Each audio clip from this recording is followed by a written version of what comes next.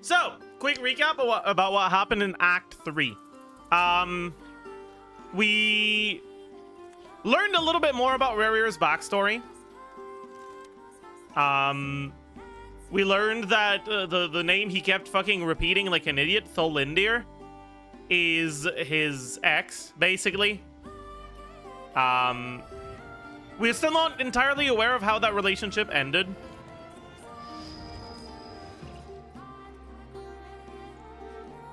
Wait, what did I... What?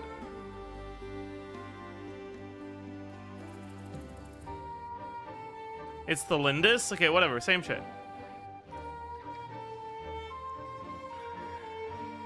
Whatever. Tholindis.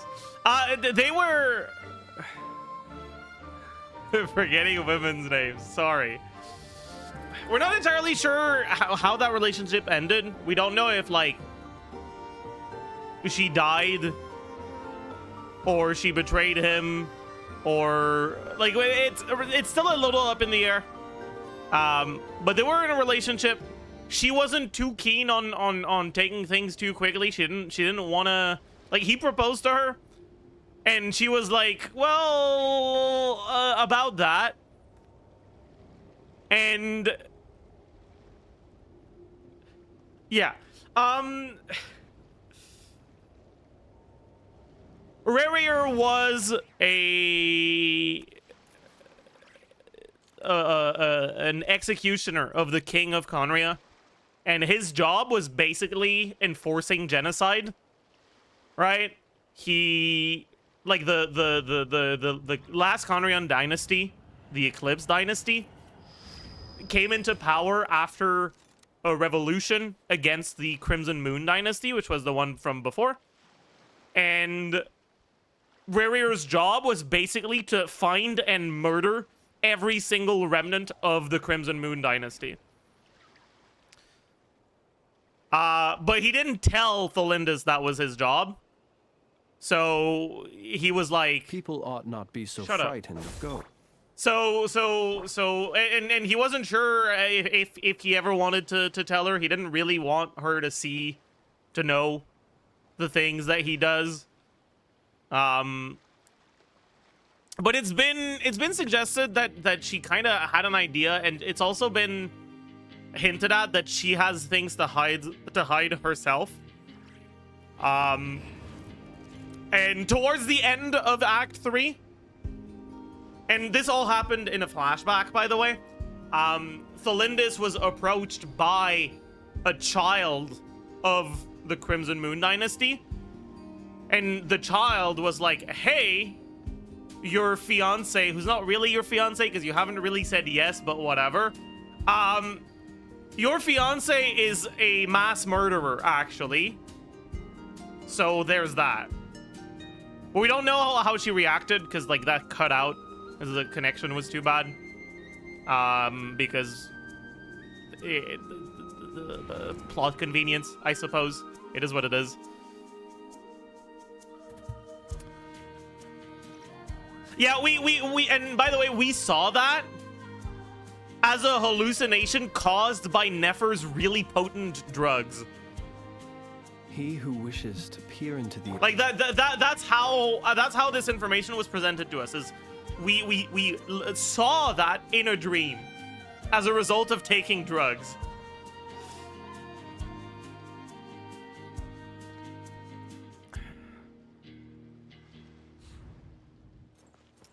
Classic Subaru, yes sir. In the present, not that much has happened. We realized, oh, you know, there's 3 moons and shit, right? There's Columbina's moon. That's like moon number 1. There's the, I think it's Eternal, whatever, the second moon. The one whose marrow we have, right? But, like, one moon is basically in Columbina. One moon, like, we have the corpse as the marrow. But what about the last moon, right?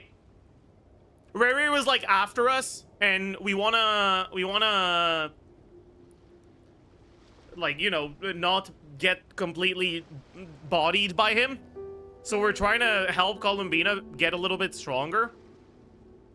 And we know that she can use the moon marrow to, like, recharge her energy and, like, because she resonates with it or whatever. Fucking magic. And so we were like, oh, so, well, if moon number 2 does that, moon number 3 probably does that too. So let's try to find what we can find about moon number 3. All right? And so we tried to find moon number 3, and we realized, oh my god, Crimson Moon? Arlecchino? Holy shit! That's crazy! And so, Columbina called the second member of her polycule over. Let us have a modicum of patience for the richness. She called her over for tea. Humanity. And the wanton cruelty of the few is not. And Arlecchino helped us find the like Crimson Moon's marrow or whatever. And we used that to power up Columbina. And after we did that, we gave it to Arlecchino as like payment for her help.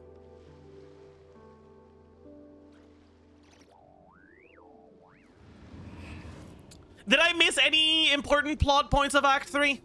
Did anything else happen? There was some gay shit between Columbina and Sandrone, I guess.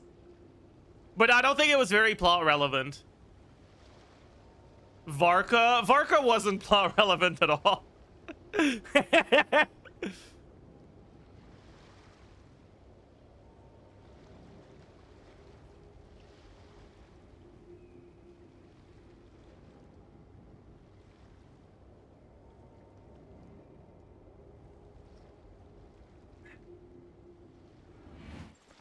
The Twitter thing was canon? True. Columbina comforted Sandrone because she was in a bad mood. Oh yeah, since Arlecchino came to help us, Linny, Femine, and Lynette also came to help Sandrone. Because they're here too now. And they were like, hey, Sandrone, we're here to help. And then Sandrone was like, Linny, please keep your sister away from my fucking robots and shit. She's being really cringe right now.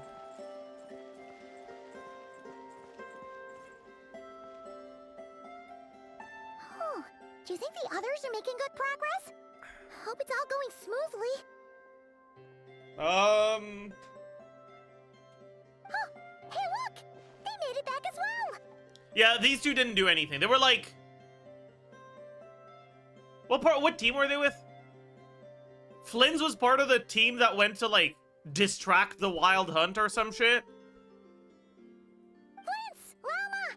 How did it all go? What was Lauma doing? I don't remember. Was Lauma in the drug den? In the drug sort of, like, team? Lauma was in the drugs team, you're right. All is well, thank you. Nefer and Yehuda had to stay at the curatorium to wrap things up, so they won't be joining us for now. I ran into Miss Nefer and Miss Aino on the way back. Their work is still in progress, so I suspect they won't be back for a while either. You seem rather cheerful today, Mr. Flynn's. I certainly am. I achieved what I set out to do and came away with more than I bargained for. More than you bargained for? Fighting alone can get quite tedious, but I had the good fortune to run into a pair of brave young warriors. Oh. Oh my god, Chad, it's Durin again. and Albedo. How have you been? That's he's so short. Albedo! What are you doing here? It's been too long. I'm guessing you're here to see Varka. Wrong, Paimon. He's actually here because he's back in the meta. True. Thankfully, tracking you down turned out to be a lot simpler than we envisaged. Envisaged? Envisaged echoes? Oh my goodness. These two courageously lent me a hand while I was fighting the wild hunt. When they told me they were Sir Varka's colleagues, it all made sense. And given how people of outstanding talent tend to cross paths, it's no wonder you're already acquainted. So, who's your travel buddy, Albedo? Why don't you come and introduce yourself? Is he shy? Yeah, we don't really know what personality he has now that he's human, do we? Like, this is our first time meeting him in this form. A gentleman of few words, I see. And a rather stern countenance. I presumed you were acquainted with him. Is that not the case? It's nice to meet you. Again. We've technically met before. Wait a sec! You're Mini Durin! That's right. It's me. I'm glad to see you again. Did people that didn't do the summer event meet him, by the way? Or...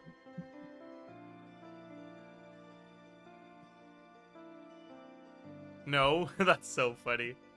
Did they have a... Oh, did you meet it in paralogism? I see. I see. I see. By the way, he says it's okay if you drop the mini. I like how it's implied that, yeah, that is his whole legal name. But if you're really close to him, you can drop the mini. Yeah, I'm not as mini as I used to be. Interesting, isn't it? The first step towards blending into human society appears to be reflecting on whether one's name really reflects who they are.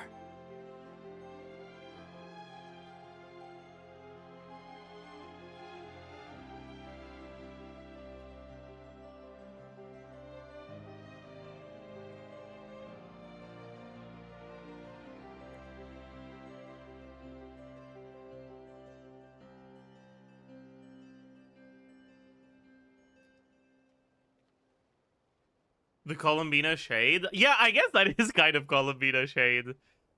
Like, stupid, what do you mean you don't have a real fucking name right now?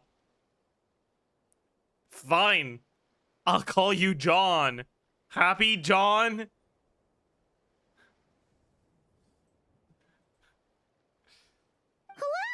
You look so different! In a good way, of course. I don't know about It's great to see that. you looking so healthy. I don't know about good way, but Thank you, sure. Paimon. And although you're as mini as ever, I understand that diminutives don't always convey endearment. I'll be sure to simply call you Paimon as a sign of my great respect for you. This is kind of funny.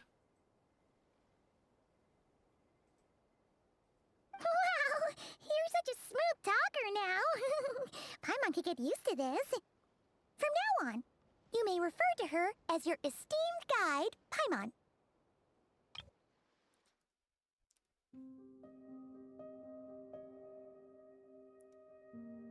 I kind of like this interaction, right? This is a guy who's too socially awkward to realize that he's shit-talking someone when he's saying this. And this is Paimon being too stupid to realize she's being shit-talked. So it's like... It's like two people that are coming at this interaction with good intentions, very clumsily, and it's somehow worked out because they're both just as stupid. I like that. I kind of like that. That's pretty funny.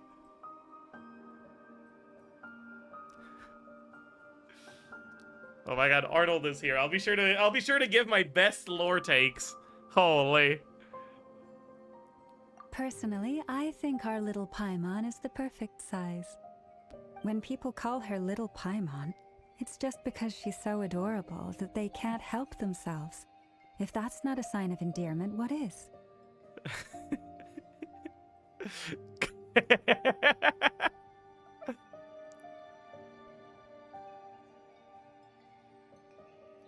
You're absolutely right, Miss Lauma. My brother still has a long road ahead of him when it comes to understanding human relationships. Anyway, speaking of long journeys, didn't Columbina, leave with you? How come she isn't back yet? Oh my god, she dead named Columbina. That's crazy. You can't be doing that, Llama.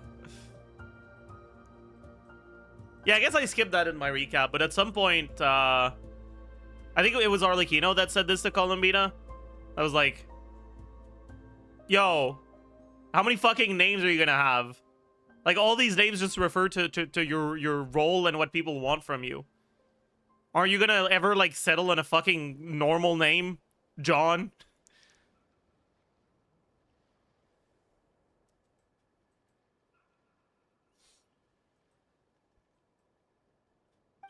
She's been catching up with old friends. Yeah, dude, it I'd be is... surprised if she stopped for a cup of tea. Or 10 on the way back. Like, again, right, I will say, that dialogue would have hit hard if it was coming from anyone other than someone called Peruer. Like, okay, cool, like, I get it, right? Having a name is important, right? It helps you with your identity, it helps you with your sense of self. I understand that. But if my name was Peruer, I wouldn't want a sense of self attached to that name. Uh-oh. People are talking about me. Hope it's nothing negative.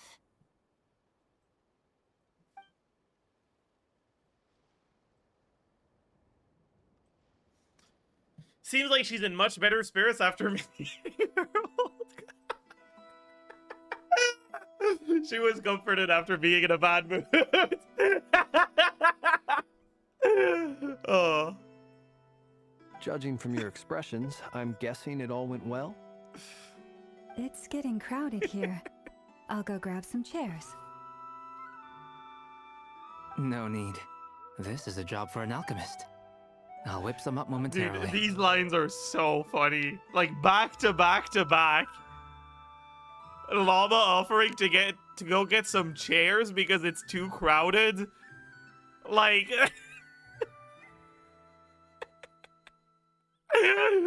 Oh my god.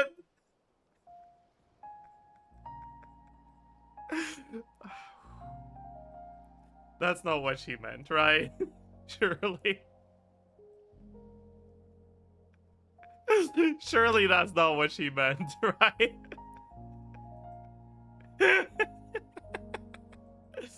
Oh. Thank you for your hospitality, ladies and gentlemen, but I was merely escorting my friends back. I'll be meeting Sandrone shortly, as we still have some things to discuss. It's been a pleasure, everyone.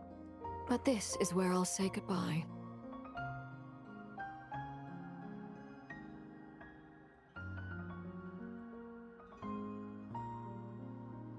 We really appreciate your help. She does not sound like she means that. Oh, come on. Spare the formalities. I'm just glad I could help out some true friends. I don't like the delivery on this line. Because it sounds like she's being honest. And I feel like that's not Arlecchino. Oh, come on. Spare the formalities. I'm just glad I could help out some true friends. Like, I feel like she could have done something with the intonation to, like, imply that, like, she did us a favor and she's gonna be expecting us to owe her. Right?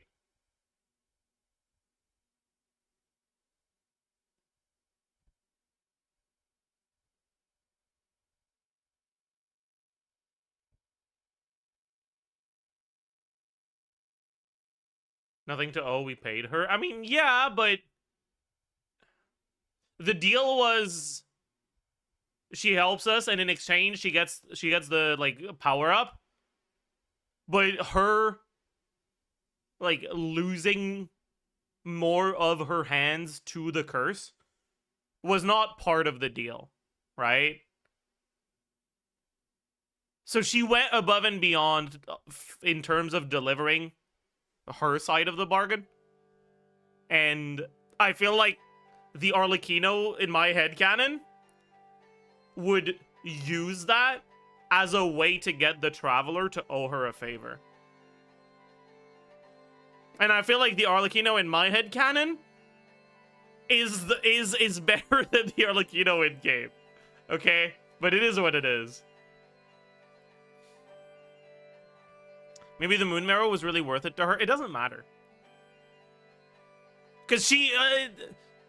only she can know how important it was to her. We can't. And getting the moon marrow is like, it was part of the deal. It was in exchange for her opening the path to us, right? Like, sure, she could be grateful, but I feel like that's not Arlecchino.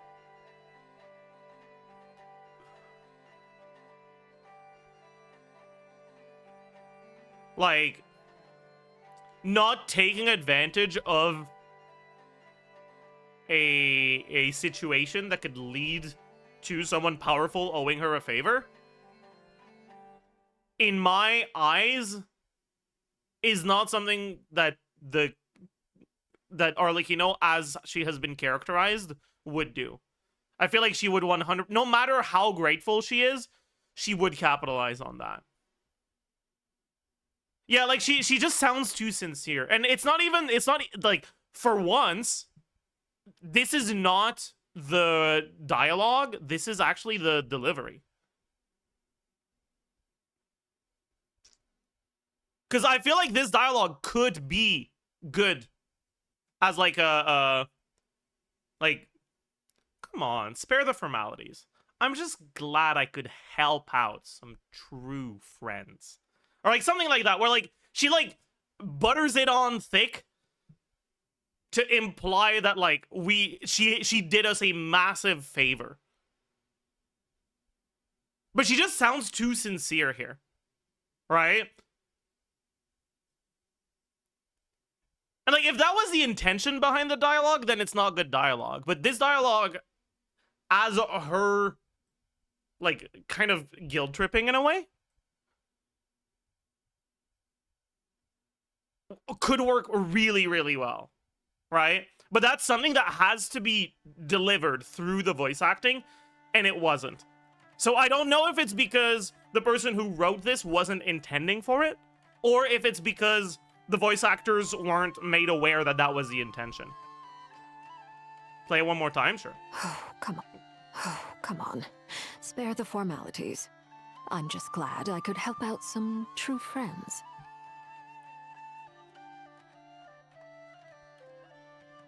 Yeah.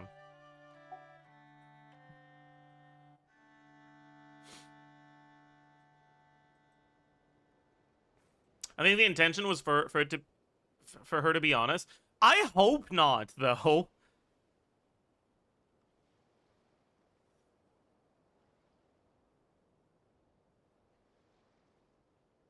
There's a break between some and true, the hesitation. That's not the information that hesitation conveys, though. Hesitation between some and true friends into true friends being said as earnestly as that implies that she didn't know how to refer to us and she settled on true friends. It doesn't sound like she expects something out of us. Because she said it too earnestly. Yeah, exactly. The pause needs to be between true and friends, not between some and true. You get it. You get it.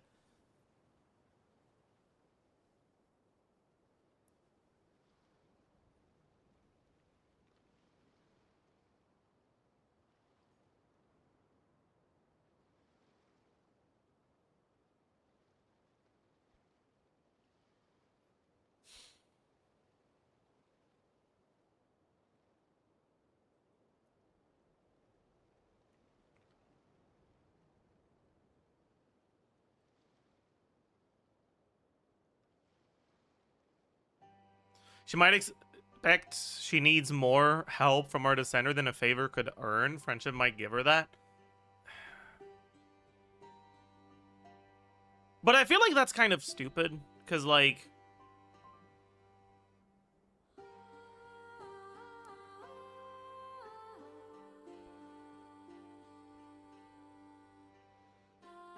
I don't know.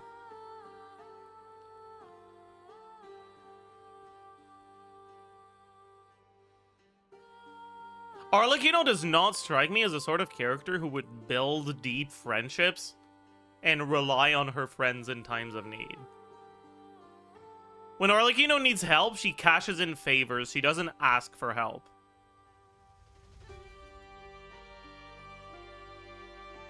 You know?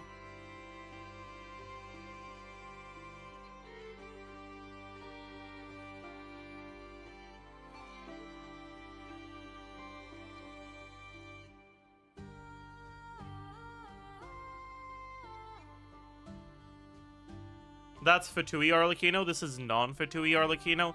That's something she said to us because she was lying, okay?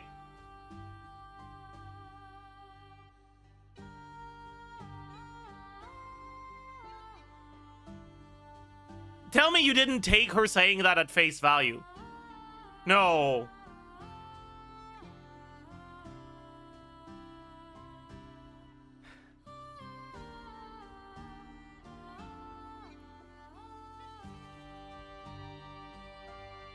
Yeah, like that was her being diplomatic. It wasn't her being like, "Oh yeah, actually, when I'm off the clock, I actually like I really love like watching Gossip Girl and drinking vodka martini." Like, no, bro.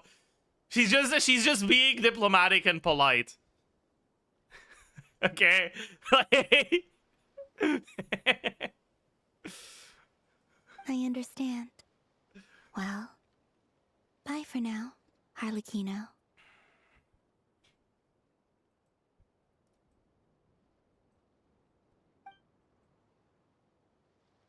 Oh, this place is hopping. It's probably a good thing one of us left. Otherwise, we might not fit all these people in. It's okay. Albedo brought some chairs, Varka. Are you saying we're about to run out of chairs? As a matter of fact, I am. Come on in and see for yourself. So there's gonna be some other people here?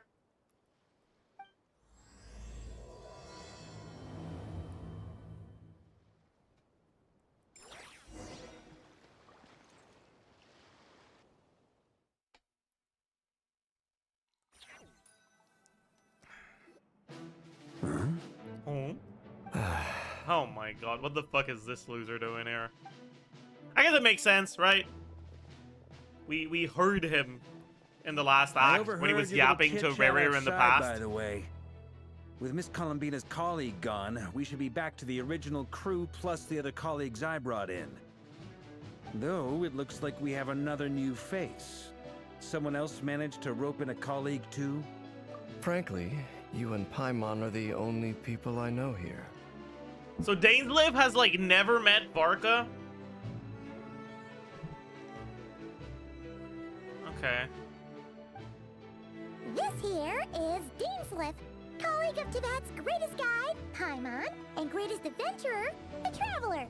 Well, not exactly colleagues, more sort of friends. Ugh.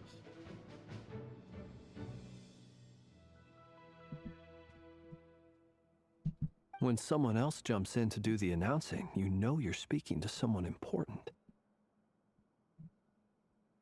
Let's hear what he has to say. Note to self. Once Paimon knows your name, the rest of the world will soon follow. Good one, dainsleif. That's so funny.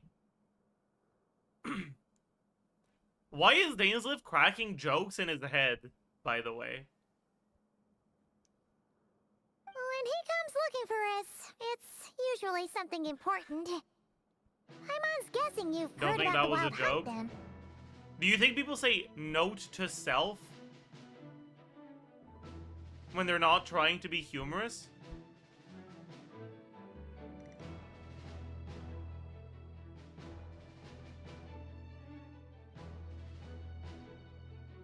I do? No, you don't.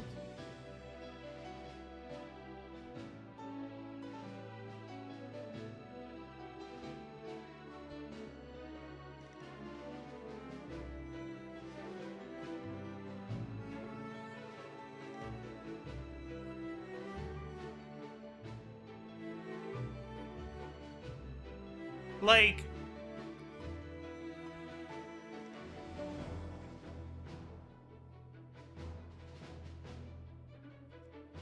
you don't say note to self something just as a way to say that something. You just say the something. You don't introduce it with note to self. Note to self is like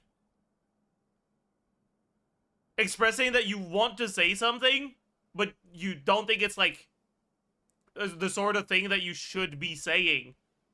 Like, people would judge you if you said it, so you say note to self instead.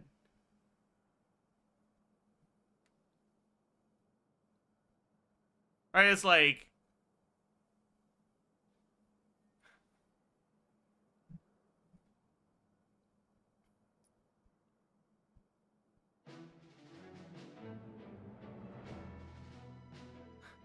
Forgive him, he's Conrayan. True.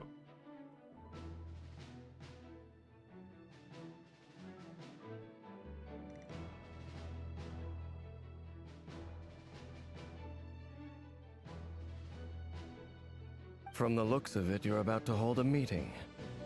If I were to say that the Wild Hunt is our mutual enemy, would that earn me a seat at the table? As the saying goes, the enemy of my enemy is my friend. Mr. Dainsleif, there's a seat with your name on it. So, does Varka actually not know who Dainsleif is? Because, like, there are two possibilities here. Either one, Varka does know who Dainsleif is, and, you know, he's just playing along with Dainsleif's, I don't know, thing, whatever the fuck he's trying to do right now. Or two, he doesn't know who Dainsleif is, and he's the most careless, irresponsible loser I've ever seen be in charge of a fucking organization. Not my grand... Is he worse than Gene? The second is funnier. That's true. The second is funnier. Not many people know about Dainsleif. But, like, why is he, like, oh, you just said that you're on our side? Sure, let me tell you the 3 digits on the back of my credit card. Like,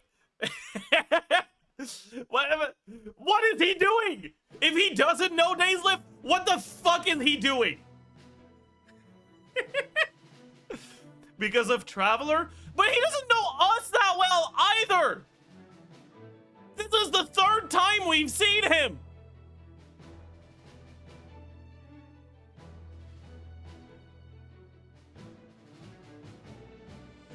He knows of us? Yeah, he knows we helped Gene, but a fucking child could help Gene. Gene is incompetent and pathetic.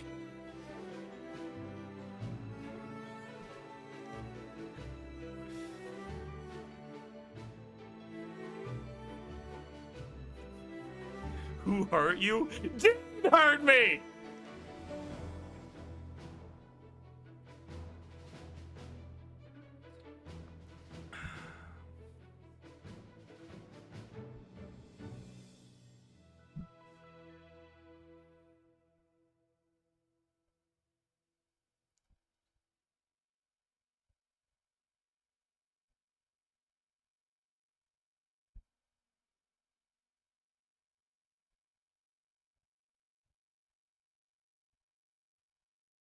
I don't know. I feel like it's very careless of Varka to fold this quickly. Like, it's not that I don't think he should take the Traveler's vouching for Dainsleif as, like, enough. But it's like, the Traveler hasn't even had to say anything. Right? He's not even trusting the Traveler, he's trusting Paimon. Right? And it's not like Paimon said he's trustworthy. She said we're sort of friends. Like, surely you can ask a little bit more than that. Just a tiny bit more, man.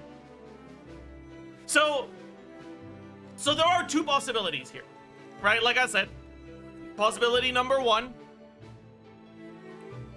Varka is an idiot, and I don't like this whole interaction. Possibility number 2, and what if I trusted the Genshin writers, this would be the possibility I'd lean towards. It doesn't make sense, in my opinion, for Varka to fold this quickly unless he already knows Dainsleif. So, if we assume that it makes sense for him to do this and that the writers know what they're doing, then it would mean that Varka folding this quickly is indicative of Varka knowing who dainsleif is.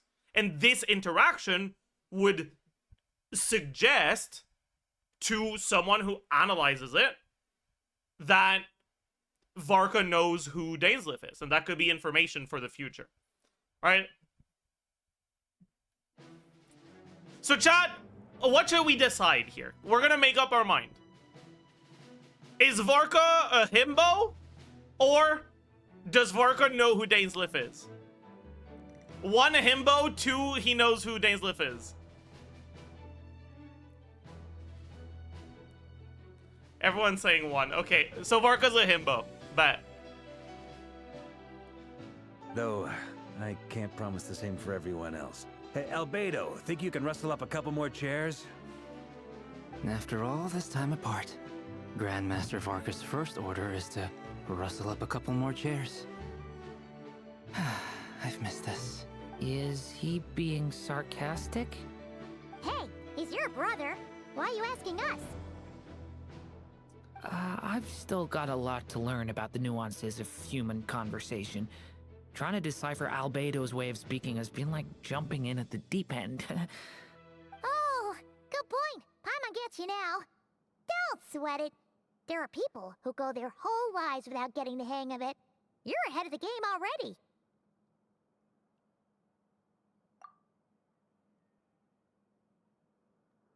I wonder what's taking Nefer so long.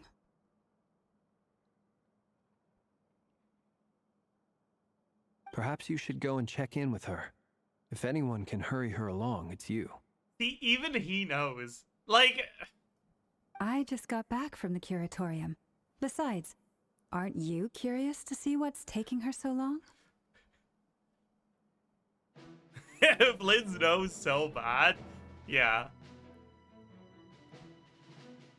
But like, I like this interaction, right? Because like, this interaction is like, if anyone can hurry her along, it's you. This is very clearly implied, or this is Flynn's very clearly implying that the person who holds the most sway over Nefer's behavior is Lauma, right? And it's not like her role as the Moon Chanter would lead to that. So he's very clearly alluding to a personal relationship between them. But we haven't been explicitly shown any, like, interpersonal relationship between the two that's all that deep. It's just been a very heavily implied romantic one.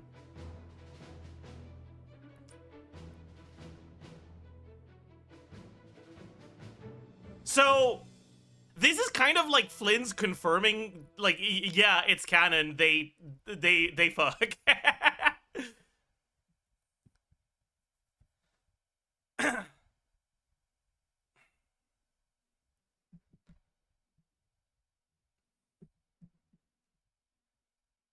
And the fact that Lauma is like, she doesn't even point that out, and no one is reacting like, what do you mean, if anyone? Like, it's like everyone here knows.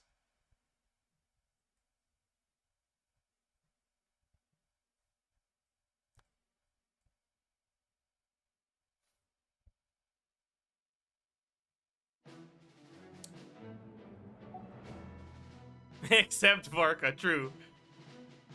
That's a big stretch. Is it a stretch?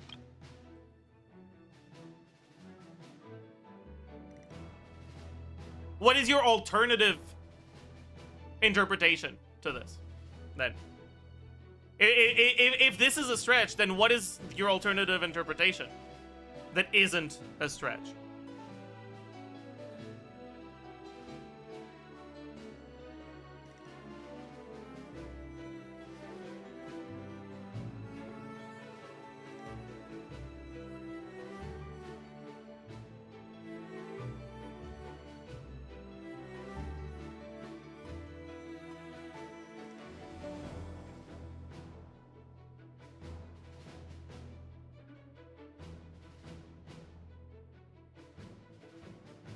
I mean, that doesn't mean they fuck.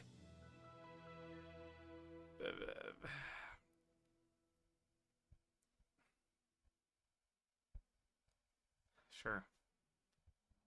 Miss Nefer doesn't strike me as the type to share secrets. And since gathering intel is her specialty, I'm guessing she'd prefer to keep her methods confidential.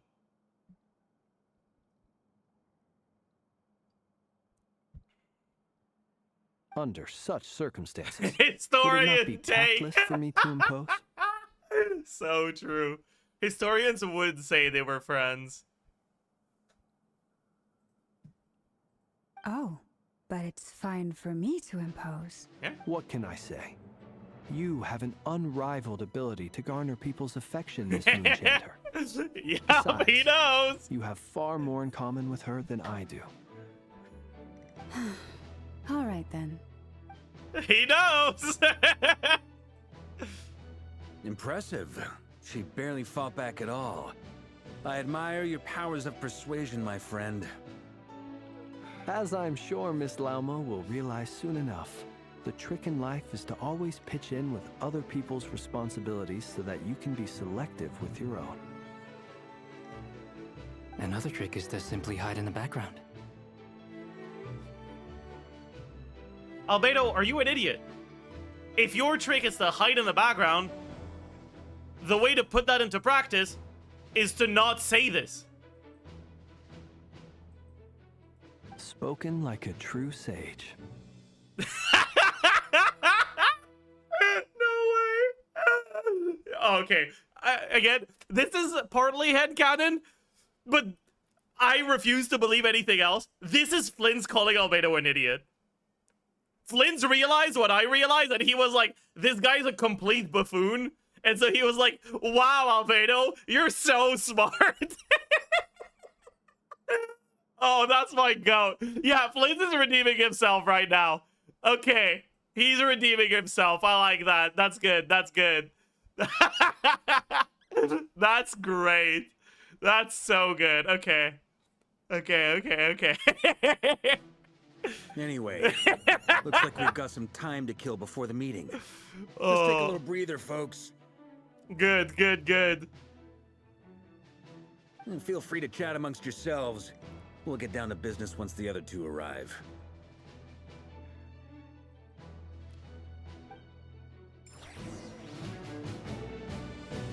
Chat with everyone. Okay. What is even involved in the interactions between these characters? I guess they're all like supernatural beings, so that's cool.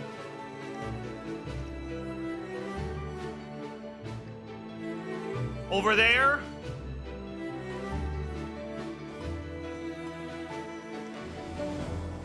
I don't know. Gage? I don't know. I don't see it, honestly. I guess it's because they haven't interacted, like, at all. And then dainsleif by himself, that makes sense. You're both awfully quiet. Why don't I start us off with an icebreaker?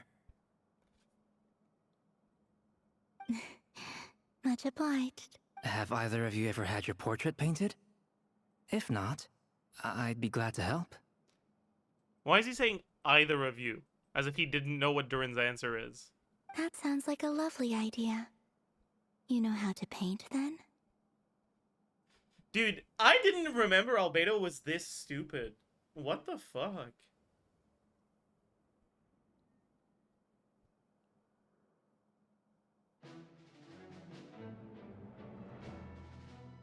I will say though, chat, this sounds like a language textbook's conversation.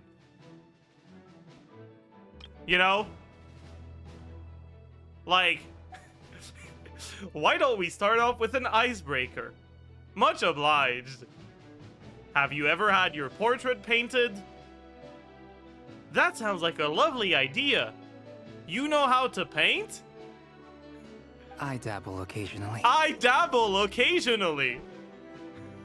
He's an excellent painter. He's an Tables, excellent chairs, painter. people, dragons, you name it. He'll paint it for you. Now we're pulling away a little. But still, that's crazy. I'm flattered. If I ever get the chance, I'd like to give it a try myself. I'll bear that in mind. Anyway, How about you, Durin? What sort of portrait would you prefer? What do you mean, what sort of portrait? Is Durin supposed to be well-versed in the arts enough to know the source of portrait and to know which one he wants? Oh, I'd be fine with anything. I mean, no, I don't think so. I think this is Albedo being an idiot again. Jesus Christ, he's so dumb. Whatever style feels best to you. It's polite to ask. It's not polite to ask when you know that the person doesn't know the answer.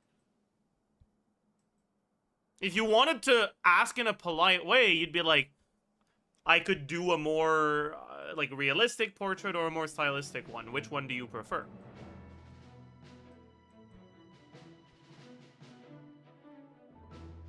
Like, you'd give him options. But, like, bro, you know he's, like, 3 days old. How was Durin made again? I forgot.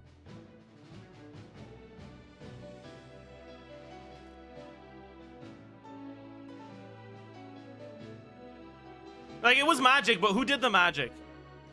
What was did Albedo make him?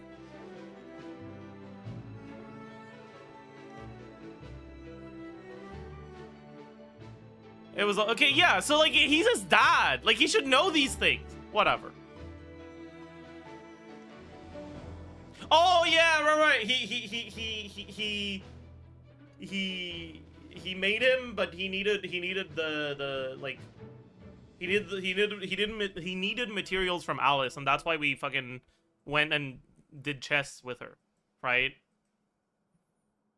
Or some shit like that. Very well. Then I'll play it by ear. You can replicate any style I want?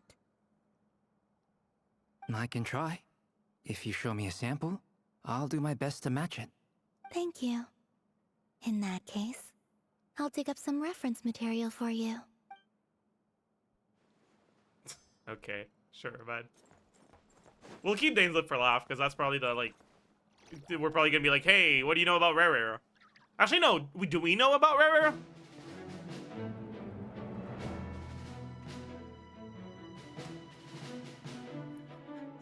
Sorry. It's really funny to see Arnold type this message. Right? And the fucking Durin emote makes it look like he's the one who's saying Durin's ass. And it's very funny. And I like that. That makes me chuckle. Oh.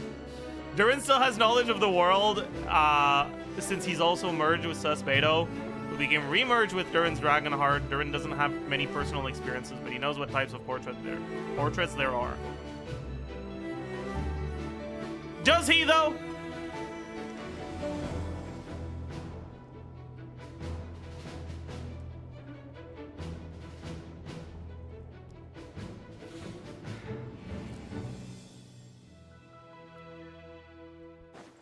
Like, does he actually know, or are you just trying to defend Albedo because you're biased? Because to me, it sounds like you're biased.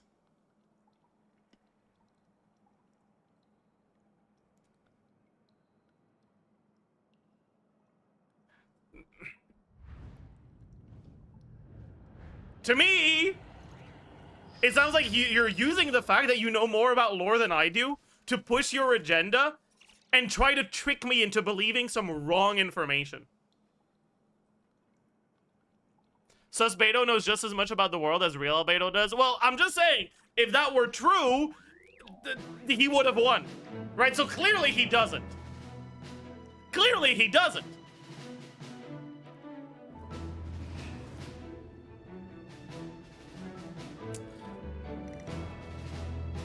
So again, right, all I'm saying is I clearly know more about the lore than you do. I'm starting on the bit longer. Oh, this is great.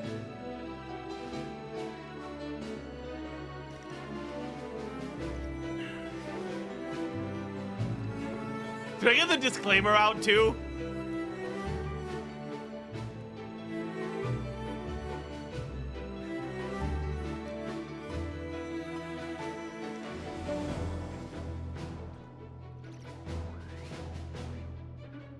He who wishes to peer into the abyss needs simply to wander through Nod Krai on a misty night.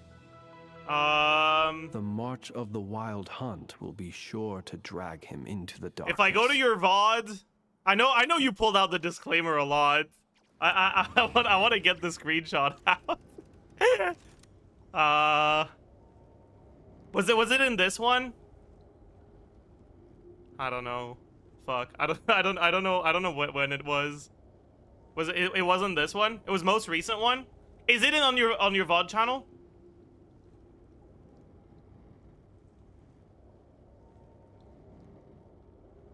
His Twitter?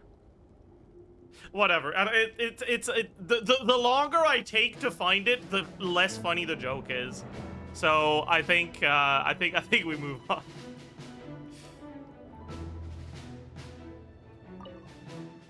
Truth be told, I can't remember the last time I was in a meeting with so many people.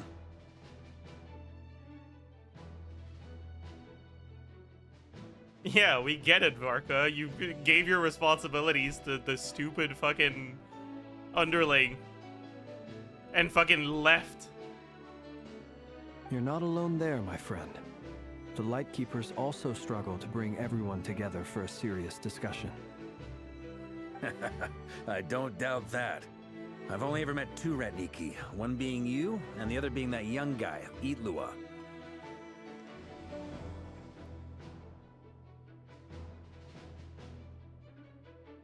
What did he say?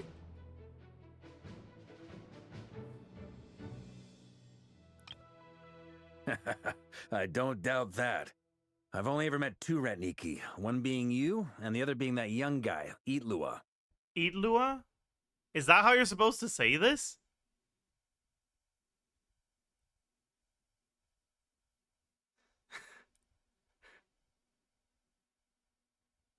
That's crazy.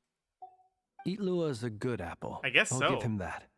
He's kind, honest, and regularly delivers supplies to my lighthouse. A true ratnik to the core.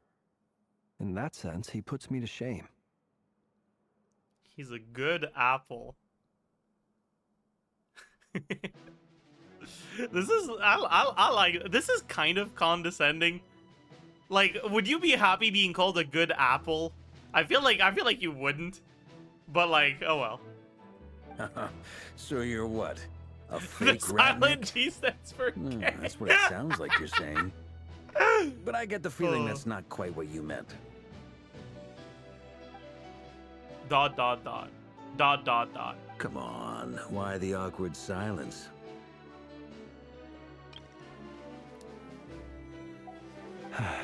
Sorry.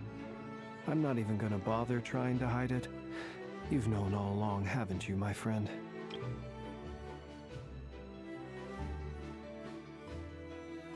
Why does he keep saying my friend?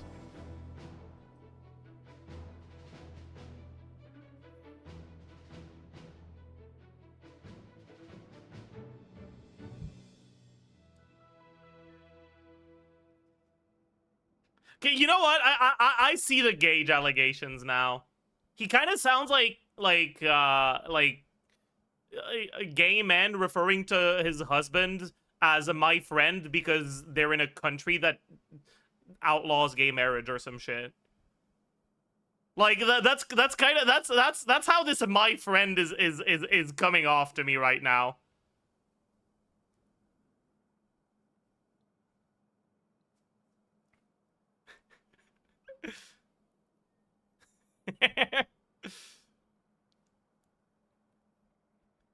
Like, why is he repeating my friend like that, you know? It's so true. Dane is homophobic. Oh, no. Oh, yeah, that's perfect. This is the headcanon we've got. This is the reason why we love doing story quests here, or Archon quests here.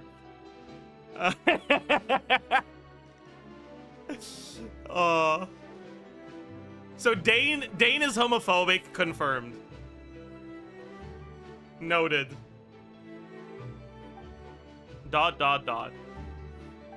Dot, dot, dot. Now that was an awkward silence. Let's just keep this between ourselves. Probably best if Eloa doesn't know, huh?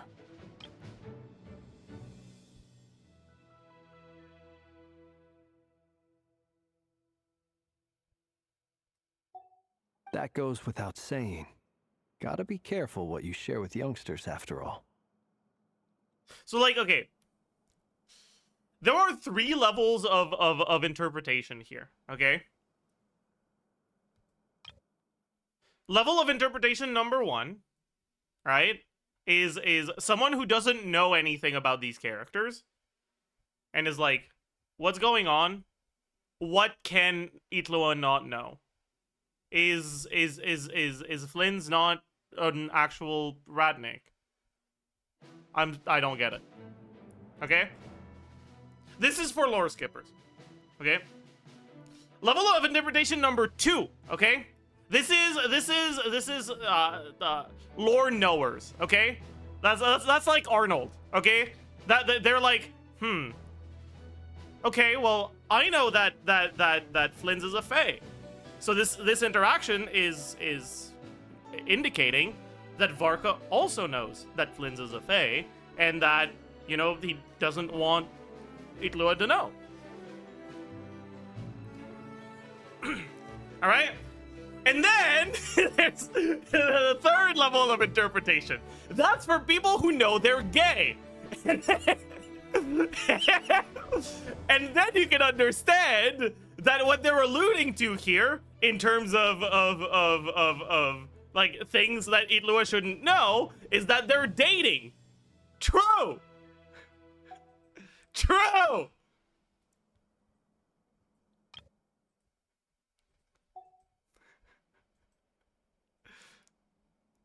Do you think Itloa is homophobic too? Probably, yeah. Your mic is speaking too much. Okay, let's try to fix that then. Because that's probably a filters problem. So what leads to the mic peaking? Is that the noise gate? It is, right?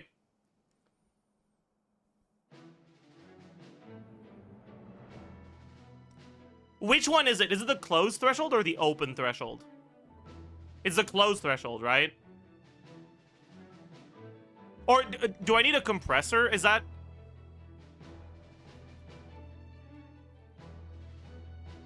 You turn compressor? No, compressor is on.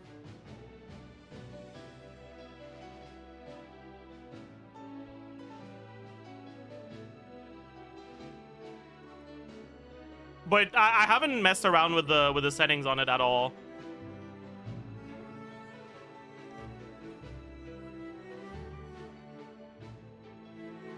Your mic is okay to me. If you think the mic is fine, shut up. For people that have noticed the mic peaking and that understand a little bit how mics work, what setting should I change here? Adjust the close timing.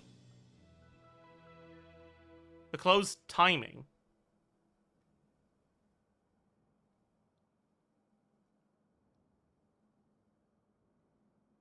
Do you mean the closed threshold? Because I don't have a closed timing thing.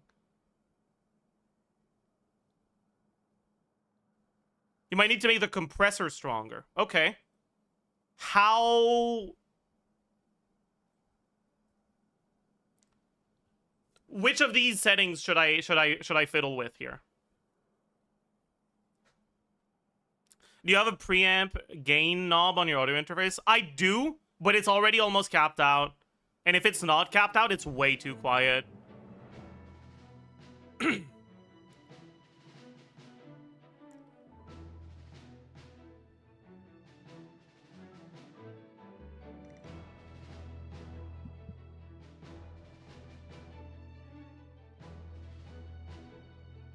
Get closer to the mic. I can't stay closer to the mic all the time. The mic stand I got is not very, like, I can't really move it all that much. And my chair is kind of, yeah, whatever. It is what it is. But like, what specific issue am I having here? Is it that when I'm too loud, the mic cuts out altogether? Or is it just like, does it just start peaking?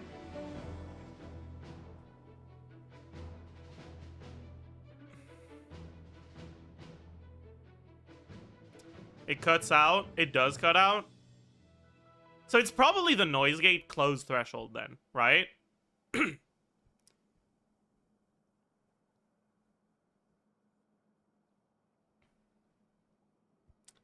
Do I want to make this higher or lower? For it to like cut out less.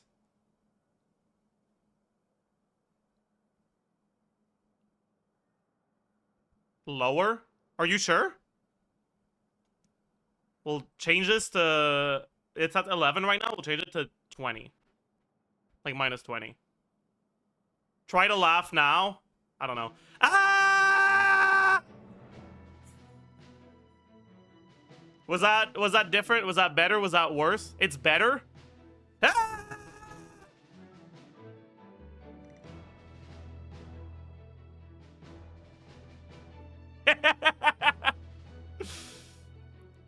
No, it's worse. It might have just been because I was too quiet on the first one. Wait. Let me put it at -5 now.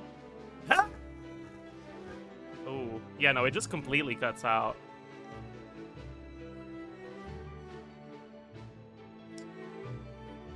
What if I just put it at 0? No.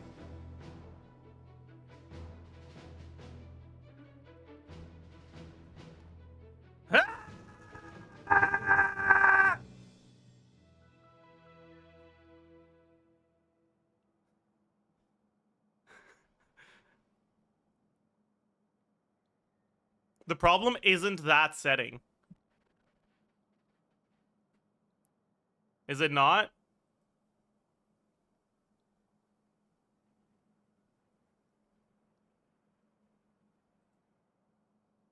Is it the limiter then? I think the mic gain is just too high. I can't make it lower. I know it would be easier if I reduced the gain and just increase the volume somehow, but I can't. Or like if I got closer to my mic. But I can't. Because I don't have like a mobile arm for my mic. It's just like a stand. And I can't be that close to it. With a compressor? But which setting is it? Like when I was on this page and I asked which setting do I need to change, no one said anything.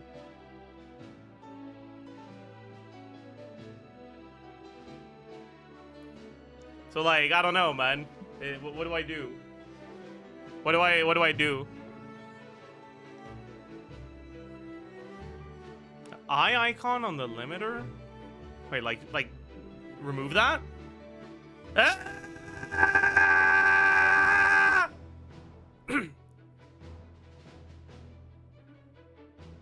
It's better? Wait, so do I just not want a limiter? What does a limiter even do? You cut out a bit in the middle. Yeah, I saw that.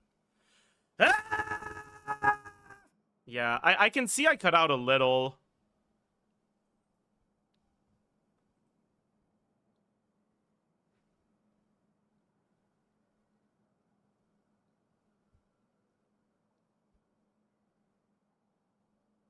The cutoff is a closed threshold of noise gate. Yeah, that's what I thought. So, like, if I put this here... Yeah, no, that's worse. If I put it here...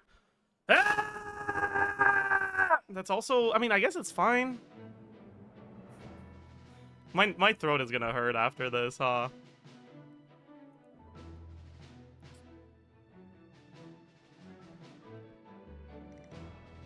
Put compressor. Go to -15 close, -60 open.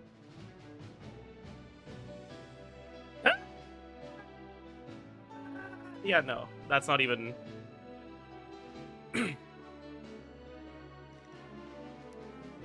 That's not helping.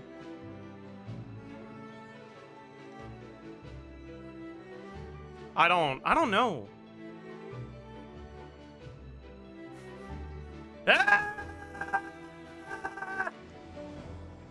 Put compressor to 3-to-1. 3-to-1? And minus 18.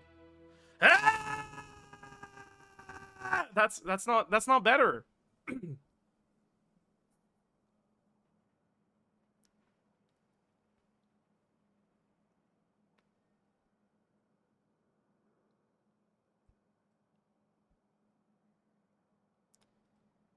Okay, so if I just remove the noise gate altogether.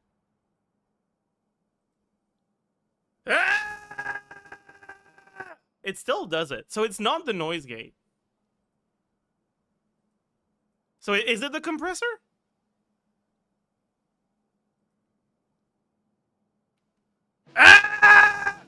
It's the compressor. I'm sorry, that was loud for you guys. I'm sorry.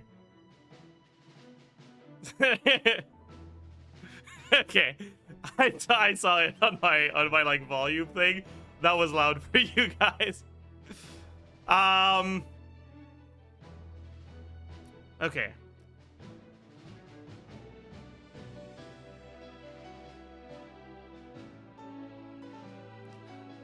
I think the problem is that the threshold for the compressor is too low.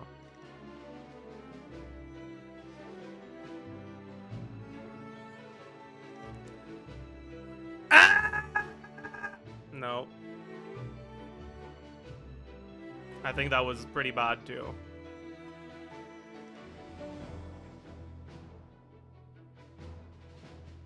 It went too loud. Okay, that was good, but I think it's because I didn't reach the threshold there. But the threshold is like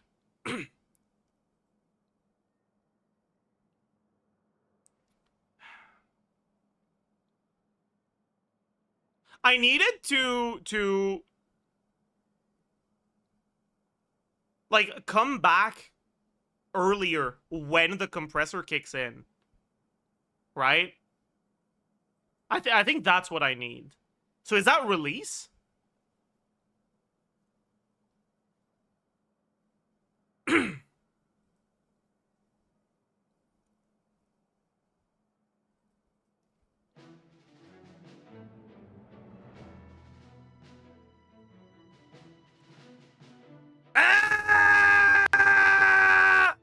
How's that?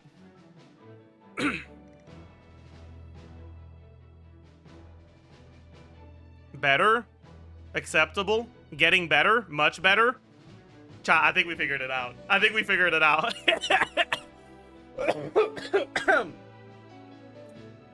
How was my coughing there? Was it like normal? Was it bad? Was it cooked?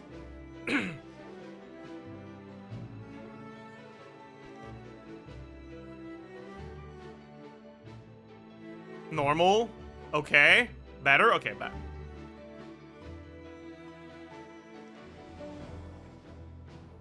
You sound like a tuberculosis patient. Oh, that's cool.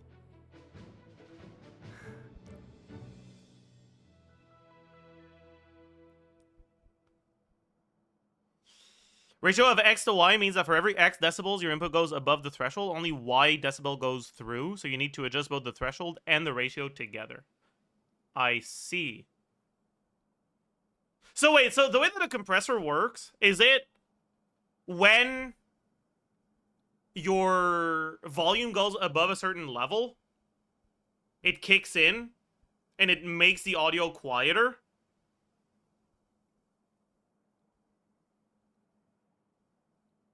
Is that what this is? Yes. So I want to reduce the ratio so that it doesn't make it too quiet then, yes?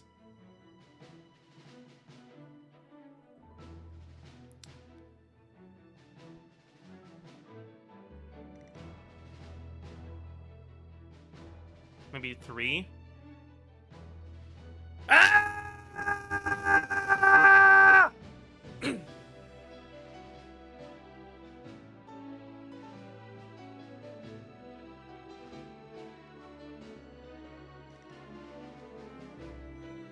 It's worse? I think it's just because my scream was louder than the last one. Ah! Because I don't think that actually kicked in. I don't think the like there, I don't think I reached the threshold. Ah! Like that was louder, and I'm pretty sure there it sounded worse, even if I didn't touch any of the settings, right?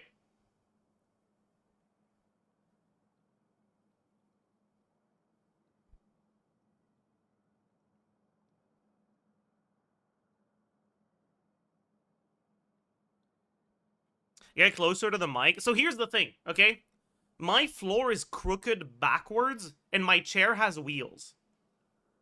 So if I want to stay close to my mic, I have to, like, do this and, like, waddle forward by, like, trying to grip the floor with my feet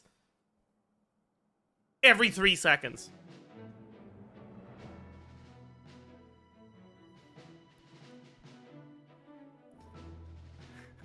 So I can't really do that, man.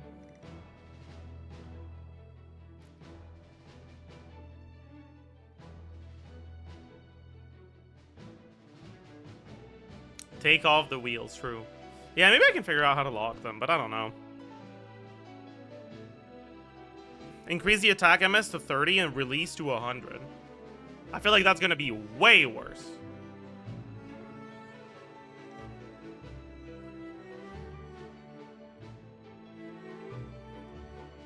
Ah! Or maybe not.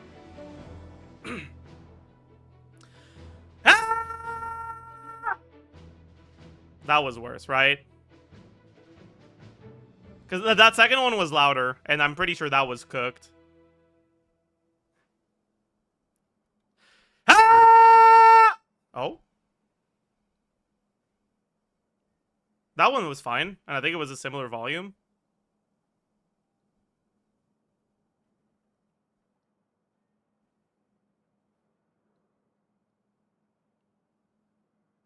Okay, whatever. I think we'll just leave it at that. How's that like normal speaking volume, by the way? Is it worse? Is it better? Is it different in any like meaningful way?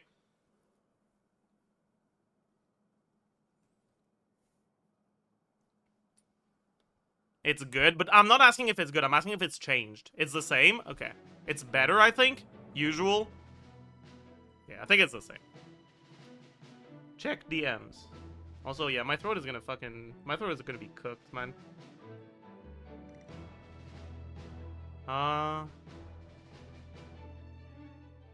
Wait, what?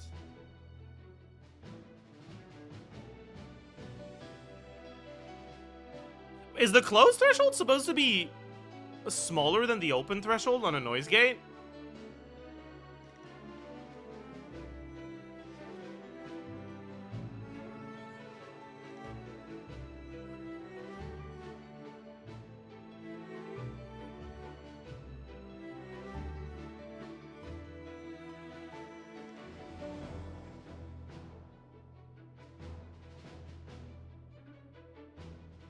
And he just started the Archon quest? Yeah, I did. It's a little cooked, huh?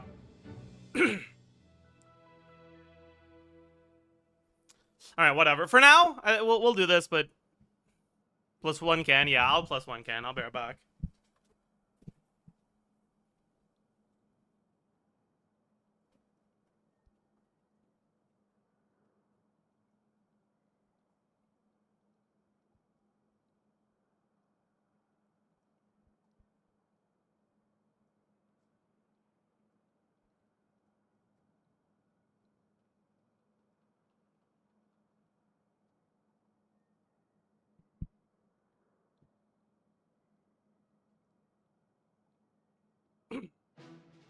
Anyways, let's keep going. Anyone else in the know? Let me guess. The Traveler and Paimon? It's dangerous being too sharp for one's own good, you know. Then, in the name of the Animo Archon Barbados himself, I swear your secret's safe with me. When we went for drinks, you said that you and Barbados were practically best buds. In the light of that claim, do you really expect me to take your oath seriously? I guess that makes sense. Varka's a drunk. Venti's a drunk. It makes sense they'd be close. Of course. Just as long as you don't go spreading around the fact that I'm close with Barbados, all right? Fair enough, then. Nothing like a bit of mutual leverage to seal the bonds of friendship. Okay. Is there something you'd like to say to me? Yeah, Dane, it's time for lore. Yes, honey, it's time for lore. Yeah! For starters, why'd you just show up here without even giving us a heads up? Because we needed a plot device to keep yapping about where we were without going back to the drugs. If you think back to our previous interactions, you may recall that that's hardly out of character for me. You do have a point there.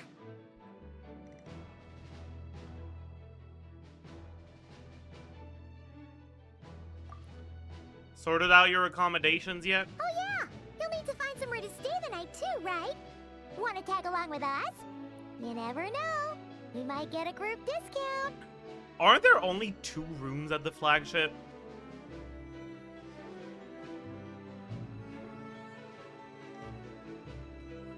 So like...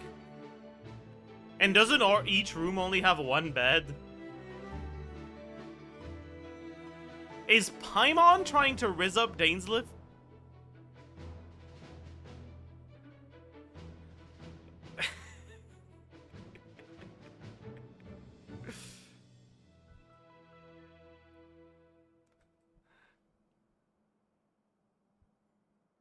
Sure, let's do that.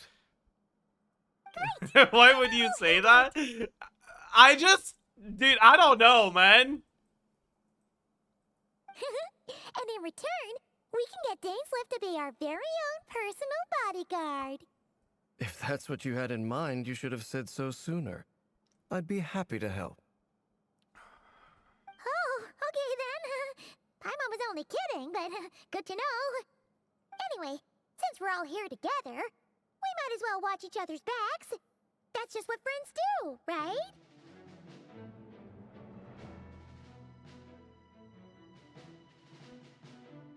You know, I feel like I should change the traveler emote from all caps traveler to just like the traveler.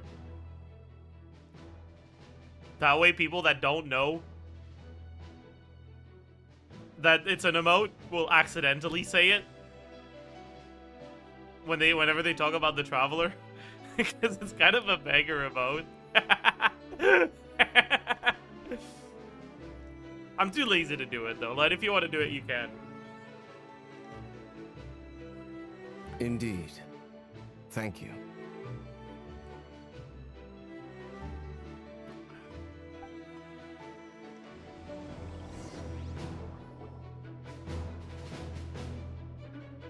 How much did I miss? Not that much, honestly. What's happened so far? Whoa. Honestly, nothing. We just had characters meeting each other. We met Durin. Yeah, that's it.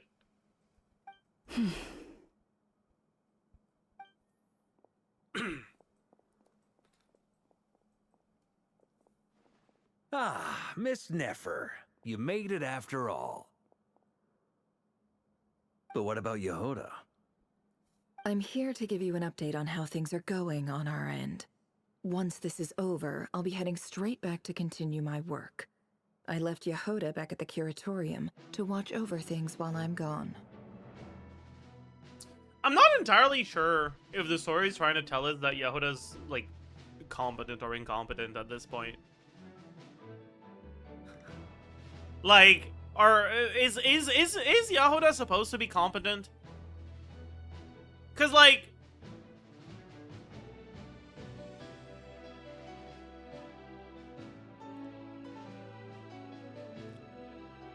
I feel like they keep implying that she's not. But then if she's not, why is Nefer letting her, like... Why is Nefer trusting her with her fucking, like... Like, what is Nefer doing here? Is Varka rubbing off on her? Maybe. So much for just this once. Shh! Not so loud! We're on a roll here. What if she remembers and suddenly decides to back out? Wording, my guy? There was nothing weird about that wording. You guys just decided to interpret it weirdly.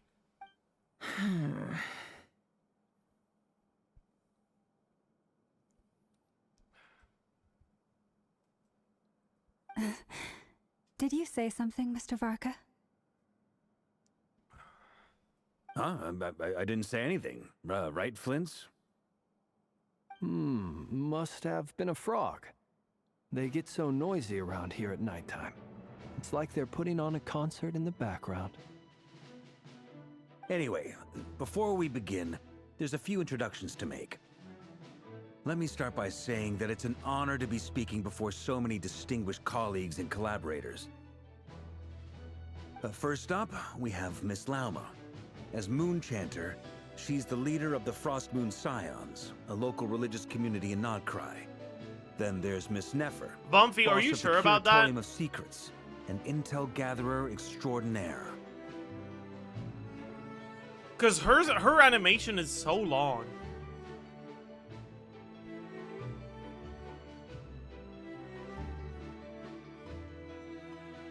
I feel like she extends your rotation by like at least 2 seconds.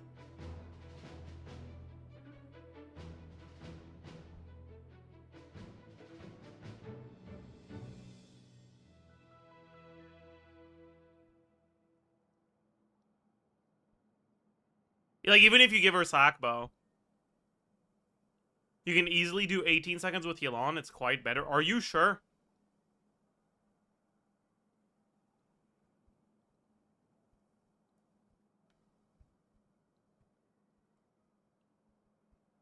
Because, like, say, like, let's say you skip Nefa burst, right? You do Nefa skill. That's 1 second. Then you do Yehuda skill. That's like 4 seconds. Then you do Yelan EQ, that's like 3 seconds. That's like 8 seconds. Then you swap to Flynn's. If you swap out immediately after your second burst, that's gonna be like maybe like 17 seconds. But you're losing out on so much particle generation that it's probably not better. And it's reliant on proccing Sakbo and Yehuda, because otherwise her cooldown is like 20-something seconds. And she... Yeah.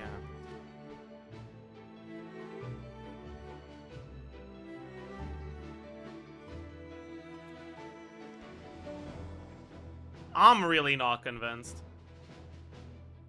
I honestly think that even at C6, Yehuda is better if you tap skill and ignore the C6 altogether.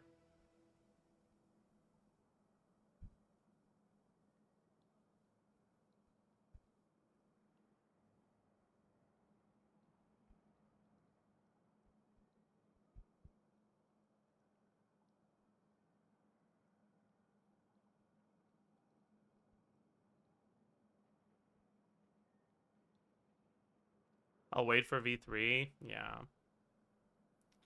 We hope Yehuda gets a buff. Not to her numbers, just to her clunk.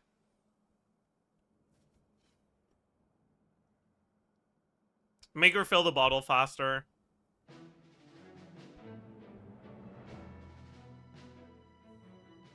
Razor 2 true. We hope Razor gets a buff too. What is her clunk again? She takes a really long time to fill her bottle. But also, if you lose element on the enemies, the bottle stops filling up. So there's a bunch of teams where, like, your bottle filling is even slower because your aura isn't always up on the enemy.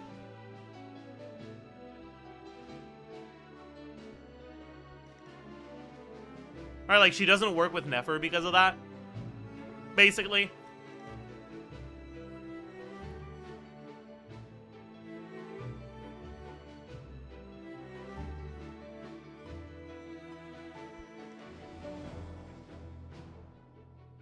Like, your rotations with Nefer are gonna be like 22 seconds. Maybe even more.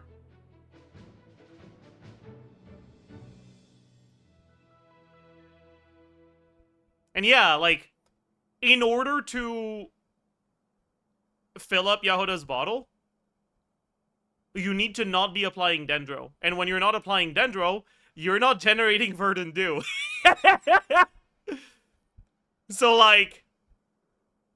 yeah, that's kind of cooked, actually.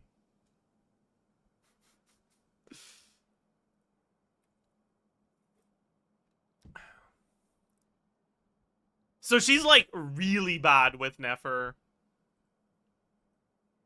Like, she's still a healer, and if you don't do her infusion, it's fine. Look at the second rotation Yehoda field time. Okay.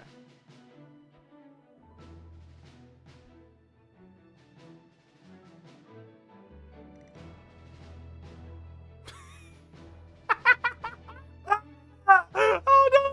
Oh no, that's so funny!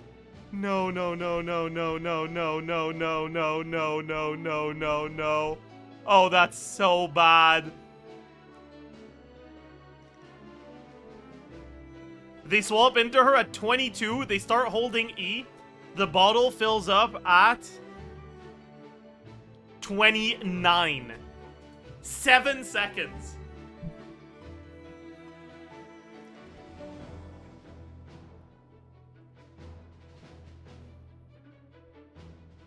I do think that you're supposed to do things a little bit differently here. I think you're supposed to durin burst and then E. And use the E, like, intentionally right after Inefa off-field hits to guarantee 2 seconds of Pyro Aura when you swap to Yehoda at the start. I think that's what you're supposed to do. But... yeah, it's cooked. It's fucking cooked.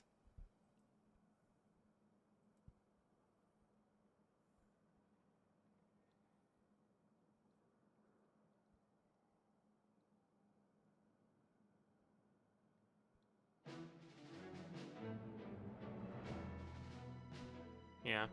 Anyways, you got an emote redeem? What is that?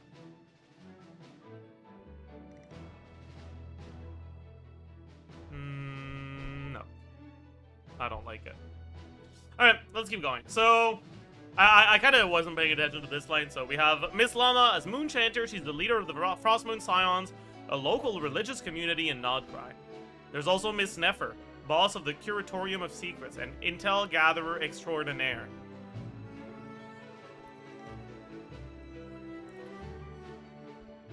Nefer is leading the investigation into Rerir's background, assisted by Yehoda and Lauma. From the little I've heard, they're making some great progress. I wonder if dainsleif is going to react to Rerir. Over here, we have Mr. Flintz, a ratnik and guardian of the abandoned lighthouse. In our last operation, he courageously distracted the wild hunt to buy time for the rest of us. For those of you who've never met, this is Mr. Albedo, a renowned alchemist and captain of the Knights of Favonius investigation team. By his side is a new face for us all, myself included, Mr. Durin, who has come to lend his aid. Next up, we have the Moon Maiden and former Fatui Harbinger, Miss Columbina. Then we have the Traveler, who's earned more titles than I could possibly hope to list out, so I'll spare you the rundown. And Paimon, the ultimate travel companion and quite possibly the best guide in all of Teyvat.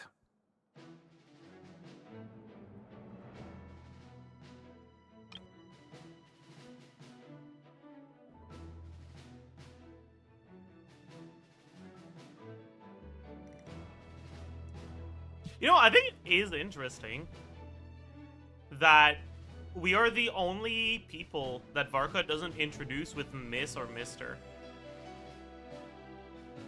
I wonder if it's because they're trying to have Varka address everyone with Miss or Mister except us, or if it's because it sounds awkward to have the, like, voice actors say Miss Traveler.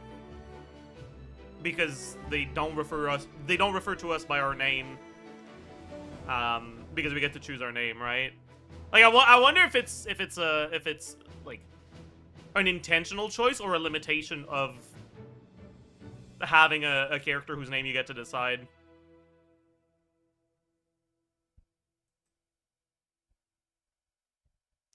They can call us Lumine / either. They never do, though. I don't think we've ever been called... Wait, have we? Does the twin call us by that name? Only the twin? Okay.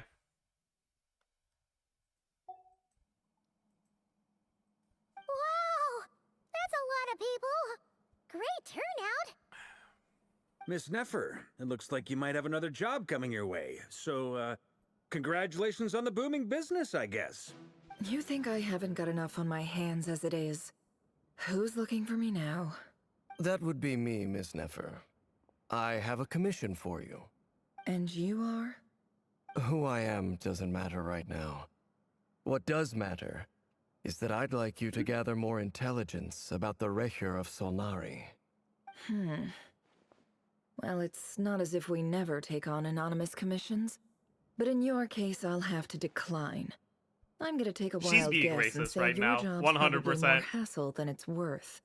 Something about you seems like bad news. She's the fact that the camera is zooming in on his eyes as she's saying that makes it incredibly clear that it is implying that Nefer does not like Conrians.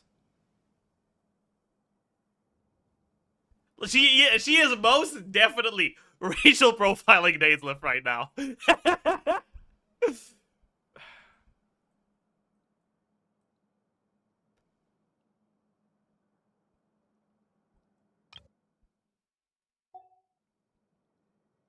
Yeah.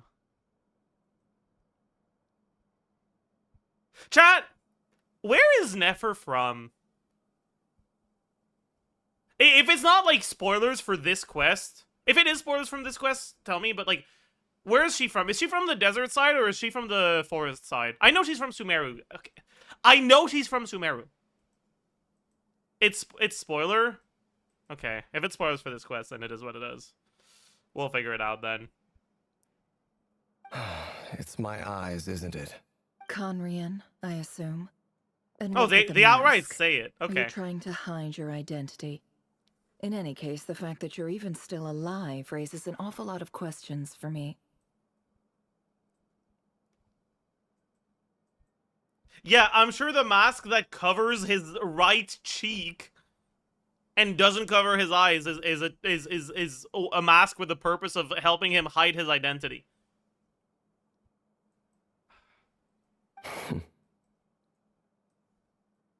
My name is Dainsleif. And yes, I am from Conria.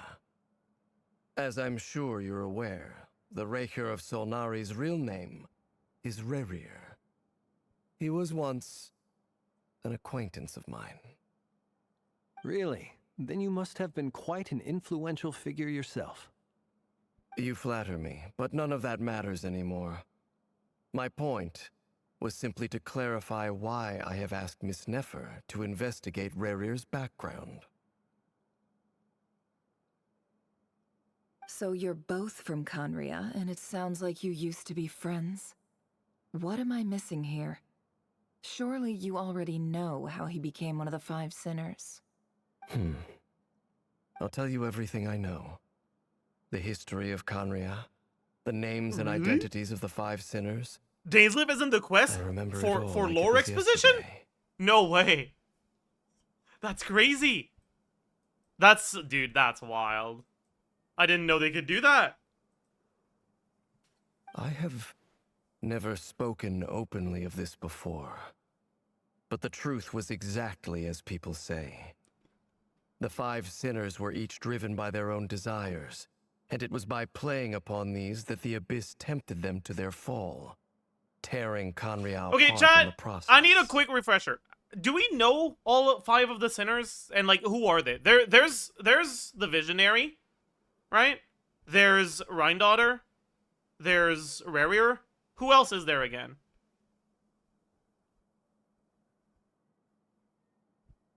Sertologi, yeah? And there's another one. Who's the other one? The Wise? I have no clue who that is. Hryoptatir?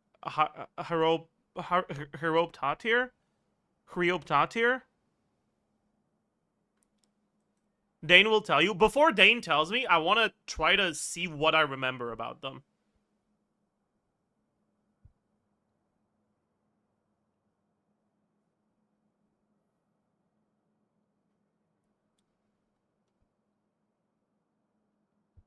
We don't know anything about Hryoptatir? Okay.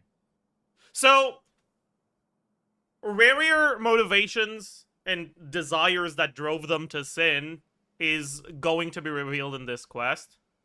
Rhindaughter, I don't know if it's ever explicitly mentioned, but it's clear that it's gotta be some, like, the alchemy bullshit related stuff.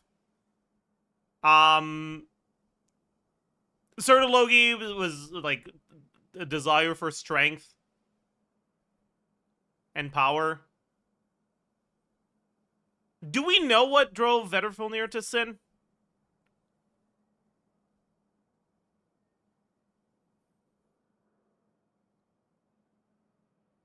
No? Okay, we don't know yet. But we do know that he was like a court seer? No, court oracle? What was his title? I remember being like, that's such a Nepo baby type job title when I heard it. Court prophet. Yeah, I was like, that's a made up job that so that you can give your nephew a job at your company. But whatever. So he was a court prophet. So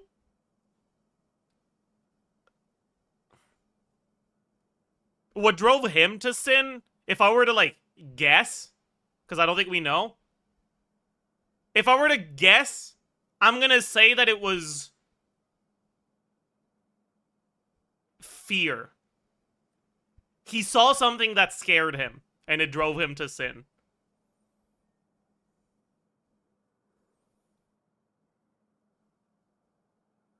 I feel like that makes sense.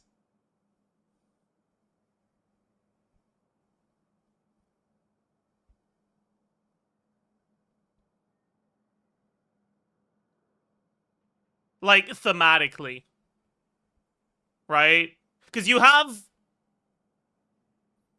Sertologi, who's like greed. Right? A greed for power.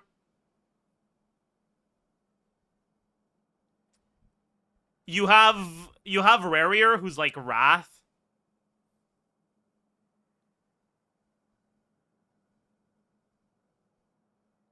You have Rhindaughter, who's like pride.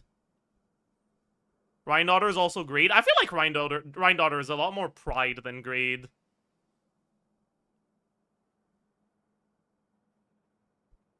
Have you read the Xbox Wings? Why the fuck would I have read the Xbox Wings?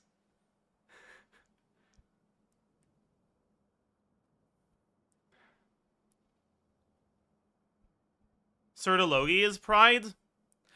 I don't know if he really embodies... Like, he is a prideful character. Okay, let's take a look at this. Oh, that's too many words, man. Fuck. It was from afar that he, dainsleif, glimpsed that head of golden hair, the sibling, when the great king, Ermin? Who the fuck is Ermin? Is that That's the king? That's the Vinster king? Did we know his name already, or am I getting spoiled? We did? Okay, bet. Announced a successor to the throne. The celebratory clamor had little to do with him, and indeed, he would have to help clean up the flowers, both real and fake, strewn about after the fact. Looking behind him briefly, he then continued... Why is this in the Xbox? Whatever. He then continued maintaining order in the plaza that lay before the palace gate. He was still just an ordinary young knight, after all. The golden hair crowned prince, for his part, gazed out at the sea of humanity, unsure, only now realizing that so many dwelled in this underground realm. Once he had been a scion of a lost, glorious kingdom, bearing the weight of an entire world. What?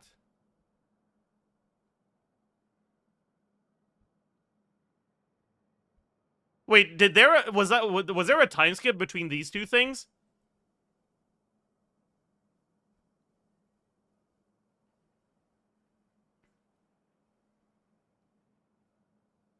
Or is this implying that the Traveler was the scion of a glorious kingdom before Conria? Like, before they came to Teyvat? That's the lore before coming to Teyvat? Okay. Okay, I didn't know that. Cool, we're learning. But in his brief life, he had sensed the goodwill of those who lived here, and so had shouldered the pillar of the earth, going from the ruler of a world to the hope of but a single nation. The young knight was not of insignificant background, but that was worth little in the grand scheme of things.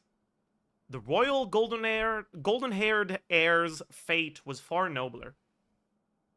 But now, having lost his world, he yearned for but a single realm. Later, the young knight was promoted, and the title Twilight Sword bestowed upon him. As for the royal heir with the golden hair, he was led by the last Vinster king, down, down, down, the kingdom's deepest depths. The young knight, initially intending only to save his older brother who had been imprisoned and blinded in both eyes for giving an oracle.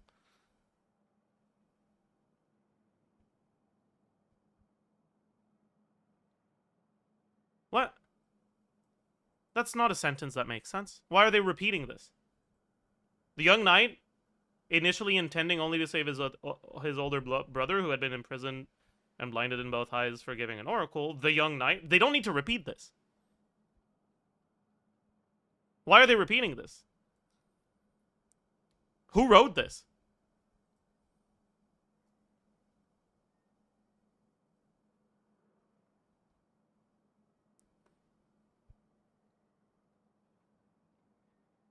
Writers are paid per word. Huh. Whatever. Gather the brilliant young ones of the age. The righteous deed, that of saving the nation, was but a deed done in passing. But the golden-haired heir was used as a vessel by which unlimited abyssal power could be absorbed. And he became the key to the world's near annihilation. This was the moment that their paths intertwined. One a noble, tumbling from the light into the abyss. The other, a humble existence, climbing upward from the darkness. Regicide, righteousness, ruthlessness, treachery, until all was rendered desolate. And that which came thereafter, where the two spirits bound by common agony would journey together, would also seem but a single point of intersection in their all too long, gradually diverging lives.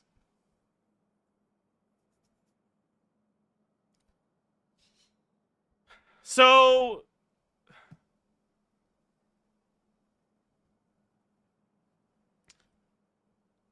this isn't actually telling us that much, right? It's basically just telling us, like, Vedrfolnir was imprisoned for giving an oracle. So I guess the king didn't like the oracle. And Vedrfolnir was like, sorry.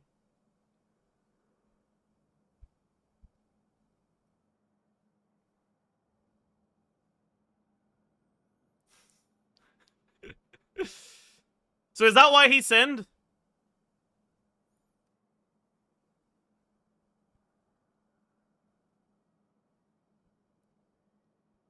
So it wasn't like he saw an oracle that led him to sin. It was that he sinned as rebellion because he was punished for the oracle. I think that's what this is implying.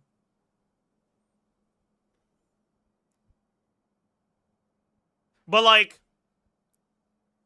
this kind of feels like sinner apologism. And I don't know if I want to engage in sinner apologism, you know? But maybe I should engage in sinner apologism. Because, like, Conria was onto some fucking wild shit.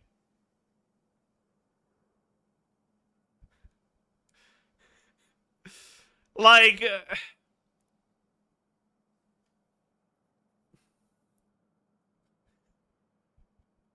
Rhine did nothing wrong. Oh boy. Okay. Listen, okay? You want to say the sinners did nothing wrong? I think I can get behind that. But Rhine maybe take another sinner, perhaps. Perhaps take another sinner. Maybe a different sinner, perhaps.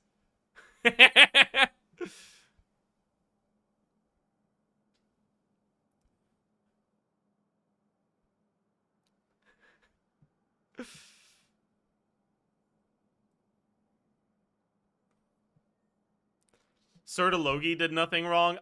Honestly, I think that's a much more interesting conversation. Also, I hate the fact that the music just stops if you're like on the same thing for too long. I wish we still had background music, but it is what it is, I guess.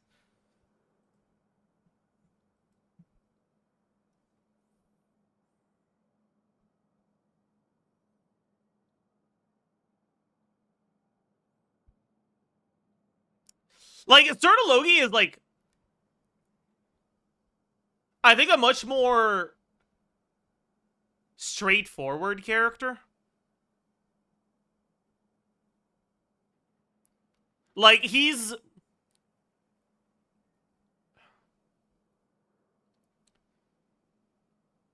the sort of character that, like, he cannot get to his goal using means that are morally justified, right?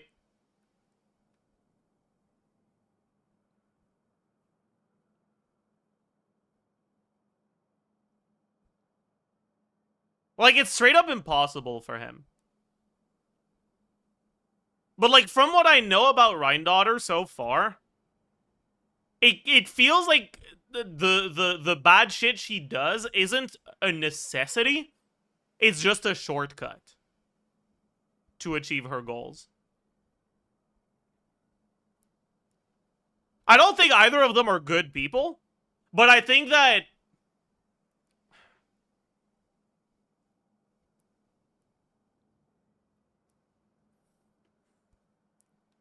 like, if I had to, like, go and converse with one of the two, I'd be able to have a conversation that doesn't just infuriate me with Sertologi much more easily than with Rhine.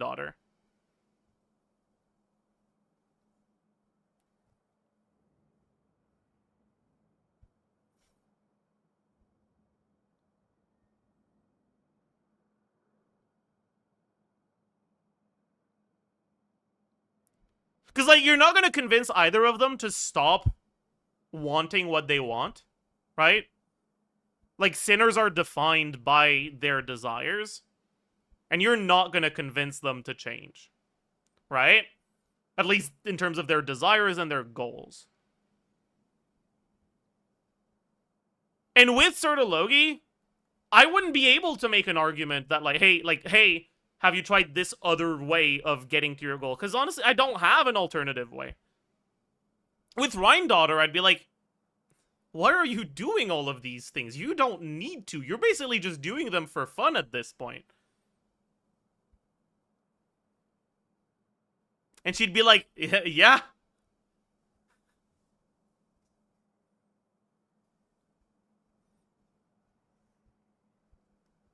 And I just get pissed as fuck.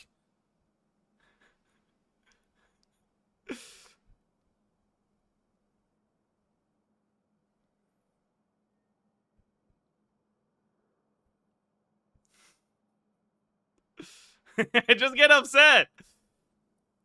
Let a girl have a hobby. Okay, sorry.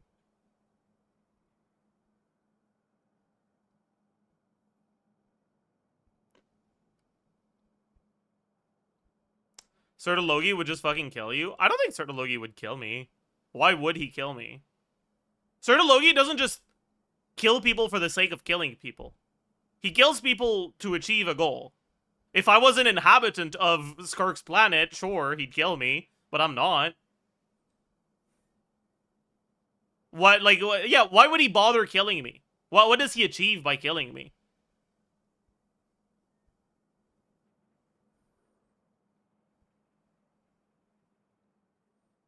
I'd actually be a lot more worried about Rhindaughter killing me than Sertologi.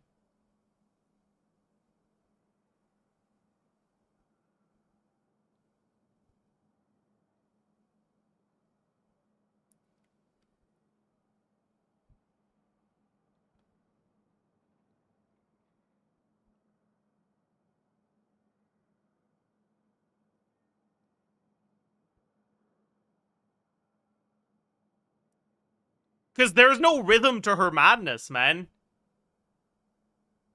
I feel like Rhindaughter has vibes-based desires. With Sertologi, it's very well defined. With Rhindaughter, it's not.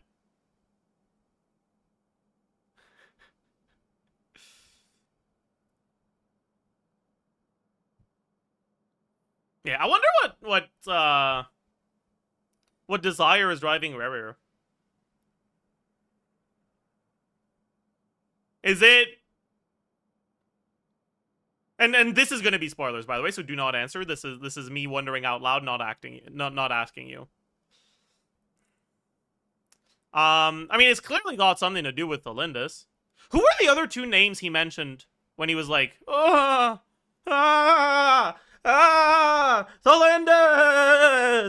Who were the other? He said Rhindaughter and Vedderfulnir, right? Yeah.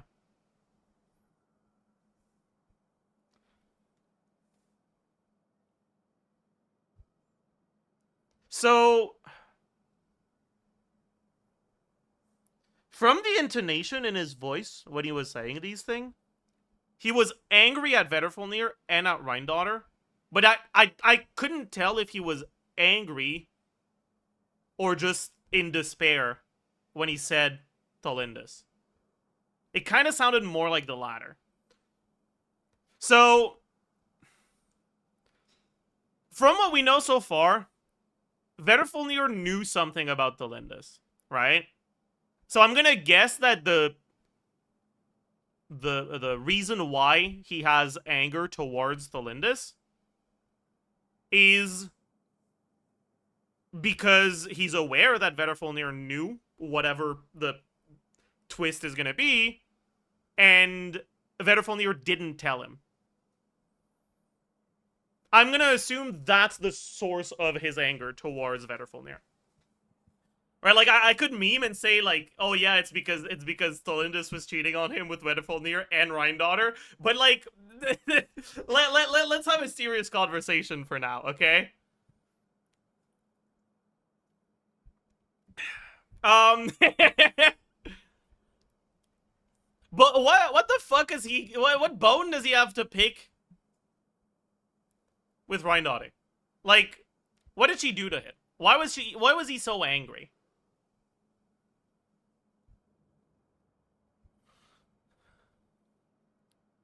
I feel like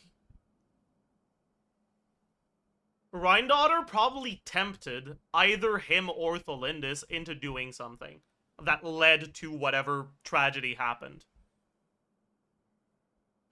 I feel like Rhindaughter was the catalyst for whatever happened. That's kind of the vibe I'm getting from the context clues that have been provided to us so far.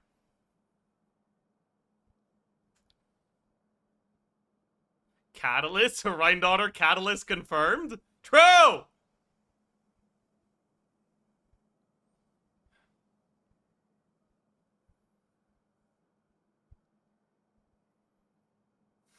Rhindaughter put the golden wolf lore in the abyss, but at the time, Rerir didn't roll for Ito. That's crazy.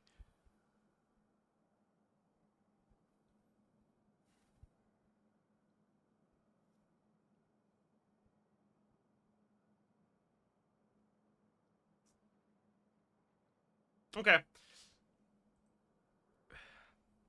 I mean, now we're gonna get to hear Dainsleif's thoughts on each of the sinners, right?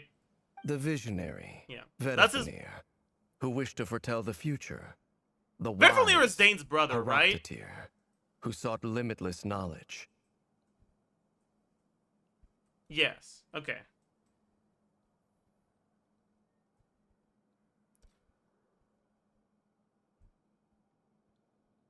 Wait, how does he say that? The visionary, Vedafenir, who wished to foretell the future. The wise, Haroptatyr, Haroptatyr. who sought limitless. Okay. Gold, Rhindaughter, who desired to create life. The foul, Sertologi, who pursued supreme strength. Wait, so... why is the visionary not in brackets? Or in quotations? But the wise is. And then gold isn't, and then the foul is. Is that just... is that just, like, whoever fucking localized this not knowing what they're doing? Or is this actually, like, is there actually, like, a reason for this?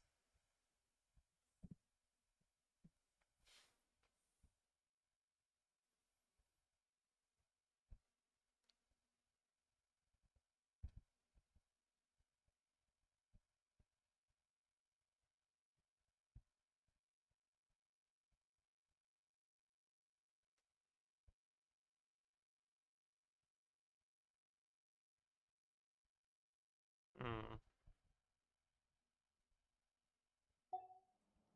And last, but not least, Raker of Solnari, Rerir, Ravager of the Moon.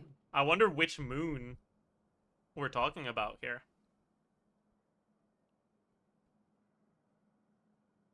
Is he talking about, like, is this supposed to be, like, yes, he is the one who committed genocide against the Crimson Moon? Or is this hinting at him morbing all over the Eclipse Dynasty as a result of whatever happened to Tholindis? I wonder. I do think it's kind of interesting that it's not specified which moon. That's kind of interesting. Of the five, Rerir is the only one who remains a mystery to me. He never harbored grand ambitions. So what changed in the space of a single night? How did he come to fall like the others? So, Dainsleif knows about Rerir and Tholindis' relationship, right? Because they were fucking drinking together. We know that he knows.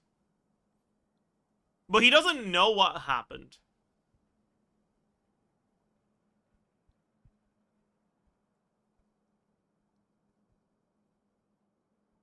I assume here, Nefer is, or whoever was with Nefer with the drugs is going to be like, yeah, like the Crimson Moon people told Tholindis. Could that have something to do with it? In other words, you're saying that his change came as a shock to you, and you have no idea what actually Or happened? he's lying. That's true. He could also just be lying. But I feel like that doesn't really make that much sense. Like, the whole motivation for his presence here is to know this. Like, what could be his motivation? Why would he be here if he already knew this? Like, why would he be tricking us into thinking he doesn't? What does he have to gain from this interaction? I feel like there's nothing to gain other than the knowledge that he would supposedly already know. So I don't think that makes too much sense. That's right. You mentioned how the Abyss tempted them, which led to their fall. But what did that look like in practice? And what other context can you give me about the events of that time? The more detail you can give me, the better. Strangely, now that it comes to it, I hardly know where to begin.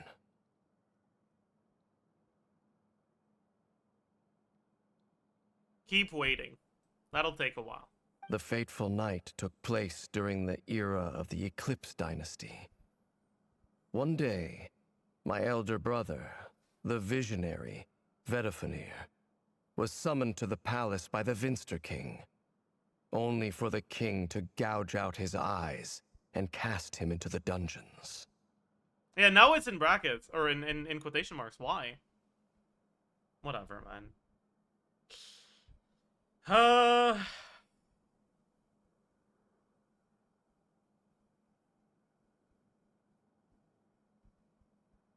Okay, so does dainsleif not know why his brother's eyes were gouged out?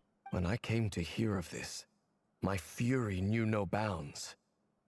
I gathered together every ally I thought I had, and together, we set a night to storm the palace and free Ved. It's very interesting that he's still calling him by a nickname. That's what he called him in the flashback. But I think this is the first time he says this in the present. I wonder how he feels about his brother then. Chat, anyone remember what the conversation between him and that like Abyss, like Baptist? That was like, what was it? That they used to be his master or whatever. There was Vedifenir was brought up there. What did they say again?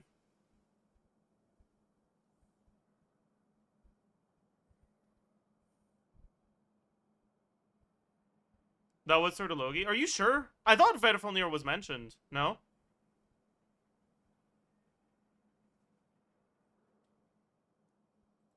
It was both? I mean, I thought I remembered that Vedifenir was mentioned.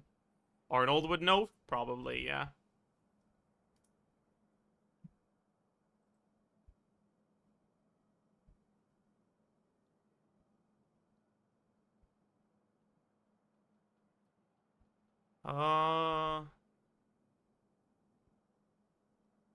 What act was it again? Wait, let me look up dainsleif on the wiki. Let's go to profile? Quests and events. A space and time without you.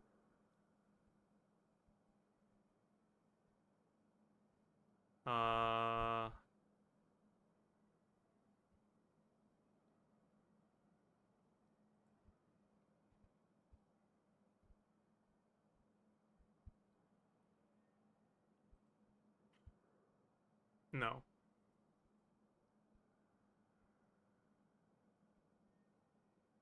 I guess we gotta go in the dialogue. Wait, Control F. Ved. Ved or no. Am I wrong? The lore guy has spoken. Oh. The teacher mentioned that the ring Vedifenir gave Dane is what allowed him to maintain his sentience and hold back the curse after all this time. I see.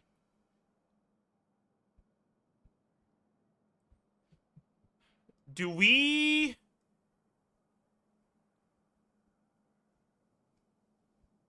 know when? Do we know when Vedifenir gave Dane his ring?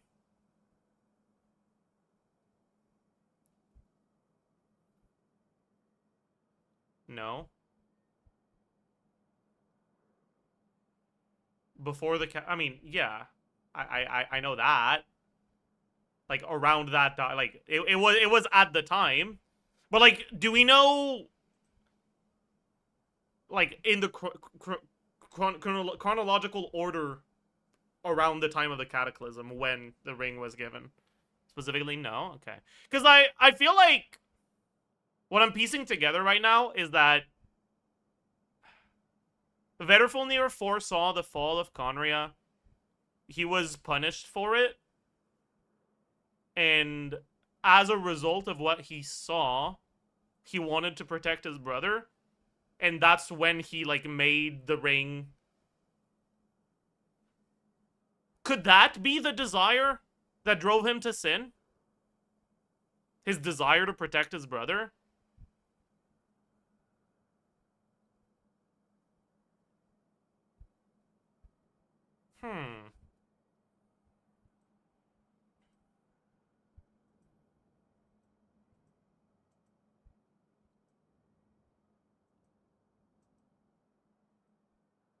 Better Valir is Itachi. Okay.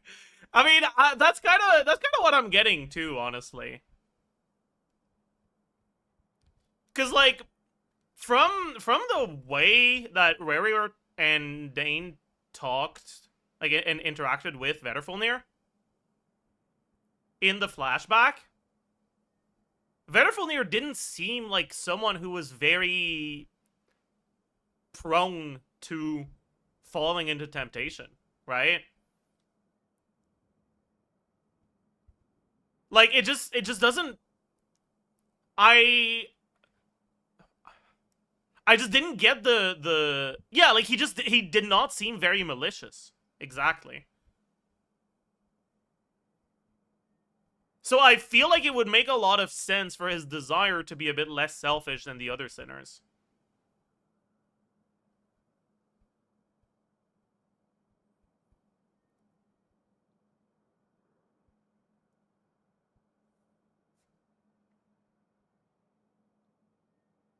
And it doesn't really contradict the way that he's introduced here, right? Like, all we know about his desire is that he wished to foretell the future, but we don't know why. We don't know what information he wanted to learn. And also, it's clear that Dainsleif still has some affection for his brother, otherwise he wouldn't be calling him Ved.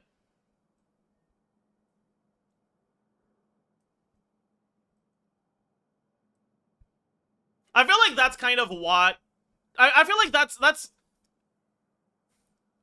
the vibes I'm getting right now.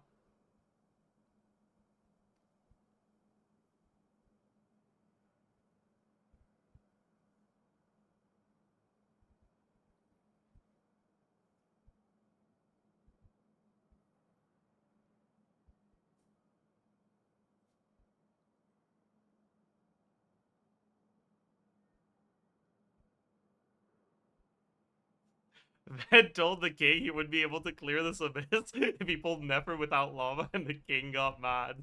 True! So true.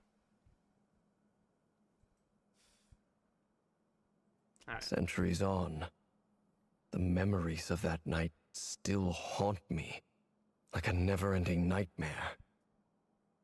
We broke through the palace gates, just like we had planned, each striking towards our separate targets.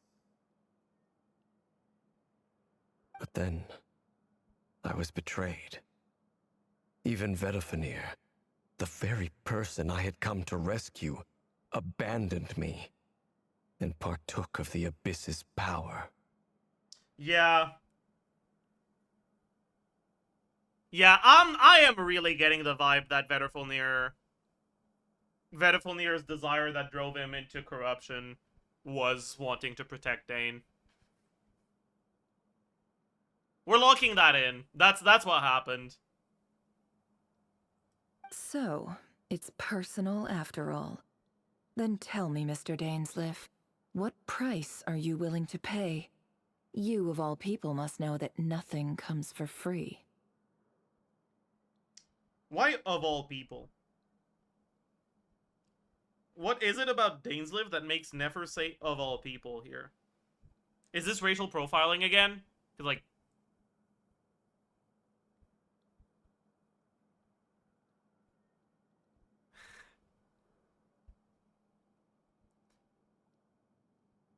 Okay, so when I asked what part of Sumeru she was from, people said spoilers, but I was looking at chat, so I saw that some people said desert. Are you guys sure she's from the desert? Because this really sounds like an akademiya mindset.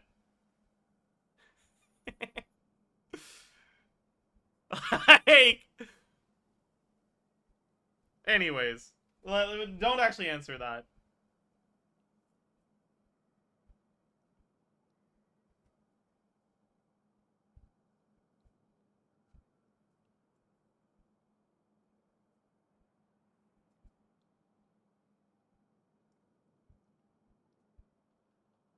I cannot say what price would be worthy of such a commission.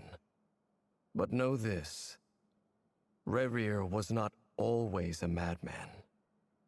Believe it or not, there was a time when he was just an ordinary man, working for the Khanrian intelligence service. Is he referring to the time when Rerir's job was to go and murder an ethnic group? And calling him an ordinary man? Dane! What the fuck? He doesn't know that? No, he does. They talk about it. Dane is like, so are you gonna tell her what you do for a living? And he's like, I don't really want to.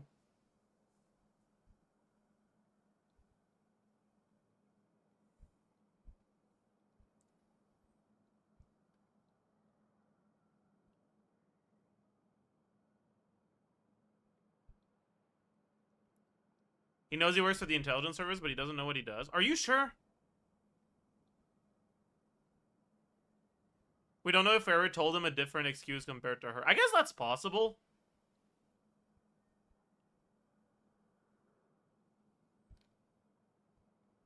But, like, at the time, dainsleif was pretty high up in the hierarchy, right? So I feel like he should know.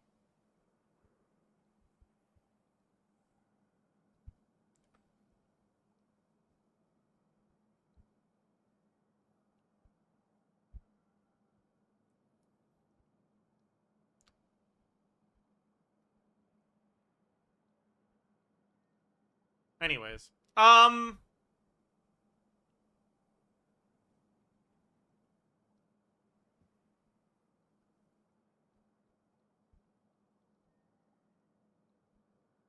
he was a knight. An honorable knight is kept away from the dark parts of a kingdom. See, you say that, but if you're kept away from the dark parts of Khanria, what the fuck are you gonna do, man?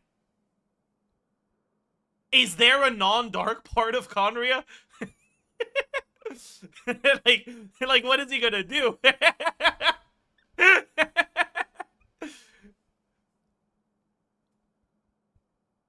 Uncovering the truth of Rerir's Eat past kebabs. True! is the only way to unravel this mystery. That one kebab shop. But before you decide if you will accept my commission, I will tell you more about him.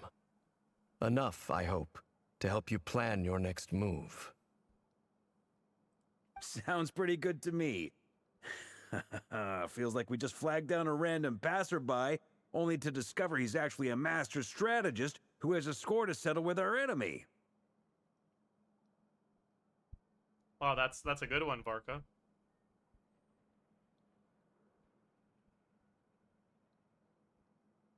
You know,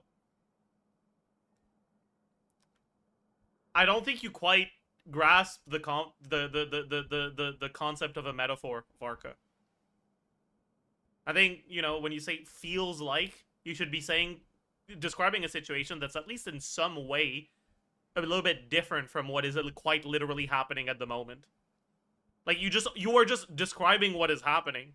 That's not what an analogy or a metaphor is. That's, like, whatever. Yeah, I mean, I guess that's the himbo in him talking.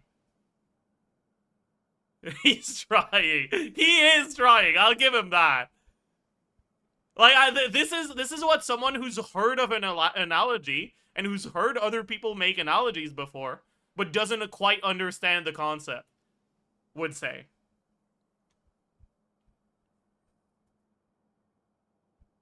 It fits his character. Yeah, Varka's growing on me, honestly. Like, initially I was like, I feel like this guy's just so fucking bad at his job. But it's kind of, like, that characterization is kind of growing on me. Like, yeah, he really is a himbo, but I think it kind of suits him. It suits him more and more. Now I understand why Razor turned out the way he did. Damn, that's fucked up. Oh.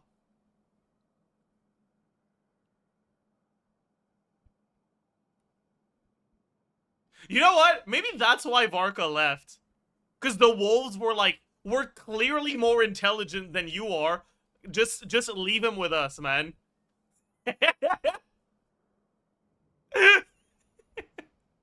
Think of his future, Varka. Leave my goat alone. I'm all for Razor. You know, like, this is Varka slander, not Razor slander. The wolves felt bad, yeah.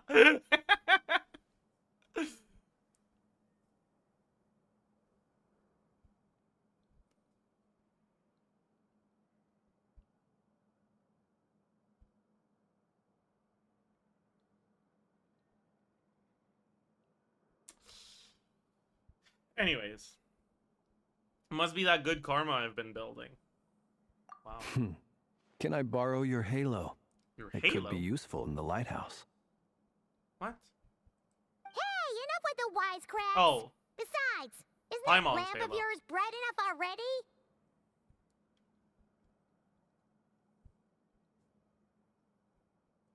Relax. It was meant to be a compliment. If that was a Wait, little why over is the he top for speaking your to liking, Paimon out I'll of make nowhere? sure to tone it down next time. What? Why is he saying that? This is so out of left field. He just... Like, we were having a strategy discussion and shit, and then Flynn's, unprompted, was like, Paimon, give me your things. Why?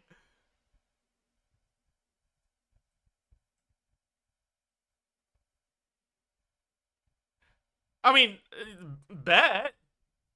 I can get behind that. But why?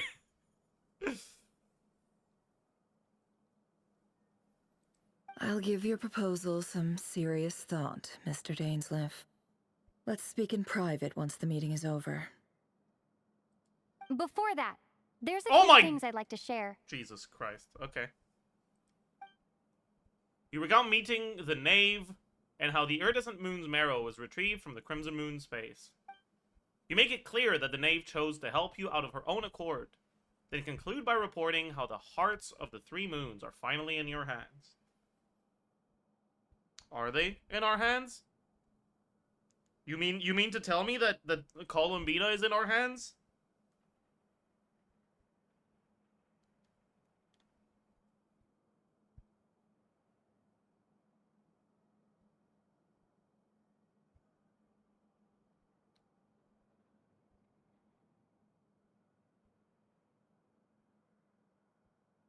Are, but they don't say are, they say in your, right?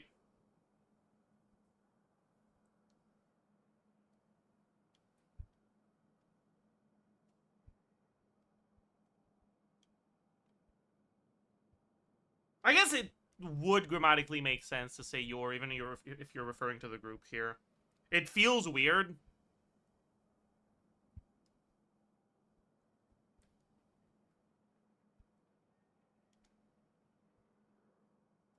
Because this is the third person retelling of a first person perspective. Right?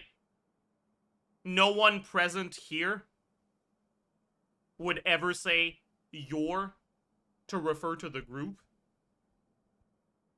But an external narrator could say your when referring to the perspective of the traveler. But that's just, ugh. It just makes me uncomfortable. I don't like that. Now that we've united the hearts of the three moons, your power should be greatly enhanced. But it seems like that hasn't happened yet. I believe it will take a little longer. You've done so much for me, so I want to be completely honest with you all. Even though I'm doing a lot better now, the truth is, my recovery will likely be an ongoing process. From the moment I was born, my power has been slowly ebbing away. And that is because Teyvat has never accepted me. Even with the moons united as one, it seems my rejection cannot be undone. Damn. So far, I have yet to find a solution. It may turn out to be a problem that will plague me until the day I finally leave this place behind. Even so, I will do everything in my power to help you drive out the rerir of Solnari. As Arlecchino put it, this is not about chasing the spoils of victory. It's just a gesture of heartfelt gratitude. Hi, Mr. Zajef. Should I put stringless or skyward harp on my official? There's situations where stringless is better. There's situations where skyward harp is better. But in the situations where stringless is better, skyward harp is almost as good. And in the situations where skyward is better, stringless is generally quite a bit behind. So you can just leave your skyward on her and forget about it. But if you need skyward on someone else, you can equip it on someone else and give her stringless. Rage bait? Nah. Kutar. Stop dead naming her, Lauma. What are you doing? She seems a lot more energetic and positive than she did when we first met. Defeating the rerir of Solnari will be no easy task. While my strength slowly recovers, we'll also need to gather more intel. Naturally. We should take all the help we can get if we hope to defeat him. We've considered several viable plans now, but our choice hinges on the answers to a few key questions. Music is back! Thank God. Is it even possible to kill Rerir? What experiences shaped the person or monster he became? And what's he really after?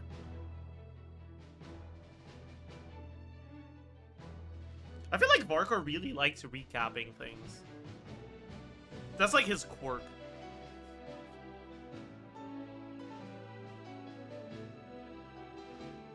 Maybe he just like lists in general, right?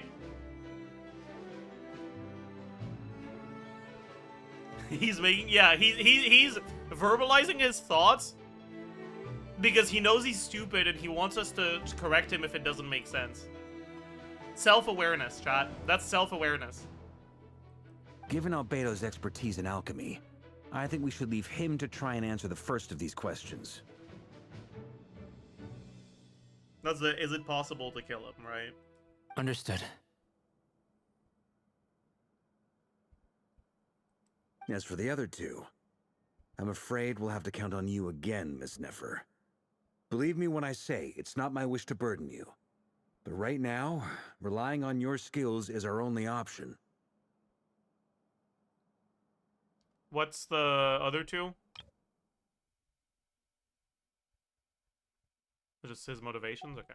So you're placing all your hopes on me, huh? You have magic drugs, Nefer. You can just go and find out by smoking some weed. We can't thank you enough for agreeing to help us. Honestly, I can hardly believe how lucky we are. You know, I wonder if they feel high when they're when they take those drugs.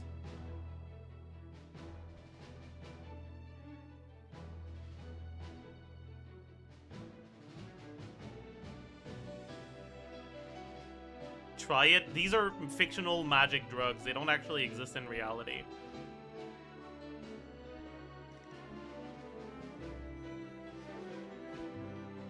So, like, I wonder what sort of high it gives, you know? Like, yeah, they get to see the past and all, but how does it feel? That's what I want to know. Do you get the munchies? You sure have a talent for changing your tune, Miss Moonchanter. Timid like Yehoda one moment, then flinches insincere flattery the next. Well, of course she's good at changing tunes. She's a moon chanter.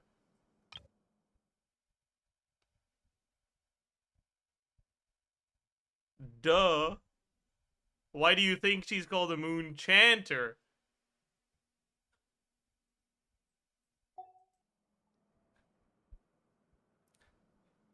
You are a sick piece of shit. Oh. I'm sorry. I don't know what I did I accidentally kick your dog or something? I don't think the joke was that bad.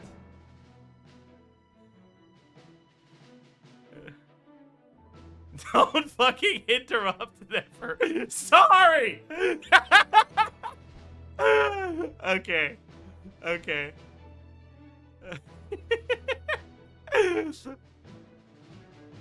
You know, I thought this was gonna be like a person who's like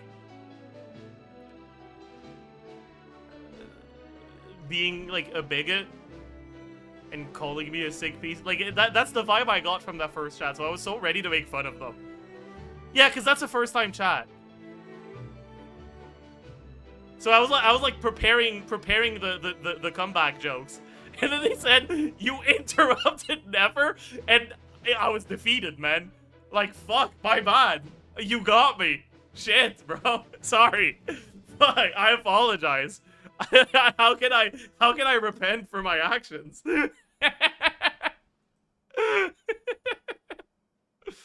Oh. Ladies, please. I must object to your portrayal of me. That's all. Feel free to keep bickering. Just pretend I'm not here.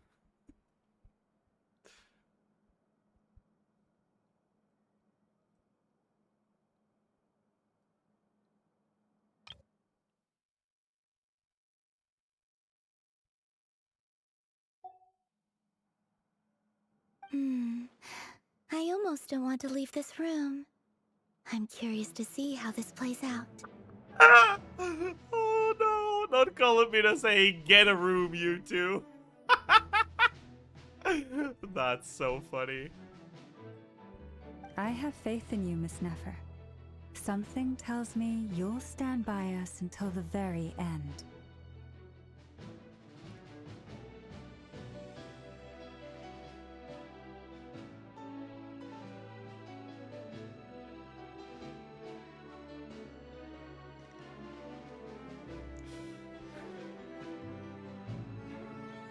Oh?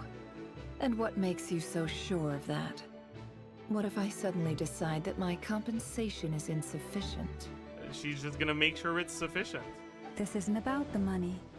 Yeah. I can sense that you've got a deep-seated distaste for rerir. And knowing you, that alone is motive enough. Look at them getting along so well. Like two peas in a pod.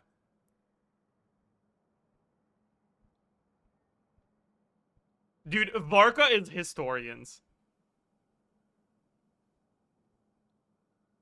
Thoughts? Like, that's the vibe I'm getting from this line. Varka is historians right now. It's like, oh my god, you guys are such good friends. Like, that. Oh, I love Varka now. Oh my god, that's so funny. Oh.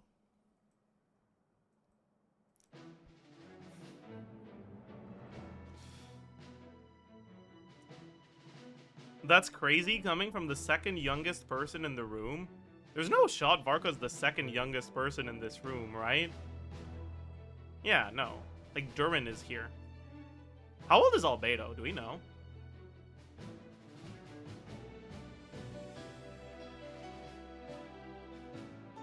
Really old? Durin is like 500? Well, not really. This Durin isn't.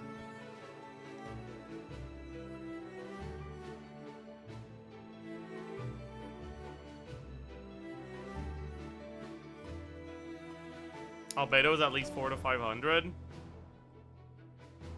I think Lauma is younger. Actually, Arnold, do you know how old Lauma is? Because I don't get... I get the feeling that Lauma is a young adult.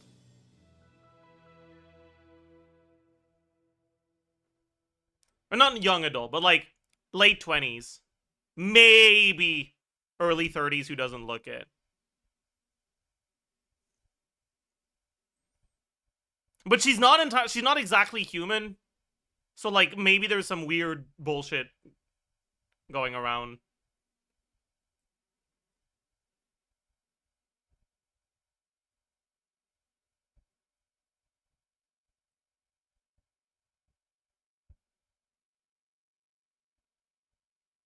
Lauma is present day aged. Yeah, that's what I think too. Like, she's just a normal adult. Same for Nefer. And I consider Durin to be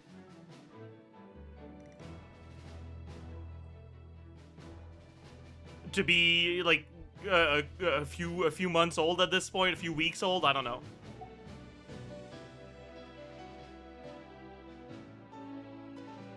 Yeah, Durin was born yesterday, actually.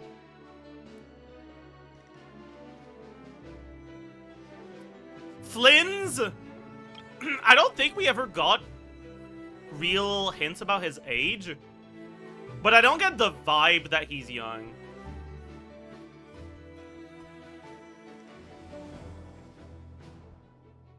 He's ancient? Yeah. Yeah, like, we know... Actually, we do get some hints, right? Because we know about his relationships with old, like, with previous Lightkeepers, right?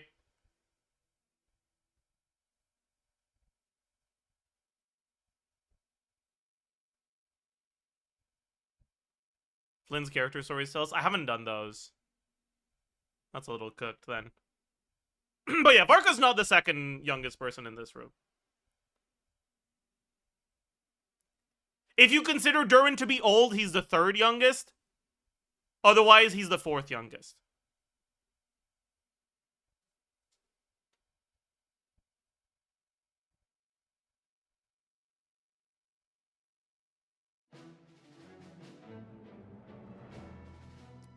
Also, Nefer called Lauma Miss Moonchanter, just like Varka. That was sassy. Like, this is like, oh, wow, you're so, like, I can tell how honest you are. Like, this is Nefer being like, I can see that you're gaslighting me, and it's working.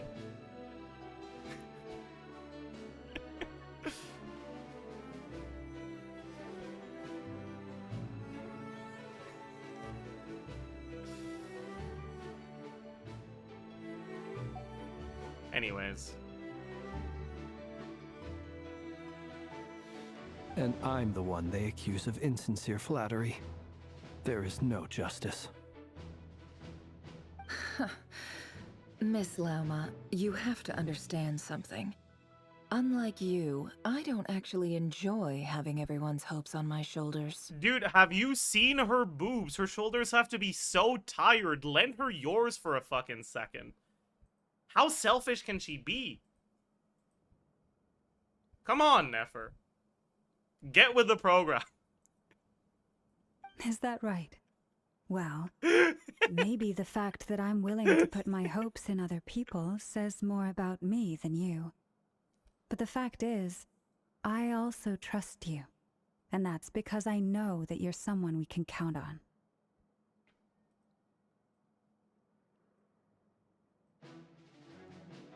Gaslight.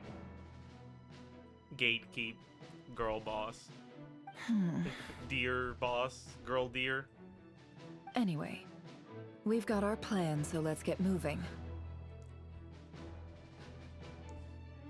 Mr. Dainsleif, let's talk. And Traveler, once we're finished, if you've nothing else planned, I'd like you to come with me. Why did she say it like that? Mr. Dainsleif, let's talk. Why'd she stutter? And Traveler, once we're finished, if you've nothing else planned, I'd like you to come with me. Why is she being so insecure about the way she's asking? This has to be about Lauma. This whole experience is teaching me a lot. For instance, I now know that when other issues come up in the future, I'll have far more luck getting Lauma to convince Miss Nefer than trying to do it myself. Like, she wouldn't ask like that if it was about anything other than Lauma.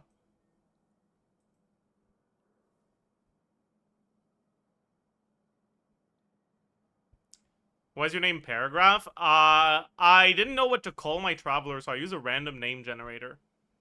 Or was it a random word? I think it was a random word generator. And it said Paragraph, so I was like, bet.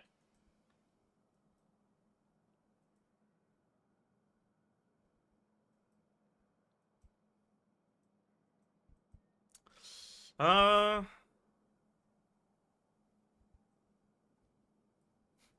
like this, dude. Because, like, to someone who gets social cues, right, after this interaction, they would not say this out loud.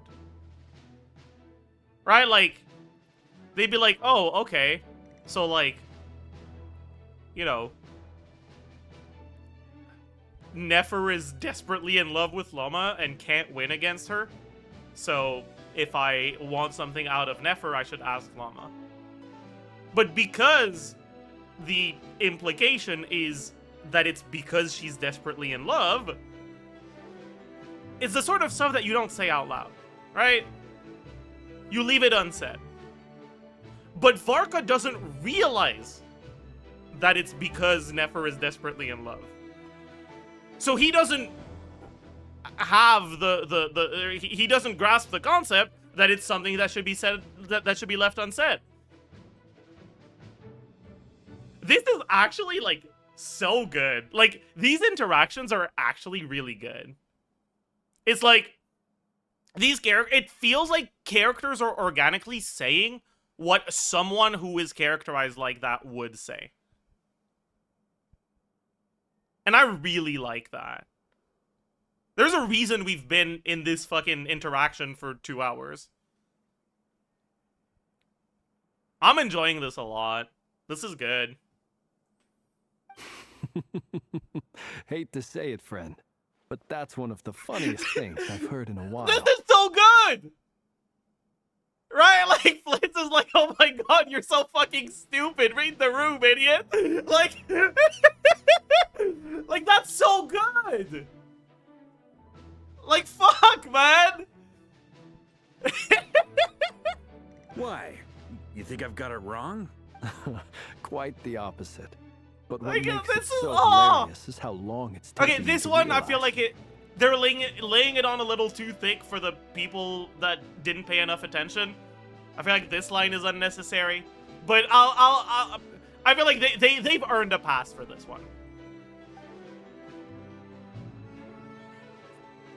Nefer and Dainsleif converse intently for quite some time. From the gravity of their expressions, you can tell how heavily the next stage of the plan weighs upon them both.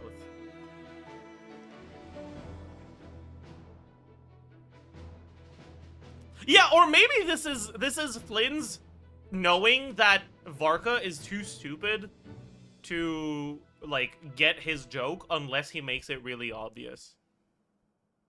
And Flynn's feels like humor has no purpose without an audience, so if Varka doesn't get the joke, it won't be as funny.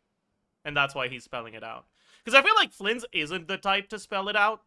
But maybe Varka is so stupid that Flynn's is like, well, it'll be funnier if he understands the joke.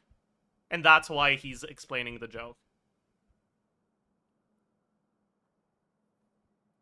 So maybe I don't even need to, like, give it a pass. Maybe it is a good line.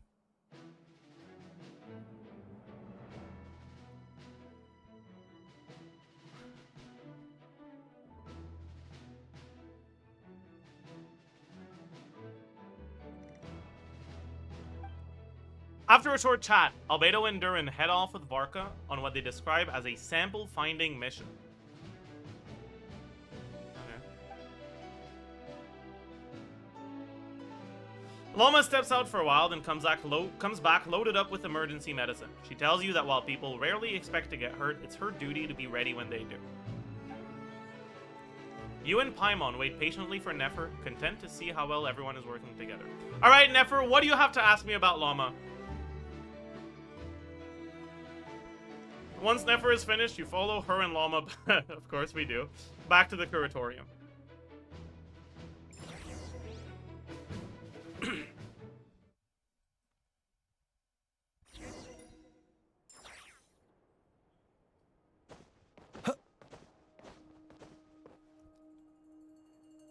Talk to Nefer. Alright. Is this new? Check the message board. This is new, right? This isn't the quest, though, right? Like, this is just always here. If it's not part of the quest, I'll look at it later.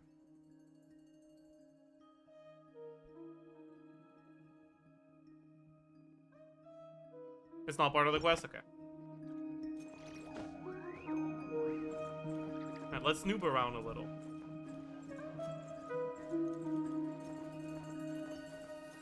Okay, there's nothing to interact with.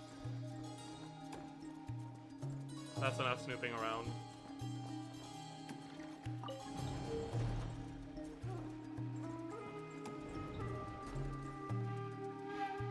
I don't quite think I'm in the room yet. Thank you for waiting.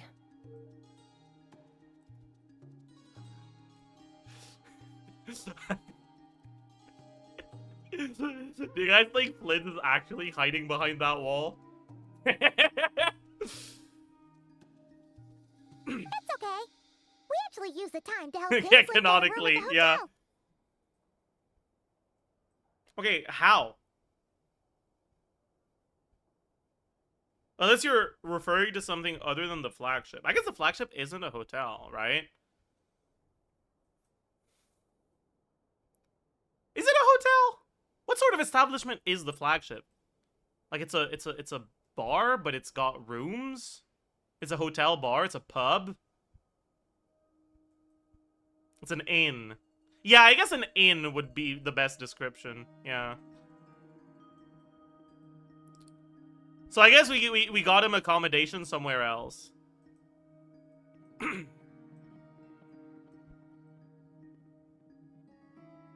That's very considerate of you.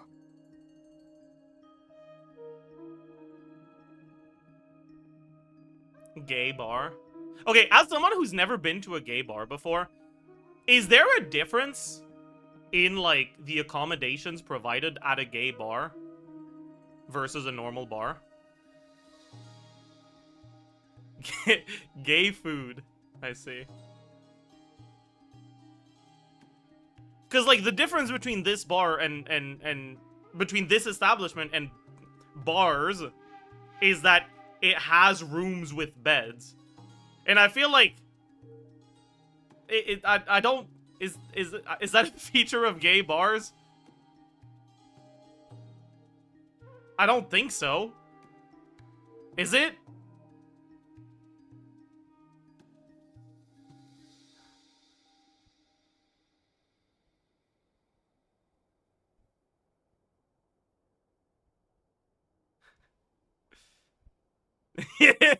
Yeah, like I that's not as a rule. Okay.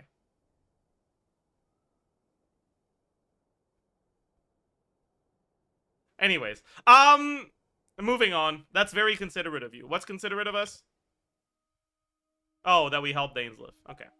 Now, I trust you share my curiosity about Rerir's past, and you seem fairly familiar with Mr. Dainsleif already. Yeah. We spoke at some length after the meeting. He was the one who suggested I should invite you to join this operation. He feels confident that these secrets will be safe with you.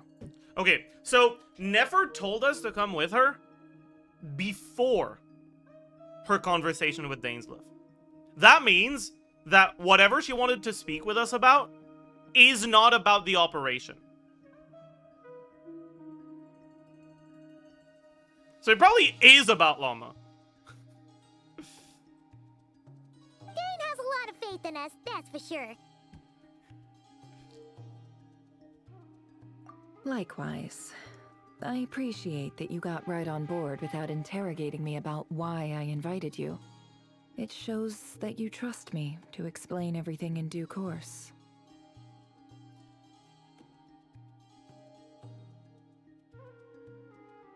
Yeah, chat. I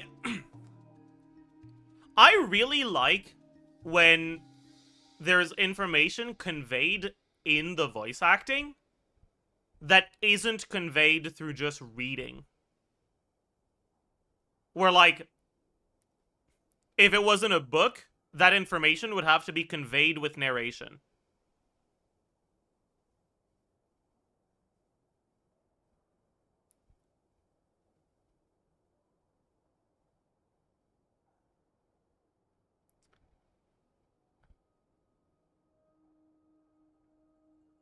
And I feel like there's been so much of that in this quest so far.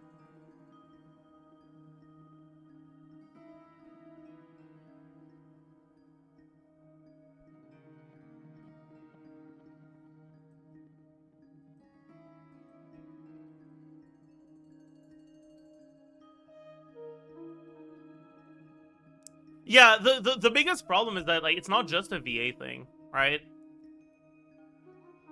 Because the VAs aren't presented with the full context of the quest. So if they want to, like, add any subtext to their delivery, they kind of have to guess. And guess with less information than we even have. Right? Unless the voice directors tell them. But that requires communication between the voice directors and the writers, which a lot of the time there probably just isn't. Especially for the English voiceover.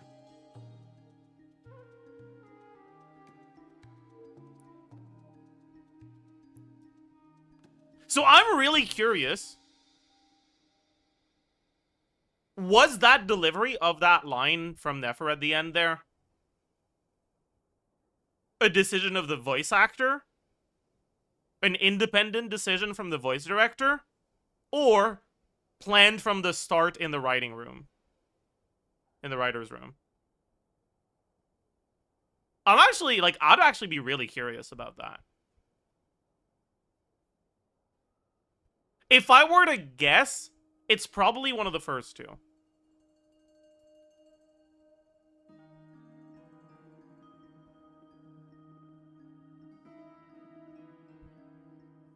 You could really add the VA on Twitter, but what if the reason she stuttered was just because she fucked up?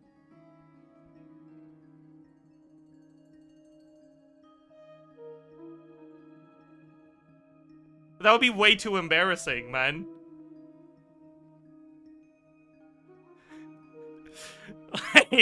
I'm not. I don't want to risk it, dude. That would be so embarrassing.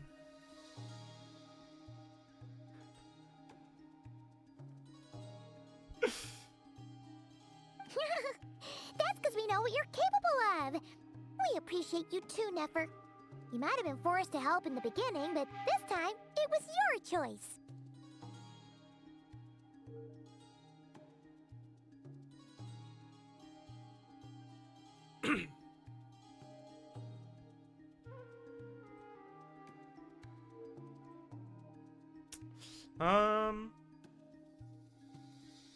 That's one way to put it. Another is this, that once a decision's been made, it's set in stone. After that, my only goal is to see it through. Is the voice director's decision? I think that's generally more likely, but I also feel like the voice direction in Genshin has so often been lackluster. And also, in this very quest, I feel like Arlecchino's VA had some delivery that took away from the subtext.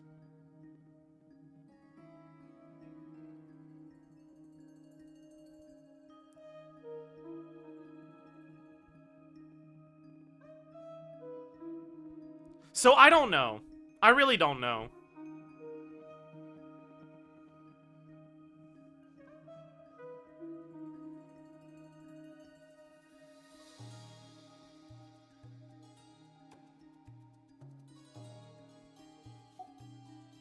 All right, so here's how it is. I'm going to access Rerir's thoughts again using my confidential method. Now, I'm sure you've seen things like this before on your travels, so you're surely well aware of how dangerous it can be. Wait, since when was Yahoda here? Oh, she hasn't said anything yet. Okay. I was like, I didn't register Yahoda was here. What the hell? The reason I've gathered you all here is to ensure my safety during the proceedings. I plan for us to enter the fragment of his consciousness together, and once inside, I will focus on searching for information. Think of this as a diving expedition into someone's brain. If I'm the diver, you are my safety equipment, tasked with keeping me alive while I'm under the surface. Once the ceremony begins, we will all be spying on privileged information. But in the interests of safety, you must remain absolutely silent at all times. We will discuss our observations after the ceremony has concluded. The travelers are gonna fucking yap, aren't they? We're gonna see the twin and the traveler's gonna be like, either! And then something's gonna go wrong. I can't wait. Lastly, any individuals of a weaker constitution are advised not to partake in the ceremony. In any case, Paimon has her own job to do, which requires staying in the room, but not joining the ceremony.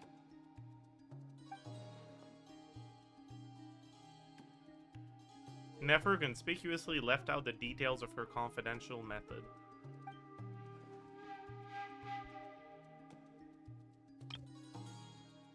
Yeah. I mean, I don't think we needed you to tell us that. She said it was confidential. So it's not like a very keen observation to realize that she doesn't want us to know what the method is. You know, she probably wouldn't have used the word confidential otherwise. Oh god. What the bro, I take back every good thing I've said about the dialogue in this quest. Jesus Christ, this is bad. Holy fuck.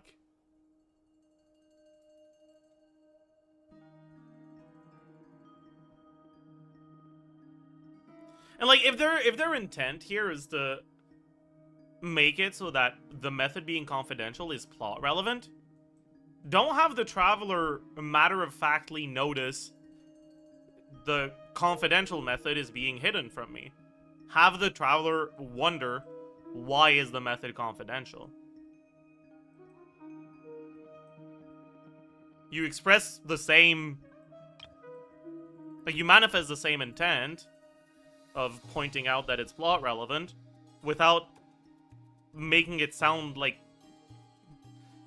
you can't read. I don't know. Well, good luck, everyone. Sounds like all Paimon can do is cross her fingers and root for you guys. There's a little more to it than that. I was being serious when I said you have a job to do. While the rest of us are inside Rerir's mind, it's imperative that we have a team member on the outside. In the event that something goes wrong, you will be our first responder. I don't anticipate any issues, but the extra level of safety will be greatly appreciated.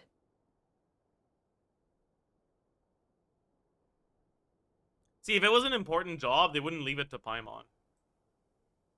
But Lauma's here, so it's probably affecting Nefer's decision-making. Maybe it is an important job. I second that. This is a dangerous operation here, and you're our whole rescue team. That's pretty much the most important job in the crew.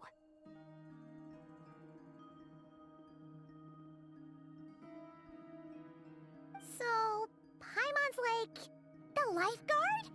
Yeah, that makes sense. All right, got it. Good. Please, take a seat. We'll get started momentarily. This is like giving the little brother the unplugged controller.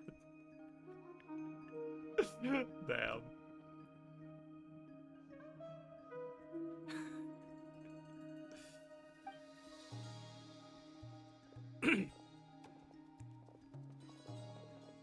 So, did Mr. Dainsleif tell you anything else?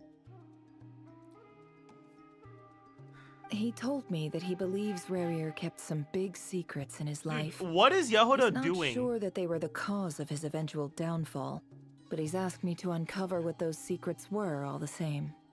Why is she staring at the wall?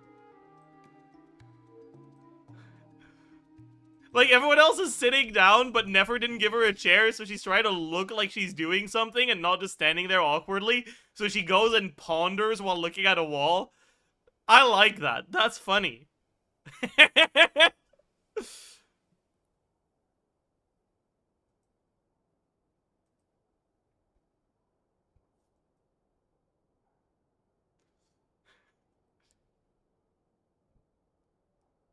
But surely you're not planning to go through with this, no matter the cost. If you think that, you'd be overestimating me. I'm a businesswoman, not a mercenary. What is she doing now?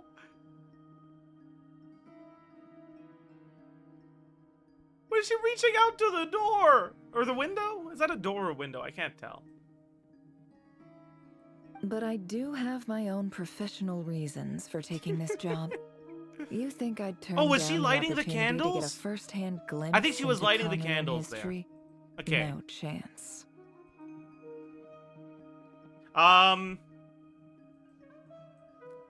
Well, as long as you don't let morbid curiosity get in the way of safety concerns, we're good.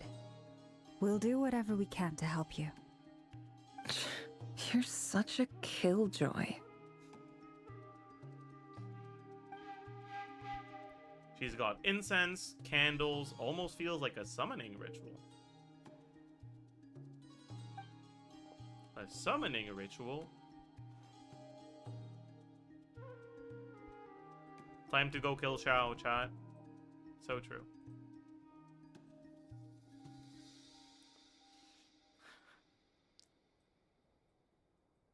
Seems like Nefer still has no intention of sharing her trade secrets. But now is not exactly the moment to pry. I see there's a chess set on the table. Could that have something to do with her intel gathering methods? All right, I'm good to go. All set over here, too. I'm ready as well. Promise, Paimon, you'll be extra careful. Pinky promise. All right. Let your whole body relax. We're about to begin. Alright. Time to go for drugs again. Close your eyes. Chat, do it with me. Close your eyes.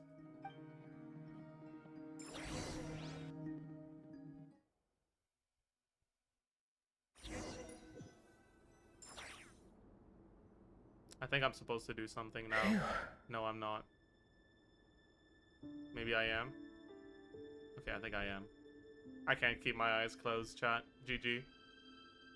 Wait, let me put my fingers on my keyboard and close my eyes again. Could this be his office? I wonder if I should look at this.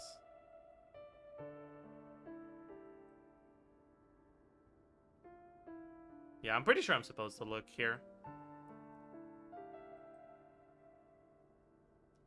Because I think canonically we're supposed to be seeing this, right? Pretty standard setup. Bookshelves, paperwork, files. According to dainsleif, Rerir used to be an intelligence operative. Chances are there's plenty of top secret intel stashed away in this room. Is this where you keep your secrets, Rerir? Can't say I'm not looking forward to this.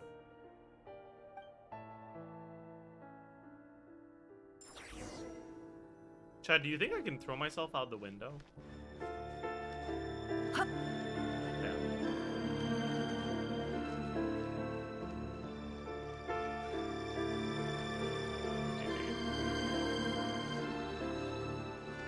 It all adds up. Yeah. Wonder if there's a way to glitch ourselves out of here. Nefer does have some movement abilities, right? Bookshelves full of documents. Looks like these are all files, packed with the personal details of individual Conrians. The Crimson Moon dynasty preceded the eclipse. Since Rerir worked as a secret agent during the latter, it stands to reason that he was tasked with purging remnants of the old dynasty. Thoughts on the OST? I like it so far, but I don't have any, like, major thoughts. Like, ambient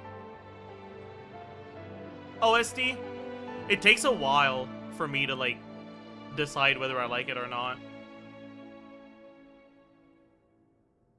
It's not the sort of music that's supposed to be like, oh my god, this is so good on the first listen. Right? Like, the quality of your immersive experience is a cumulative effort between many things.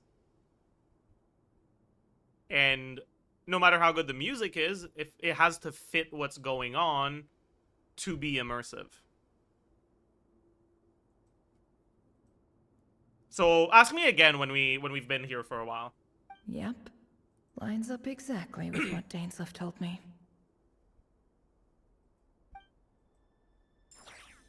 Okay, yeah, so chat, Dainsleif did know that Rerir's job was to fuck up the Crimson Moon. Right? We weren't certain before, now we are. Can't hide the truth.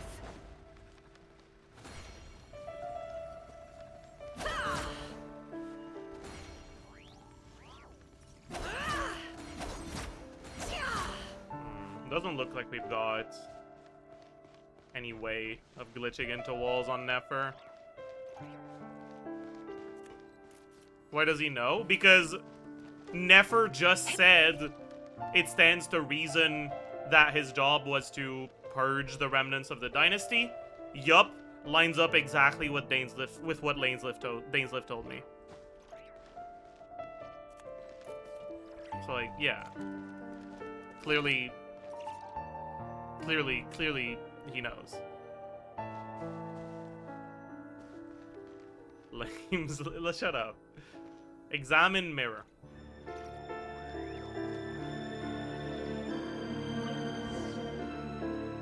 Oh, never mind. I was like, why are we seeing Nefer in the mirror? Today's files are in. Time to wade through them, just like usual.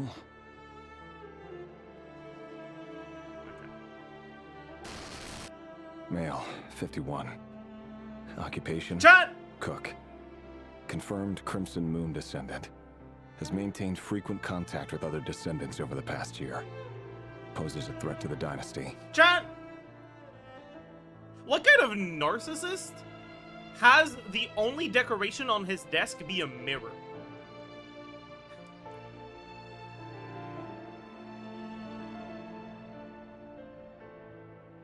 Like, I get it from a meta-contextual perspective. The mirror is there to convey to the player that we are currently experiencing Rerir's memories. But why the fuck is the mirror on the desk? And why is it the only thing on the desk other than the work stuff? Like, bro.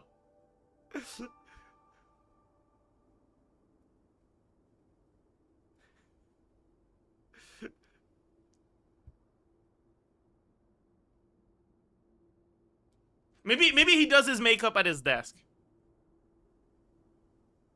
Who knows?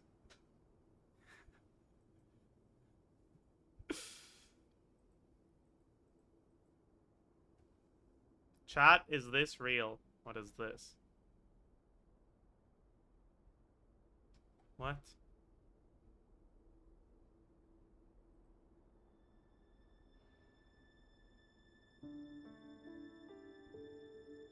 Okay, I don't know about that one, Chief. That's a huh from me.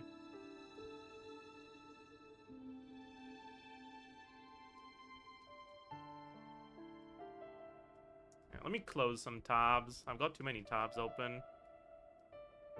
Alright. So,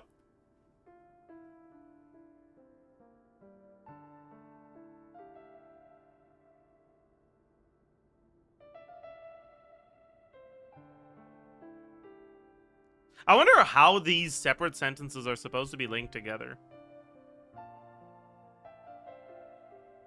Like, would someone who hasn't maintained contact with other descendants, who is a confirmed Crimson Moon descendant, also pose a threat, or would they not? According to Rerir's standards.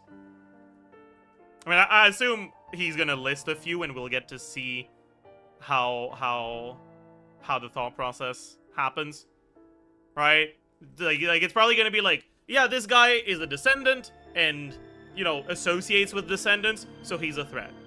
Then, this guy is a descendant, but doesn't contact others too frequently. Still a threat. Oh, this guy isn't a descendant, but he does associate with the descendants quite often. So he's a threat. Oh, this guy once borrowed or once lent $5 for breakfast to a descendant. I think he poses a threat. That's kind of what from the way this is said. This is what I yeah, for kebab, exactly. This is kind of what I'm expecting the progression of these lines to be. So let's see if I'm right. Neutralized.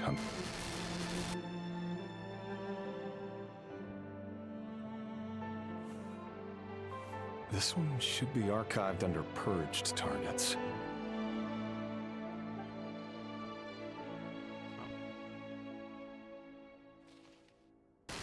Female, 23. Occupation, office clerk. Confirmed Crimson Moon descendant. Has maintained frequent contact with other descendants over the past year. Poses a threat to the dynasty. Was the last one over the past few years? Neutralized.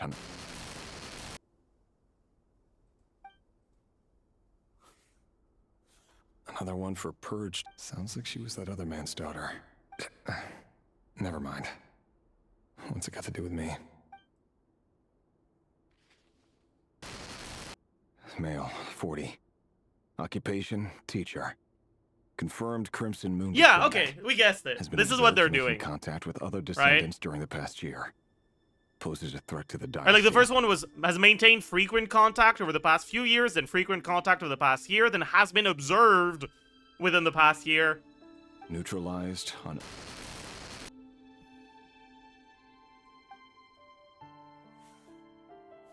Just another nobody for the archive. It's very predictable, but it's not like bad. Come to think of it, I remember surveilling this man. A case like his never would have been considered a priority in the past. Huh. He barely even interacted with other Crimson Moon descendants.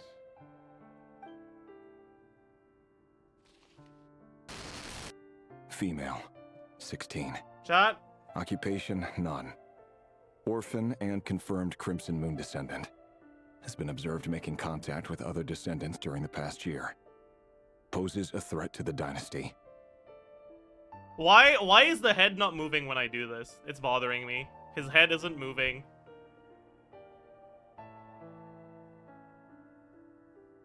In the mirror, it's just staying there. The eyes aren't moving either.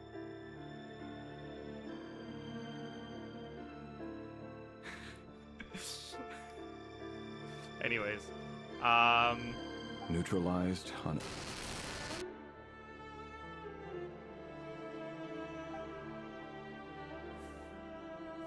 Filed. Why is he drawing X's on their face, by the way?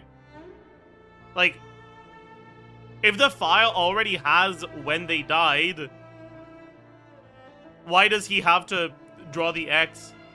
Like, this file clearly was made after they died.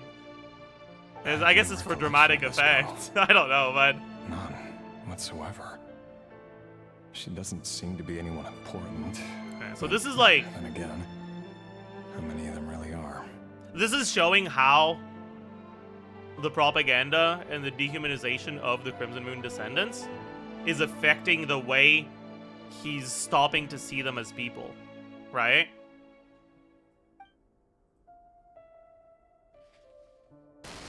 Like he doesn't remember 13. them anymore.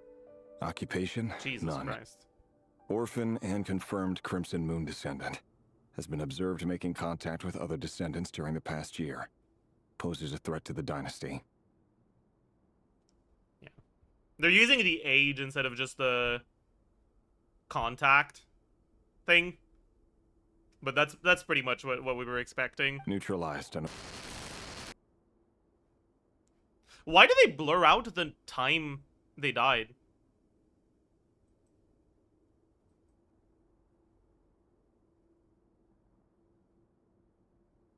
Is it relevant? Or is it just because they didn't want to bother making a fucking calendar for Conria?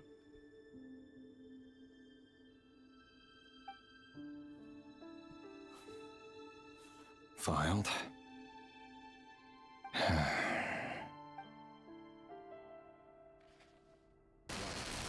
Male, 11. Occupation, none. Orphan and confirmed Crimson Moon descendant. Has not been observed making any contact with other descendants during the past year. Yeah. Poses a threat to the dynasty. Probably to prevent any timeline inconsistencies. I mean, at that point, just don't have it in there. Right? Like, having the date of neutralization could help contextualize things. But having it in the script and then censoring it, unless it being censored is plot relevant, it feels like it doesn't make any sense. Just say neutralized. Instead of neutralized on blank.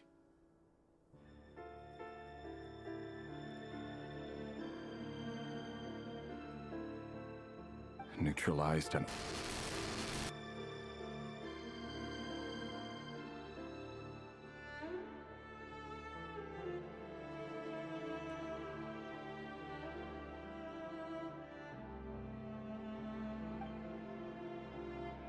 Oh, I guess that's fair.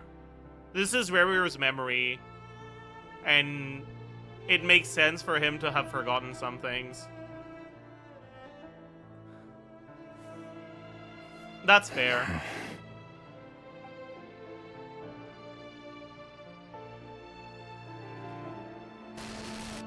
Male. 6.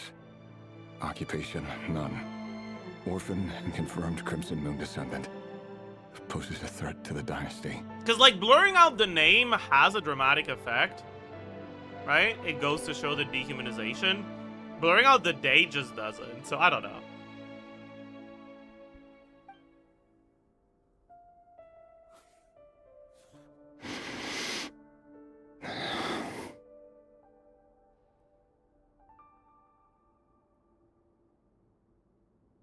Why is he acting like a human being? Like, buddy, you're the one who murdered all these people. It's funny, isn't it? Your job is becoming both harder and easier at the same time, depending on how you look at it. Who's yapping? Sooner or later, the Crimson Moon descendants will be completely wiped out. But as their numbers Do we know? dwindle, they become harder Spoiler? and Okay. harder to track Don't down. answer that then. That's not how it is. Fortunately, however, most of the able-bodied adults have already been taken care of. The remaining weaklings will be increasingly easy to deal with. Okay, and this is... No! So this is probably the My abyssal job is corruption. to ensure the survival of the Eclipse dynasty. And the only way to do that is by eliminating any and all potential threats. It's a perfectly legitimate line of work. Every single one of my Or maybe it's colleagues his can attest conscience, to I my don't know. fairness. And if my friends were aware of the facts, I know they'd back me up too. Assuming, of course, that they were aware of all the facts.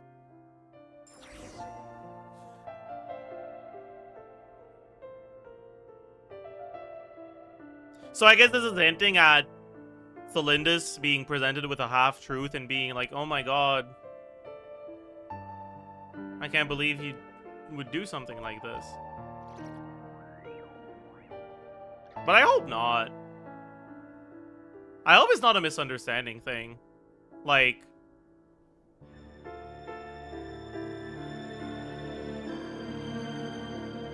I hope Tholindis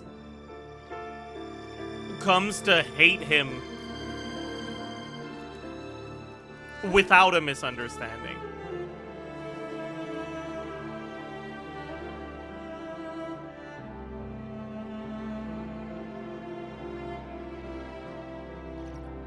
I hope he gets his just desserts.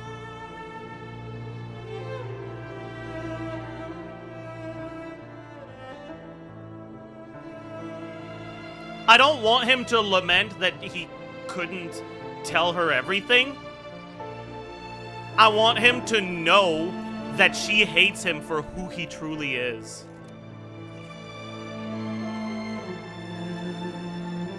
That's what I want.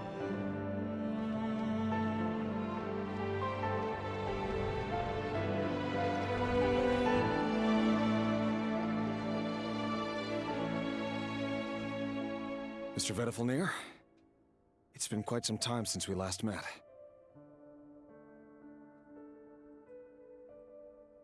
Rerir, I trust you're here because you have something important to discuss. I will say, though, Rerir is growing on me a lot right now.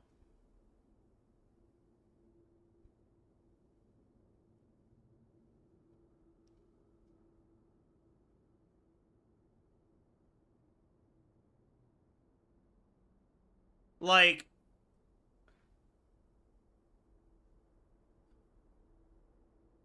a deeply evil character whose moral, like, inclination is a result of not knowing better, not because of an inability to, but because of a decision not to. Rerir is a deeply evil character. Not because he wants to do evil things, but because he actively chooses to avoid thinking about the moral implications of his choices and his actions.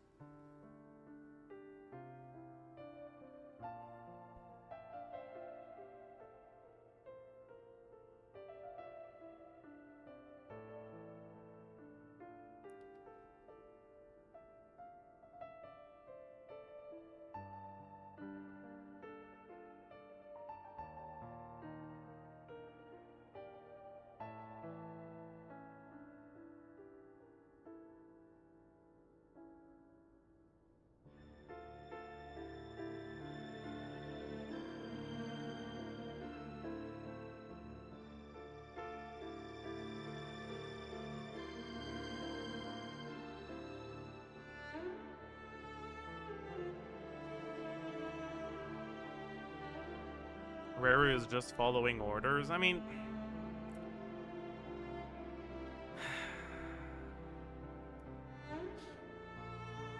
as much as I think that's a bit of a ridiculous thing to say, the very fact that you're having this reaction to his character is an indication that he's a very compelling villain.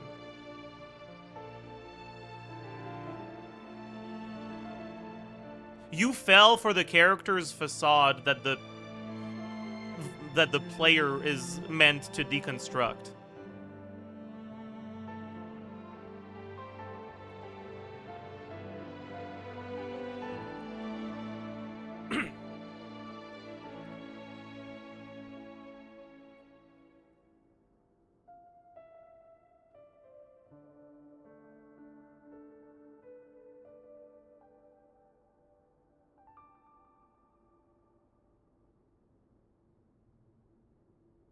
He was coerced. Sure. Does that mean that he made the only choice that he had? No.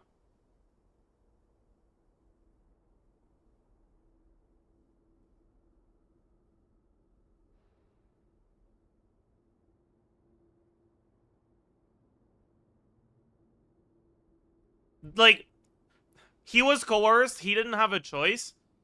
That's what he tells himself. You're not meant to agree with him.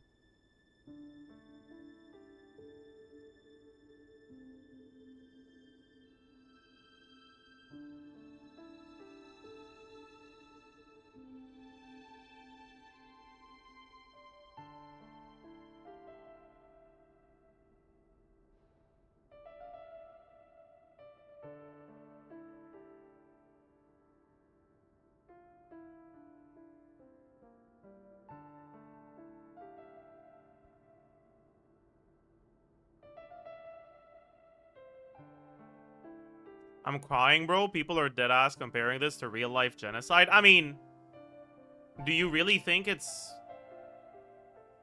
like...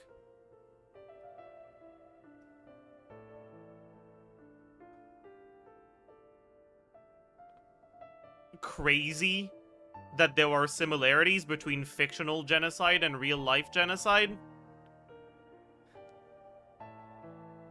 Like, yeah. Thing in fiction will be compared to thing in reality if it's the same thing. Obviously, rerir's impact on the world has not been as bad as a Hitler, because rerir is a fictional character in a fictional story. But, like, I don't think anyone was making that argument, you know? Like, we can make the argument, was rerir as, like, a person within the universe of Teyvat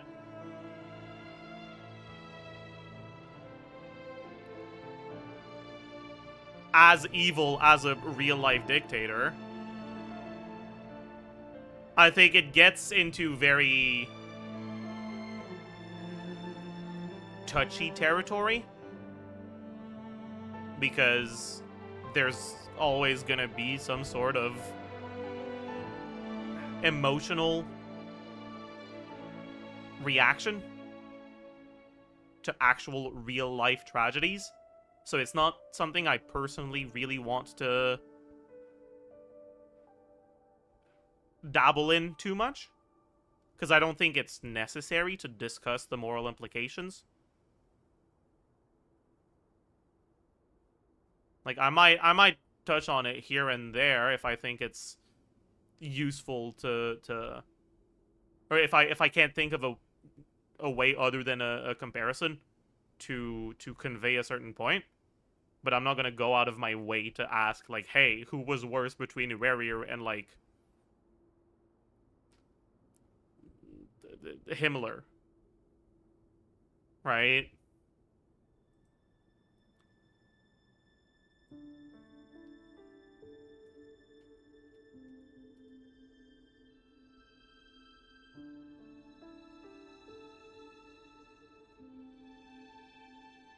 Or not Himmler.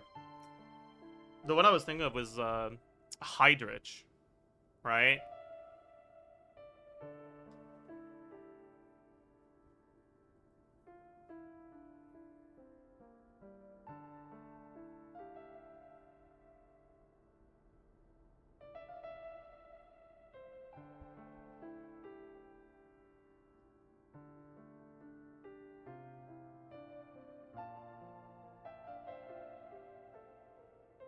Like, if you wanted to compare him to a real-life person that had a similar role in a genocide as he has in the Crimson Moon genocide,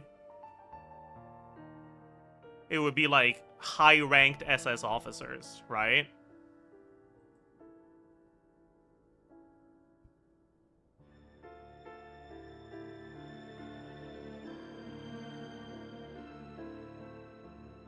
And I'm not all that knowledgeable about World War II, but one of the historical, I don't know what to call them,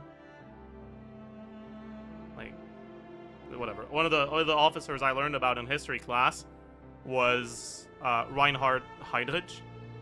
Heydrich, I don't know how you pronounce it. Whatever. Who was a high-ranked SS officer, who's commonly referred to as the butcher of Prague. I don't even know, how do you say that city? Whatever. I feel like you'd be comparing him to one of those, right? Prague. But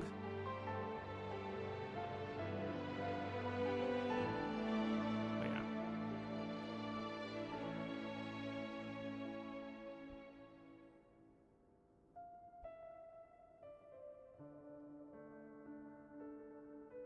Heydrich was an actual ideologue.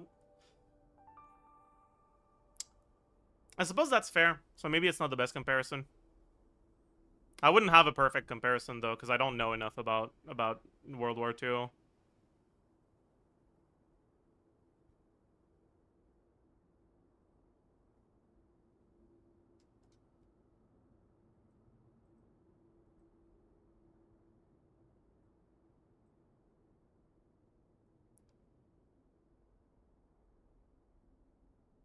Rerir is low ranking enough to be comparable to a foot soldier? No.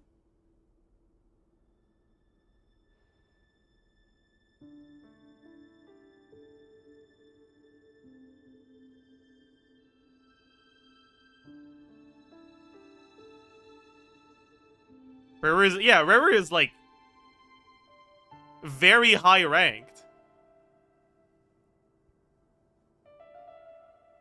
Yeah, he's referred to as the king's executioner.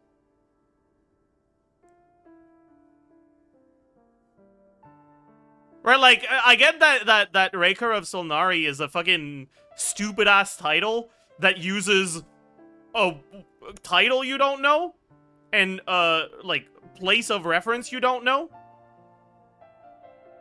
Right? So you don't, like, it doesn't tell you shit. But he's also referred to as the king's executioner.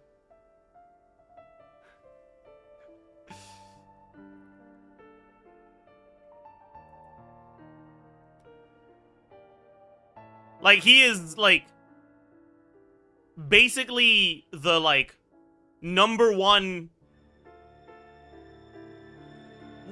like, of the secret police, basically. Yeah.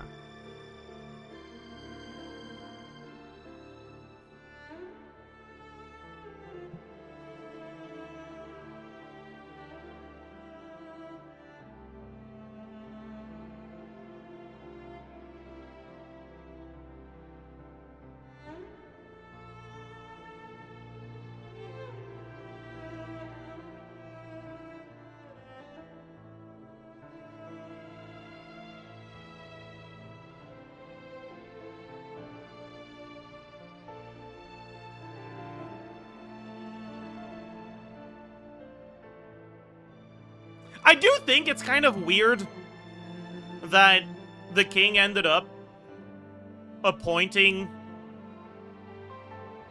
someone with Rerir's background as his #1 guy. Like,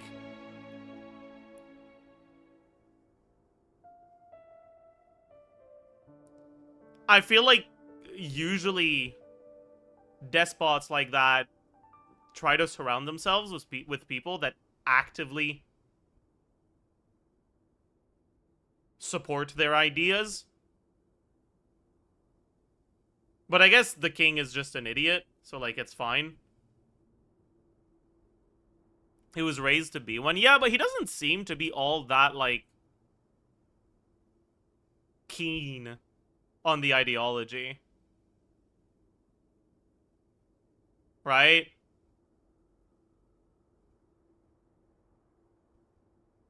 But I guess he's just really good at genocide, so he climbed the ranks anyways.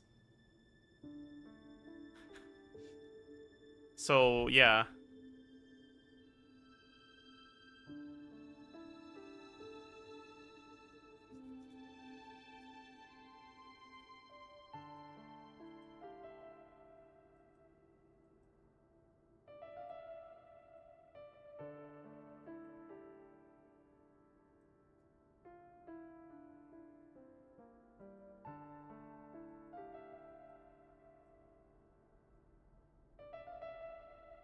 He's behaving like he's low ranking, but his title suggests he's high ranking. That's kind of a fair thing to say. So that's probably why there's some confusion about it. Because you're kind of right. He kind of does behave like he's just a foot soldier.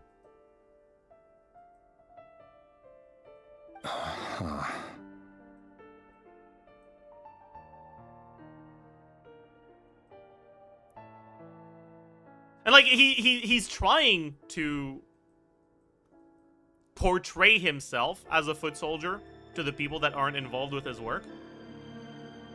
But I feel like that's, like, he managed to gaslight himself, too.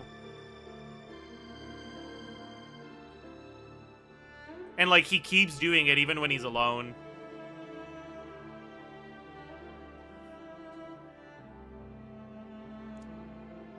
Yeah, I suppose that's probably somewhat driven by guilt, right? Like, deep down, he realizes that what he's doing is completely inexcusable. But he downplays his own, like, say in the matter. Nobody's like us. That was Tholindis saying that. And he was just agreeing, right? Or was that him saying that to try to gaslight Tholindis? I don't remember. I do remember that line, though. Tholindis say that? Oh, yeah. Okay. Yeah, I think she said it and he agreed. Yeah, that makes sense.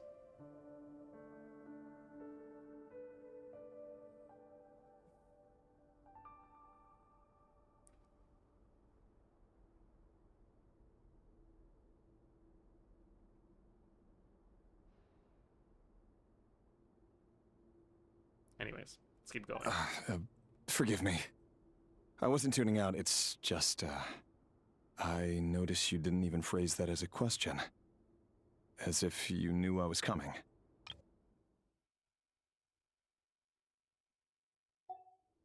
Tell me, does someone in your position ever feel the need to ask questions at all? It is indeed within my power to foresee certain things. Things like your arrival. God, he's such a fucking nerd. Yes, it is indeed within my power to foresee certain things. Shut the fuck up, Heimerdinger, man. Holy shit. I was just thinking. It won't be long before I'll be inviting both you and Dane to my wedding.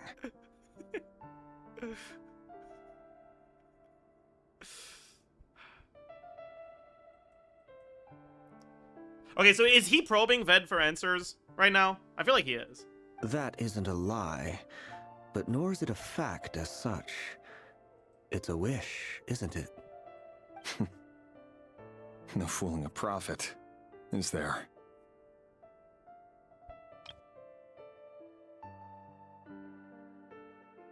Right.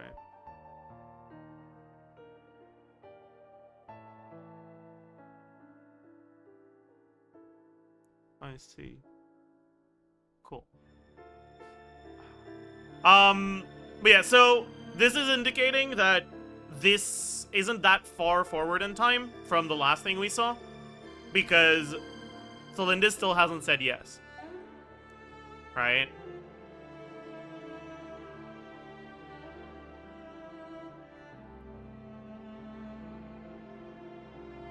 Ever since that day we met for drinks, I knew it was only a matter of time before you came looking for me.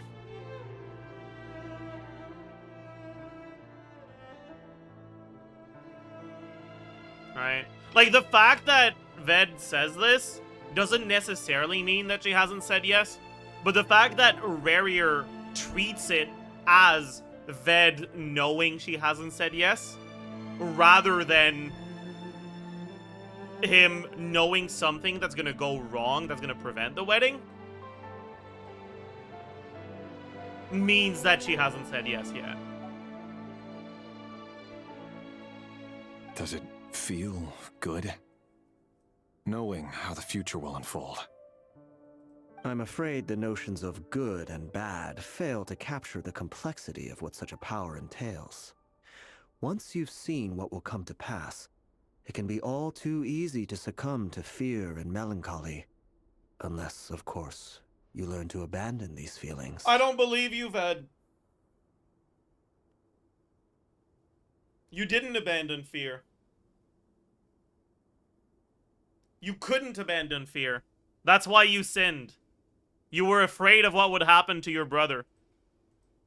You're trying to convince yourself that you're a cold, ruthless individual who doesn't experience fear and melancholy. But I'm clocking your ass. You're not getting that past me. Sorry. You fear my silence, and long to hear the words I left unspoken that day. That's right. You must have noticed my reluctance to broach the subject, and the reason is simple. Because the truth could never have lived up to your hopes. For both our sakes, such words are better left unsaid. The burden of prophecy was never meant for your shoulders. He's just fucking with him right now. Like, yeah, I'm not gonna tell you because it's like it will be you will be devastated if you learn this. And I'm telling you that it's a truth that will devastate you. But I'm not telling you what it is because I care about you and I don't want this burden on your shoulders. Like, nah. Like, yeah. Okay, buddy. Like, that's kind of a fucked up thing to do, honestly. So who exactly do you deem worthy to hear your prophecies? None but our exalted king? Or rather, our king as he once was. You're closer to his majesty than I am. You must know better than anyone how much he's changed. So is this post twin mind control?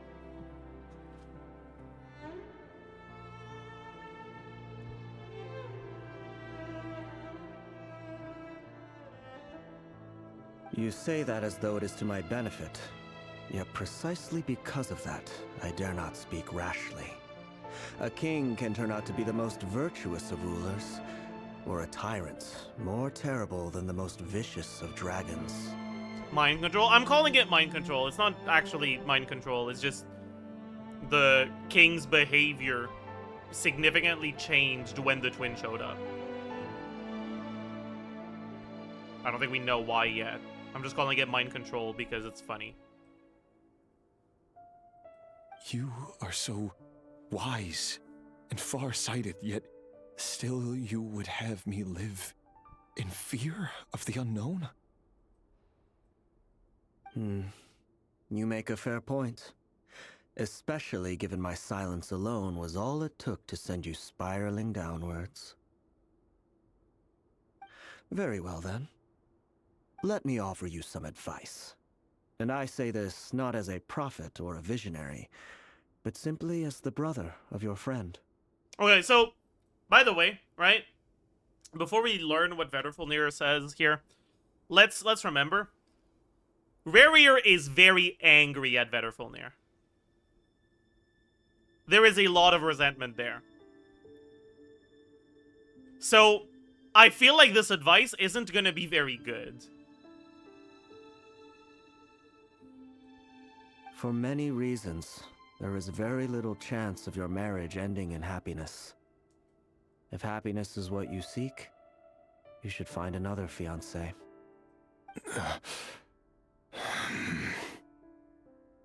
Dude, imagine you're in a relationship and someone breaks up with you because a fucking prophet told them, yeah, no, you won't be happy in your relationship.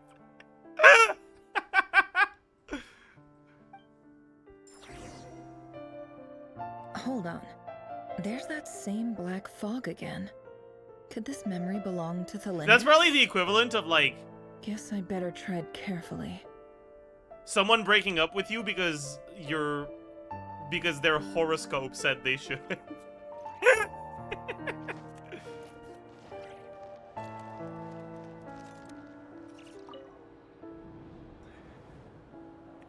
Wait. Hear me out. This time we finally got a clear look at his face and learned his Okay, true so we get identity. to see the ending of the cliffhanger we had last act here. His name is Rerir, and he claims to be one of the king's guards. What did you say? A cruel irony, isn't it? The man you're set to marry leads a double life as a brutal executioner. Actually, I'm not set to marry anyone. Why are you telling me all of this now? Simple. It's because I want you to kill him. You are the only person he would never suspect.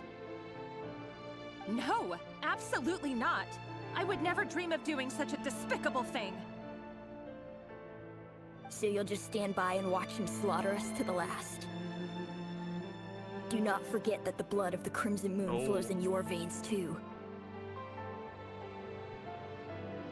That's cooked.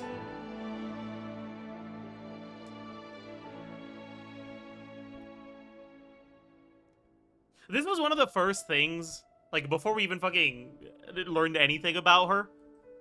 This is one of the first things I considered.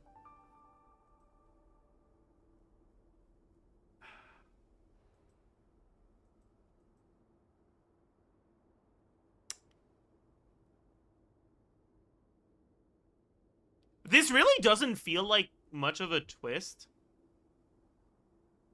But it also doesn't feel bad. Like, I feel like this has happened a lot on this quest and the last one. Things are predictable, but fairly well written. So I'm still enjoying them. The blood of the Crimson Moon? What does that matter now? The dynasty has long been dead and gone. You think that alone is reason enough for me to throw away everything I have? Why wouldn't it be? You two were once a child of the Crimson Moon, just like me. Don't tell me you've never felt so much as a flicker of fury for the way we were trampled into the dust. I like how quickly she just glossed over that her boyfriend is like a mass murderer.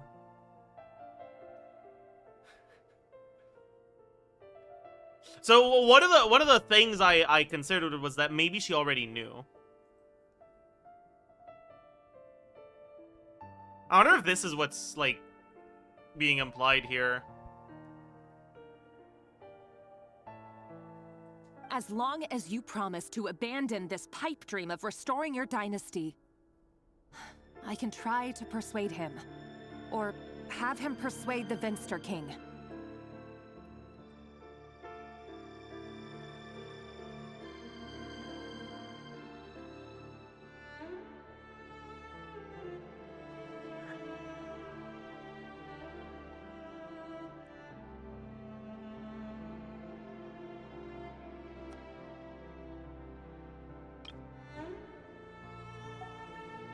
Tholindis sounds like a centrist.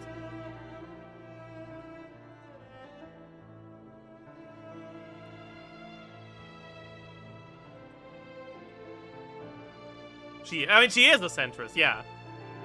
But she's very much a centrist, like...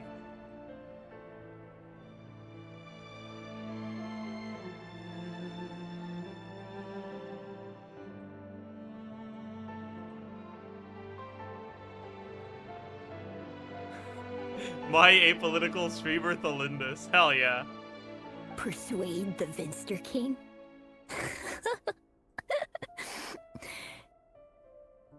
Do you even know why he's so obsessed with hunting us down? Why he keeps trying to force us to hand over our secrets? Over and over again? Or why we refuse to give up on restoring the dynasty? The Venster King. A blind fool. His eyes clouded by powers from beyond this world. A petty little man with a miser's heart. And he dares to sit upon the throne? Mark my words. Sooner or later, Conria will fall. And it will be his doing. If you can't bring yourself to do it, so be it. Just you watch. It won't be long before calamity descends upon us all.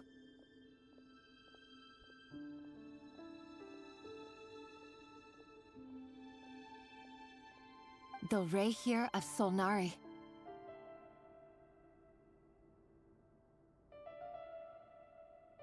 This confirms it's after the twin arrived? Wait, what?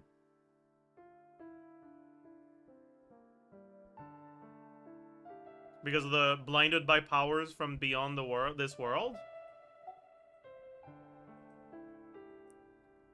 I love the Orlog performance. I don't know if I like the Orlog character as a whole. I feel like they shouldn't have made him this eloquent if they wanted to make him a child for like the emotional impact. Like, this feels like a regression protagonist.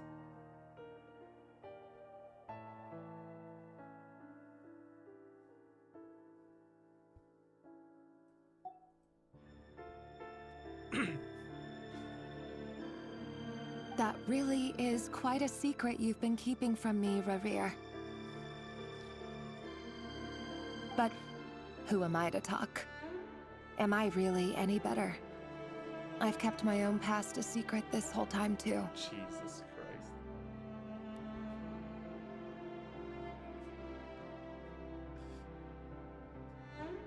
What's that? You're an active member of genocide? You've murdered hundreds, or if not thousands of people with your own hand in an effort to successfully cleanse a racial minority? Well, I could judge you, but then again, I didn't tell you that I have a Palestinian in my family tree.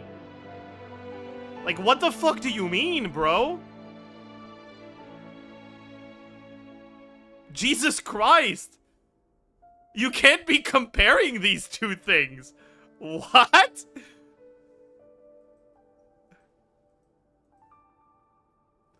Holy shit. Yeah, maybe she has another secret that we don't know about, actually. That's true.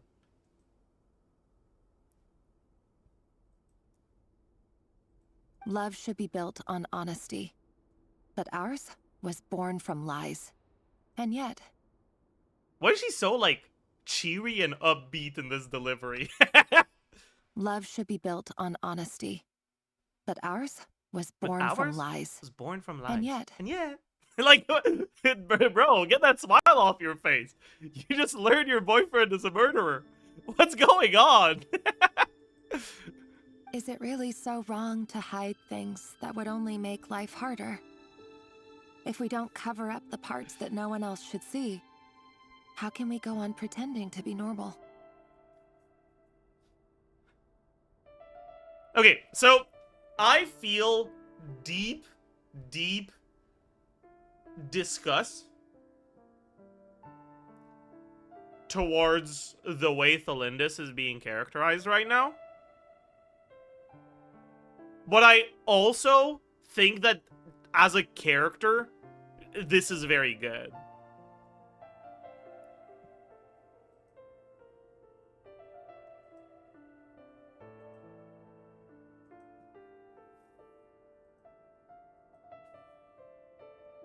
They're perfect for each other? They are.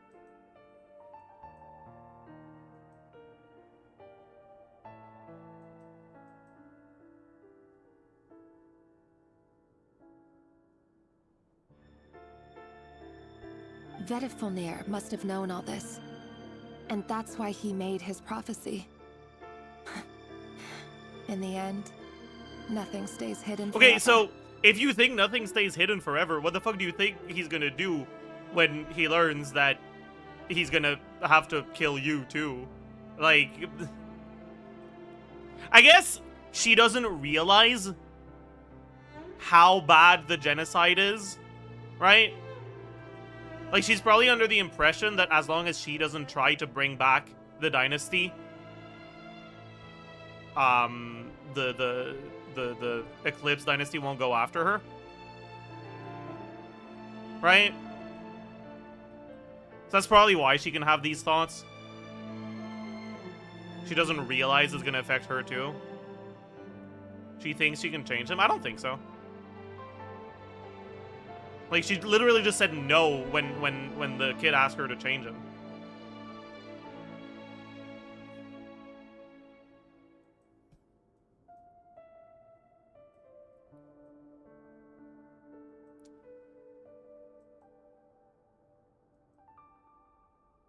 She's brainwashed. She thinks her people deserve to die. I don't think it's that she thinks her people deserve to die. I think that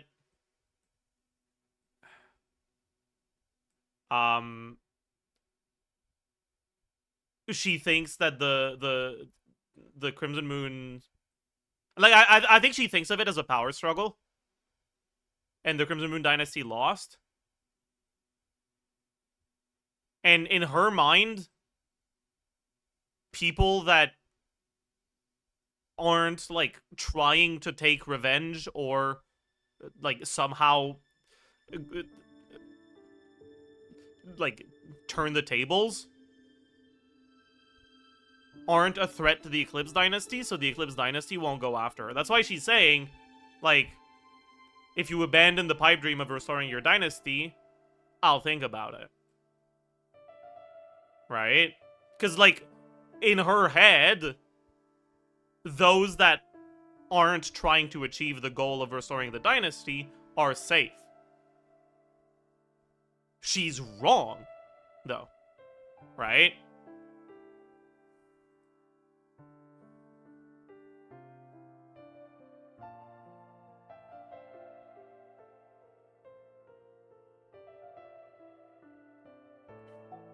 Yeah, I saw that in chat earlier, so it said she's eclipse passing. Yeah. But I won't just sit by and watch this disaster unfold. I'll do everything in my power to protect what I cannot afford to lose. What is she gonna do? No matter who I have to face.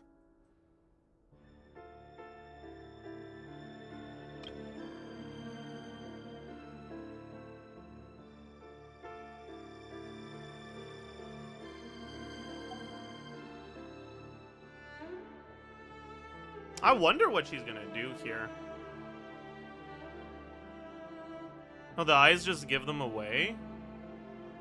I mean, she doesn't have crimson eyes, though. Like, there's a few options, right? Here. She could try to plead with Vetterfulnir for advice. She could try to plead with Rerir.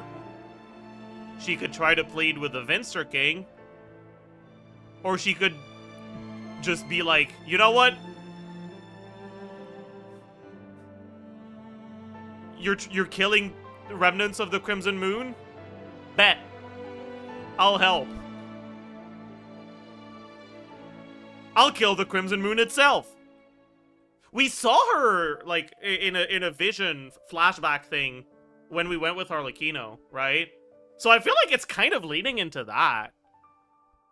Like, whatever this decision is probably what led to her being there.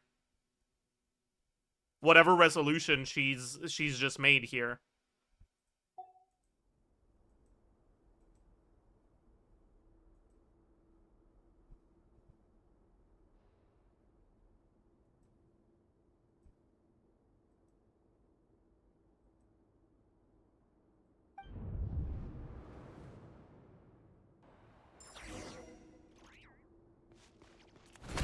Huh? Was that Rerir who just walked past the window? Doesn't it give you the chills that he still takes the same road to work every day? As if nothing ever happened. Those people at the deli. Enough already. They're clearly pretty taken by their own disguises, so just smile and play along.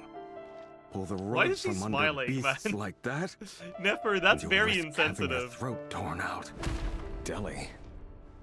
Oh. They're talking about those people from the opposition. Right. I'd almost forgotten they used to run a deli. People of no consequence always vanish so easily. And no one even remembers them.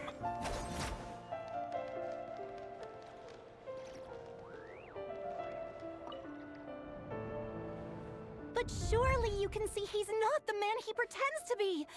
So many have died already, and they say that the king's madness grows with each passing day. We're not going to survive this, are we? But why does it have to be this way? Do we really deserve to die just because of the blood that runs through our veins? Tholindis, are you even listening?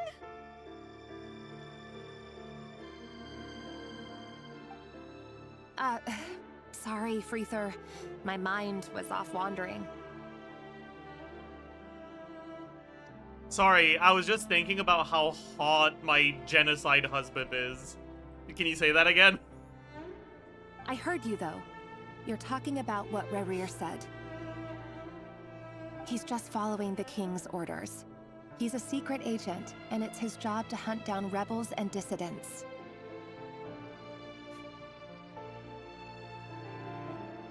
By the time you first met him, he'd already taken lives. Maybe he was using you from the very beginning. No. Rerir has no idea I have anything to do with the Crimson Moon. My family are only distant relatives of the main lineage, and besides, my eyes are perfectly ordinary. Truth be told, apart from my teacher, pretty much no one knows I have any connection to any of it. It's been a long time since my family severed ties.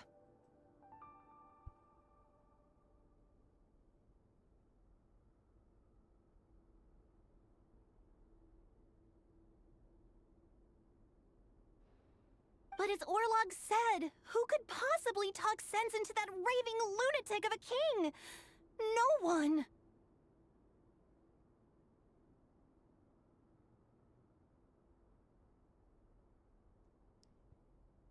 What the fuck? Jesus Christ. I'll work something out. Trust me, I'm with you all. But for now, you need to keep yourselves hidden. Don't let anyone find you, anyone at all. Listen,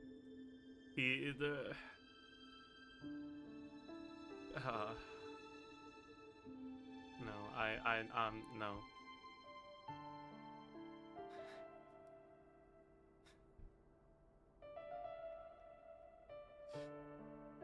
I kind of want to make a joke, but I feel like it goes a bit too far here.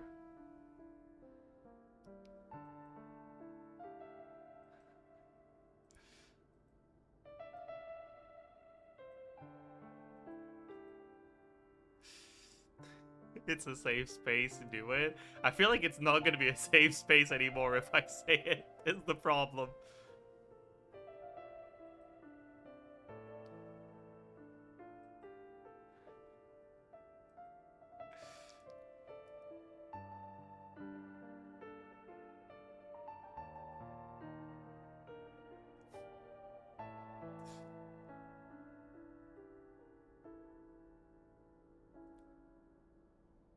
No, I won't.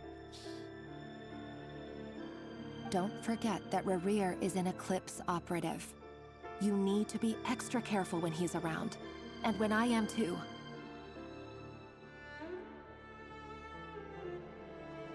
For now, don't come looking for me. And if anything happens to me, just act like we've never met. If even you can't escape this, what hope do the rest of us have? But after all this time together, surely he wouldn't lay a hand on you.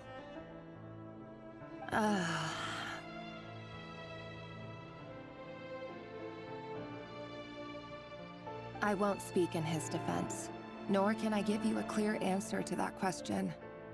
But I'll do everything I can to put an end to this. Here, hold on to this. If an opportunity to escape presents itself, take it. You'll be glad you took some spare change.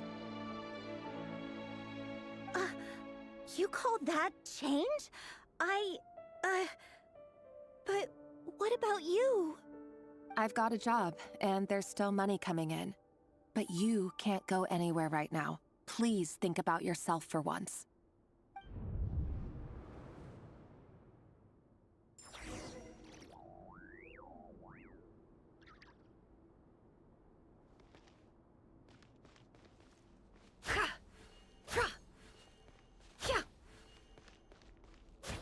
You know, I forgot what her... Yeah, I forgot her normal attack string looks like that. Man.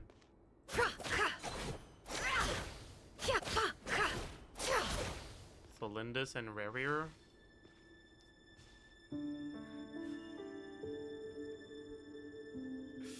I mean, I don't think that's true.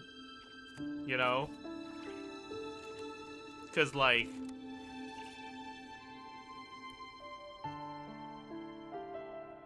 I don't think tholindis is like this.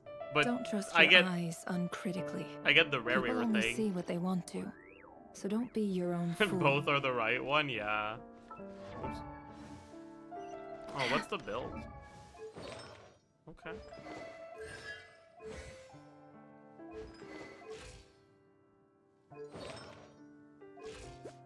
Yeah. 152 ER. That's crazy.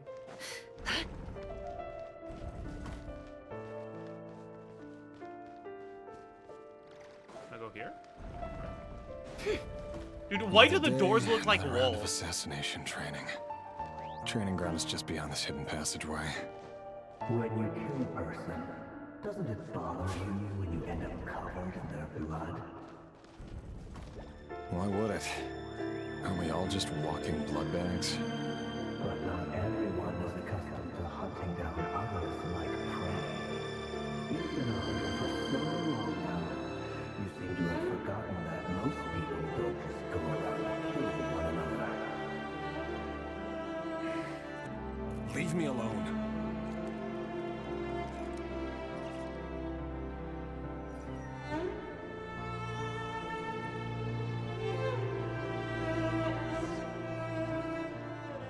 Make sure you have a firm grip on the handle. Then choose your angle well. Keep your movements light and brisk. Oh. And the prey won't sense a thing. Wait, the E doesn't do enough damage to kill them? Wait, do we not one-shot them if we don't crit? No traces.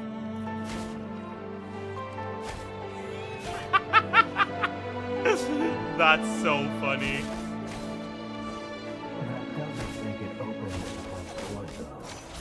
The king just happens to need you right now. Or do we just always need 2 hits for these and we need a... That won't happen. We say, ever since you fell under the spell of that power, in the beginning, you only had to take out a handful of the guilty. Okay, I think the first few just had less HP or something. The ones I've dealt with have always been guilty. And I've carried out my work flawlessly. Okay, why am I even doing this? Like, do I need to? I feel like I don't.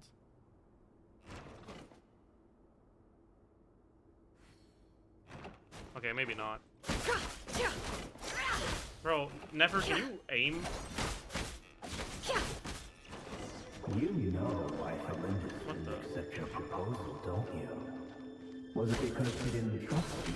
Or something else?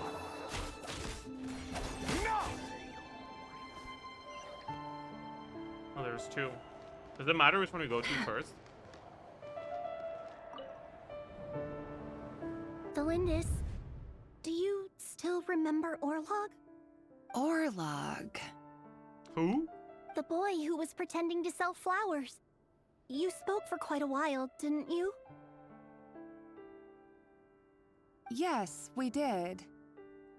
You even noticed the bodies? I did not. My bad. What about him? He was arrested 2 days ago. Chances are he's already dead. He... I just don't get it! After everything he's done, why do you still stand by him? He's just really hot, Frither. You don't get it.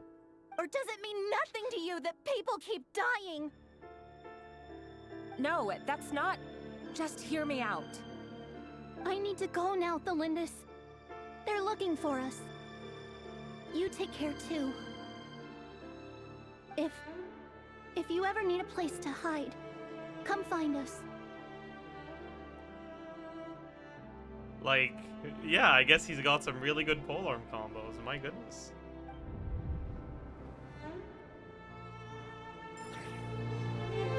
Oh, there's the bodies. Okay, that doesn't look like the position a dead body would have. They use the sleeping model for these. Like,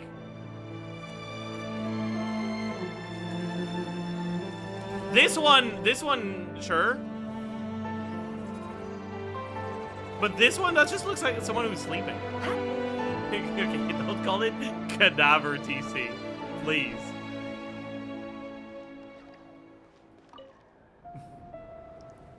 Maybe Rerir's in denial? Maybe. Author, Tholindis.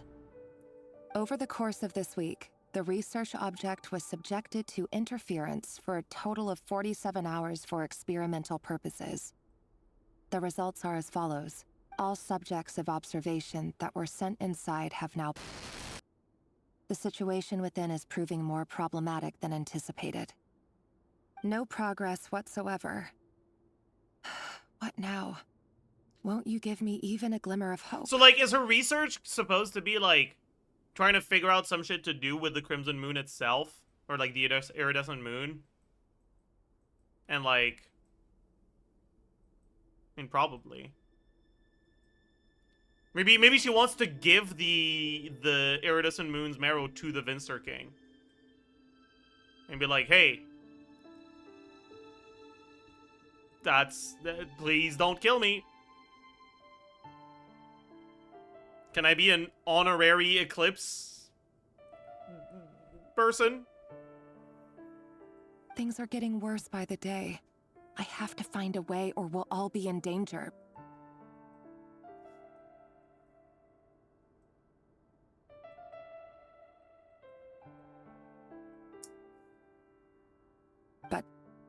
But I... If all this research comes to nothing, what then? Sooner or later, it'll be my neck on the line. But could he really bring himself to kill me? Bro, why is she sweating so much? No. Surely he wouldn't have the heart.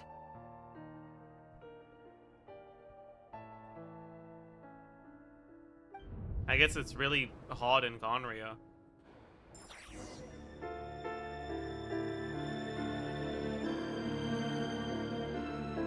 Maybe it's just that Rerir is actually canonically too hot. Right? Like, there is no moral dilemma for Tholindis, because it is physically impossible for her to resist how hot Rerir is. And that's being expressed through her sweating. Why won't you just let us go? We don't even know each other. All we want is to live ordinary, peaceful lives. You want to live?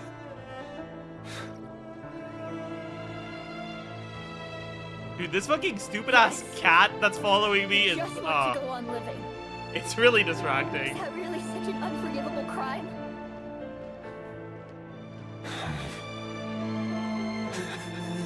You can unequip it, can I? You want to go on living. How? I want to keep living too. I don't think I can right now. Living forever. That's why I have no choice but to continue on the path I'm on. Wait, living forever? If only some savior would suddenly swoop down and change the way the world is. Too bad that's not going to happen. Where's that coming from? If there really were such a person, you and I wouldn't be standing here like this, would we?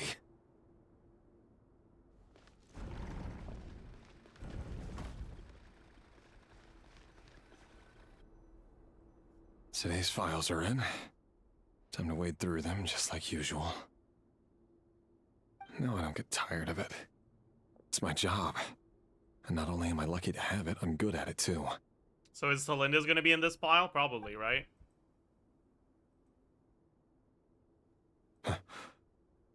Wait.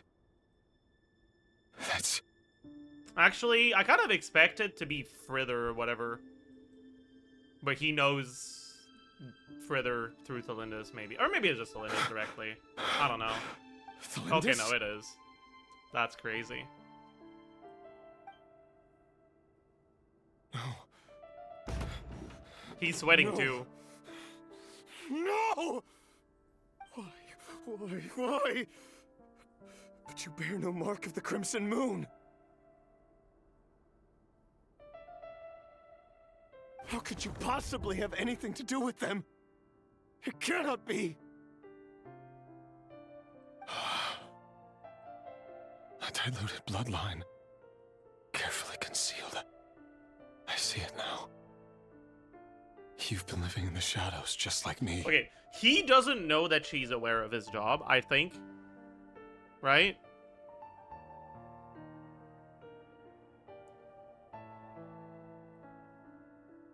So, like, is he really saying, what? You're a racial minority? Well, I guess you're just like me for real, because I'm a mass murderer. Like, Jesus Christ, man. This, oh.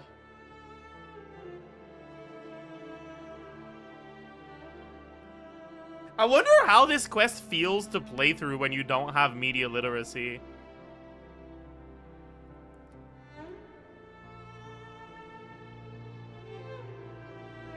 Like, what do people think about Rerir and tholindis? Arnold, I know, I know you had to get the disclaimer out.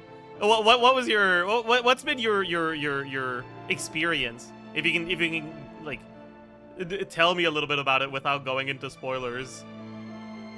I got fucking clapped for disliking. Do you dislike his characterization from a storytelling perspective, or do you dislike his character as a person?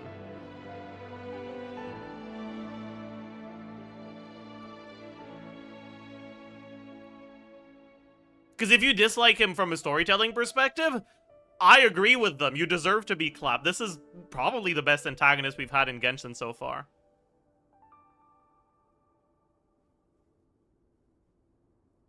Just don't show me present-day Rerir again, because he doesn't have anything going for him anymore. I hate him as a person, okay.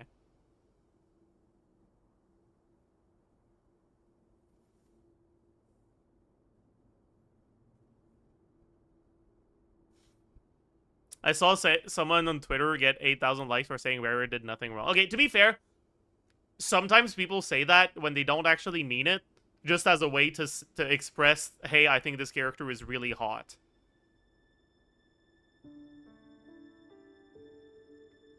And, like, because it's a fictional character, and they haven't actually hurt any real people, you're not gonna have to, like, step on eggshells about being hurtful towards any of their victims. So it's not, like, an insensitive thing to say, but... yeah.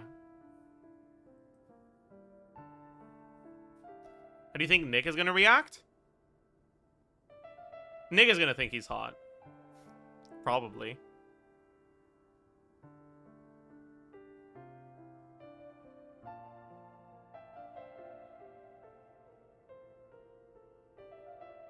I think Nick will get the nuance of this quest, though.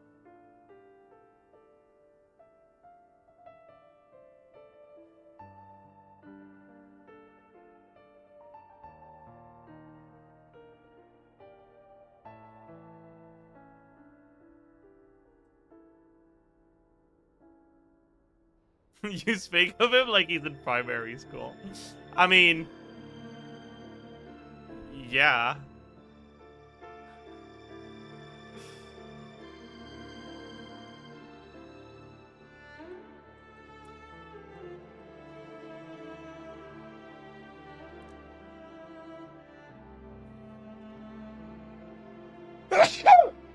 Sorry.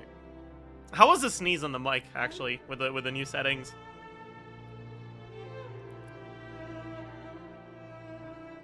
Not bad?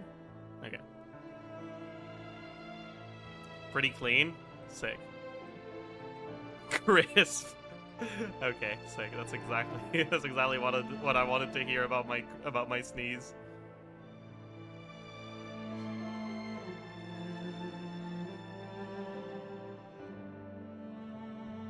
What a fool I've been. Numbing myself with talk of justice. Even imagining my friends would back me up. But in the end, Irminsul. What? Mr. King! How far are you going to take this? From the direct bloodline to secondary offshoots? And then what? Did we know this before? We knew Irmin. Did we know Irminsul?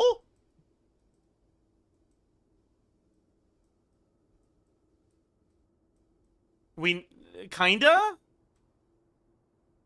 From books. Okay, I can't read, so I didn't.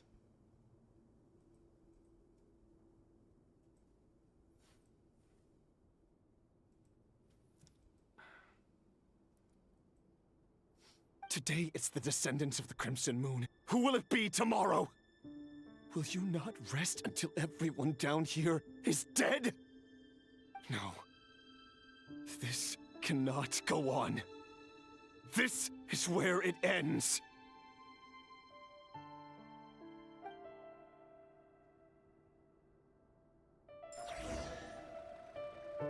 Oh, we got a chest.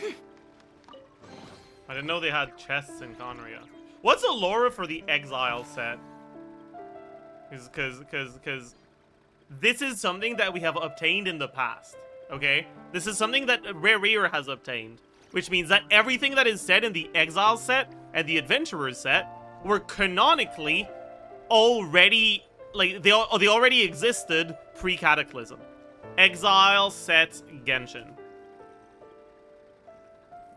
Let's go read the lore.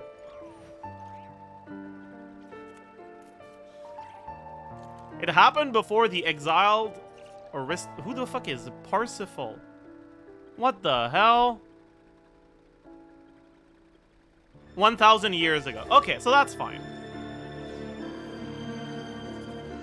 That's pre-Cataclysm, no problem.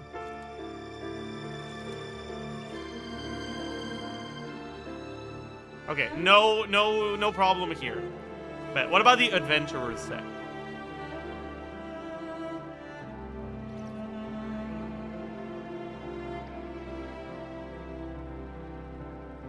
Why does Ashru sit up on the counter? Is this just generic? To welcome our clients, of course. A kitty's gotta earn his kibble somehow.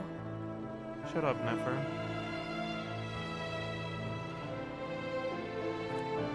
How old is the Adventurers Guild, actually? It's about official, is it?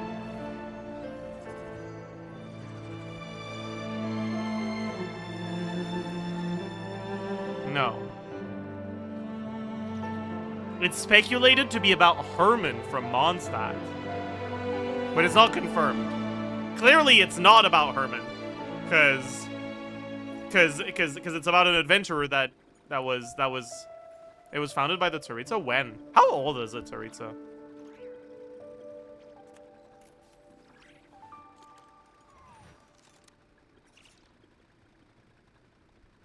Over 500. Were adventurers a thing? Pre-Cataclysm? Likely it was founded after the Cataclysm.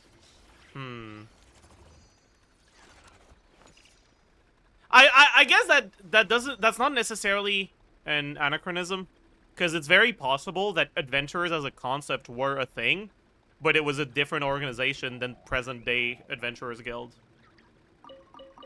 Oh well.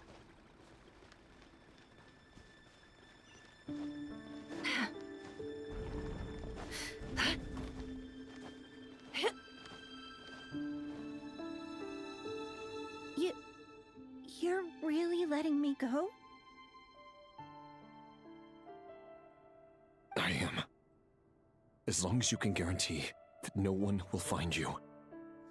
Don't worry, I'll be extra careful. No one will know I was here. But what about you? Me? If you let me go, you won't be able to complete your mission. Come on, Rerir, just kill me already. Why the fuck is she saying this? Good point. In that case, maybe you should stay. No, please! I just want to see the outside world again. To Go on living? Yes. I know you're a man of your word. So please, just let me go. If I let you leave, what will become of me? Just kidding. Go, now. That's crazy. Yeah, well, that's a sick joke. I'll be right back.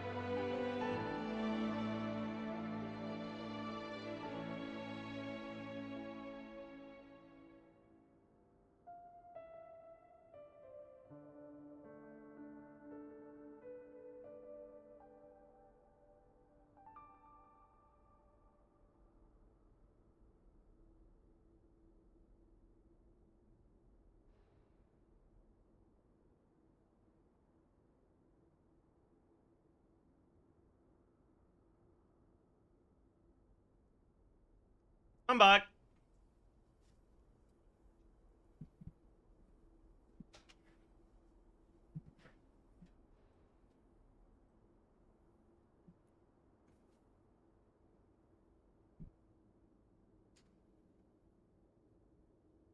But yeah, bro, also, why do we not have access to, like, the previous voice lines here? That's annoying.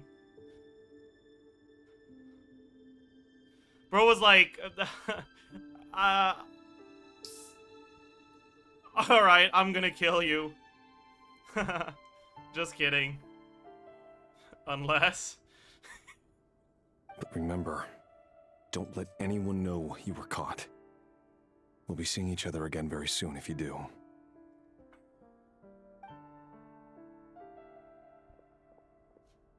Even shadows in the dark must live by a code. But you can't save everyone. Rerir has been whispering in my redeemed ear now. for days now, Vedifalnir. Hoyo did it with their What are you excellent trying to do? storytelling. Break me down? Oh, this was Vedifalnir? Ooh.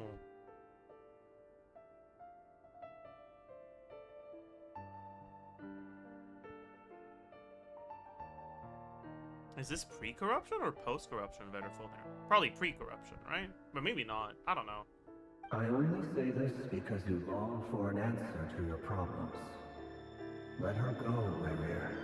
Or you risk losing I think it's the everything. future Vet. I will not abandon Tholindis.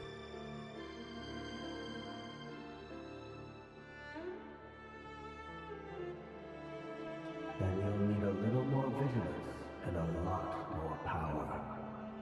The world is changing, Rerir. Keep your eyes peeled for your moment of opportunity. Do you remember the crystal from the Care Bear That Archon voice used quest? to be No. so unclear. That was too long ago. But now I know exactly whose it is. It's Vedifalnir.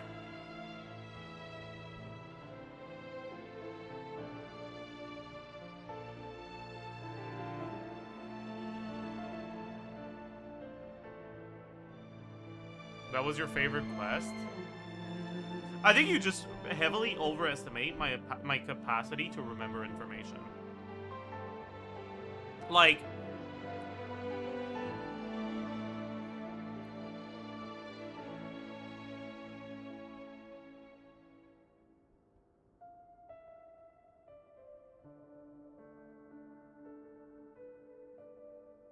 information that I don't use for, like, a week is permanently deleted from my memory.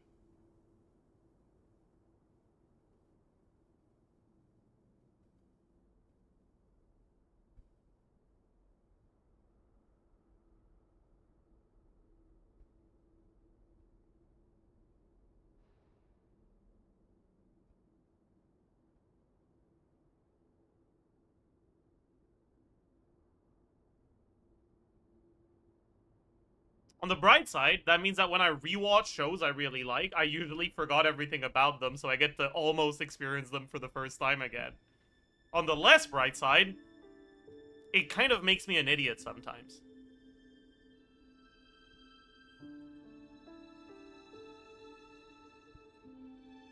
I remember emotional reactions well, but, like, information, I don't. I remember that I had a very good time with the Carry Bear quest. But I don't remember what it, like, all that much about it.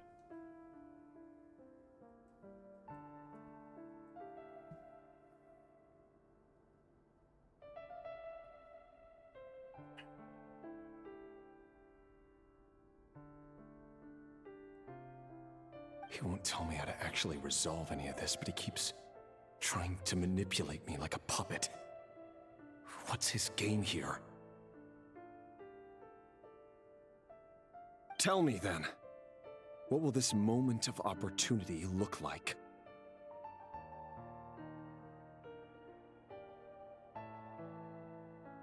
This. Oh.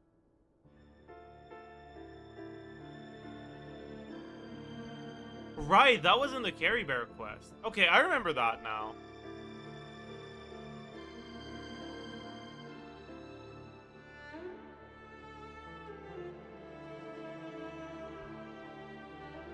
And no answer. He's He's like a ghost. Always disturbing me when I'm on edge, but never answering when I need him most. So, the Eclipse dynasty was purging, well, massacring the descendants of the Crimson Moon. And it seems like it was all connected to the Vinster King's research.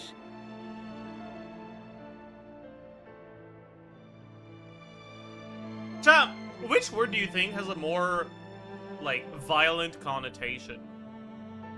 Massacre or purge?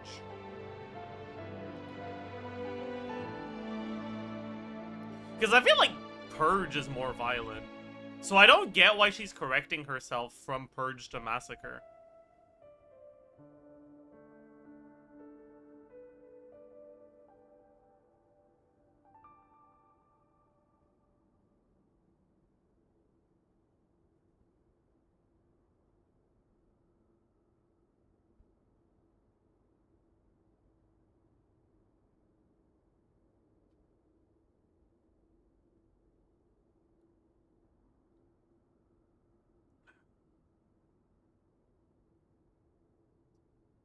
Yeah, I guess purge is always done with a specific intent. Right? We're not saying that it has to be a good intent, but it's always done with a specific intent. And massacre doesn't really speak to intent. So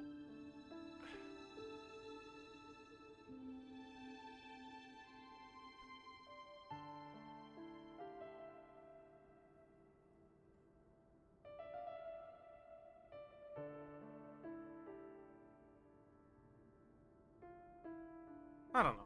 The king's obsession with abyssal power left the future of Khaenri'ah hanging in the balance. No wonder every aspect of Rerir's life was so unstable.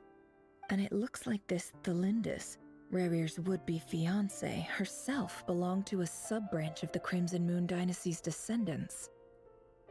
Purge just refers to removing stuff, doesn't have to mean killing them. Yeah, but in this context, using the word purge dehumanizes the victims more than massacre. So I feel like it kind of makes the word purge imply a more violent connotation.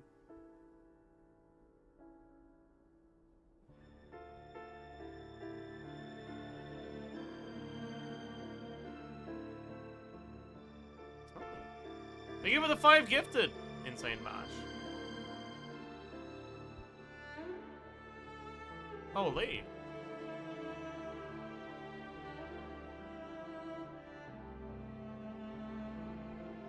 It almost defies belief that a couple like them could hide the truth from each other for so long. If the Vinster King hadn't intervened in such a drastic way, they might have gone on deceiving each other for the rest of their lives. Nefer uses massacre instead of purge as a way to rehumanize the victims. That's an interesting perspective.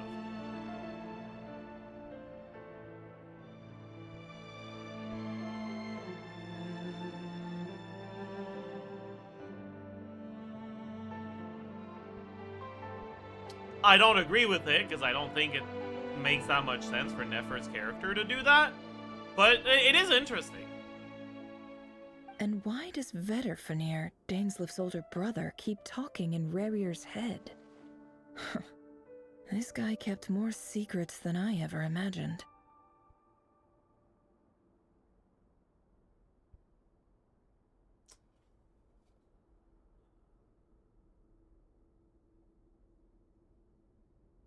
The human mind is like a vast desert of shifting sands. When you follow the flow of someone's memories, you only ever see the parts they're willing to let surface. Yeah, I don't know, man. I don't know if it's actually supposed to be the real Vedderfanir.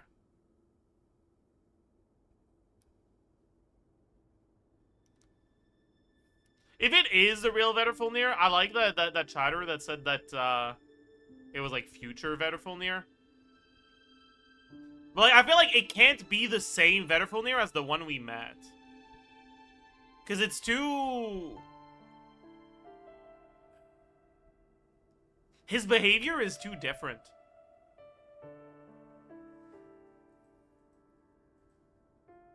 time for something a bit more creative.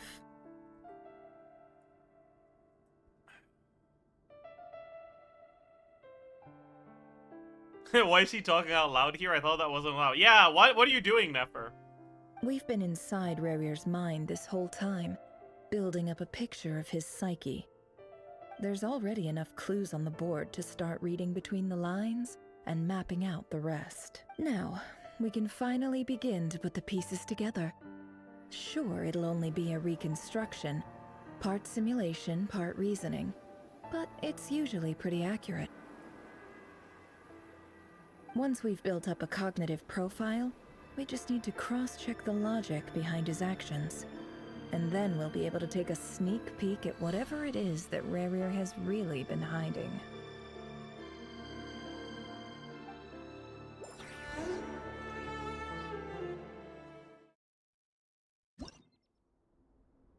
So... are we gonna do puzzles now? That. I love puzzles. Rerir, are you there?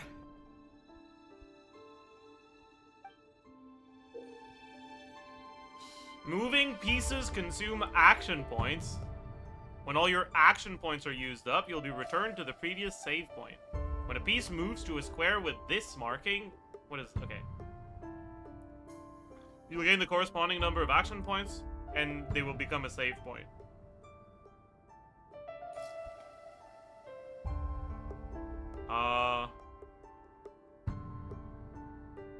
So what do I need to do, exactly? Like, where am I supposed to go? Am I supposed to, like, get out? Probably?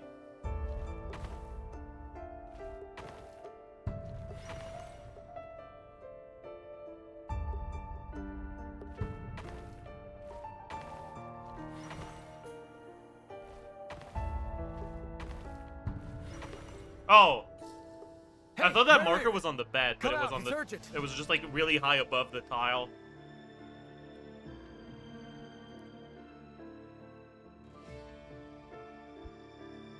Dane? What's wrong? Quick, come with me. I'll explain everything once we've met up. So is this the day of the bad thingies? Okay. I'll come. But tholindis is still over at the Universitas. I'll need to leave her a note. All right then, but make it quick. I've never seen Dane so worked up before. Whatever this is, it must be big trouble.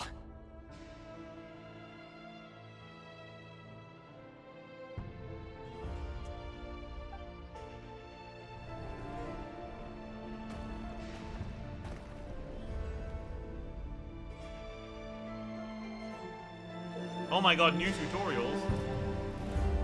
Moving this way does not consume action points. Can I not move the camera?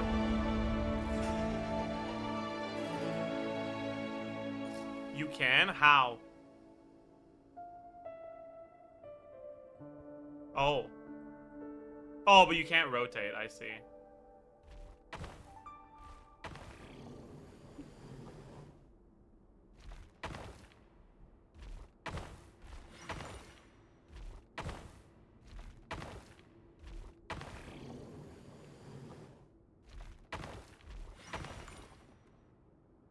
That's kind of dumb.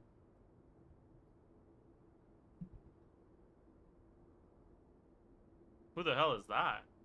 Well, this is a nice Oh my change, god! meeting you all at this hour.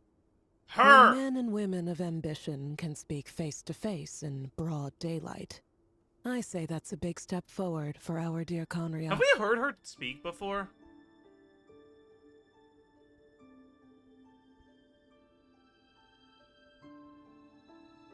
In the trailer? Was it just in the trailer? Have we heard her speak in game before?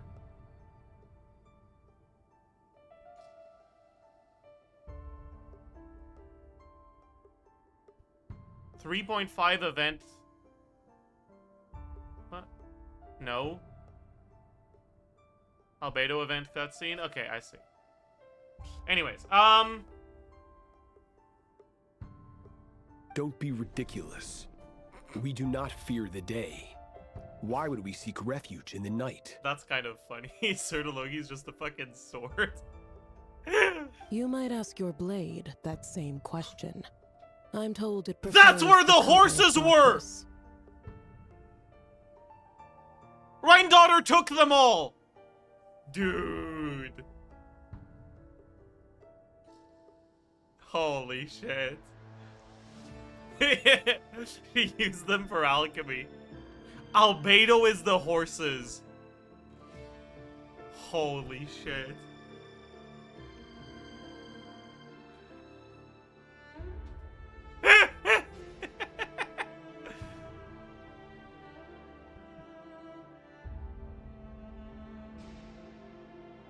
That's a unicorn. This horn is clearly a part of the armor, not a part of the horse.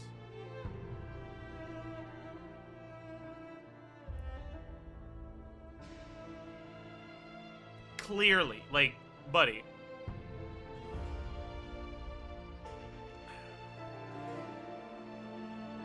Maybe it has a horn underneath. Maybe, but I don't think so.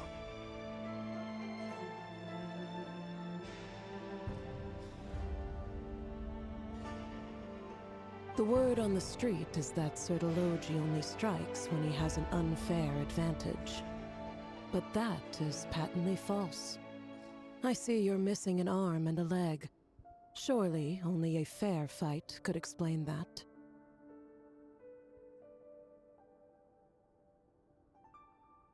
No, he wanted He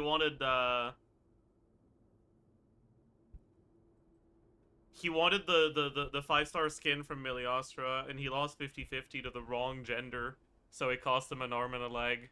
True. If this is your way of offering me replacement limbs, believe me, I'll take them. I don't know how the Miliostra gacha system works, by the way. I just heard it was like that. I didn't look it up. I'm probably wrong. I don't care. Oh, we can certainly discuss that. With bioalchemy, anything is possible. Assuming I have your full support in my research. Lunatic. Roptatir. What brings you What here? is that? Is that like a jug of wine? That's a mask? It's a comedy mask. That looks like a jug more than a mask, bro. You telling me that's a fucking smile?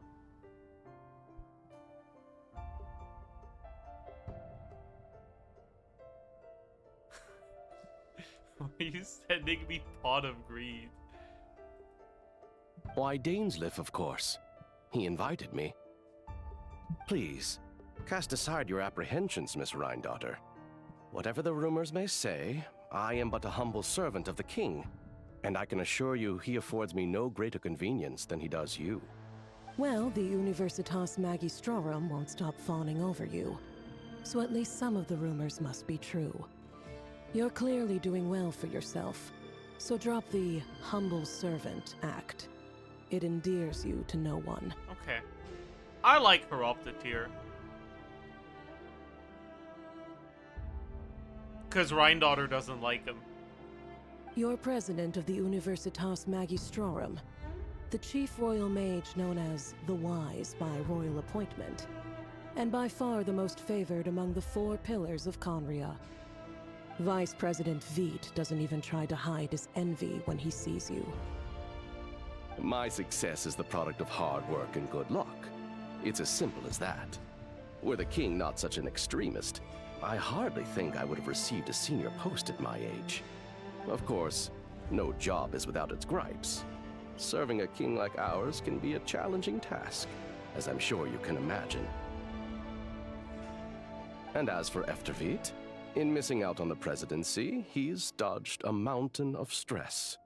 Like everything else in life, it comes with pros and cons. So, Reindaughter just called this guy by a nickname. I wonder if that's because he goes by that nickname and Horoptatir is just being fucking cringe and lame.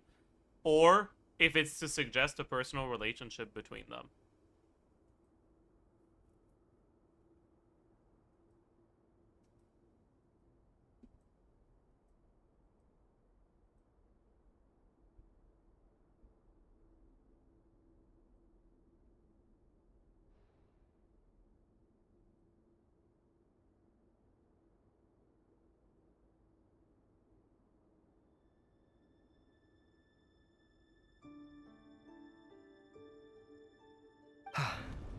You're all here. I apologize for the short notice, but it was an emergency.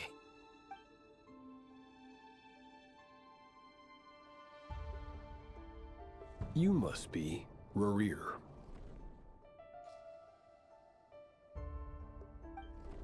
Why does he look like that? Mr. Sertology. Yes, I handled your case. Is it because he's like the king's Nothing hunting personal, hound? Of course. I'm pleasantly surprised that you remember me. He's got that dog in him. Noted.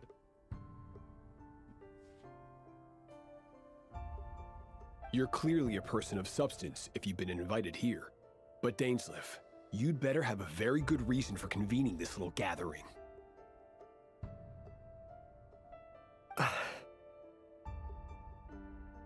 It's my brother, Vedafenir. After he spoke at the court this morning, the king was so infuriated by his words that he had him blinded in both eyes and thrown in prison. Vedafenir in prison? Strange. I thought the king trusted him and Heroptatir more than anyone else in the world. Does this mean the king's circle of trust just got even smaller? It has nothing to do with trust. It's about what the king wants, which is as clear as day to anyone paying attention. I simply appease him, because it's in the best interests of the Universitas Magistrorum. And also because you're slimy. Vedafenir, perhaps less so. But still, a visionless visionary? It rather inclines me to think that qualifications are not what get you ahead in Conria. Do you honestly think this is an important discussion to be having right now? Dane, what are you planning to do? Rescue Vedafenir, I assume. Correct. It will mean storming the palace by force. Tonight. I need all of you on my side. Sertology being the voice of reason? Yeah, that's kind of crazy. That's far too dangerous. And don't forget, Dainsleif, you're captain of the Royal Guard. You swore an oath to the throne. Hmm? You've been planning this for a while, haven't you? I have no desire to commit treason. But whatever critique the king may have of Vedafenir, disfiguring your most loyal subject for putting the best interests of his court and nation first, this is not the conduct of a wise ruler. My blade will force the king to see the error of his ways. So, Vedafenir's prophecy enraged the king.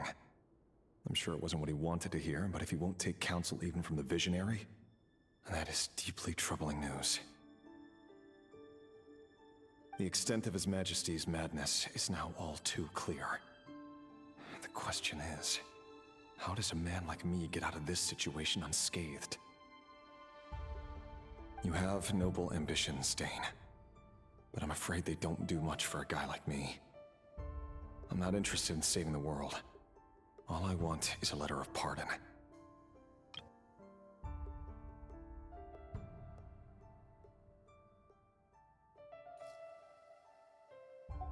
A letter of pardon? For whom? Tholindis? The chances of the Vinster King issuing a pardon for anyone connected to the Crimson Moon seem vanishingly slim.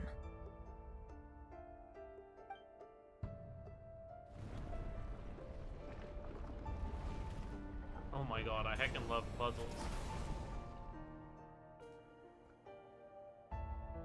This black fog over the board must have some connection to Tholindis. But why is it taking this form? Does it have something to do with Rerir's past? Another mystery I'll need to... Oh fuck, I just wanted it to roll out. Okay, whatever, I missed the last line. Whatever. It probably wasn't anything important. Consume the marked number of action points to defeat your opponent pieces. Your pieces will only attack when they have more action points than needed.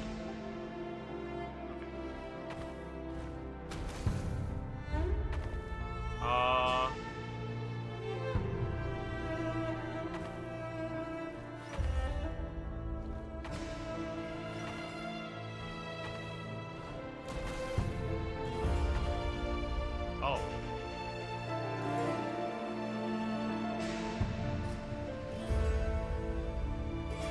That's a problem. Oh, no, that's what you're supposed to do. Oh.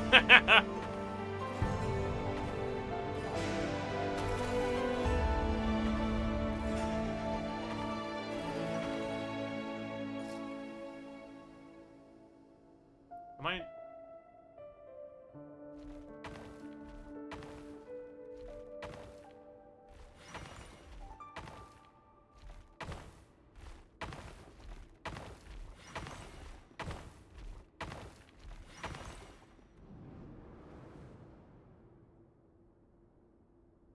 Author Tholindis. Over the course of this week, the research object was subjected to interference for a total of 60 hours for experimental purposes. The results are as follows. Research dating back to the Crimson Moon dynasty has established 2 points regarding moon marrow. Firstly, its origins have something to do with a god's power. Secondly, it serves as a portal to an as-yet indeterminate location. Moon marrow can thus be defined as a spatial gateway. However, there are a number of hurdles to overcome before we can answer the question of where it leads to. To start with, opening the gateway requires a specific power source, which the relevant literature indicates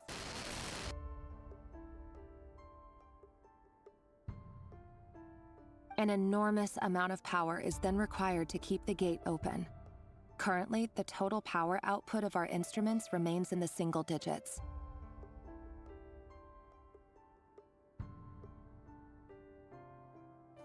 To make matters worse, I am now the only staff member remaining in the Moon Marrow lab. The Universitas Magistrorum recently decided to move most of its personnel into abyssal energy research, which has stymied all Crimson Moon-related projects. Frickin' Horoptatir. Funding research on the Abyss. This is not a wise move. I have always maintained that placing all our hopes in a single source of power is risky, especially one as poorly understood as this. As well as making ourselves overly reliant on a single resource, we are neglecting other promising technologies. Okay, by the way, like, why do they give it such an ominous name? Like,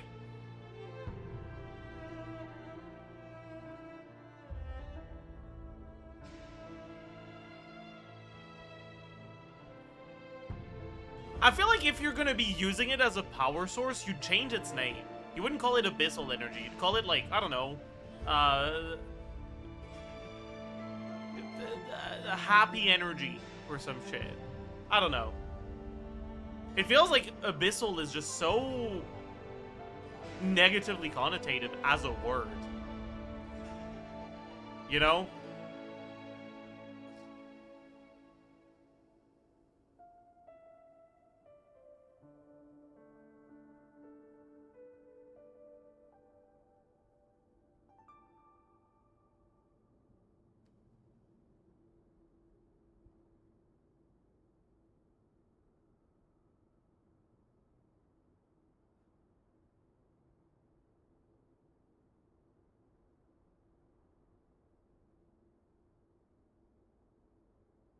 Conrians are edgy? Fair.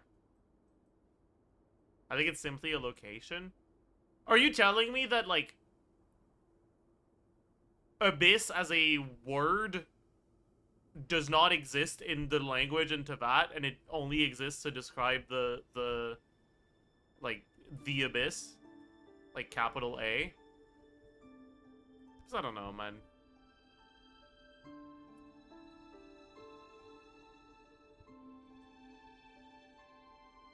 Eh.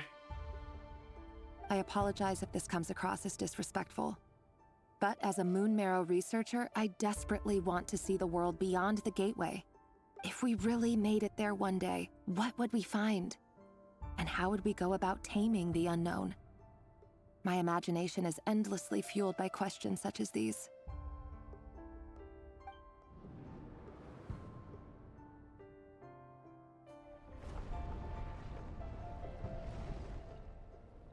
Oh my god, we have to go backwards. That's crazy. Do I have to kill the enemies, by the way, or can I just fucking beeline past them? You don't?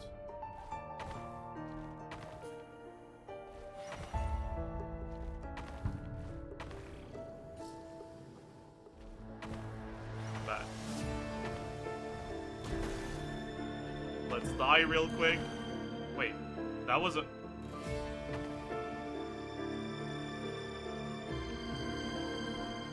I did have to kill the enemies, actually. Damn.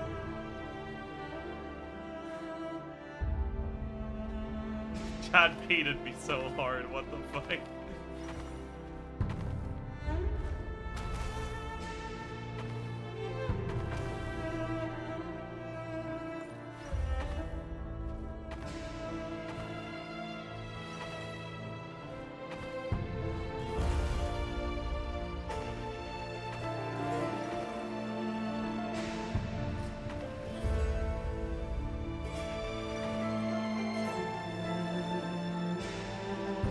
This is for you. I heard you're gonna leave the city with your parents. Tholindis, did you hear about what happened? I've heard nothing. Rerir got back very late last Friday, and he was acting a little unusual, but he slept pretty well, so I'm guessing whatever he did was a good deed. You never saw him, and I don't know what he did. And this conversation never happened. You understand? What if he finds out that you pried into his secrets? Don't be silly. I don't know what secrets he does or doesn't have. All I know is he's just a normal guy who happens to run some errands for the king. Are you scared of him? I don't know. The Rerir I know doesn't match the person you all describe. Logically, I should be scared of him. And yet, I don't want to lose him. But enough about that. You should get going, and be careful with the package I gave you. Keep it secret. Keep it safe. What's in it? A piece of the moon. All you need to know is that as long as you keep it safe, then in the future, everyone will be able to see a red moon. A red moon? You mean our moon? That's right. Our moon. Promise me you'll look after it. I promise, Tholindis. The Crimson Moon bloodline will never die out.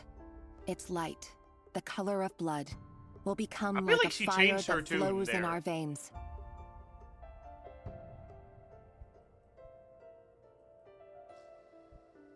Well, like, where the fuck is this coming from? No matter how long it takes.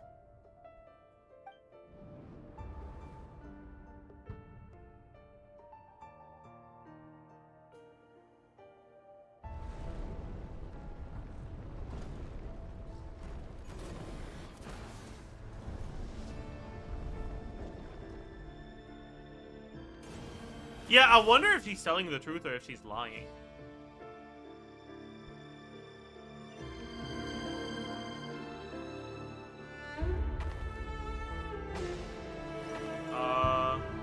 That isn't gonna work, right?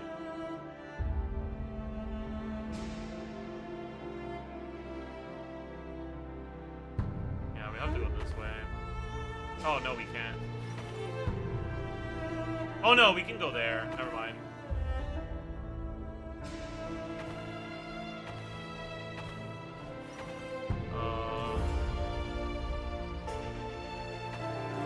Wait, no. I'm an idiot. Wait, can we?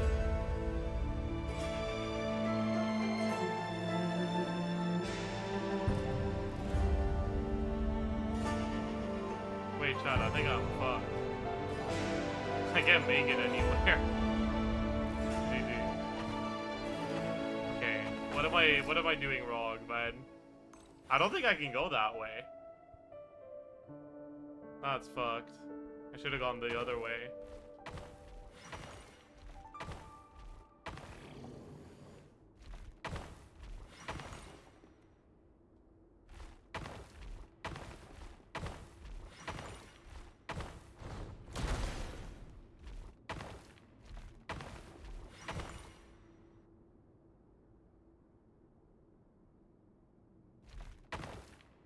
Wait.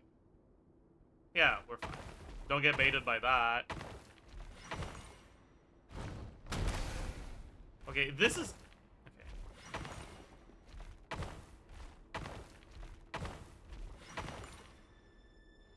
Hurry, everyone, and stick to the plan.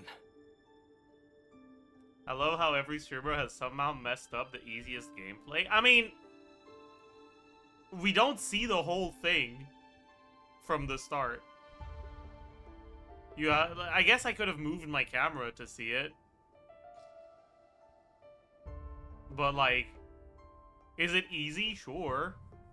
But unless you go out of your way to move your camera for it, it's RNG.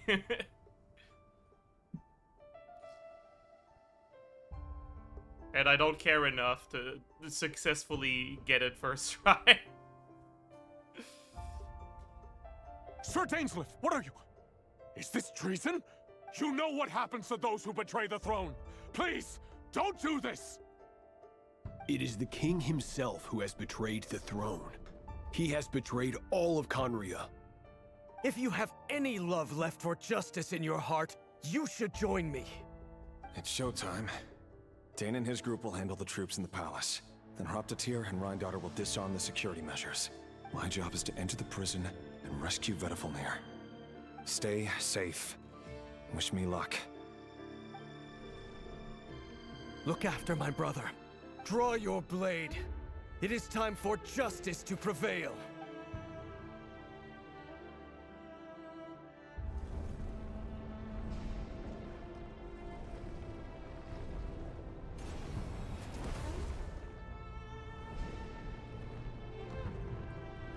I don't mind the puzzle segment, but I really don't like how we have to fucking slowly watch them build it. I think that's very boring.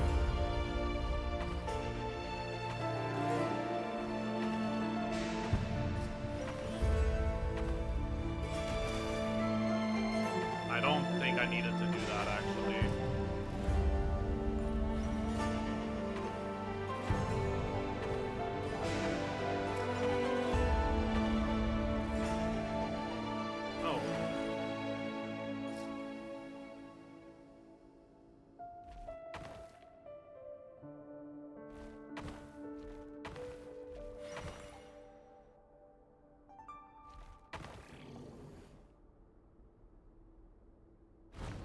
I think I'm gonna have to die once, right? So I can go back here. Maybe I could have gone around. Yeah, I probably could have gone around. Oh well.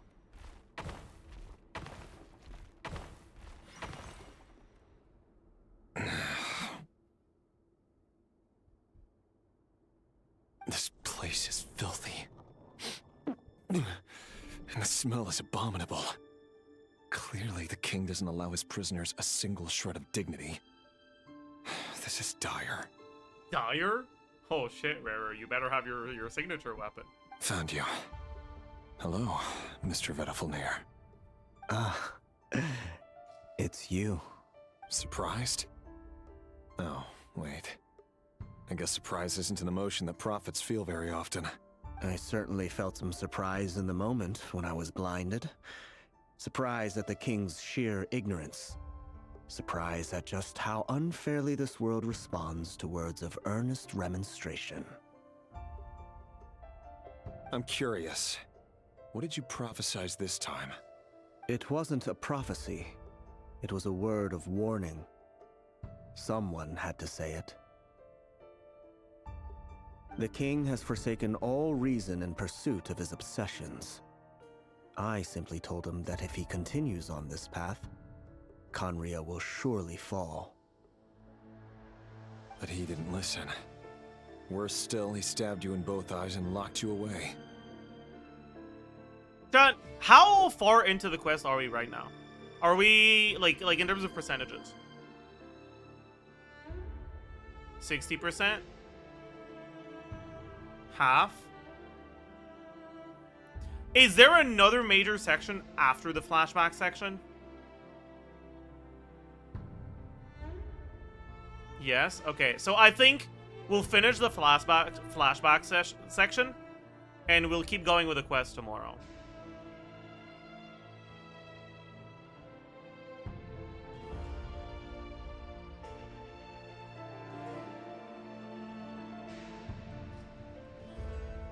Because I want to be in top form for our conquest stuff. Especially because this quest is really fucking good so far.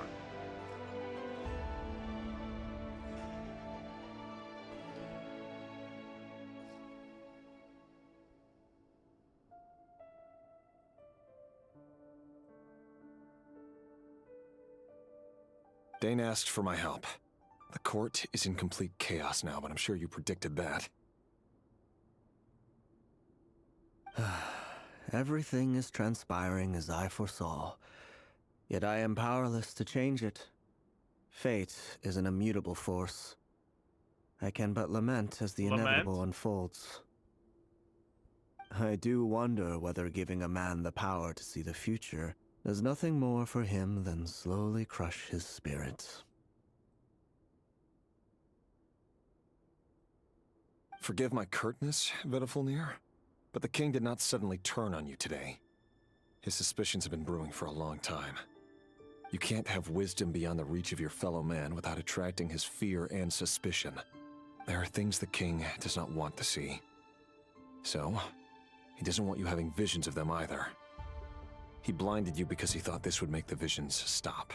He wasn't entirely wrong. I did indeed lose my power to see the future. Right up until... Until what? Just now. I believe I saw something new.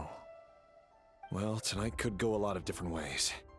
5 of us banded together to storm the palace, also we could rescue you. This will go down as the most tumultuous day in Khaenri'ah history.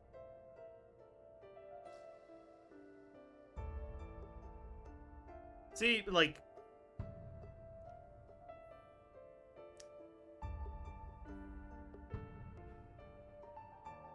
I feel like he's aggrandizing the weight of his own good deeds here.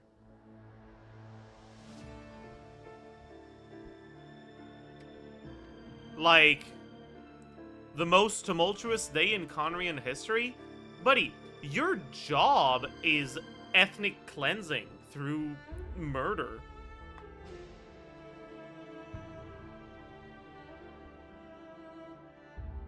Like,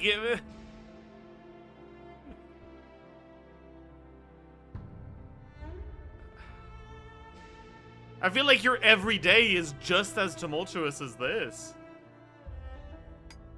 I don't know. I sense hatred in you, but also hope.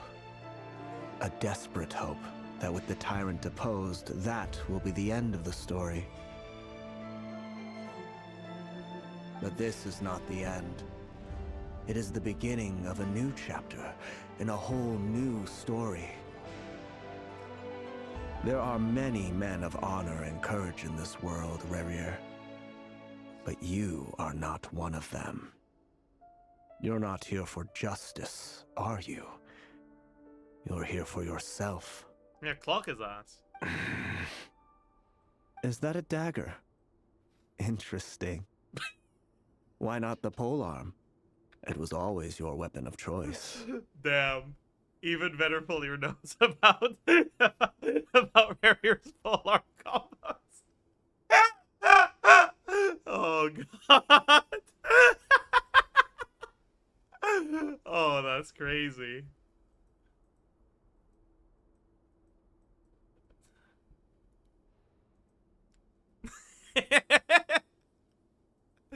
Yeah, I mean, I guess rerir swings both ways, you know? Polearms, daggers, he uses both.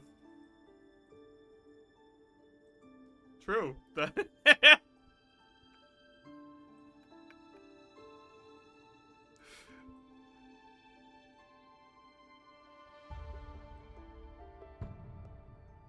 With your abilities, I don't doubt that you were able to recover some of your sight. But I also doubt that you want to make an enemy of me right now.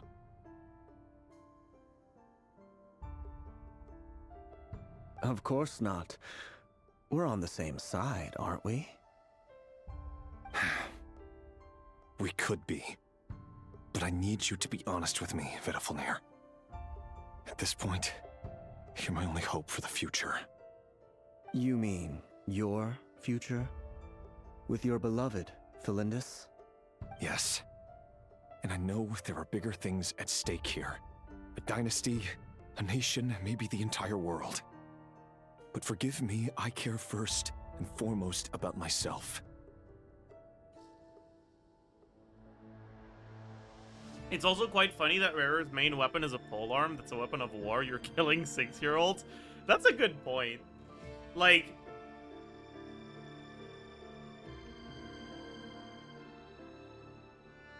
I do feel that it's a bit overkill to be using a polearm for, like, execution. That's a good point, actually.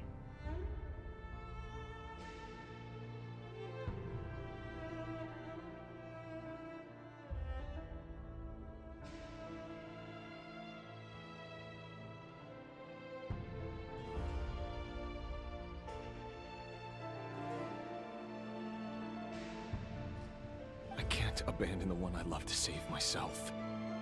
I just can't do it. But you see a broader picture of the future than I. You see the solutions to the biggest problems of our age. So tell me, what is my solution? What's the answer? In matters of fate, answers are either right or wrong. What will be and what will not. Maybe you are willing to pay a certain price in the pursuit of happiness, just to kill an but infant. unfortunately, fate does not negotiate. Oh god.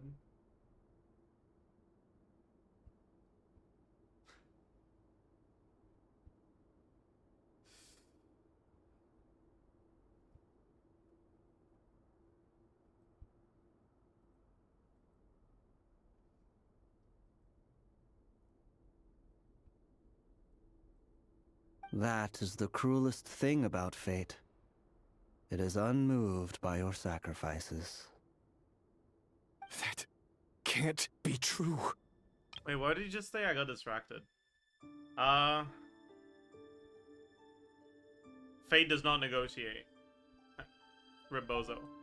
I know it's your voice that I keep hearing in my head, urging me to see how the world is changing, to seek more power, so I can protect the things I love.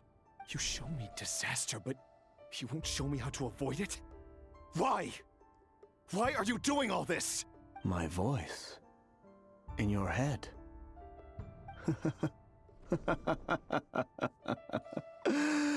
So, you hear it too? The voice that steals your mind, gains your trust, and drives you crazy. It turns out that we are not so different, you and I. I was crazy once. Vedafilnir just broke into the strangest smile I've ever seen in my life. As if he'd discovered some monumental secret. But then he suddenly switched to looking extremely weary. Very well then. My advice to you is as follows. You must persevere. Whatever trials and tribulations you may face, be steadfast in the belief that they are your path to the future. Have you seen the 3-burst deck with Rerir? It clears little Tom's shield. Oh, that's vile. You can't be saying these things, dude. Jesus Christ. Oh god. Oh. For as long as you live, your story with Tholindis shall not come to an end. That is the only chance you have of fighting back against fate. It is up to you whether you believe my words.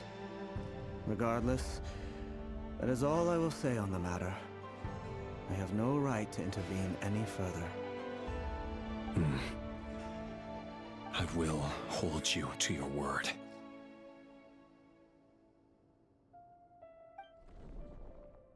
Thank you for setting me free. In return, I will tell you one more thing that you cannot afford to ignore. Rerir optimally kills children alone to obtain the full deathmatch attack buff.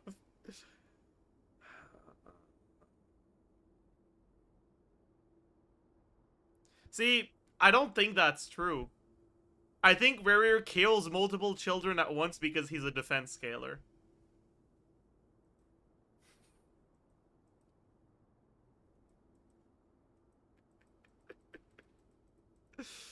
Oh. Wait, chat. Thoughts? Rerir defense scaler confirmed?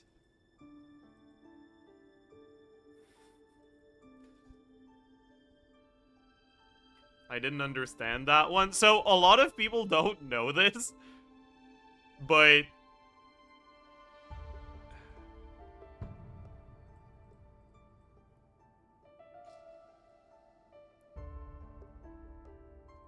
it's not that deathmatch gives more attack when you're in single target. It's that the effect in single target and AoE is different. In single target, you get only attack, so it's like glass cannon. And in AoE, you get attack and defense. So that you don't die in AoE. But that means in AoE, deathmatch gives you defense. But not in single target.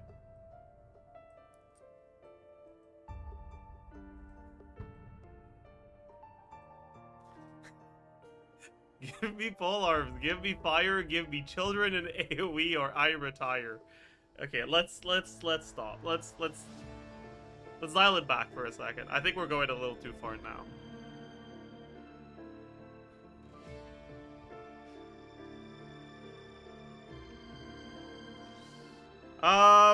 Thank you for saying. Okay.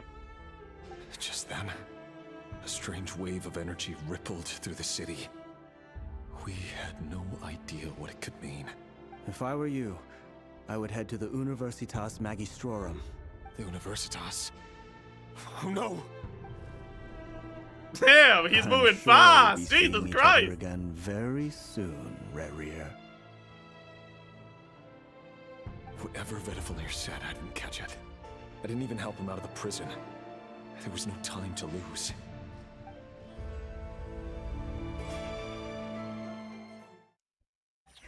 Yeah, he's late to school. Chat. Instructor and Lucky Dog were also present in Conria. Okay, what's the lore for the instructor set in Genshin? I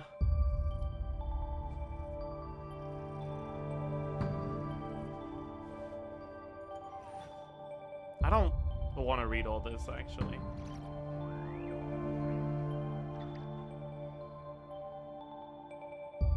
Yeah, what about the books of Elysium?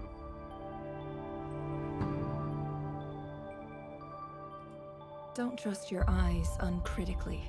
People only see what they want to, so don't be your own fool.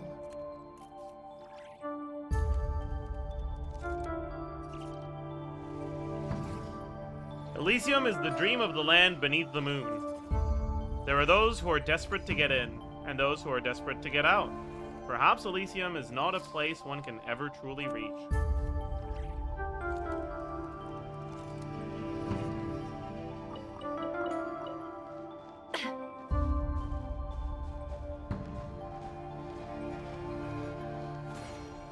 Why am I even doing a charge attack?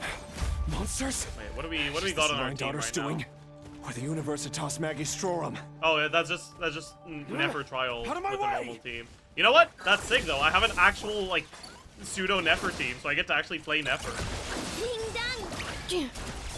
Oh, that's wrong. Let's see what you're made of.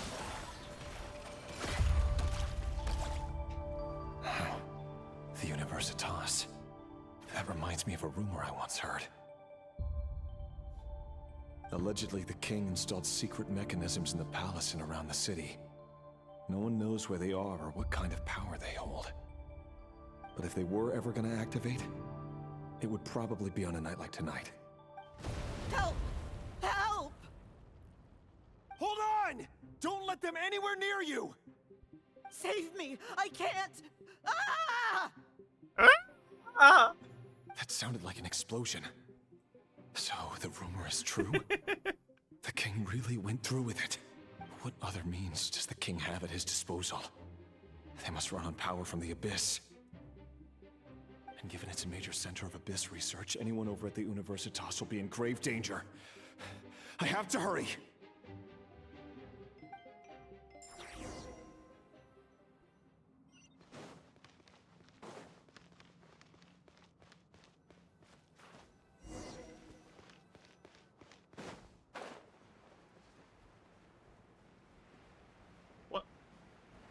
What?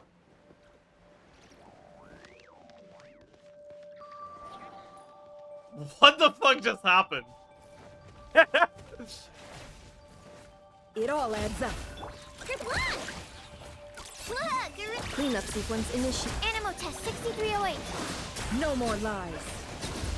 It all falls into place.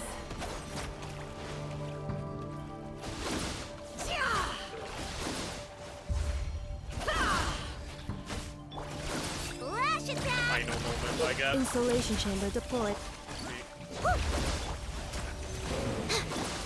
Can't hide the truth. Time to come clean.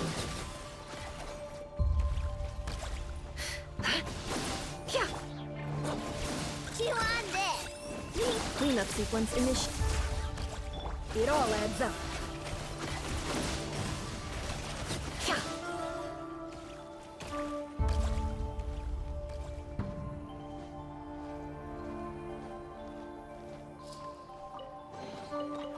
Check the mob name. Oh, I didn't see. What was it called?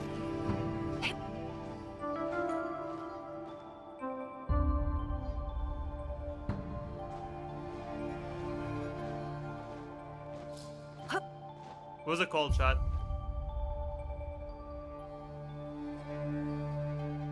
Regicide Blood Money.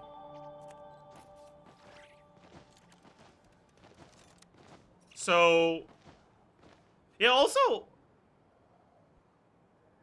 Rift Hounds, huh?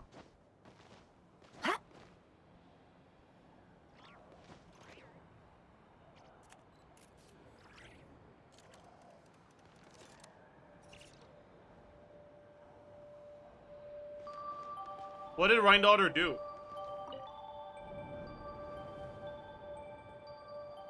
Monsters at the Universitas Magistrorum? Why now? Nothing wrong. Okay, got it. Oh no, they're coming. Sorry. It's no use. The table won't hold out much longer. The weapons. Where are the weapons? Of course. All the lab equipment was upgraded after the inspection last week, but the new weapons haven't been allocated yet.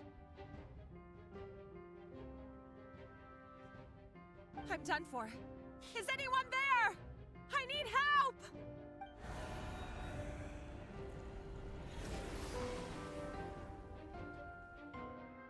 Ah! Stay back! Please stay back! Please!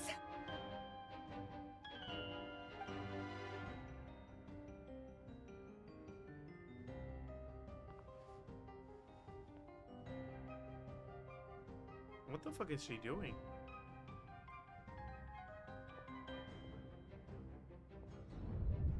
Like, did the split personality kick in or something? Like, what? What's that?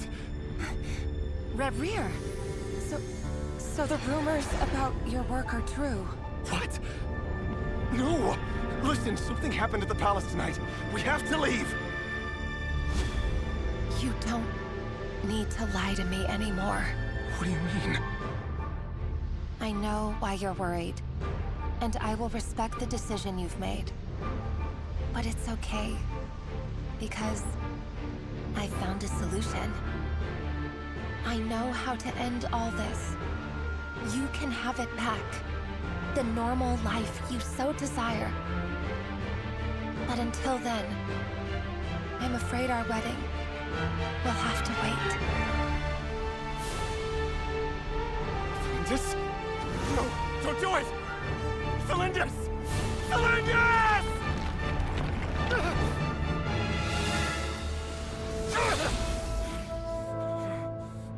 I told you, Rerir. Let her go. You will find someone better. No! No, I won't do it! I have to save her! By what means exactly? A lowly pawn.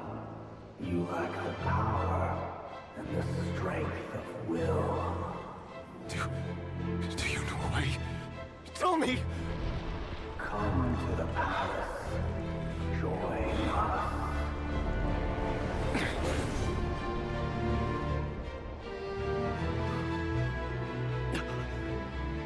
Rerir, thank goodness we...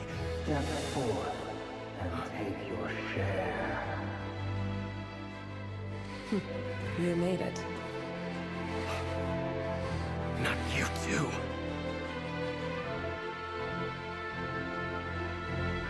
Hatred or grief, despair, desire. We all have our own.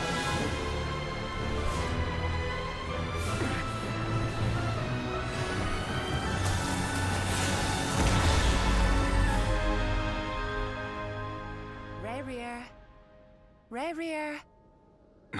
Tholindis? Were you daydreaming?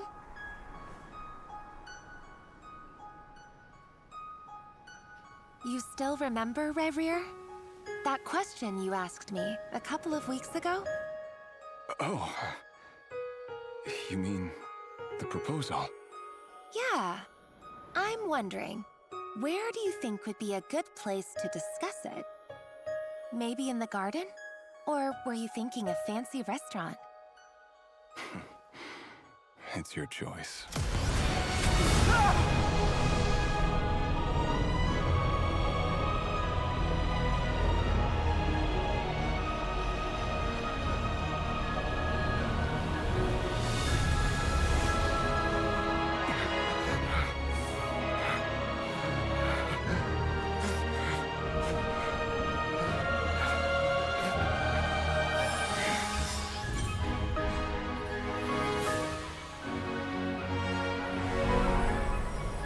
That's the same effect as arlecchino. Oh. And that's the same glitching effect as arlecchino.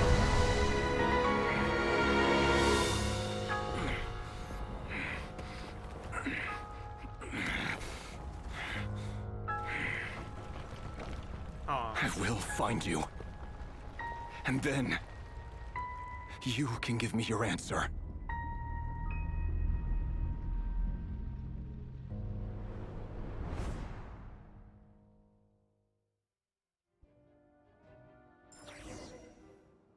Yeah, what if he says no after all that?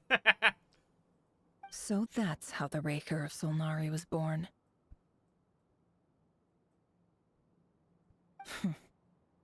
A monster created by circumstance is a monster all the same.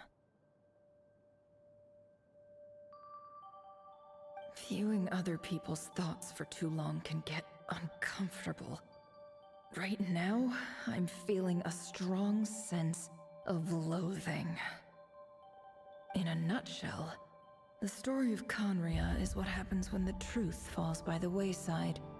Everyone tells little white lies, and before long, you have a huge pack of lies that destroys everything. Whew. Time to get back. His past is filled with sorrow, but but the tale of any fallen civilization is one of endless tragedy. Cruel as it may be, that was Conria's fate.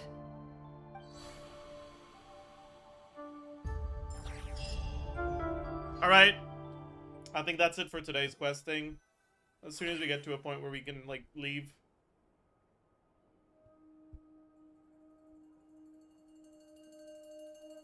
Everyone, I'm back. If I alt F4 Can I get a now, where does it standing put me back ovation? to? I heard the thing. It's gonna put me back to here, right?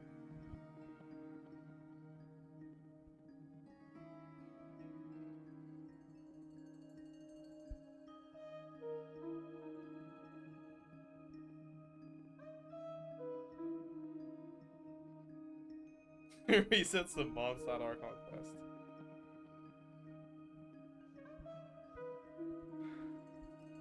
You can TP out when the cutscene ends. Okay. I'll do it then. Nefer! How are you holding up? Feeling okay? She's fine. Boss is a pro. Yes, I'm fine. You will have seen the events of Rerir's life through my thoughts. It's now clear that he is just a regular nobody, driven by personal tragedy, No, it's not. as he said What himself. are you talking about, Nefer? I mostly What the agree. hell? There's only so much we can know about him from his memories alone, but they did give us a clear glimpse into his life in Conria. However, I would not consider Rerir to be a nobody. Lauma gets it. He was deeply involved in the events of that era. Yet, when the catastrophe of Okay, a by the way, generation why the strikes, nobody is safe. did tholindis do that? Like, is that something that's gonna be revealed later, or can we actually like talk about that?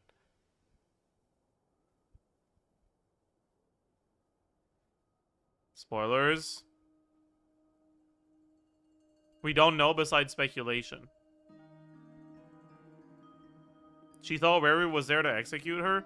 Yeah, but he said, no, I'm not, and she heard him say it, and she was like, well... Okay. Moving on.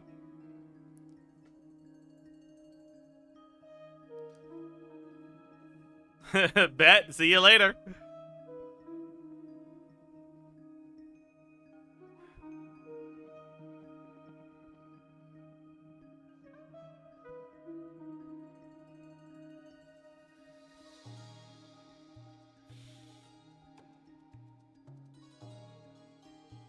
She kind of changed before Rerir found her. That's true. Like that interaction between her and that last interaction between her and Frither had her being like, yeah, I fucking you will see the red moon. The red moon will come back. The Crimson Moon dynasty will never die out. Yeah, exactly. It was like she was possessed or something. Anyways. Sounds to me like you're speaking in riddles again. Is this you urging me not to abandon the people of Nod Krai in their hour of need? That's not what I meant. Although I do hope you choose to remain a part of the plan. Without you, the mission ahead will be all but impossible.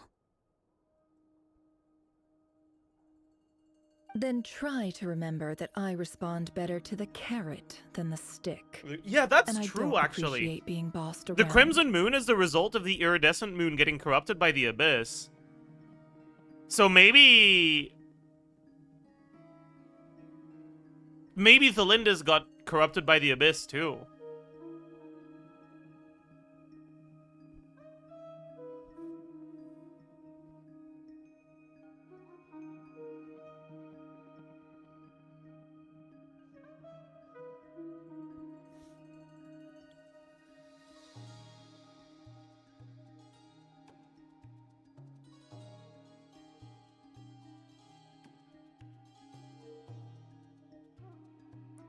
Like, maybe the Abyss was after Rerir and used tholindis to get him to sin.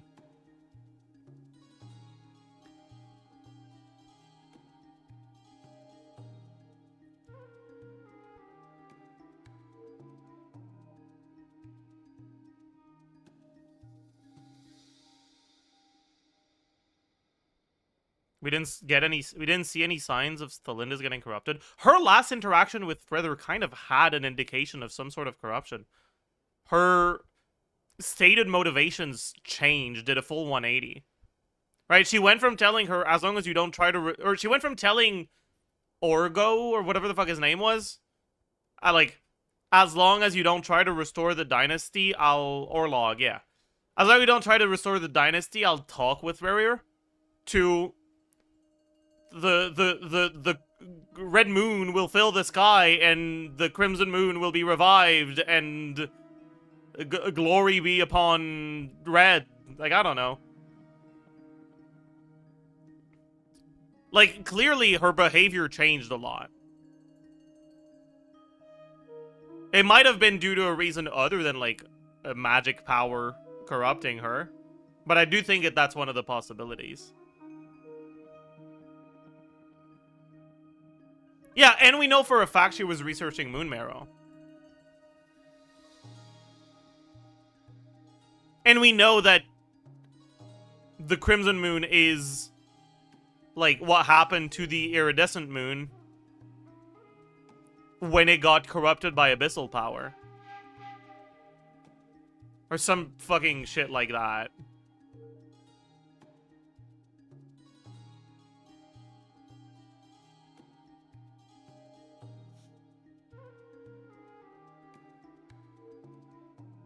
She also had a fucking red glint in her eyes during the cutscene.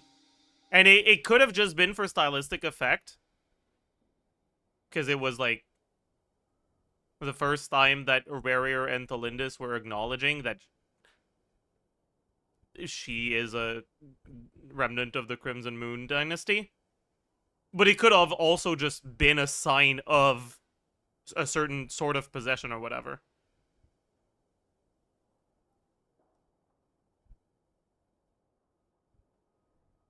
I took it to mean that she didn't care until she realized that she wasn't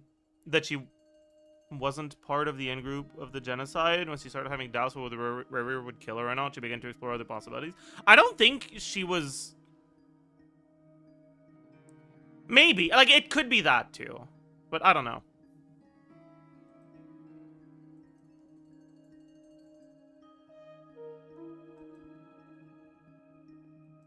Yeah, and then there was also her glitching out like Arlecchino at the end.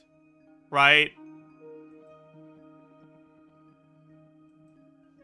Now, as for you, Missy, you were excellent. You stuck to the rules of the ceremony and kept your mouth shut the entire time. Bravo. Cool. So, can you fill me in on the deets now? Most of what I saw went right over my head. Patience. You'll hear the whole story, don't you worry. But let's meet up with the others first. It will save me narrating it twice. Yehoda? Yes, boss. Let me get that door for ya. That's more like it. For a moment there, I was worried you'd forgotten about the first clause of your employment contract. Forgive my curiosity, but what does the first clause say? It says I gotta do the annoying stuff that boss is too lazy to do for herself. Like opening the door, pouring the tea, yada yada. Dude.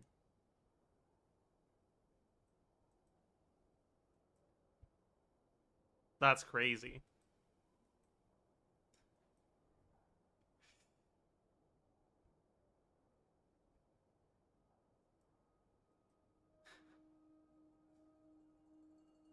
She's just like me, but she gets paid. Yeah, she's a mod.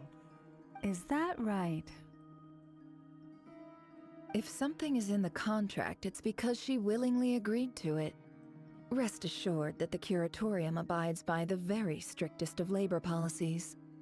You don't seriously think I'm cruel enough to treat her like my slave? In any case, I've hardly shied away from my share of the work today.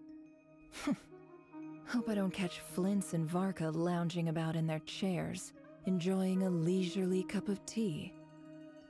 There's nothing I dislike more than other people enjoying themselves while I'm hard at work. You got to spend time with Lauma and Nefer, don't complain.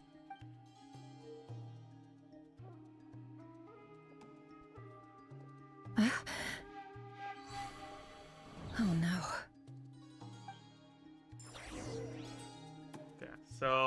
Can I teleport out now? Sorry to No, disturb I cannot. you, but we seem to have run into some You can trouble. alt F4?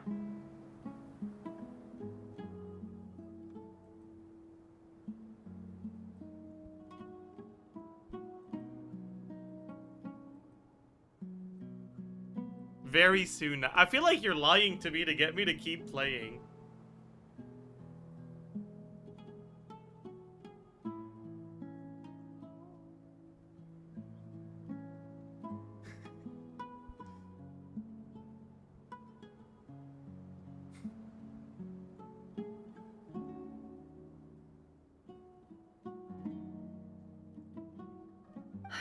Evidently so. You can leave. All right, I'm Don't leaving. worry,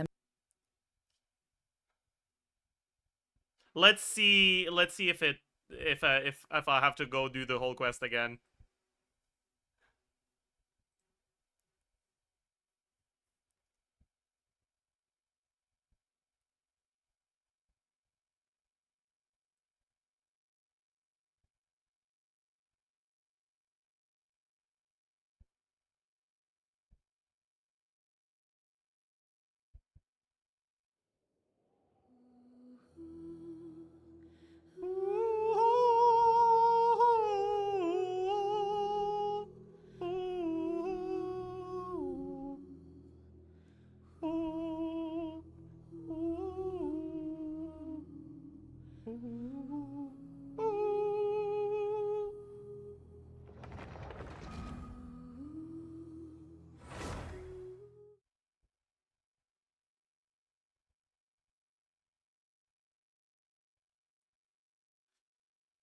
I'm gonna close my eyes and listen and hope it's Sumeru music. Sorry to disturb you, but we seem to have run into some trouble. Yes! Okay, sick. Sick! Sick, sick, sick, sick, sick, sick, sick.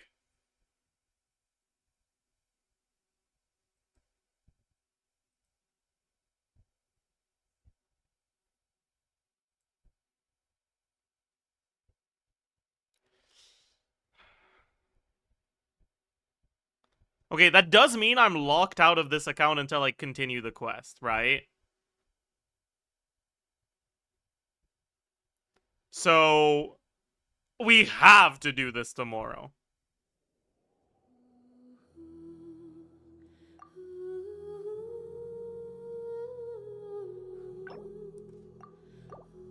Chat, so far this is the best quest in the game.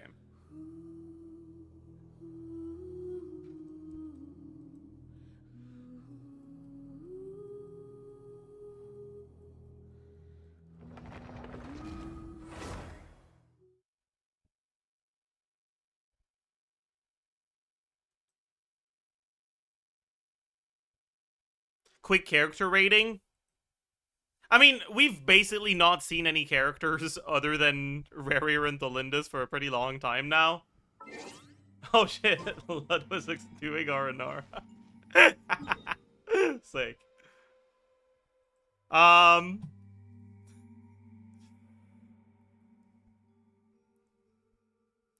Nod, Krai, characters, tier maker. Let's see. Okay, this list isn't updated, so... Okay. This list does not have rerir, I think. Yeah.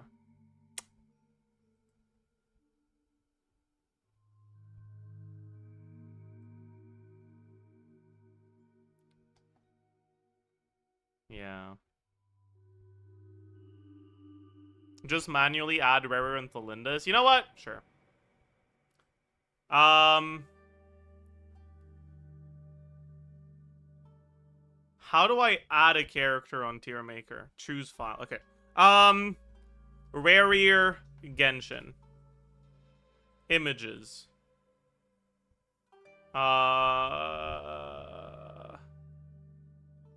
Okay.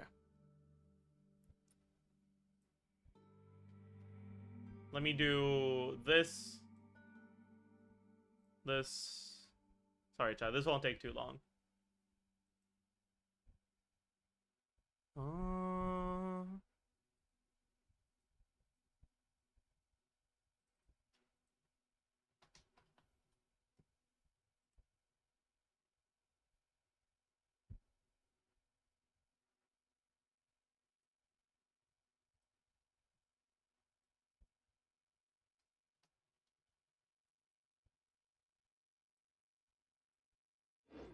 Also, let me put some music.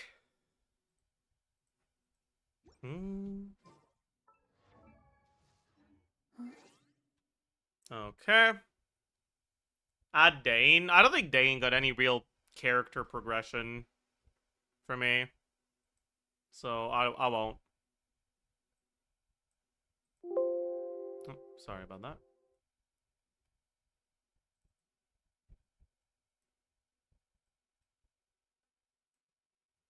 Okay. So, we have added them. And Durin was a placeholder for rerir. So this was our list before this quest. After Act 3. Right? Maybe I should have a, like, present-day rerir as well, actually.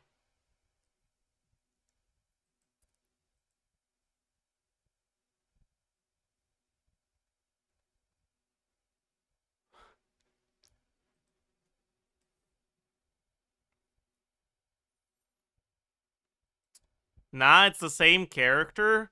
I don't want to think of them as the same character. Because present-day rerir is really uninteresting. Like, the current story with rerir is just like, wow, very strong guy is angry and does things.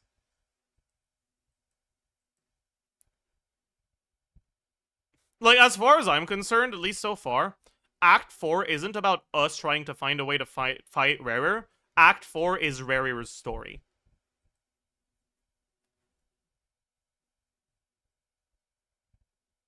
Like, at least so far, right?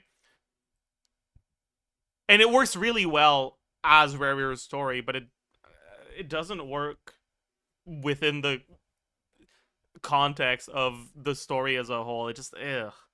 Anyways, whatever. But yeah, like, that's why I had rerir here. Because present-day rerir, I still think is here. He's just fucking boring as hell. But okay, so Inefa didn't really do anything. She didn't really show up. I know didn't really show up. Sandrone didn't show up. Arlecchino didn't do much. Yehuda didn't do too much.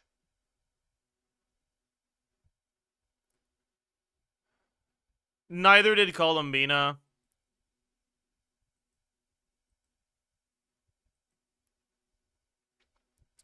Lauma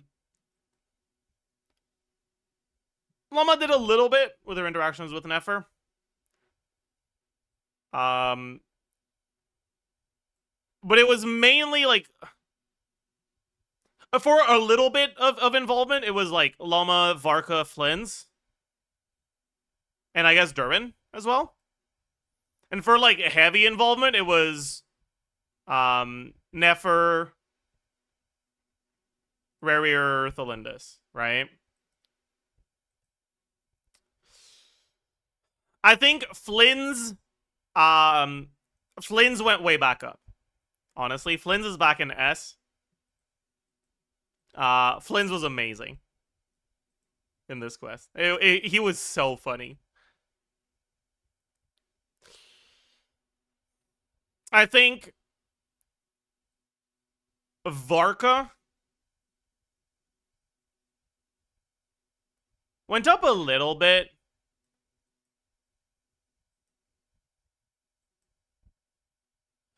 But like, I don't know. Yeah, I think Himbo Varka is actually intended, but I don't think that what makes it funny is Varka himself. I think it's Flynn's. Yeah, like, he's only there to prop up Flynn's. Exactly.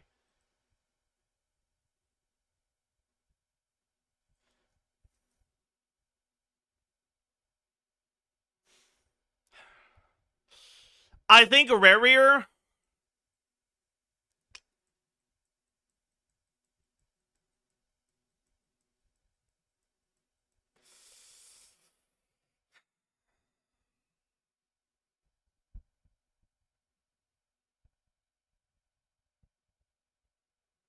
I think rerir makes it into the SS tier. And don't make the joke. Okay? We let's rename the tier to S+.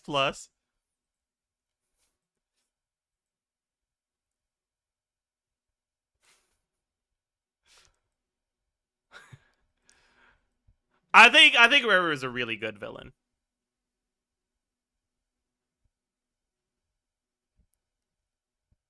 Like, I was not expecting this level of nuance in a Genshin quest. At all.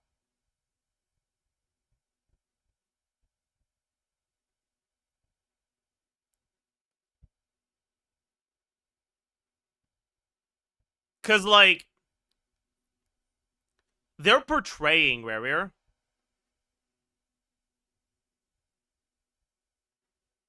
in a way that, like, shows the motivation for his actions, but still condemns them pretty heavily.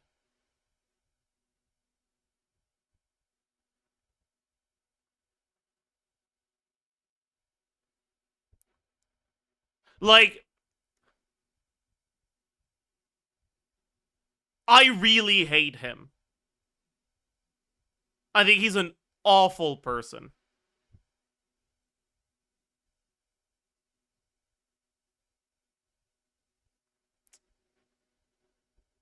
But in a way that makes the story so much better.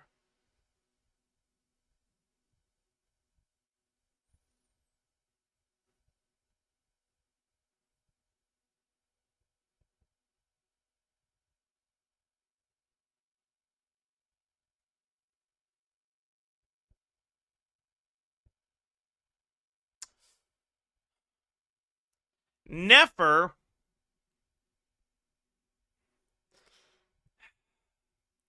Nefer. I mean, I get the feeling that we're about to have a lot of Nefer interaction, because I saw that her, like, amount of lines on the quest was supposed to be, like, 400 and something, and it didn't feel like she's talked that much so far. So, we're probably about to have a fucking Nefer monologue for the, like, second half of the quest. But so far, she really hasn't done too much. She's worked as a way to prop up Lauma a little bit. But, like, meh.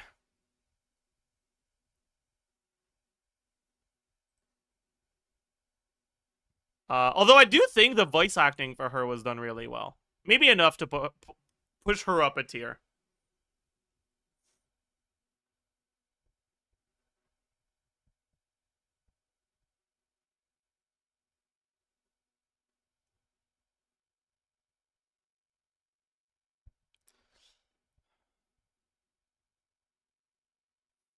And finally, we have Tholindis. And honestly, if it wasn't for that last thing she did, she would have joined rerir in S+.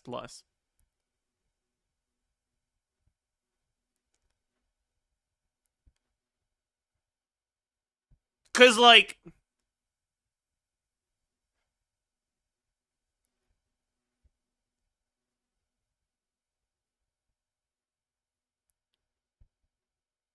she's so...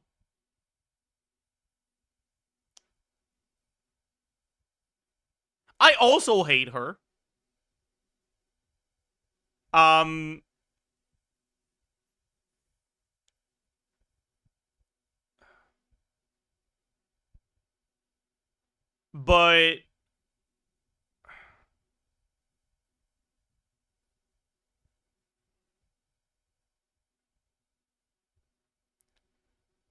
It's like I like her portrayal, like of the way she like tries to give excuses for rerir.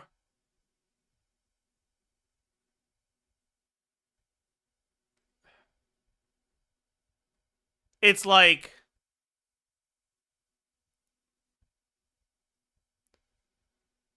I think it's a very realistic portrayal of someone who's in love finding out something bad about the person they love.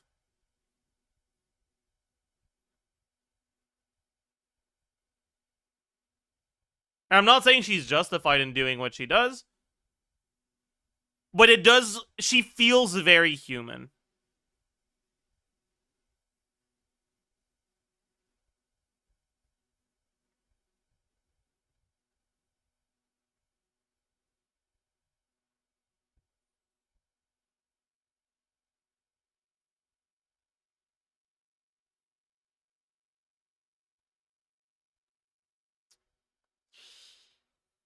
I think she goes bottom of S.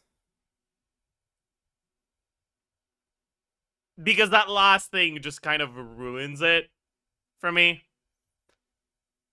I mean, with the interpretation that she got somehow corrupted by the Crimson Moon or whatever, I feel like it's excusable. But if it's not that, she beelines to C tier with Nefer. Like that's no. It does not make sense for this character to act like this.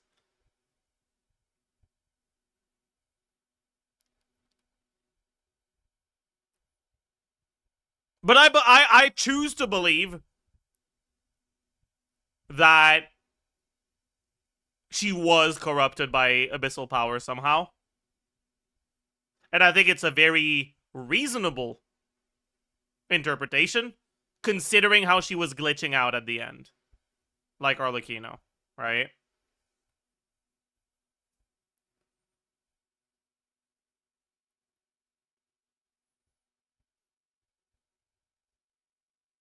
And then durin. I don't have albedo here. I guess I could have albedo too, but I don't care. D for durin. Durin didn't do shit, man.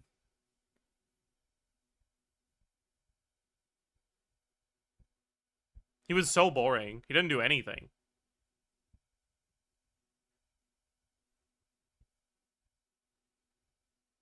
And he's ugly. True. Sorry. I don't like his clothes. I think his drip is very not good.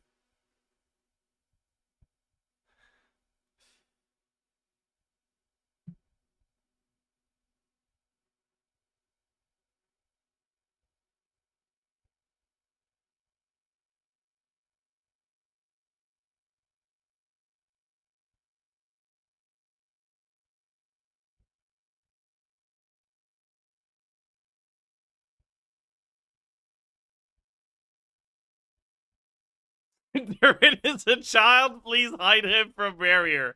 True. Good point. Actually, I think Flynn's has surpassed Yahoda. Yeah. I think this is probably how I feel about the characters right. Sorry to disturb Yes! you, but Thank we God. seem to have run into some trouble. Okay. Thank God. Holy shit. Saved. Alright. We have run into some trouble? Well, have you tried walking instead? Evidently so. Don't worry, I'm not about to leave you to fend for yourselves. I'm not that kind of boss. And it would go against the Curatorium's labor policy. I'm sorry? What did you hear me say? I wasn't talking about labor policy. Wait, what did she say?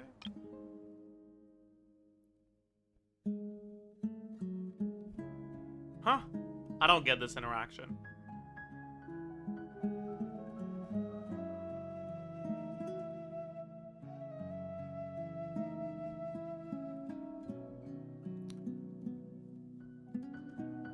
Like, Nefer's like, I'm not gonna abandon you guys because Yehuda works for me. And Lauma's like, what? Wait. How long have I been standing here? The previous cutscene? Oh! Well, what did she say in the previous That was yesterday, dude. That's way too long ago. I don't remember that. Not long. Oh my god. You just appeared by the door a moment ago.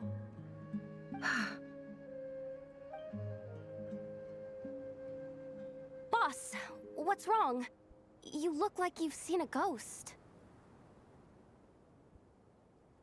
We've been tricked. We never left at all.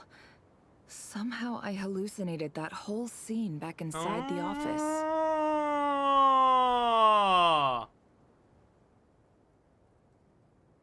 I was like, why the fuck do we have to go back in there? Aren't we in Sumeru? But no, we're not in Sumeru. We're still in the dream. I see. Hallucinated? But how? How indeed. This place should heed my will alone.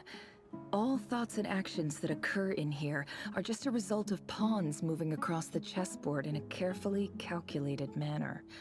And nobody has access to this chess set but me. Except... So you control everything in here? So, where are they trying to go with this? Is it going to be like Nefer's subconscious wanting to spend more time with Lauma so she doesn't want to leave? More or less. Or is it someone else's yes, interference? It's a special technique of mine.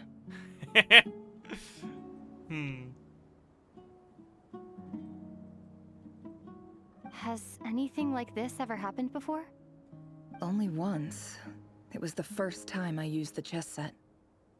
Is there any similarity between what happened then and what's happening now? I suppose my thoughts are a little turbulent, which was also the case my first time. Is there anything I can do to help?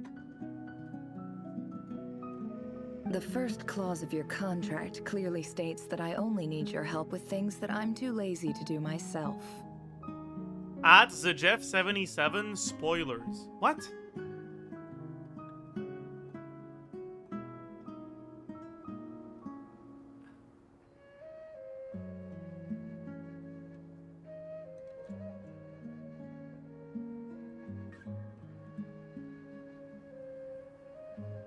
It's spoilers? What spoilers? Don't do this story, it's spoilers.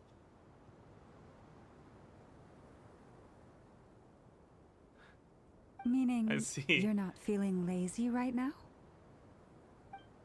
Meaning this is not something Yehuda can help with. The chess set is a personal treasure that I alone understand. I must be the one to find our way out of here. Boss, it's fine. Really. Let me do something useful.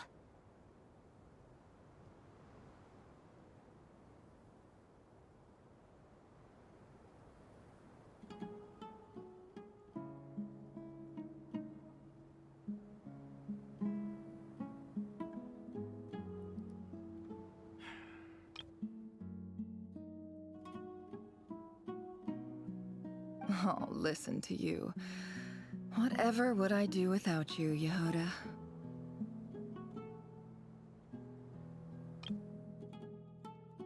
I'm gonna be honest with you guys. I'm not particularly, like...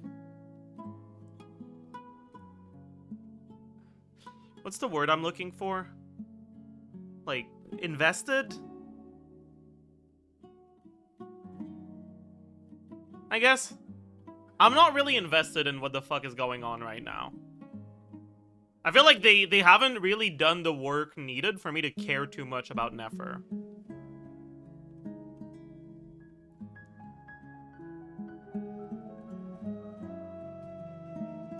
What? Really?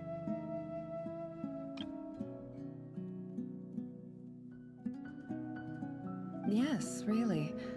Where would I ever find another employee as obedient and servile as you? God forbid anything ever happens to you.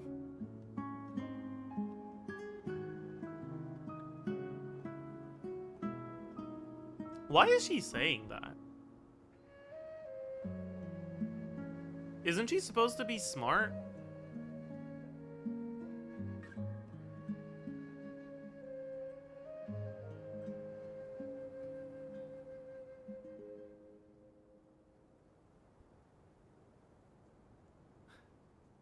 I guess Lauma's here so we can excuse it.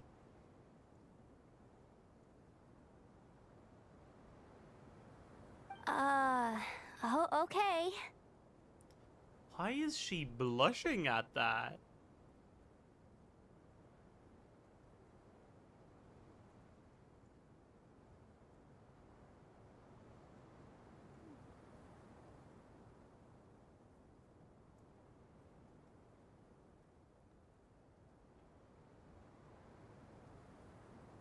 She got complimented? So, like, is the read supposed to be that Yoda is too stupid to realize that obedient and servile is not, like...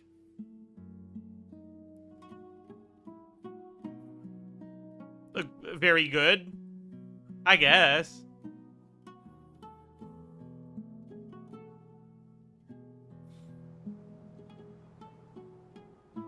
Yoda just has low standards.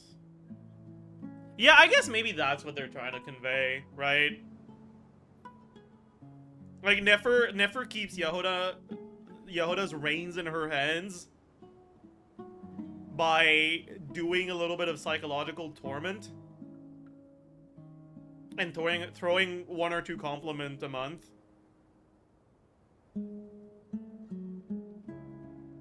Keep her self-esteem low so she doesn't think of going to work for someone else.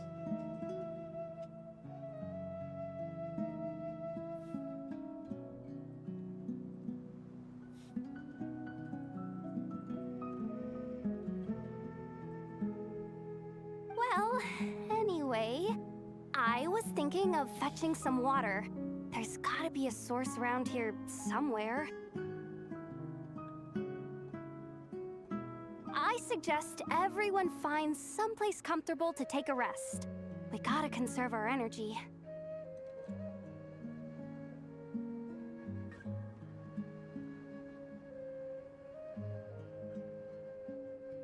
Even though all this chess malarkey doesn't exist in a physical sense, mentally speaking, it's all real. And so is our tiredness and fatigue. Dude, sometimes I just don't get it. I don't understand how smart Yehuda is supposed to be sometimes. Like, sometimes she says the stupidest shit you've ever heard, and sometimes she's just, like, saying really smart things that make a lot of sense.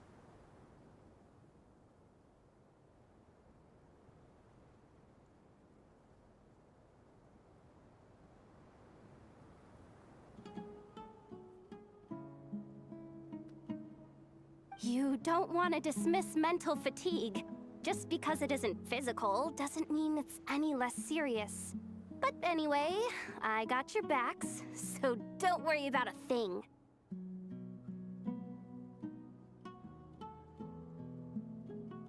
Don't I have the best employees? Jealous much? If we can find a suitable time, I'd love to borrow Yehuda for a day to help out at the Frostmoon Scions. Would you be amenable to that, Boss Nefer? Oh, Lauma. Have I ever told you just how pretty you are?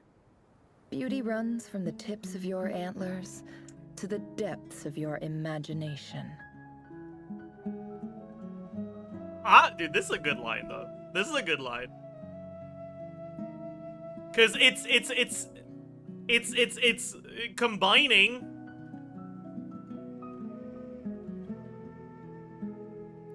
an insult with Riz.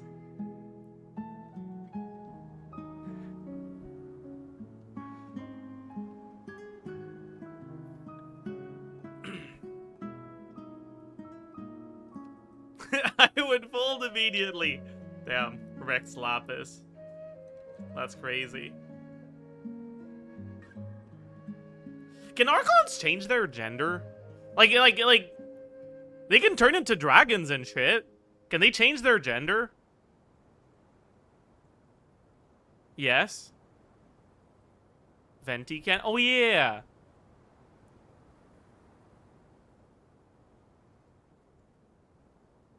Well, maybe Rex Lapis could be a target of Nefer then. I don't know. Darnley was canonically a woman at some point. Oh, damn.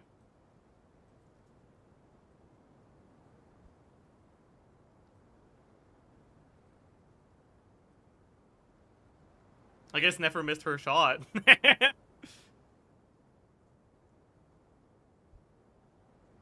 Time to rally, everyone. Follow me.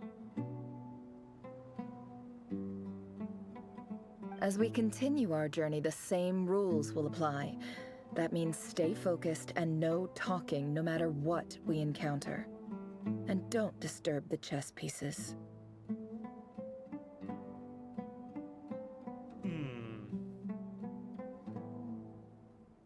I mean, you say that, Nefer, but you were fucking yapping away the whole time during the previous part of the quest. So, like, I don't know, man. Like, do we actually need to stay quiet?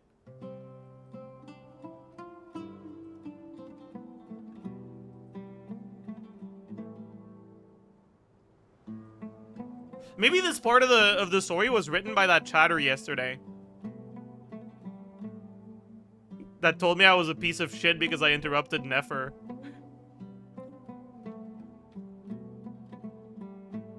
The writers want to make sure the writers want to make sure that no one interrupts Nefer when she speaks. Holy. You have my word that I will get us all out of here.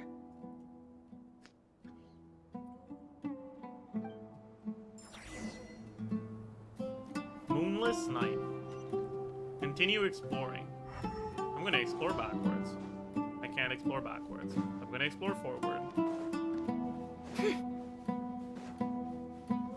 What happens if you die here?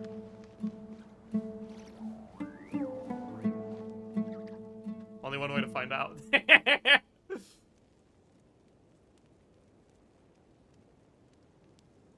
You die in real life. Ah! You die in real life? Oh, fuck. Well, I don't want to die in real life. I am actually really curious what's gonna happen here.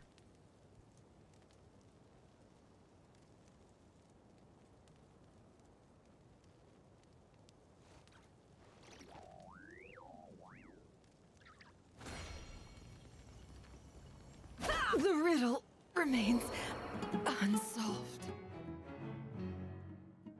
We have 10 revives. Wait, what happens when you run out?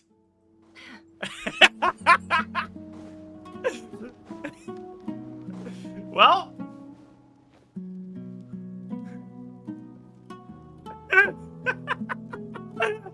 Why do you have 10 revives?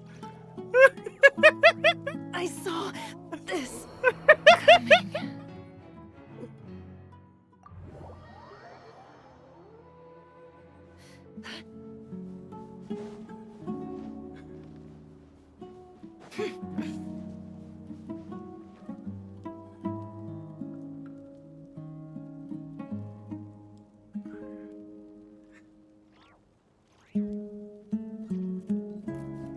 The sands of time.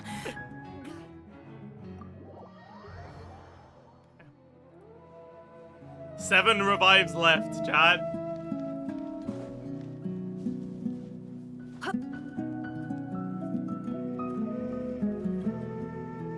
Use normal attacks to burn Nefer? That doesn't work. I don't think we can apply Dendro to this thing. The riddle remains unsolved.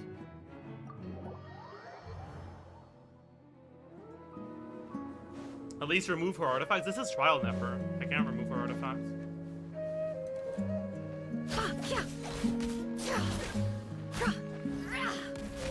Oh! You can, if you're from this side. I see.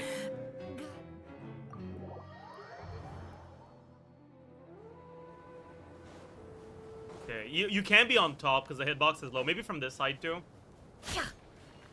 Oh yeah. I saw this coming. Yeah. That #1 nefer hater has a lot of fun with the Archon quest. You know, I know that a lot of people said that I probably wouldn't like the nefer part of this quest, but I'm enjoying it quite a bit so far. Run with charge attack? I don't think it's faster than sprinting.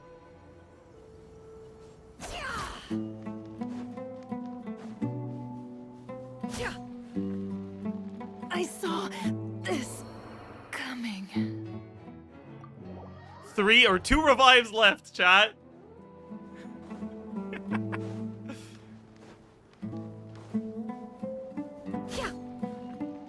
The riddle remains unsolved. 1 revive left.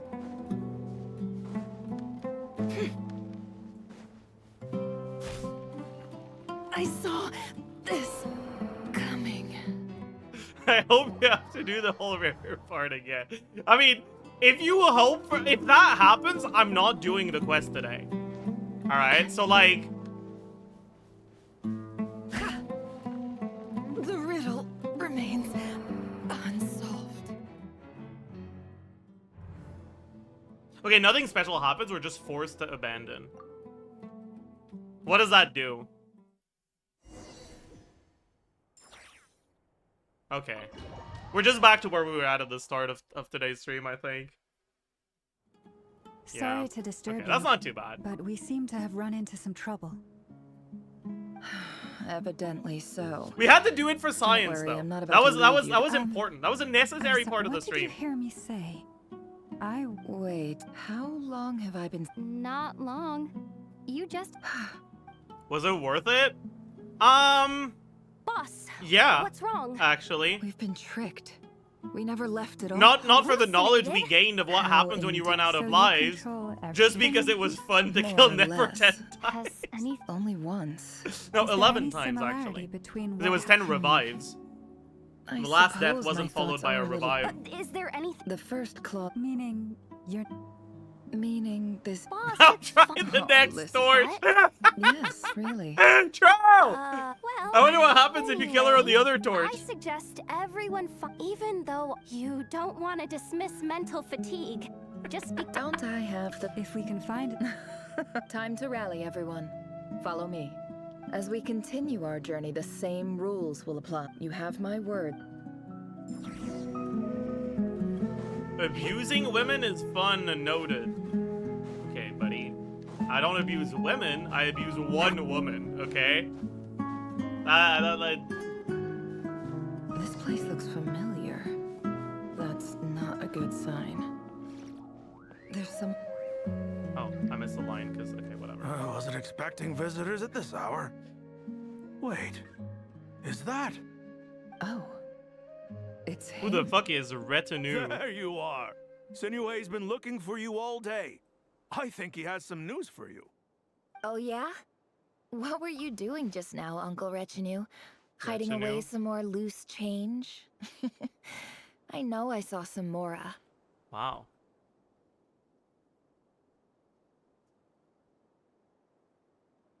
Bro chose the worst dialogue option? I didn't have dialogue options. What are you talking about? Unk? Yeah, this is Unk. What do you mean loose change? Oh, come on, I'm too old for this. Just pretend you saw nothing. Wait, what? Hiding away change? What?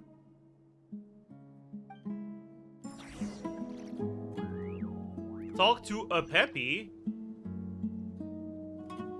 Huh?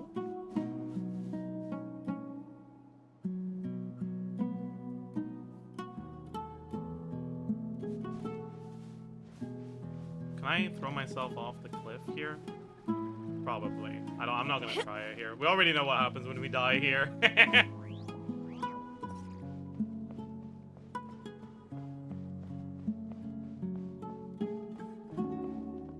Where is this, by the way?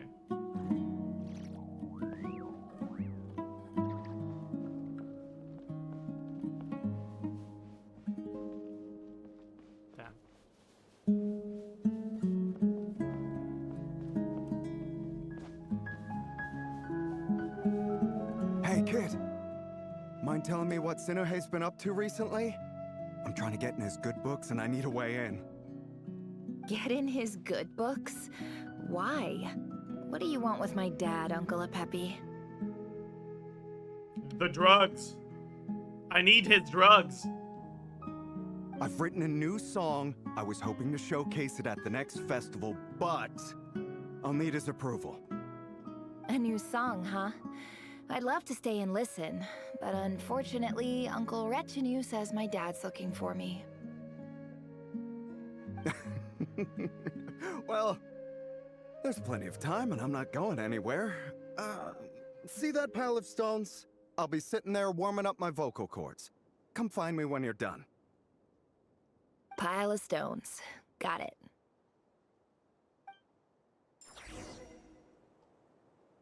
Would you really call these stones? I feel like you'd call these bricks, not stones. Huh? Like, what?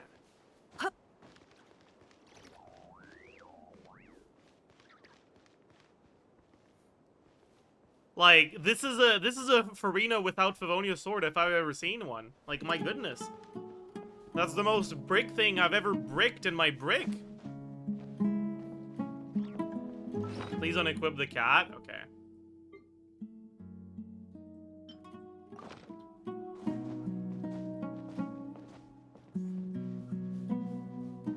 Can we go this way? Probably not. Maybe.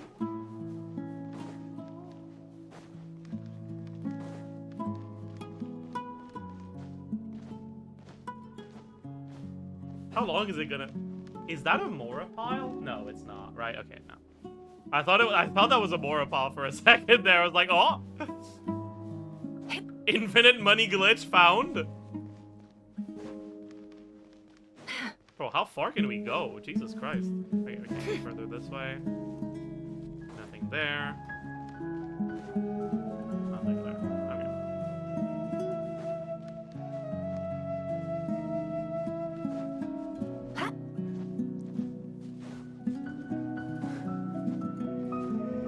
Listen, I didn't get enough of my... I didn't get a big enough dose of stalling yet. Try climbing up. I don't think you can climb here. Can you? Yeah.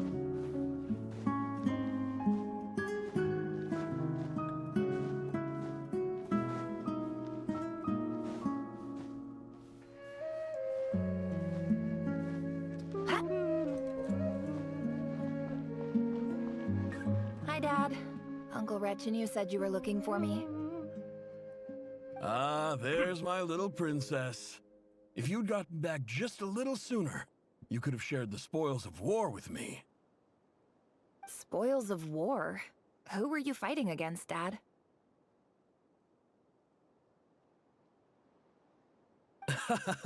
It was just a figure of speech.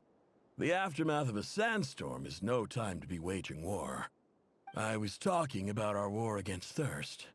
I went out to fix our water supply problem, and now I'm back. How short is she? What the fuck? Her eyes are at, like, ankle level. What the hell?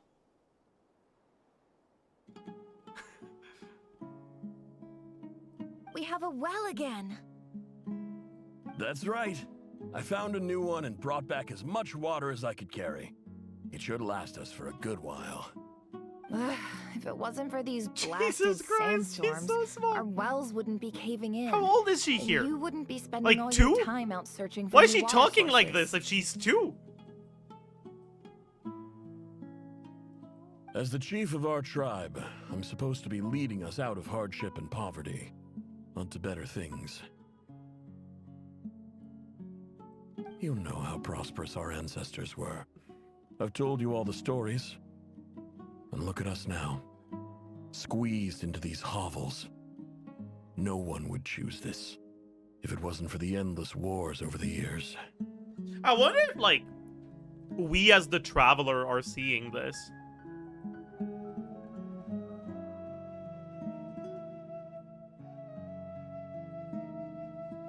We are? Okay. That feels like a massive invasion of privacy.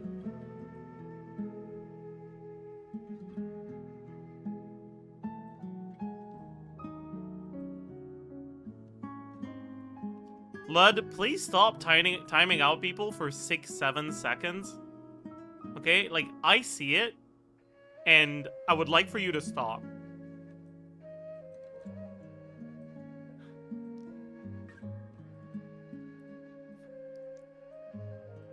I will grow as a person. Thank you. The whole mission is an invasion of Verir's privacy. I mean, it is, but, like, I feel like he deserves bad things. Right? Rerir deserves all the pain and suffering in the world.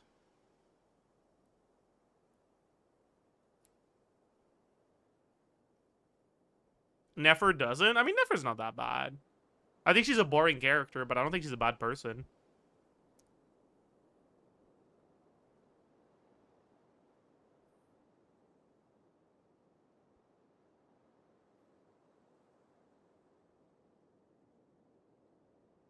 So far.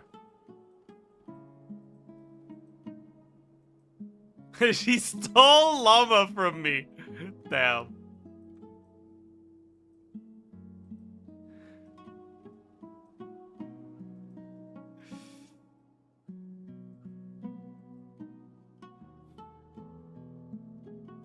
But things are looking up. I started working with some folks from the akademiya a few months back. Oh no. They gave me some contacts in return for my assistance in the desert. He's gonna get scammed, isn't he? So you're the Akademiya's helper now? Special ambassador, they call it. Think of it as a partnership. Yeah. This is not foreboding at all. It's nothing bad, okay? We've been isolated here in the desert for too long. Seeking opportunities elsewhere is the best thing for us, and the fastest way to progress. Yes, surely the rich people will be helping you out of the goodness of their heart. Senue. Don't. What's that? You're a little worried about what's gonna happen? Don't worry about it. I got everything under control. So, do you get anything good out of being a special ambassador? Of course. My luck's improving all the time. One day, I swear I'm gonna lead us out of this place. We'll find somewhere new. Somewhere better.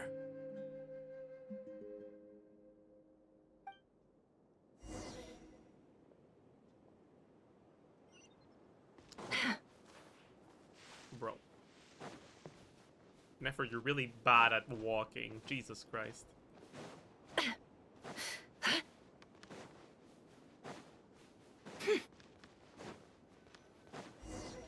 You do Cleat DC today? No, not yet.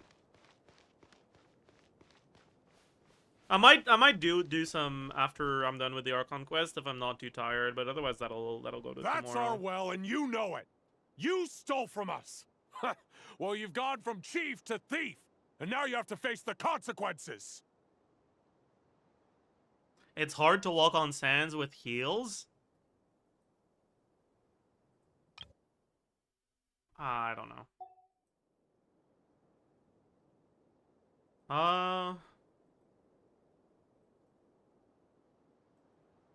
Okay, so what's going on here? Senue was tricked by the rich people into stealing from a different in-group of marginalized people. Is that what's going on here? Also, that's bars, bro. You've gone from chief to thief. Did you really think you could take our water without permission and get away with it? You're either brave, stupid, or both.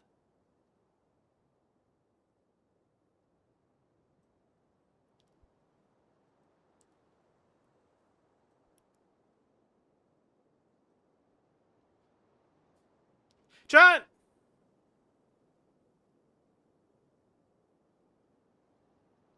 I feel like these weapons look too, like, clean for people that are living in poverty.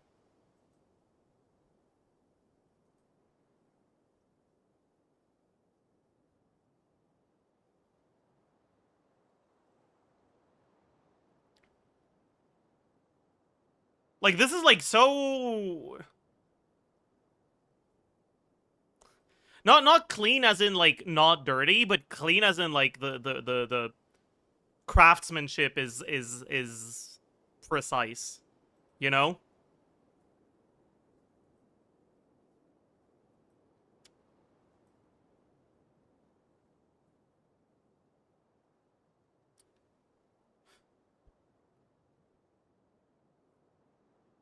Looks like plastic. That's just Genshin graphics, right?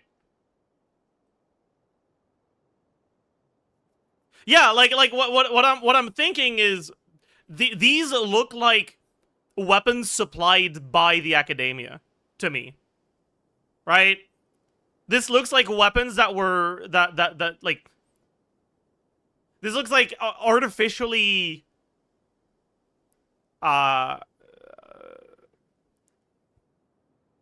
what's the word?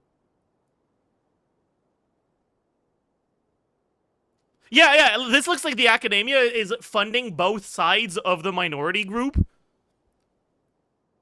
to encourage infighting and prevent them from like associating and grouping up together.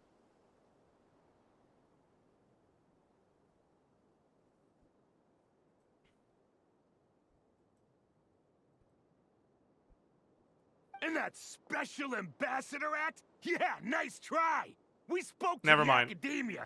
They said it was all news to them. You're a liar and a cheat.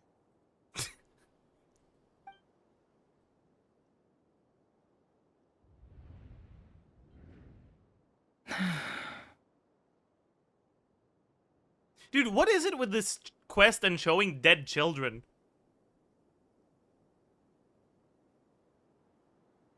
I heard Yehuda gasp, but I don't blame her.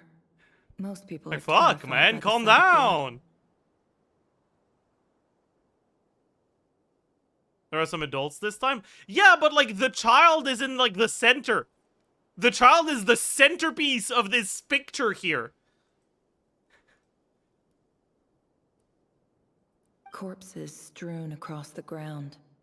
The wounds are What clearly is from wrong? scimitars and daggers. The desert dwellers' weapons of choice.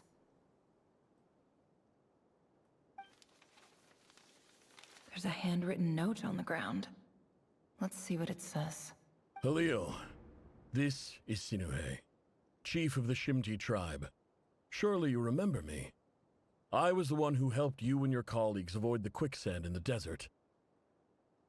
This is my second time writing to you.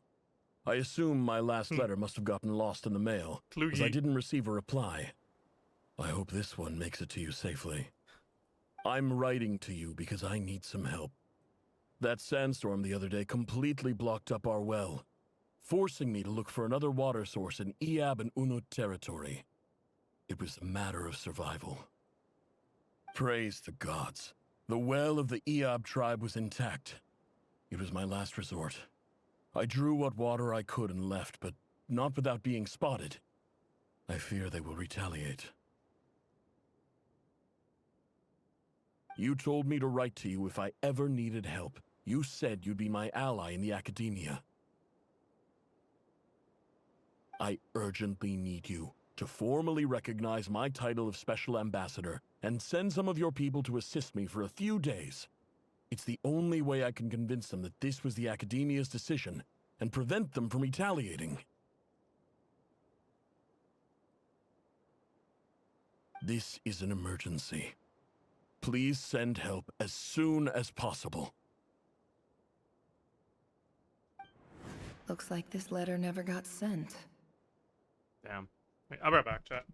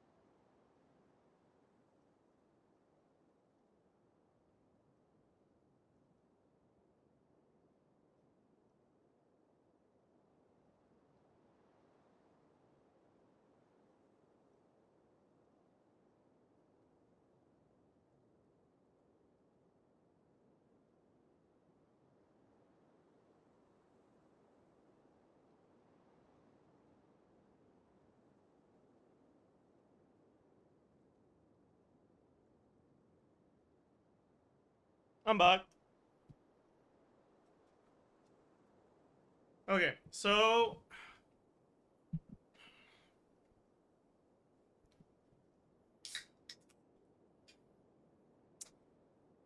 I'm gonna sneeze.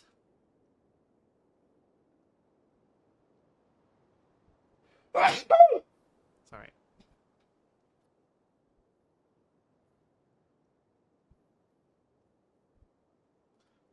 The writer died a grisly death, and the letter was trampled into the ground. It's badly defaced. Some parts are barely legible. Okay, why is she saying this as if this was... Why is she reacting as if this was her first time seeing this? I don't get it. What a ridiculous lie the surviving Shimti tell. Their whole village was butchered over a sip of water.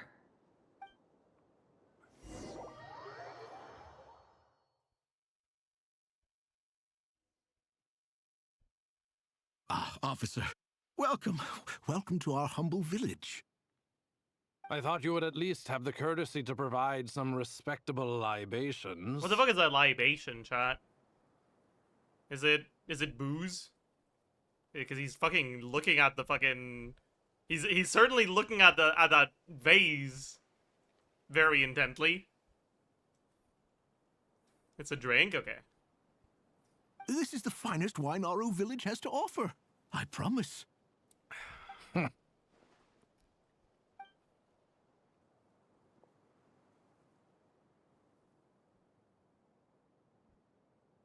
The Akademiya has agreed to reserve a single space for a candidate from your village. But I remain skeptical of this entire endeavor. I highly doubt anyone in this desert possesses serious academic potential. Oh yeah! That was a thing. The Akasha or whatever.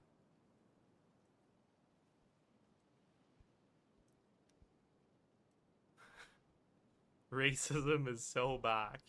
True. Please, have faith. If not in us, then in our God. The child we found shows great promise. I beg you, take her away from this place. Give her a chance. Don't let her talent go to waste. I don't recognize her. New arrival? She showed up here a few days ago and we took her in. She's a really bright kid. Please help. I'm begging you. So, where are you from? Nowhere special. Just a sand dune. Why the question marks? Are we supposed to be like, oh, I wonder who this is?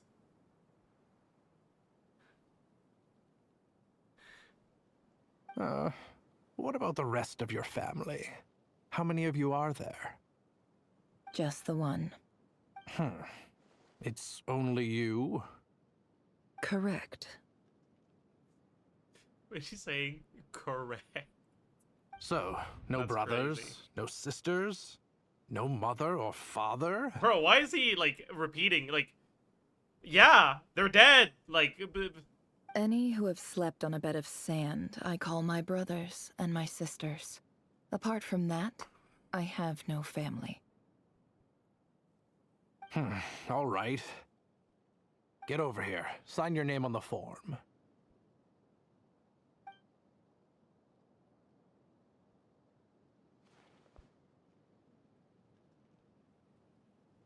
Nefer? You're rather fair-skinned for a desert dweller.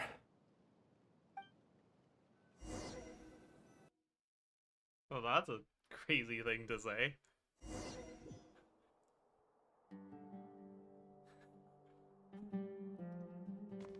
Holy shit.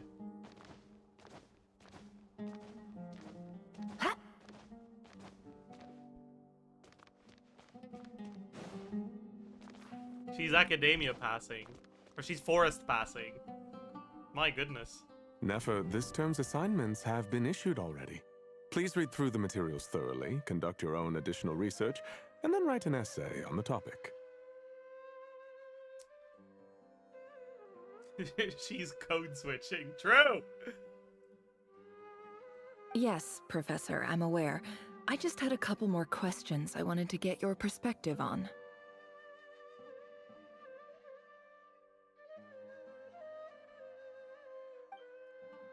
Oh, please ask away. Is he not racist? His voice sounds like nice. Like it sounds like he's being nice. I saw the other students' problem sheets, and I couldn't help never but notice mind. that my assignment is much easier than theirs. I see. He's racist in Do that you way. really think I'm a weak student?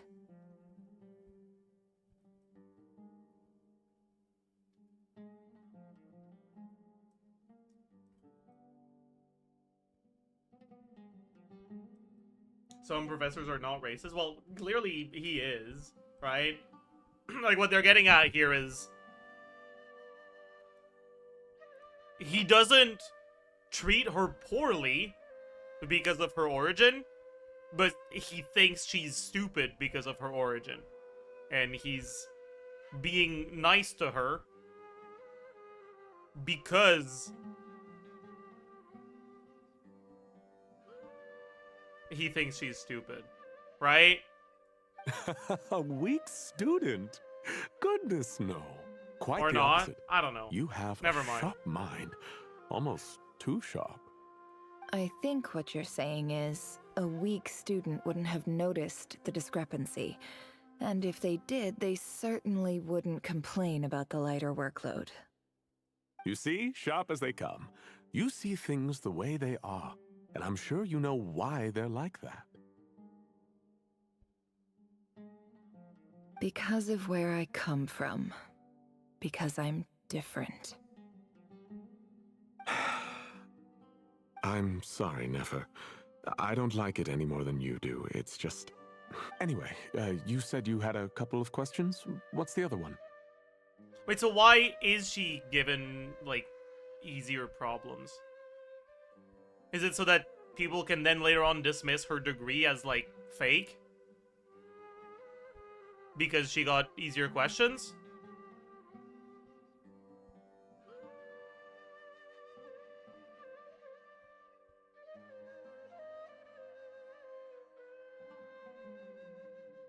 To prevent her from learning.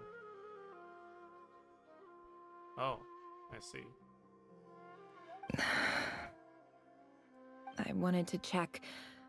If someone sent me a letter to the Akademiya, where do I go to collect it? You think you can collect letters here? Ah, your family wrote to you.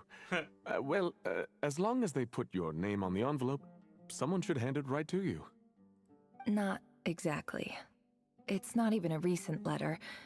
I was just curious where the mail would end up if no one collects it. She got accepted for optics. They don't really care about bettering people from the desert. I mean, I get that, but like, I don't understand why they go out of their way to make sure to give them easier problems as a way to prevent them from learning. Like, that's clearly not good optics. If what you care about is optics, whatever.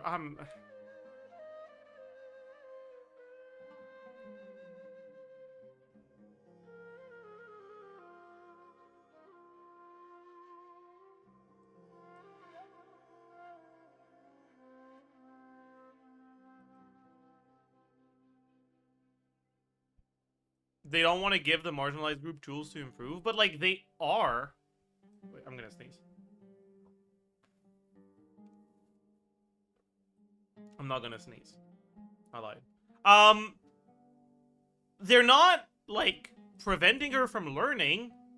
They're just giving her easier exams. She's still taking the same classes, isn't she?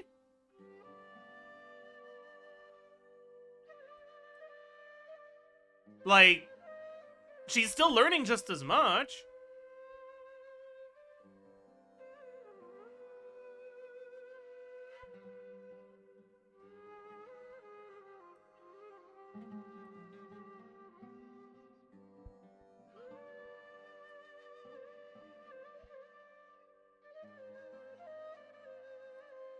Like, if they're doing that to prevent her from learning, it's not a very good plan. It doesn't seem very smart. So I feel like that can't be the intent here.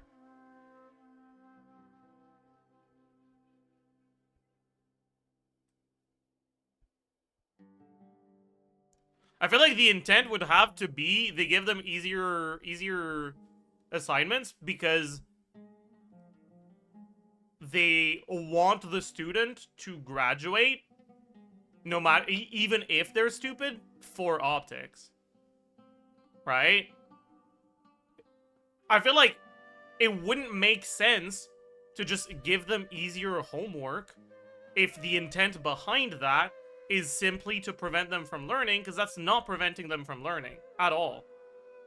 That's not being useful.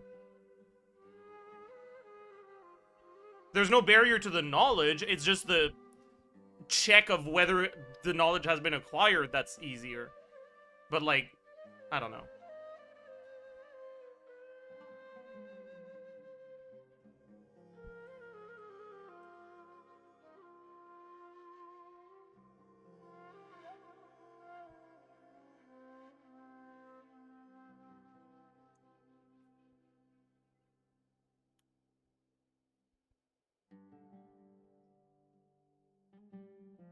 Anyways, like, by the way, I'm not saying like this doesn't show it. Like, I'm talking to the people who said that the reason she gets easier assignments is to prevent her from learning. I think that makes no fucking sense. I think that's a stupid fucking thought process. Like, you're clearly the one who was prevented from learning, buddy.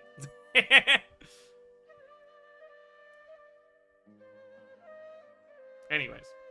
The House of Dana, I expect. I know there's a box for unclaimed mail somewhere in there, probably sitting on a shelf. Whatever you're looking for, that'd be the place to start. Okay, got it. Thank you, Professor. Oh, don't mention it. Honestly, I feel like I failed you. I'm supposed to be your teacher, but I haven't taught you anything.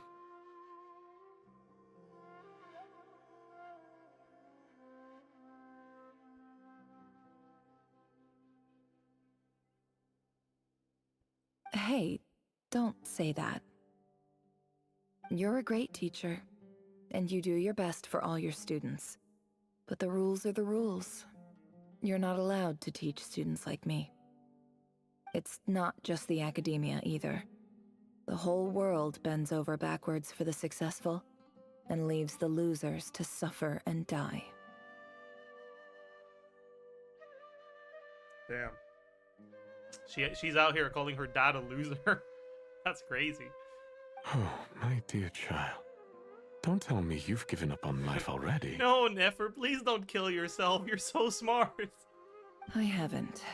I just think that if you want to make it in this world, you have to find a way to become successful.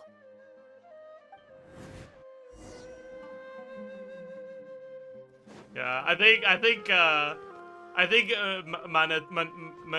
Manetho saw what I did to Nefer, saw what I did as Nefer earlier.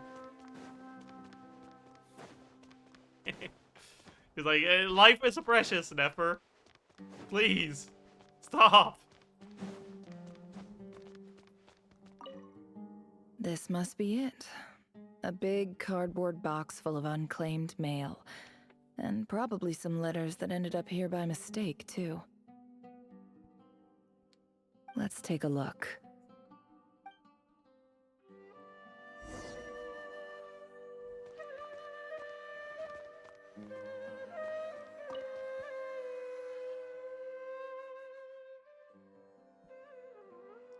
Oh. Bro, they really wanted to get as much as they could out of this new gameplay feature they've implemented. Holy shit. A dilapidation survey from Port Ormos. Looks like it's from a Core of 30 representative. What a strange thought. A bunch of mercs losing sleep over rundown buildings. This one was never even opened. I guess the recipient didn't care what the Core of 30 had to say about anything. You gonna find the letter from her dad? Who was it addressed to? Probably, right? I don't recognize the name, but it must have been a Kasharawar professor.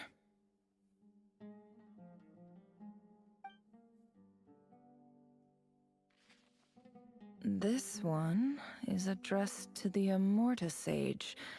The title is Changes Observed in Satyavada Life Symptoms. Why do all these letters read like full-blown dissertations? Guided by the incense, we became lost somewhere in the forest. All the barriers between levels of consciousness disappeared as our minds soared around in circles. What's up, Art? Looking for a branch to seek refuge on. In clinical terms, these symptoms fit the description of incense poisoning. The Immorta Darshan strictly prohibits the use of hallucinogenic substances, but I believe there are still people getting away with it.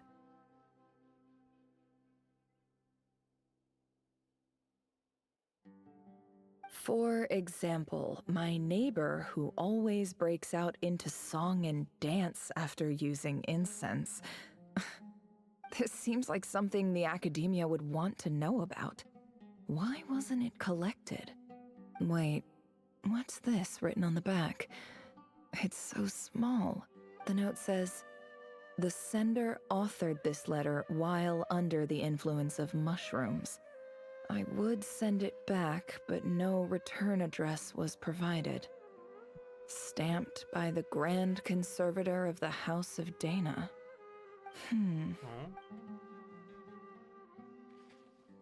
This next one is addressed to Grand Sage Azar. A few words of protest regarding recent changes in Sumeru's educational policy. In recent years, the Akademiya has taken on a small number of students from the desert region, as per the policy to this effect. However, it appears to me that these students have not, in fact, been provided with educational opportunities that are, in any meaningful sense, equal to those enjoyed by their peers. As well as receiving dumbed-down assignments and perfunctory tutoring, they do not even have full access to the Akasha system. Education is the fundamental purpose of this institution, which should go without saying in a nation whose founding virtues are knowledge and wisdom. I ask you, is the lip service we pay to the policy of education for desert students truly the standard of pedagogy to which the Akademiya aspires? As Grand Sage, policy decisions are your prerogative, but do not forget your roots. You and I were once students too, as was everyone else in this institution. I do hope you will give some serious attention to this matter. I encourage you to discuss issues like this with myself and others, and listen to some alternative opinions. Great letter. Shame it didn't get to where it needed to go. Do you think that if Azar read the letter, he would have been like, that's a good point. Sure, let's discuss. And the sender is... Sage Cyrus of Spontamod. I didn't realize anyone else even knew how bad students like me have it in this place. So this is where letters from the Sage of Spontamod end up? Nice one, Grand Sage. Really enlightened leadership. Whatever. This isn't what I came here for. What did Moving she on. come here for? Oh, is she actually looking for the letter from her dad? Like, is this why she's doing this? Oh, that makes sense. I'm not exactly holding out hope that a letter sent from the desert would even make it here. But if it did, where else would it end up if not in this box? I can't believe how much discarded mail there is. Must have been years since someone last went through it all. And this is just one box. The whole House of Dana is boxes on shelves. I don't believe for 1 second that any human being has sat down and read through all the documents in this place. Who has that much free time on their hands? Wait, could this be it?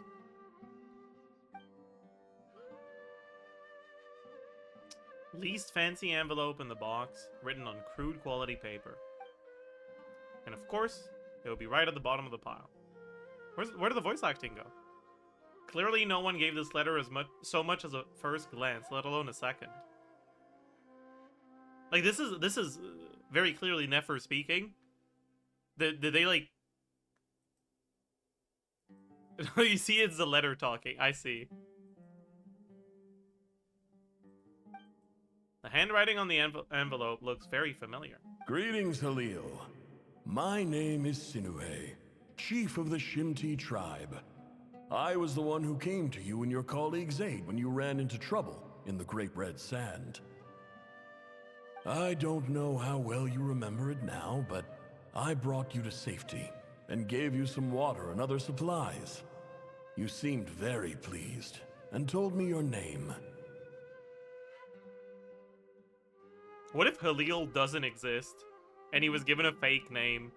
In my tribe, learning a person's true name is serious business, and I therefore see you all as friends.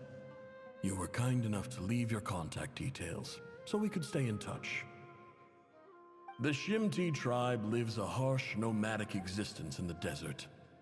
You were sympathetic towards my plight, promising to make me a special ambassador of the akademiya and help us find a way to make a better living.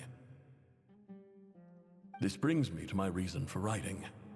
Our tribe has fallen on particularly hard times, and I would like to ask for your assistance. There was a terrible sandstorm a few days ago, which blocked up the well in our land. To ensure my people's survival, I had no choice but to venture into Iyab and Unut territory in search of an alternate water source. The Iyab and Unut are descended from the Thamudians, while we trace our ancestry to Tulatala. Oh my worship god, that's the the Lord bell. of Flowers and have had relatively good relations with our fellow tribes up until now. I found a well belonging to the Iyab tribe. They declined to help us, but I really had no other option. So I took some water to keep me and my tribe alive. My actions are certain to incur their wrath. When we met, you assured me that you would be my ally in the akademiya. I would like to take you up on that offer, because I really need your help. I wonder if you could send an akademiya representative to meet with me. That aside, the last time you were here, you mentioned that the akademiya had started accepting students from the desert, and I told you a little about my daughter, Nefer. We have next to no resources here in the desert, and my power and influence are limited. Would you consider enrolling my daughter at the akademiya? She is a smart girl. I know she won't disappoint you. From the outset, the akademiya never took you seriously. Those things they promised were just empty words. I doubt they even remember the name Sinuhe. And you were so emphatic that your luck had finally changed for the better. You swore you'd lead us to a better place one day. You spoke with such conviction, like you were the most powerful chief in the whole desert. You liar. You lied about everything. You promised the world and delivered on none of it. And who fell for it? Just me, by the looks of it. Despite your best efforts. Which makes you a pathetic liar. You weren't even any good at it. I think I'll take over from here. Let me show you how it's done.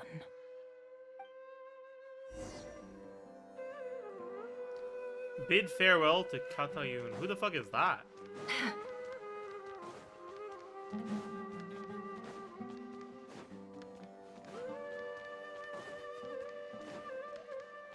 Tell me I can climb this.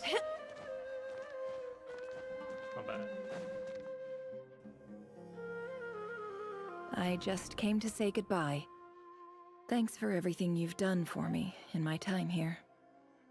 Nefer? You packed your bags. Where are you going? I'm quitting. Something's come up in my hometown. Gonna head back and deal with it. Huh? But this was a hard-won opportunity for you.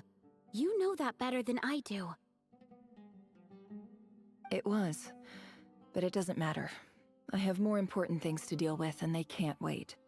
Oh, and I didn't want to overfill my bags, so I left some incense on your desk.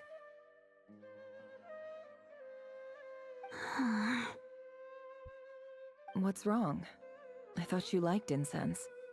Although, I did read somewhere in the House of Dana that it has hallucinogenic effects. Don't use it all at once, all right? Isn't this the stuff you brought from your hometown? You're just letting me have it? But you said it's a rare and valuable commodity. Yeah, about that. I lied. It's not rare at all. There's this bunch of ruins near my hometown that are practically overgrown with this plant. It's not worth much. Keep it. It's fine. But Nefer... I wonder if she's lying right now. To, like...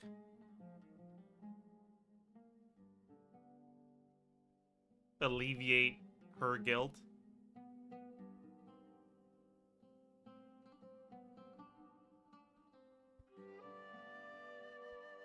All right, that's all from me. You take care.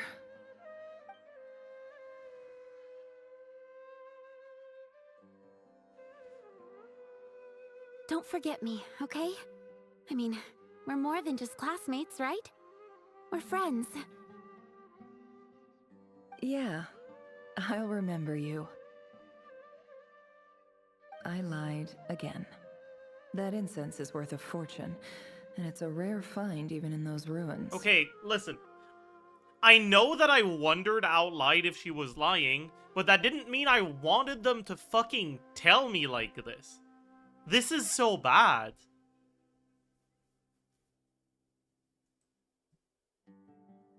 Fuck!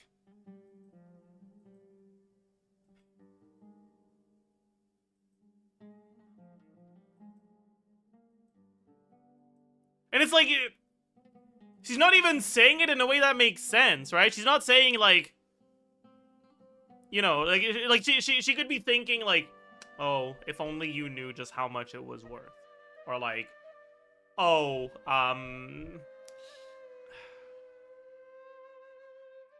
this is like, it's like, don't hate me when you figure out it was a lie, or like something like that, like, right? But no, she's just like, she just thinks to herself, this information was factually inaccurate. I have committed perjury. Like, bro, like, why are you thinking like this? No one thinks like this. What? What the fuck?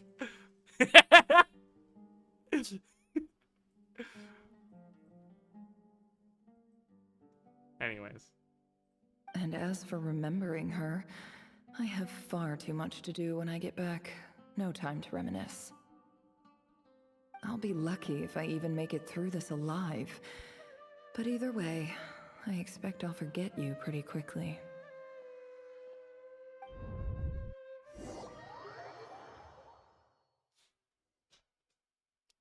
Okay, I will say, alright, that very specific line aside, I like that segment. I like the way she talks about her dad. Like, it's very like emotional,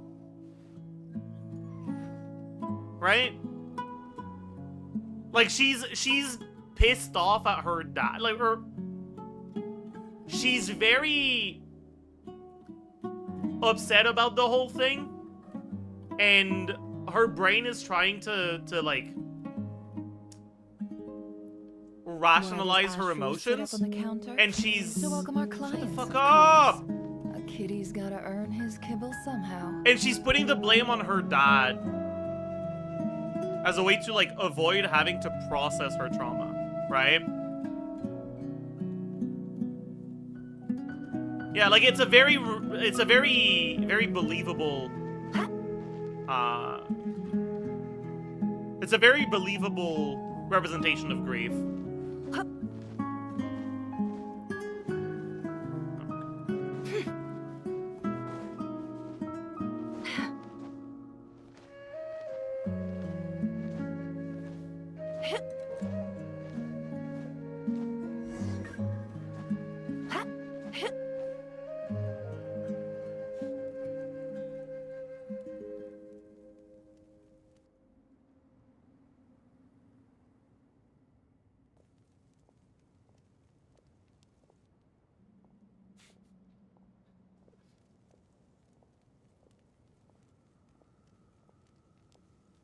It's a pleasure to meet you, Mr. Arif. So, what does the Akademiya want?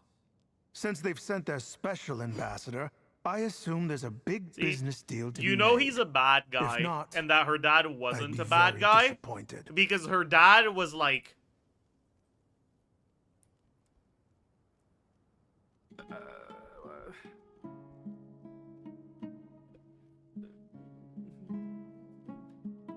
he looked like a book reader, and this guy looks like a gym goer. You know? That's how they categorize the people in the desert. If he's got muscles, he's a bad guy.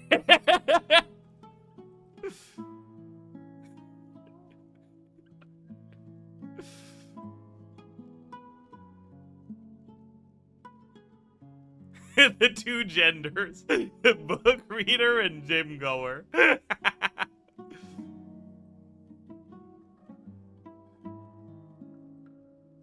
Please, sir, lower your blade.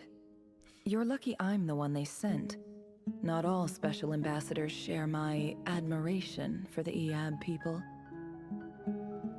The ever-shifting balance of power in the desert reduced the once great civilizations of this region to rubble and sand. But the story of the Eab has a very different trajectory. Others grew weak, but you grew strong, beginning in obscurity and moving to prosperity. You're the only ones who defied the trend. Huh. So, you do know who you're dealing with? This well is the perfect symbol of your strength, is it not? It used to belong to the Unut, but it looks like you have control over it now. You're not wrong. But I'm sure you didn't come all this way just to flatter us. Of course not. I came to bring you some very good news. Some information that recently came to light, which might just be your ticket to freedom. Records uncovered by the Vahumana Darshan show that a certain well currently under Eab control is built on top of some ancient ruins. These ruins are of great archaeological interest to the Akademiya. I checked the map carefully on my way over here, and I'm confident that this is the well in question. The Akademiya is offering 50 million mora in return for excavation rights. 50 million? No, wait.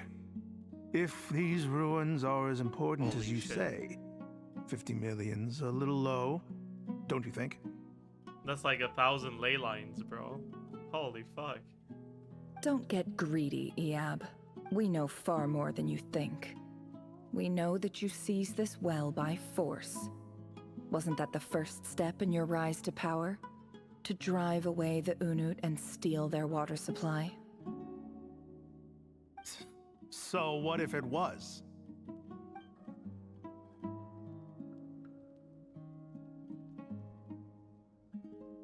Don't worry. As unscrupulous as it was, it's something we're willing to overlook. The Akademiya is only interested in dealing with the de facto power holders in the region. I hope I am making myself clear.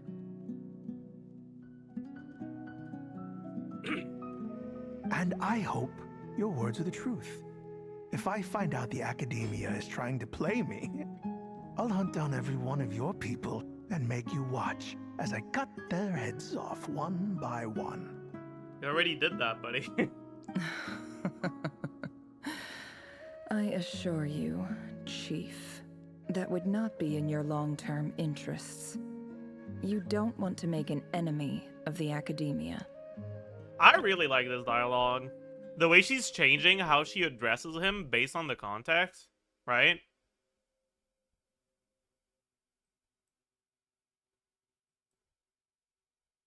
Right, like, she starts off really polite.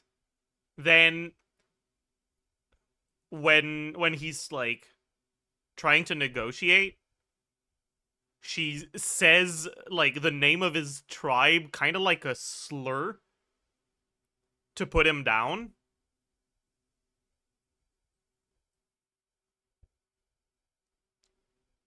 And then when he threatens her, she highlights that decision, because he's the chief, is like,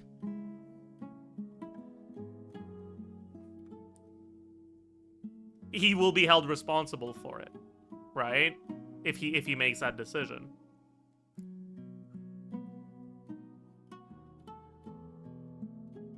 Like, this is great dialogue that a smart person would say.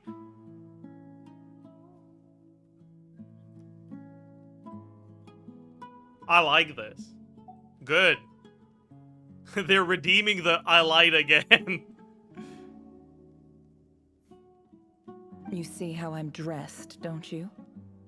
I appreciate that you've never been to the rainforest, but surely even you recognize an ambassador's attire when you see it. Is that how ambassadors dress?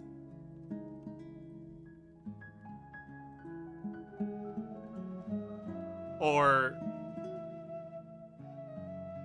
is she supposed to be, like, canonically dressed as something else, and we're just seeing her like this because it's a flashback?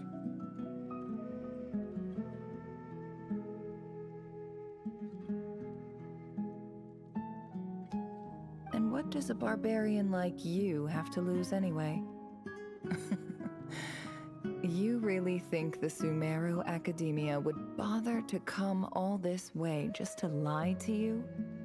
We have more important things to worry about.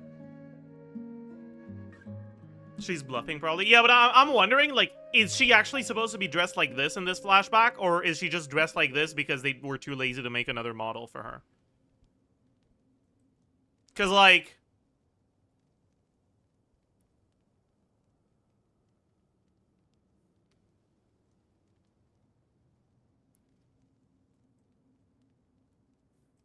yeah, I feel like it's probably the latter. Yeah. All right, I take your point. The Akademiya is the highest authority in the land. Why is he I'm in sure front you're of her like trustworthy. like he's like behind her and she's behind him? Why are they speaking like this? In that case, we have a deal. We will sell you the excavation rights. For Aura. Okay, fair. I'd like to thank you, Ambassador. This is good news indeed. Excellent news. In fact, it calls for a celebration. Would you do us the honor of staying a while and enjoying some Eab hospitality? Oh, I've experienced your Eab hospitality, Arif. I'll be showing you some Eab hospitality real soon. Gladly.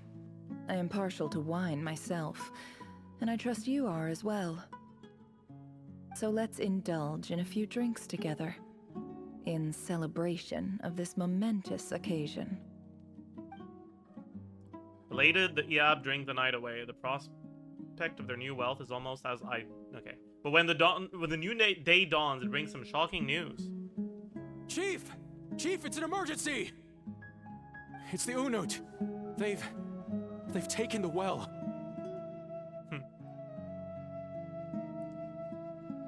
Is she gonna scam them? What? I thought she was gonna kill them. Is she just gonna scam them and then leave?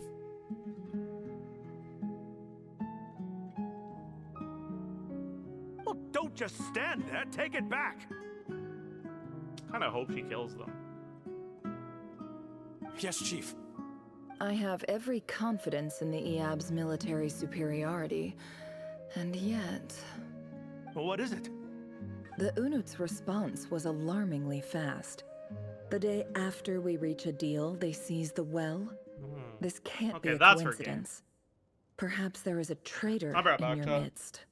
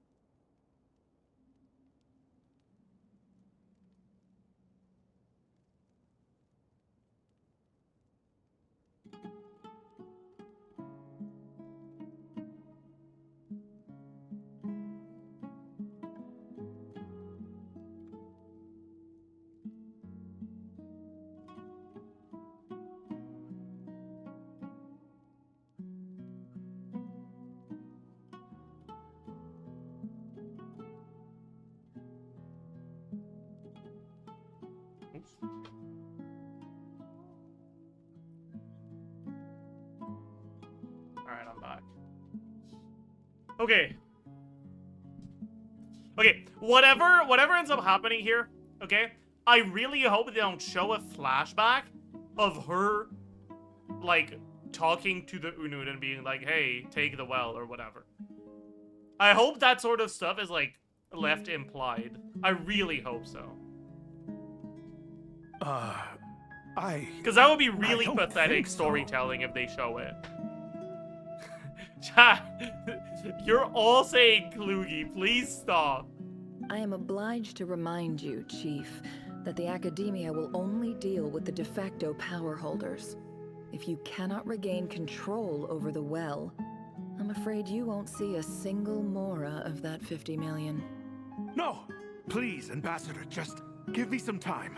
I swear the Unut will not get away with this. That well is ours, and so is the mora. Glad to hear it. I will wait here for an update. If there is a traitor, I will find them. In the meantime, make yourself at home. I'll report back as soon as I have an update. Much obliged. Wow. All it took was a few words, and I've got him wrapped around my finger. Stop with the inner dialogue. What an amazing feeling. Please stop. Please stop. No! In some no! The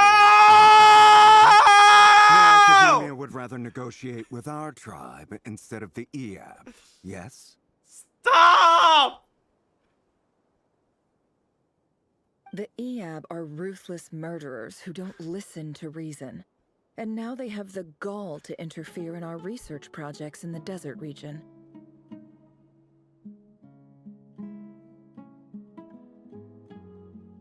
So let me ask you, Chief. If you were the Akademiya, what would you do? Kill them all. Of course. Precisely. The Akademiya does not tolerate those who stand in our way. The EAB have held back our academic pursuits for too long. Can I just skip this part and pretend like it doesn't thin. exist so I can appreciate the quest more?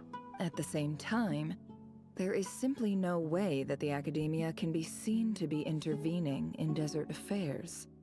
I'm sure you understand where I'm coming from. We have our own rules out here. If the rainforest dwellers raised arms against a desert tribe, it'd start a bloody war. Right. We can't confront them ourselves, but we can support their enemies. The Unut have always had strained relations with the EAB, which makes you our natural allies. Natural allies. Weren't the EAB your allies once? You were quick to send them after us to protect your interests back when we stole that water. And now look at you. You're at each other's throats. Let me be clear. The Akademiya wishes to collaborate with the legally recognized rulers of the desert in this matter. We are asking for excavation rights to that well, and our offer is 50 million mora. Say no more. I believe we have an understanding. Good. Then I suggest you get to work. Get us access to that well, and the mora's yours. You see, Dad? Lying is easy when you know how. People will believe anything.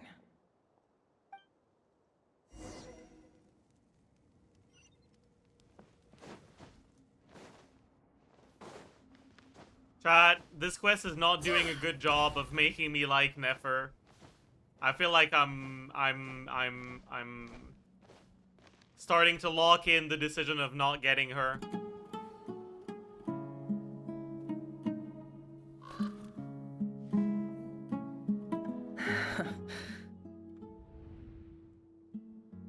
How the fuck is this? Is this the same quest? Even the same act as that fucking rerir masterpiece that we had yesterday. Like, what the fuck, man? The Union writer left after the rerir part. I guess, yeah. Like, fuck, dude. Jesus Christ. Didn't you like it? I liked that one piece of dialogue. That doesn't mean I like the quest as a whole.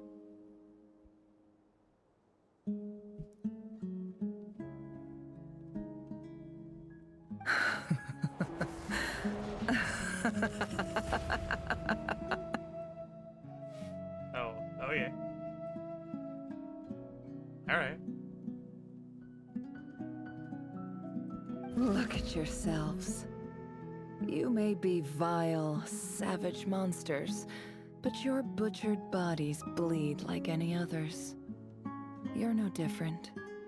You're nothing special at all.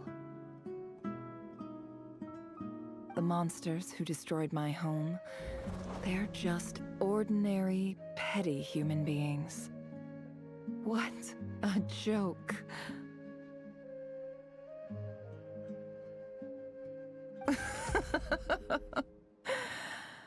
I think we're even now. Maybe I've even done the desert a favor. It's a better place without all these people around. Like, here's the thing, right? I actually like the way they're showing how her brain works here. Right?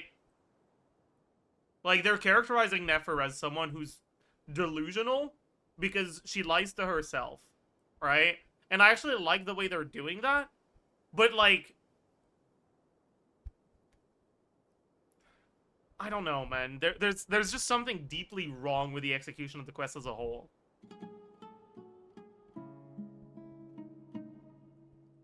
Oh, Sinuhe, my gullible fool of a father. Perhaps if you'd been as ruthless as I was today, our tribespeople would still be alive. In this dog-eat-dog world, a chief needs to be tough to survive. It's also meant to mirror Rerir's story. Is it? In what way?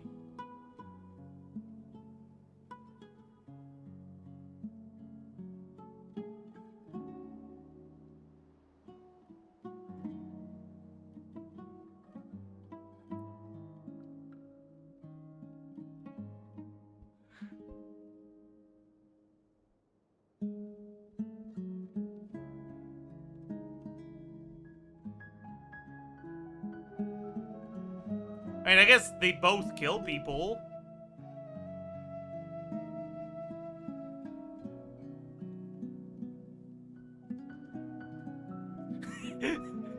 It's mirroring it because Barrier's section was good, and the opposite of that is bad. I get it. That's true. That's true.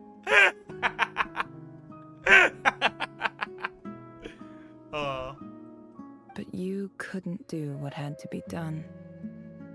So I did it for you. Dude, this is so cool visually.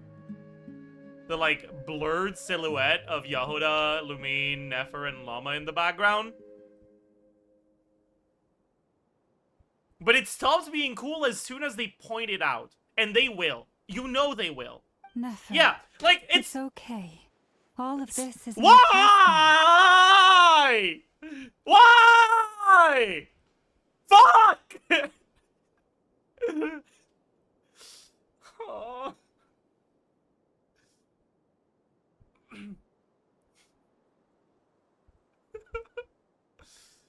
Oh. Who gets angry at the most ridiculous thing? I don't think this is a ridiculous thing, though. Like, they had a shot that was visually so cool, conceptually. But the reason it was cool is because it's a background shot. And as soon as it comes to the foreground, it's not cool anymore. It's just a stupid transition.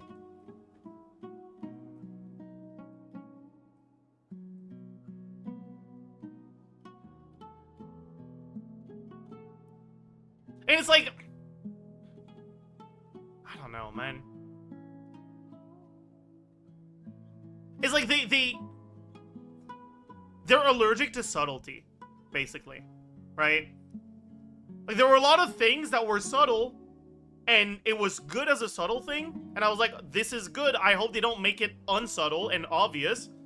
And the very next thing they did was make it obvious, right? That shot was cool if it was subtle, but as soon as they point it out, as soon as they draw attention to it, it stops being cool and it's just boring.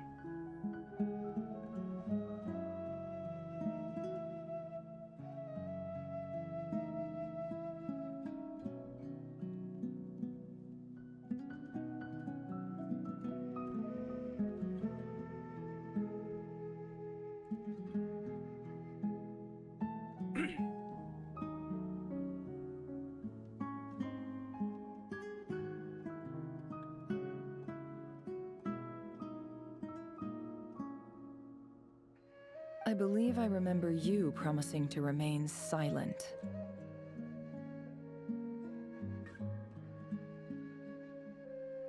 Yeah, but even so...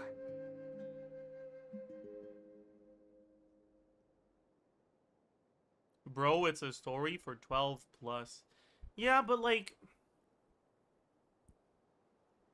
good children's stories aren't stories that have no substance past the surface level.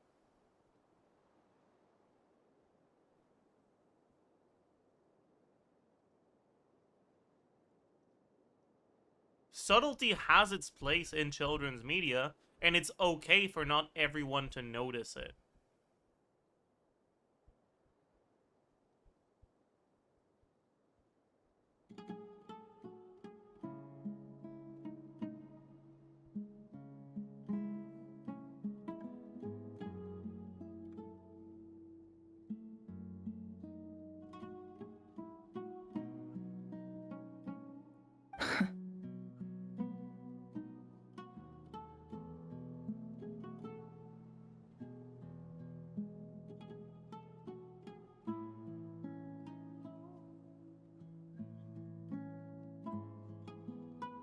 Also, I wouldn't say this story is for 12-year-olds. This story is for, like, 15, 16-year-olds.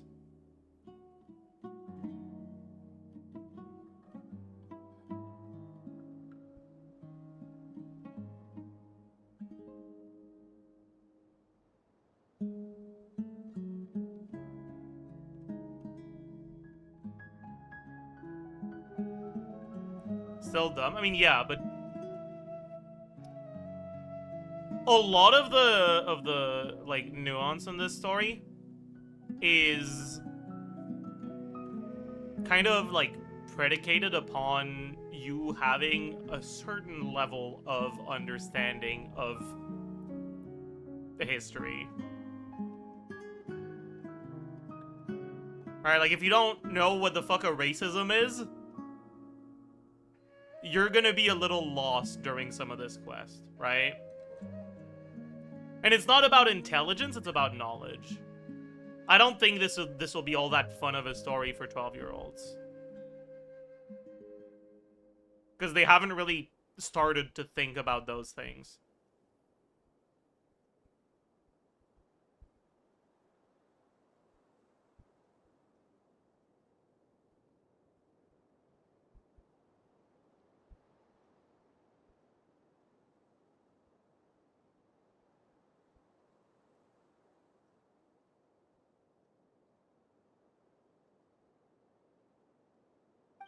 Yehoda, is there anything you can do to ease the tension?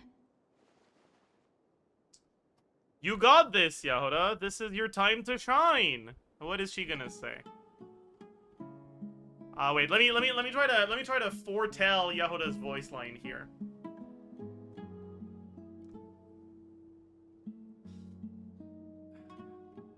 She's gonna call her boss Nef. Okay, that's number one. She's gonna call her boss Nef.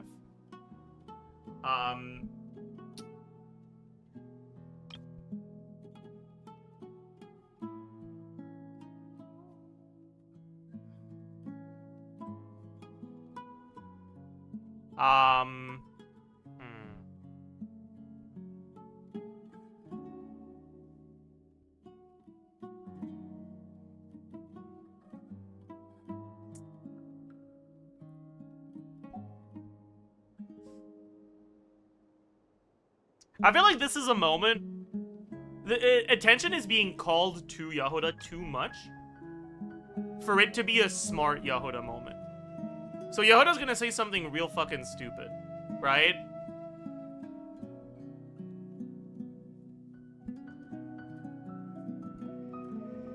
She's probably gonna be like,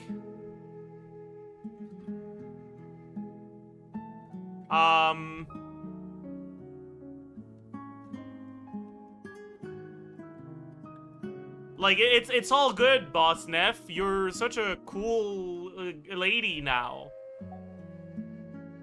Alright, time for a sharp turn onto a completely different topic.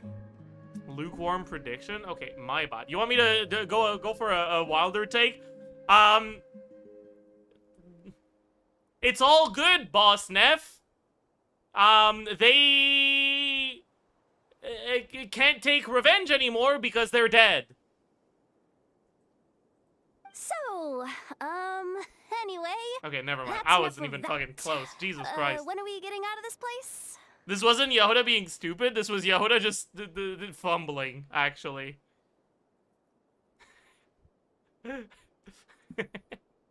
She fumbled. Holy. That kind of makes more sense, though. That's fair.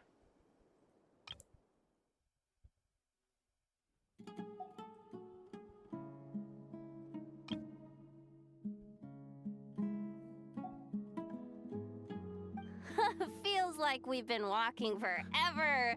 I'm getting pretty tired. Oh, Lauma, you tired? Okay, this is better. This is clearly better.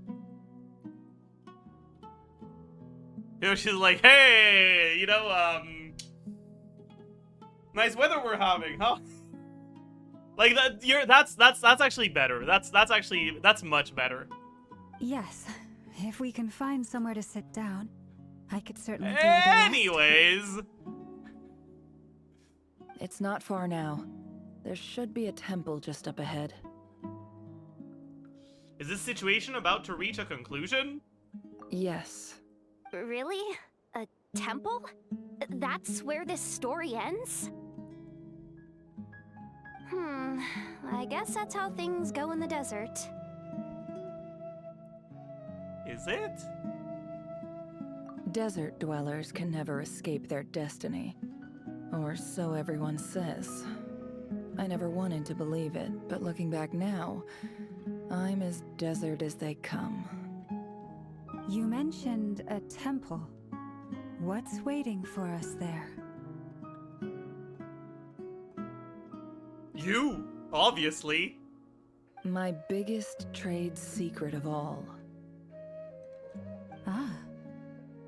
Then I'm guessing it's where you got your power from. The power to peer into other people's minds. I didn't know you were clued up on any other religions. I'm no expert in the history of Sumeru, but since you come from the desert, I would imagine it has something to do with King Deshret. Sounds impressive. What the fuck? Are we talking about Sino here? I'm like not clued into this lore whatsoever. But Hermanubis? It sounds like Anubis, who's like, who looks like Sino, you know?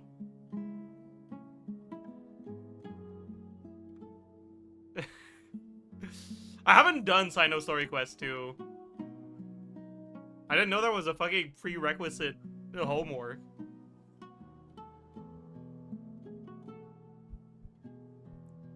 This is Herman number 2, actually, yeah. Ah, I know who you mean. General Mahamatra Sino. The spirit of Hermanubis dwells within him. Why is Nefer turning into Paimon just because Paimon isn't here? Like, please stop. That's Boss Neff for ya. She knows everything. Jesus Christ. Sino's hardly a figure of obscurity, but I know about Sethos too. What about him? Is he a big deal or something? You just said you aren't clued in. Sure, but like, that's fine. I didn't need to get clued in.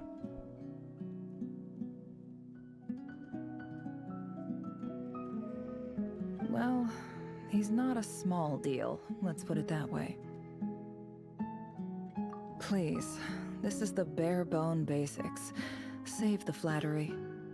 Thanks for your patience, everyone. I'm sure it's been a lot to take in. With any luck, that's our exit just up ahead.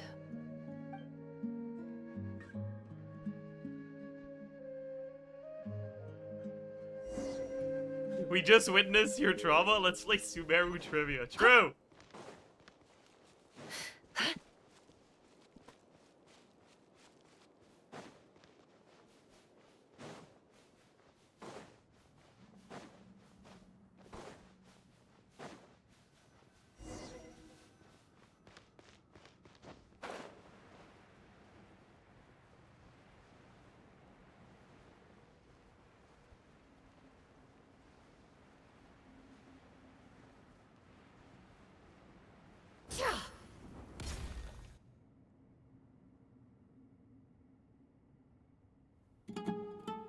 Uh-oh.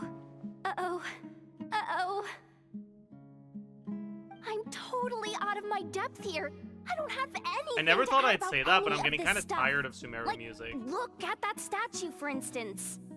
I feel like it doesn't fit here at all. It's too lighthearted for this situation, I think.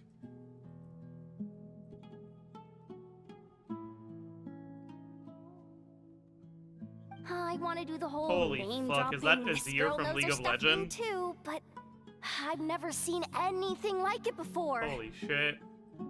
A statue with the head of a bird.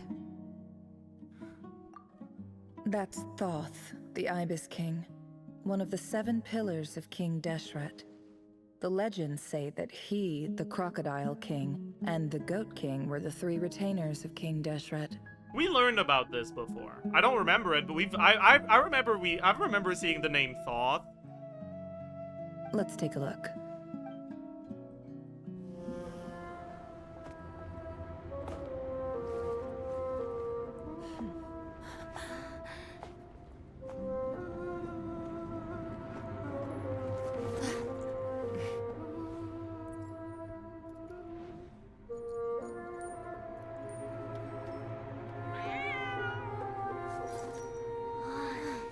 It's just Ashru. So, all is well? Dude, what's it with Wells in this story, man? You're right, all is well. Everywhere I look, well. Wells everywhere. Typically speaking, at this point, the world disintegrates. Then we find ourselves back in the outside world. Besides, these are my memories. There's nothing to fear. You're sure? Of course. It's almost over. Oh no! The cat was evil! Fuck! It was a horse all along!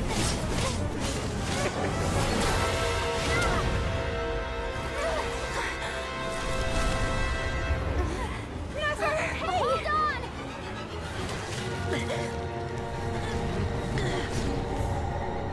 Holy.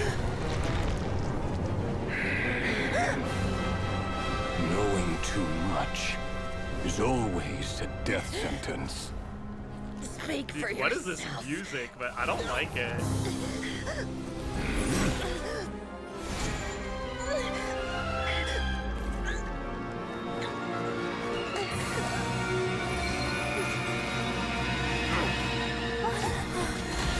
That's the thing she borrowed, right? From Dori?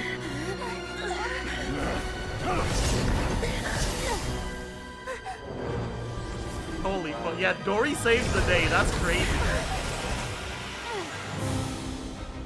How repulsive. Is that Sethos? That looks like Sethos' E. It's Dane? Oh, never mind then.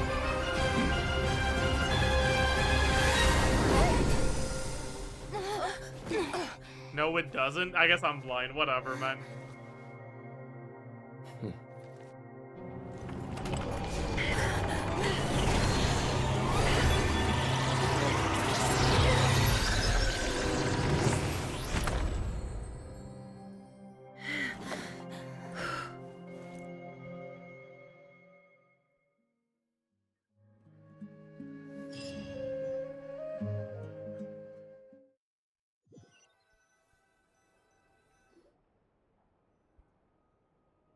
Timed that pretty well, didn't I? If the cat was Rerir, does that mean he was licking himself to trick us?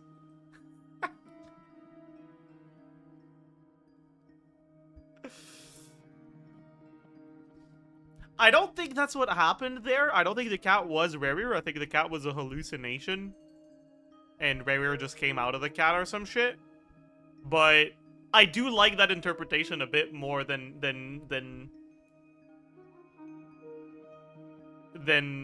what I actually expect is reality. What's that?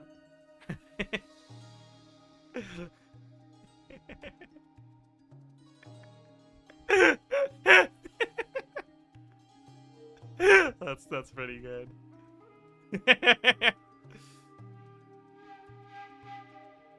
It's okay. I'm just glad no one was hurt. Paimon noticed you doing something too, dainsleif. Were you helping get them out? Of course. When I asked Nefer to conduct this investigation, I was not naive to the dangers involved. I had a duty to ensure your safety. Good to know your sense of justice is still intact after all these years. I take that to mean that you saw the truth. That comes as a great relief. I certainly did. And thanks to your help, I also managed to trap Rerir inside the chest. Oh, is he actually trapped now? Whoa, really? How'd you manage that? Magic. Well, to be honest, I sensed that something was wrong long before we made it to the temple. By using this fragment to probe into Rerir's past, well, the monster formerly known as Rerir, it seems I alerted him. I was tracking him, then he caught on and started tracking me too. Can't say I'm surprised. But how did he track you through your thoughts alone? That shouldn't be possible. Do you think it should be possible that we get to just see all of his memories for fun? Like, bro, Yehuda, this is just fucking, like, plot convenient magic, okay? Let it go. Rerir was a secret agent who reported directly to the Vinster King. He is an expert at finding a trail and hunting down his pursuers. No wonder.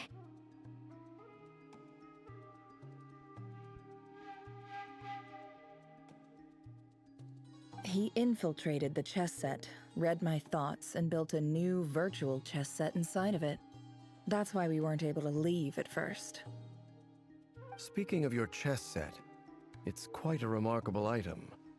Would I be right in thinking you have some connection to King Deshret? You overestimate me. I only have a connection with one of his underlings. Are you the enjoying it? Abyss No. King. No, You not at all all. saw how this came to be. A long time ago, the Eab massacred my tribe, This is the ass. Shinti, in our home village. A few years later, I enrolled in the Akademiya, where some It's like new it information has every came to single light. thing I don't like about Genshin storytelling. Right? Like stupid monologuing, characters pointing out obvious thing. Plot elements that are subtle and better left subtle and unexplained. Having attention drawn to them so that the 3-year-olds in the audience can like keep track of what's going on. The conflict in the plot being driven by, oh yes, how did you do this? Well, I used magic number 1, but I succeeded because I was predicting him to use magic number 2. Like, I don't care. I don't care. I don't like it when the plot is driven by these things.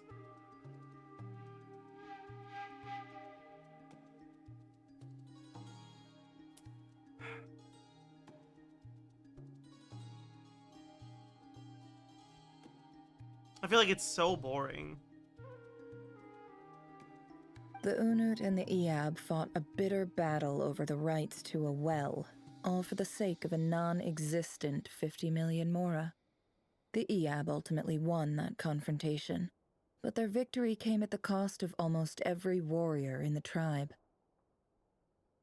The final blow to the Eab came at the victory feast, when an Unut assassin beheaded their chief right before my eyes.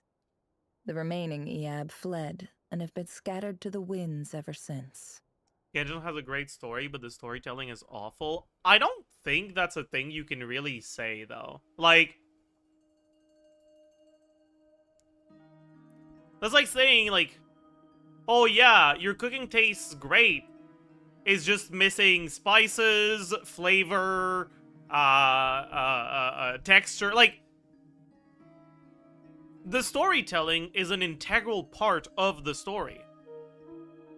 If the storytelling is bad enough that it prevents you from enjoying it, the story isn't good.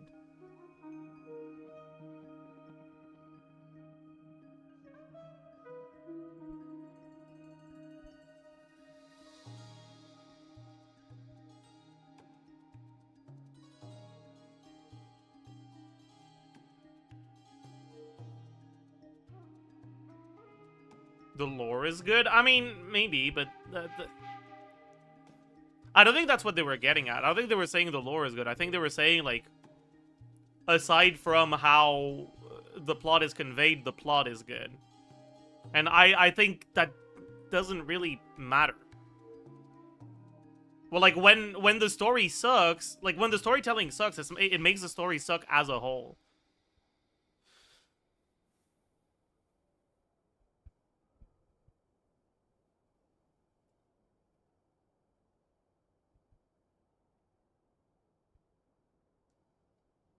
I don't think the lore can like save this part of Act 4. I think it's just complete dog shit. So far, at least. And it's crazy, because the first part of Act 4, I think is my favorite section in any quest in Genshin ever. I liked it better than I liked Carrie Bear. But this shit is ass. This shit is so ass.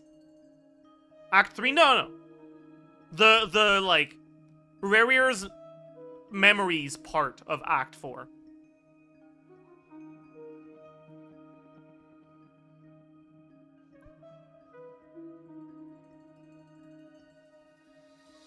Like, there's two major parts of Act 4. There's the flashback sequence, where we're in Rerir's memories, and then what happens after. The flashback sequence, as like a standalone story, is the best story I've witnessed in Genshin.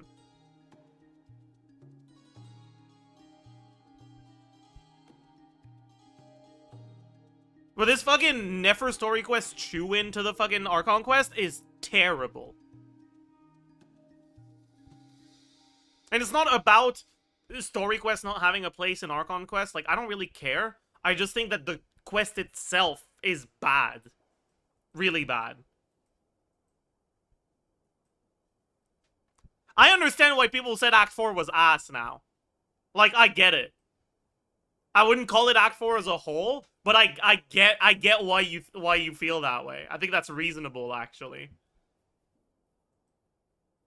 Having gotten my revenge, I returned to my hometown, where to my surprise, the nearby temple was still standing.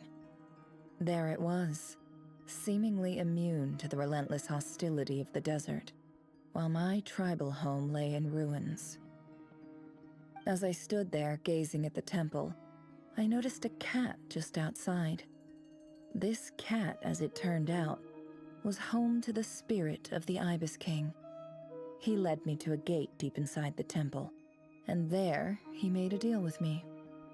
This chess set is my gift from the Ibis King. The chessboard within is made to the same specifications as the one in the mausoleum of King Deshret, and represents his power of piercing analysis. With this chessboard in its container, I gained a certain ability to perceive hidden secrets. Now, you could conclude that the Ibis King simply wanted to give the people of this world the power to seek the truth, but I don't believe that's the full story.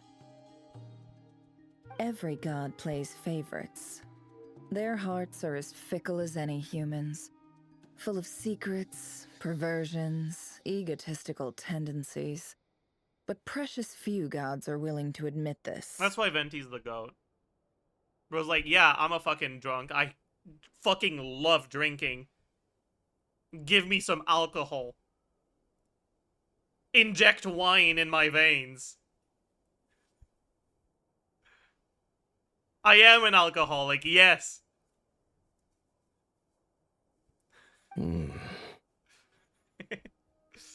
It is the same with all powerful forces, including fate itself. Their gaze falls preferentially upon a select few. As you rightly point out, this is an act of favoritism.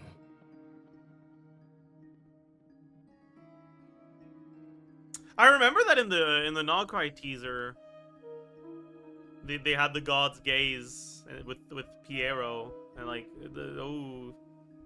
I will gaze at the gods or some shit. I don't fucking remember.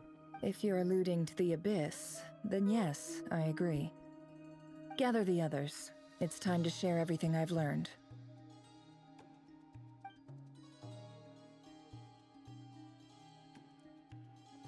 Chat, what if the reason why the Tsaritsa is like Thank you waging all for war being here. against Celestia or whatever is because she's homophobic and she doesn't want any of the gods' gays? Like, listen, like, what if? Thoughts?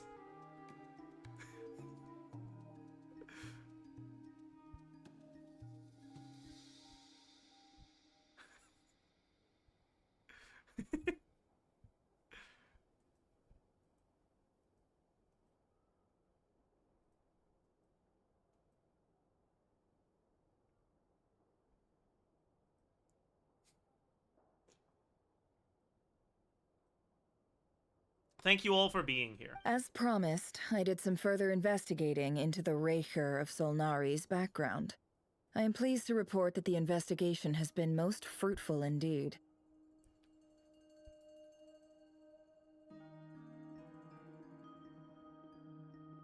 The rerir of Solnari, real name Rerir, was once a Khanrian subject who served the Vinster King. Thank God Nefer's I will now recapping. She share the hasn't done enough important of that details so of his far. story. Please save any questions or comments for the end. Please black screen. Please black screen. Okay, that's good enough. Good enough. Thank you. Thank you. Fucking thank you. Oh, thank you. Wait. No, I thought... You just said Nefer recaps the story. Why are you recapping the story? You did this all...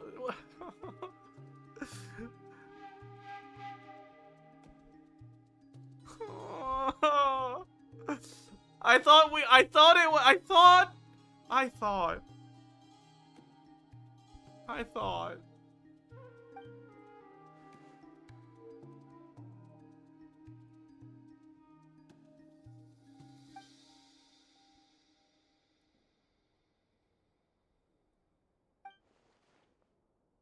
Why did they not voice this? I don't get it, man.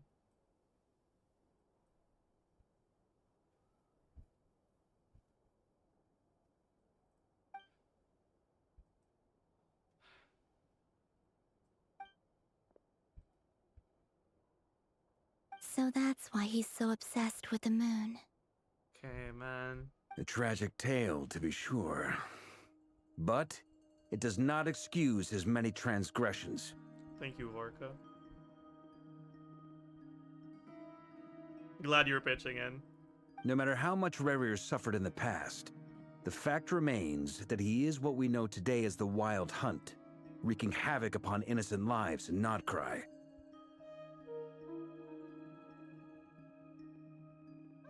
This is like a conclusion to a school article. That's actually such a good way to put it. This is exactly what it feels like.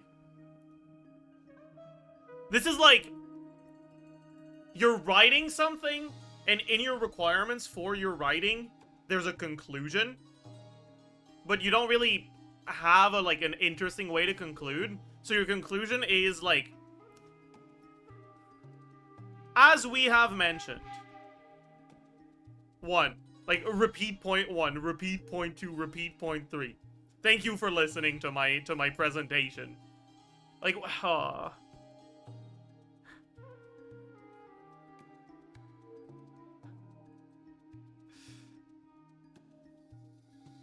Can you sprinkle in some headcanon, please? This part of the Archon quest is so ass. Okay, I'll do my best.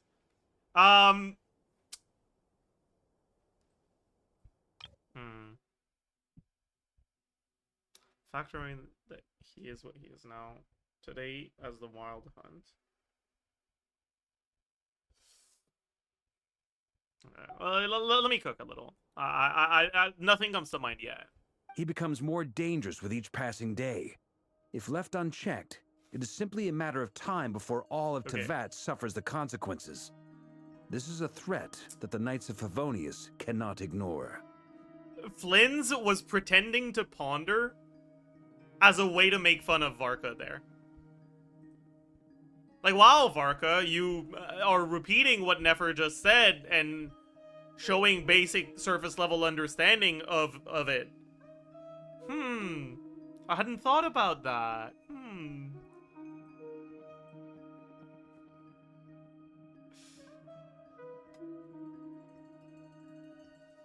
A question for Miss Columbina. Forgive me if this is presumptuous, but have you ever seen the spatial gateway that appeared in Rerir's memory? Never. But I have heard stories of something called the Moon Gate, and this seems to fit the description. Miss Lauma, any thoughts on this? In the lore of the frostmoon scions, oh my god, the it's moon in the lore. is believed to hold many secrets. Some sources speak of ancient knowledge, others of a gateway to the unknown. Chat, I just realized that folklore is like folk lore. Because I was like, why is she calling it lore? Like, do people call it lore? They don't call it lore, they call it folklore. Oh! Oh!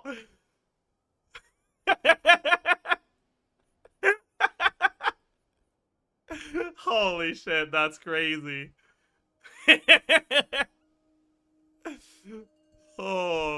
shit.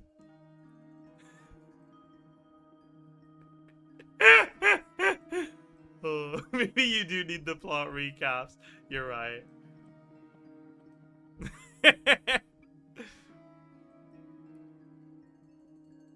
The term Moongate is one I have heard before. But as is the case with all of our legends, there are no records of any first-hand witnesses. We cannot know whether it truly exists.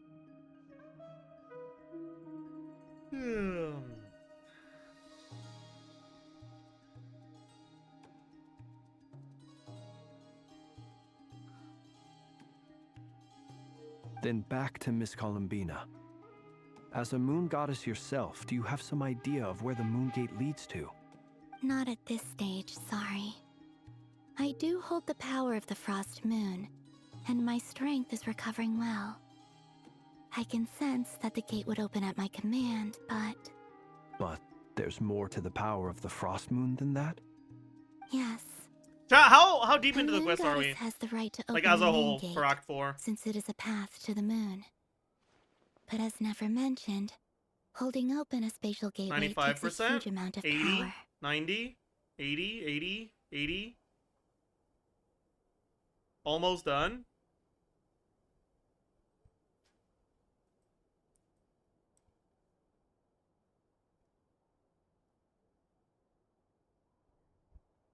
And right now, I need to conserve my energy to fight the rerir of Solnari. I'm afraid this is one mystery we may have to leave unsolved for now.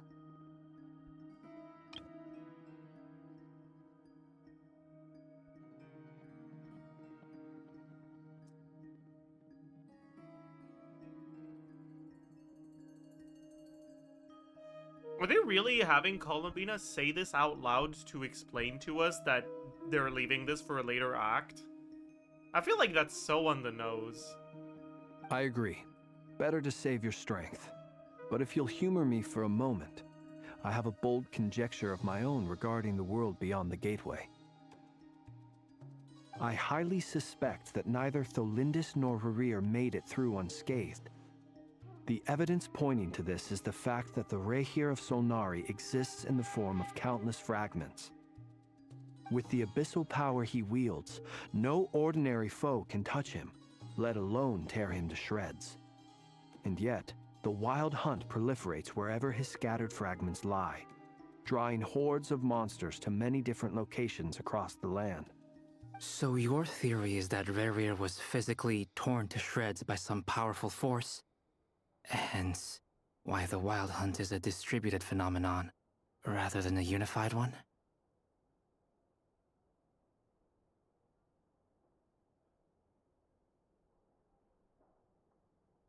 Makes sense to me. Explains why the wild hunt is so pervasive. Varka's kind of why he's saving been this trying part, to piece honestly. himself back together. He was whole to begin with, and he wants to be whole again. Like, Resident Himbo, like, intervening as if his thoughts mattered to anyone else is really funny. So, like, it's adding some levity to this situation that allows me to have a nice little chuckle, and that makes the experience bearable. Without the power of the Abyss on his side, he almost certainly would have perished the moment he was torn apart. But the Abyss, much like a curse, has kept him alive. Yeah, like, when Varka exposition dumps, it doesn't feel like someone is recapping. It feels like an idiot is attempting to confirm that he's understanding properly. Right? So, like, I don't dislike it. It feels very in character, and not in a way that's, like, just plot convenient, like Paimon, right? Because, like, Paimon, it doesn't feel like she's trying to confirm that she understands. It just feels like she's repeating it out loud because she likes to yap or some shit. I don't fucking know.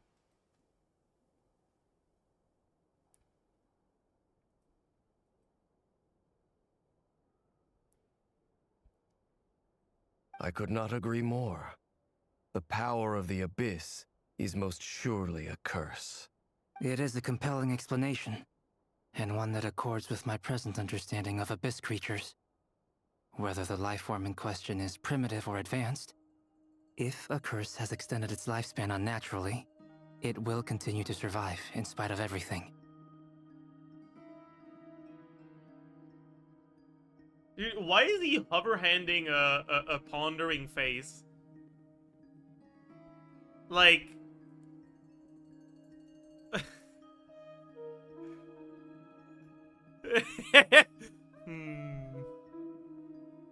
I wonder.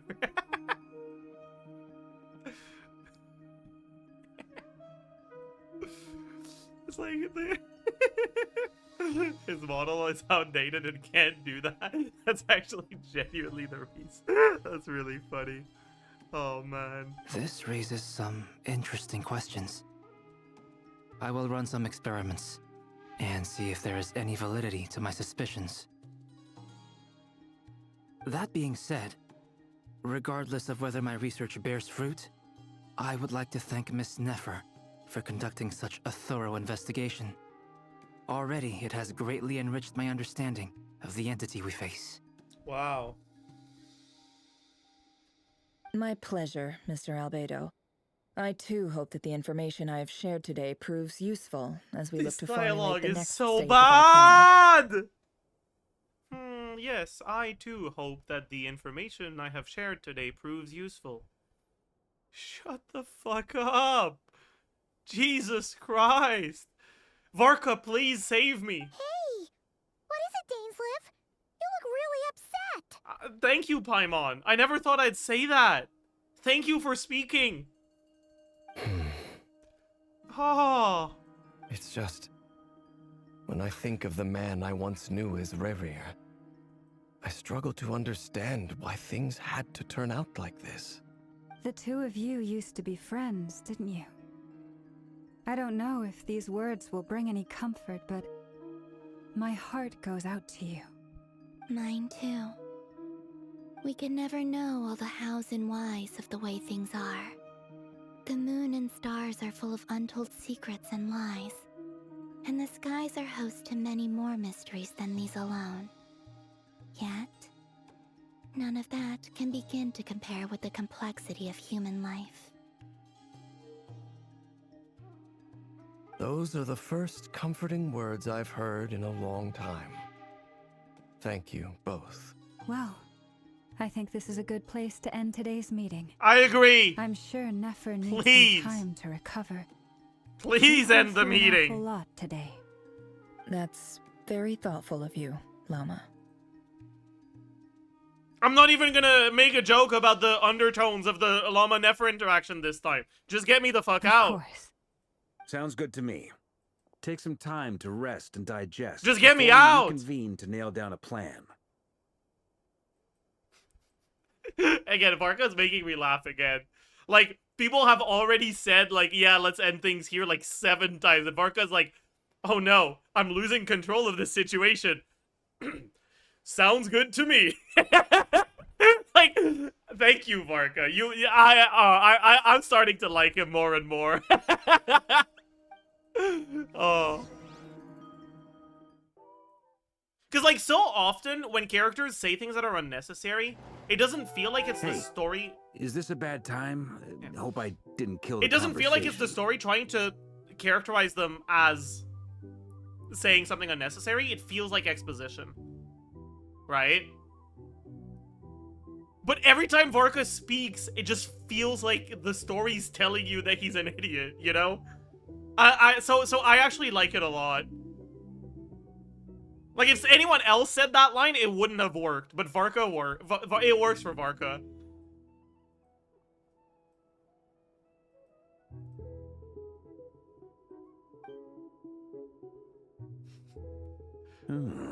Nice room. Oh, I'm not coming in, though. I love him, oh my god. Why not? It's just a hotel room.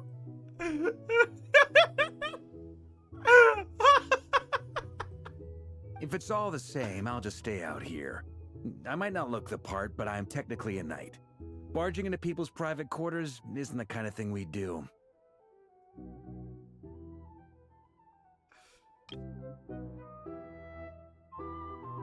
Like, is this a bad time? I hope I didn't kill the conversation into panning into an empty room devoid of any people to converse with is so funny. Like, what an idiot he is. I love it.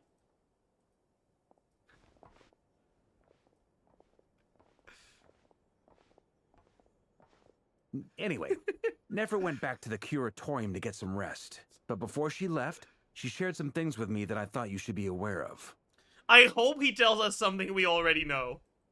Firstly, although she managed to trap the rerir of Solnari inside her chess set, there's no guarantee that the power of the Ibis King is any match for one of the 5 sinners.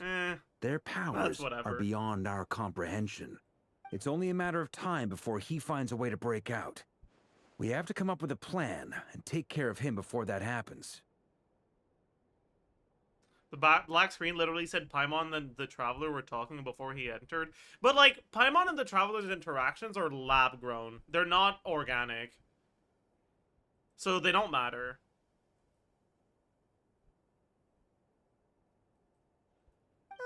Honestly, Paimon figured that might be the case.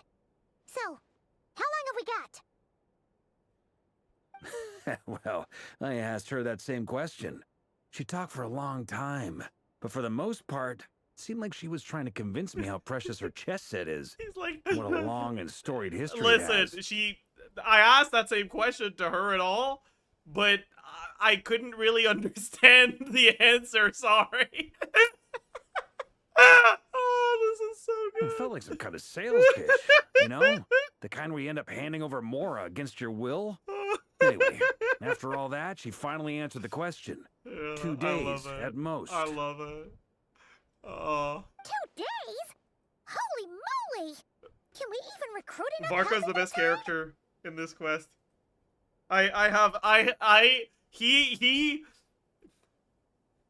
The worst quest in Genshin has redeemed Varka. Holy fuck. That remains to be seen. Which brings me to the second issue.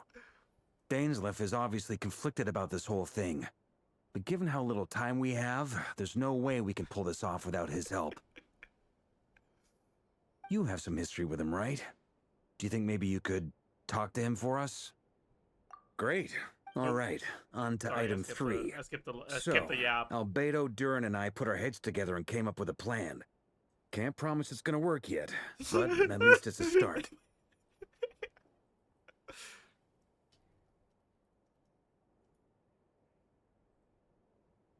Sorry, chat. I have to do something real quick. It'll take like less than a minute.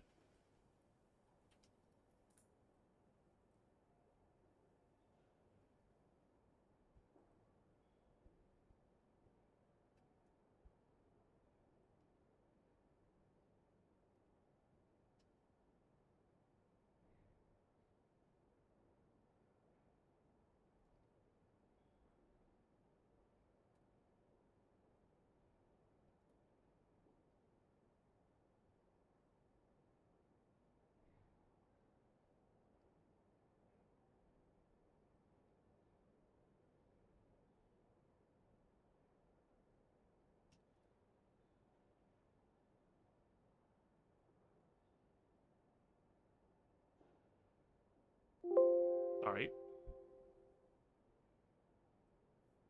Okay. This is what came into my mind as soon as he said that.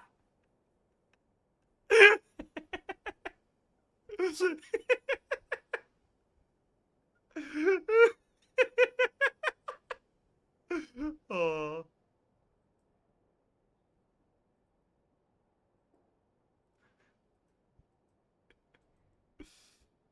The fake PNG on Albedo makes that funnier.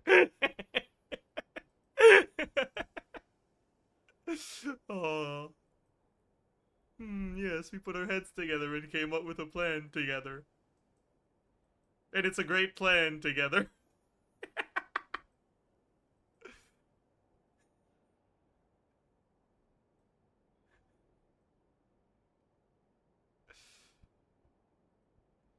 We figured we'd bounce the idea off you first. Yeah, We'll explore it further once everyone's recovered. We did that. All of us did that.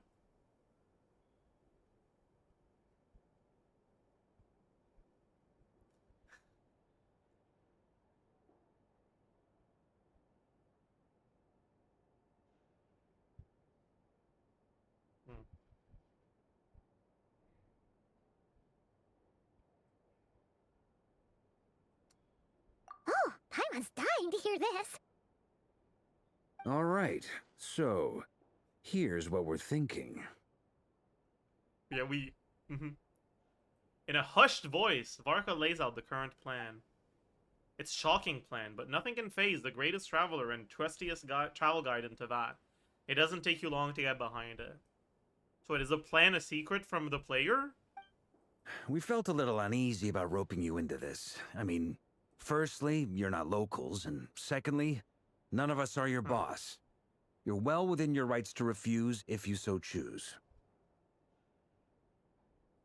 Roping us in? Why would you even say that? We know the stakes here. It's all of us against the rerir of Solnari, or none of us stand a chance. It's because the plan was smart, and they couldn't afford to show Varka saying something smart, even if it was someone else's plan. That's why. That's why. Damn, okay. I choose my words very intentionally, I'll have you know. I like to think there's an art to striking a down-to-earth tone even when the stakes are through the roof. True. There is an art to that. And you have mastered it. Skillfully. Sir Varka, I have a few thoughts about this plan. Shut up. I'm all ears. Stop interrupting Varka, Lumine.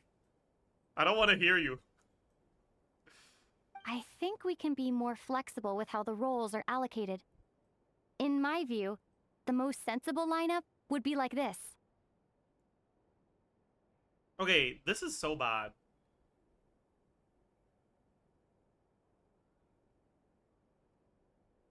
Like, if you're not gonna show us the plan, just fucking get into action already. Stop being like, oh no, actually, I want the plan to go like this. No, like this. Like, what's the point of us seeing this?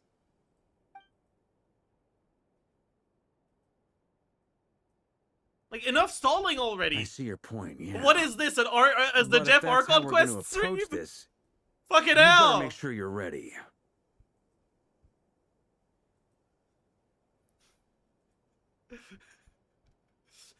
Put the rhythm game away! Why are you booting up Jewel in the Mist? Fuck! Get it started already! To be clear, I don't doubt your abilities. Far from it. I just want to make sure. Are you really willing to take all this on? I want to do everything within my power.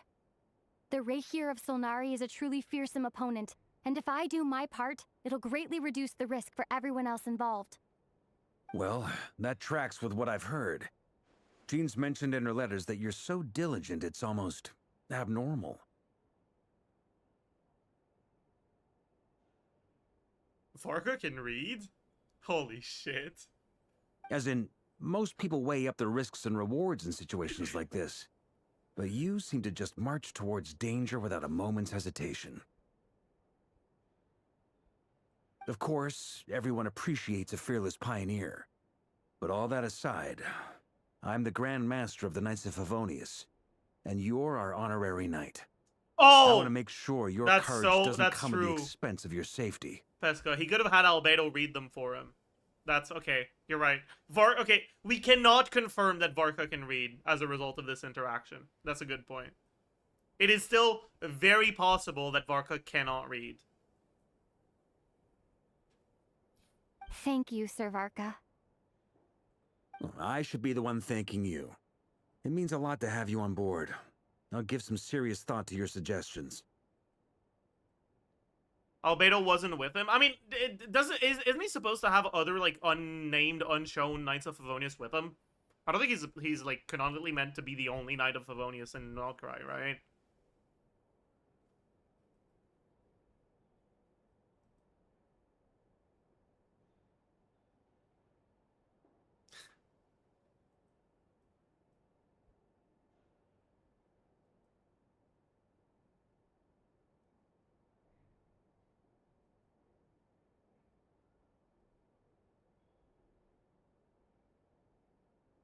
Oh, maybe that's how he came to meet Nefer.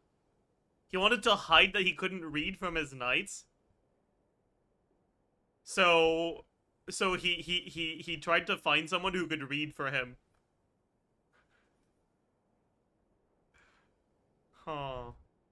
Okay. That makes sense to me, actually.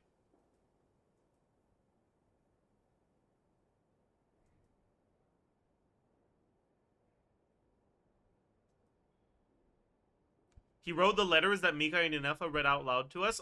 How do you know that? Sure, the letter was from him, but how do you know it was penned by him? As far as I'm concerned, that was probably Nefer's handwriting.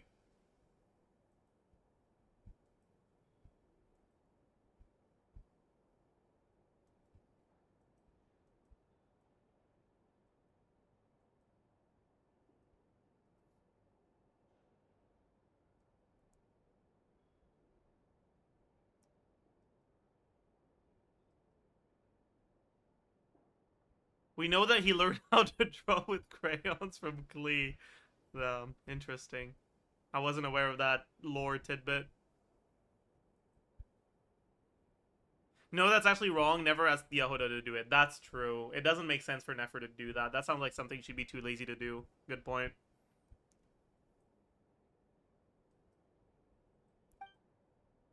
Varka gives a very knightly bow. And says that he'll see you at the hotel again later. Wait, are they confirming that the flagship is a hotel, or is he talking about somewhere else? Because we had this discussion yesterday of, like, what sort of establishment was the flagship? But it only has 2 rooms.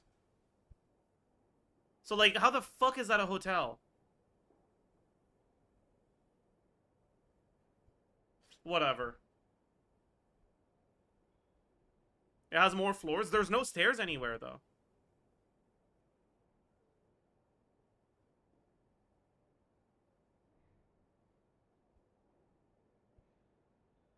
Climb up the wall, idiot. Okay.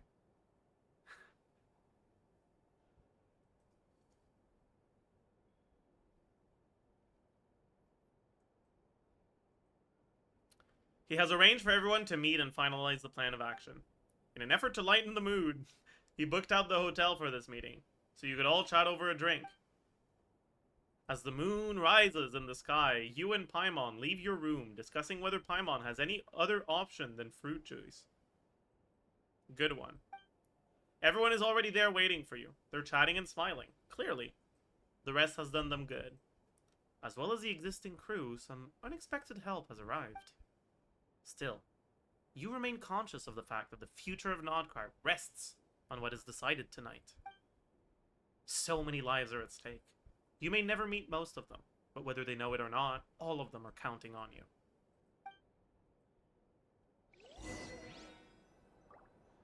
Discuss the plan with everyone.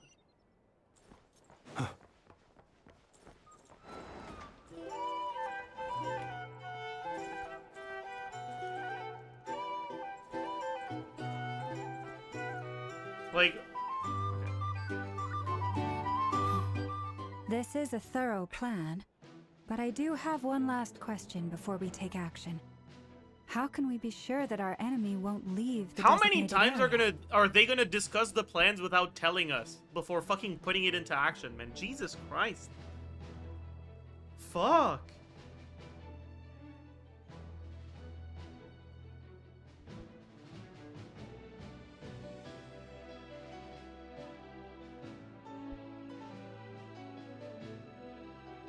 Great question. Albedo's been hard at work analyzing Rerir and the Wild Hunt's behavioral patterns. His conclusions are as follows. Firstly, from the earliest known confrontation until now, Rerir has never displayed any ability to manipulate the dimension of space. So it's unlikely he has any power in that domain. Secondly, he seems to have a particularly strong vendetta against our group. If we put him in a fight-or-flight situation, he'll choose to fight every time. Thirdly, finally, and most importantly, he is consumed by hatred, both for the moon and for his enemies. Turns out, we tick both of those boxes. We have a reincarnated Moon in our ranks, and a spy who accessed his private memories without permission. He'll be baying for blood, not looking to escape. As someone who's had their fair share of interactions with the Wild Hunt, those all seem like valid observations to me. Like, yes. Yes, Varka. You have eyes. Congratulations. Understood. Then I will defer to the verdict of the group. You're doing so well, buddy. Well, everyone, that's the plan in full detail. Albedo and Durin are carrying out their part as we speak. Plan approved. Scheduling. Okay, any firepower you need, I got you covered. Let's light this baby up. The frostmoon scions are behind you as well.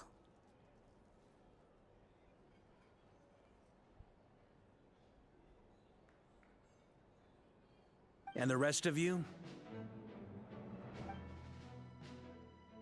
Thank goodness we're silently nodding. No objections? All right. I feel like Varka was Then looking it's for some sort settled. of enthusiasm This is here, the and plan he we're did not going with. receive it. Next up, an old tradition of mine. Anyone who wants to back out, now's your chance. Wait, we can still back out of this? Everyone says things they regret, right? I don't want anyone feeling trapped because their mouth said yes before their brain had time to think things through. A very people-first approach. I hear that's common practice in the Knights of Favonius. Who'd you hear it from? D-Luke? We don't use people's real names at work. This contact will be known only as Owl, please and thank you. How dumb is she, man?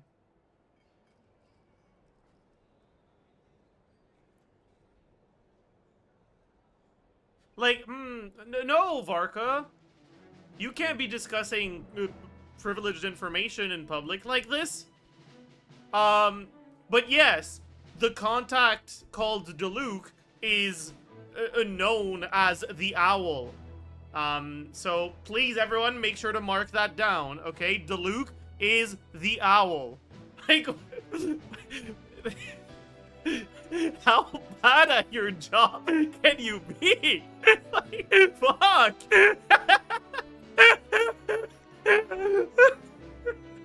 This plan can only work if everyone does their part. Flint's and I will absolutely support it. Oh, God. You know what? Oh.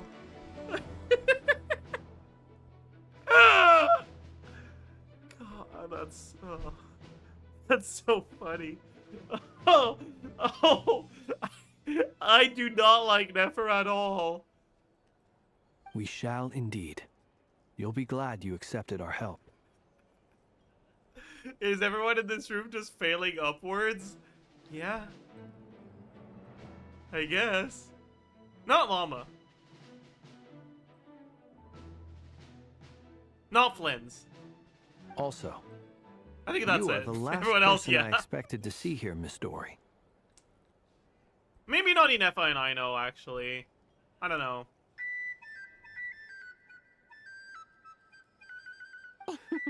It's not often I get called Dori in a work context. My peers usually call me Lord Sangama Bay. So, the longer your name, the higher your net worth. Is that the idea here? Yahoda has one more syllable than Dori. Get fucked, loser. In that case, Mr. Flint's here must Good be one. worth a fortune. That's right, I know your full name. It's... The walls are thin here. I'd appreciate you keeping that a secret. Buddy! The very first interaction you had with us was, hello, my entire legal name is Kirill Chudomirovich Flynn's. My mother's maiden name was like, here are the 3 digits of my, on the back of my credit card. Like, what the hell, man? Like, what are you saying?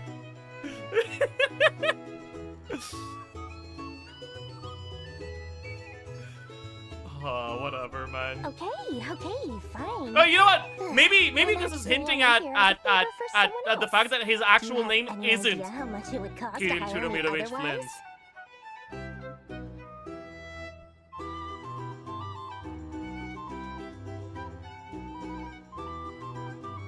Like, he wants to be known as Kirill Chudomirovich Flins because he doesn't want people to know that his name is Steven. He's ashamed of how mundane Steven Flynn sounds. So he wants people to think his name is Kirill Chudomirovich Flins.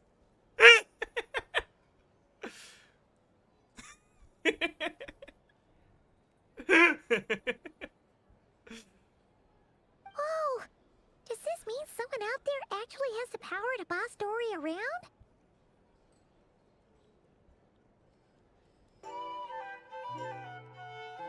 It most certainly does not. We have a long-standing and mutually beneficial business partnership. She's actually the mom of a friend of yours.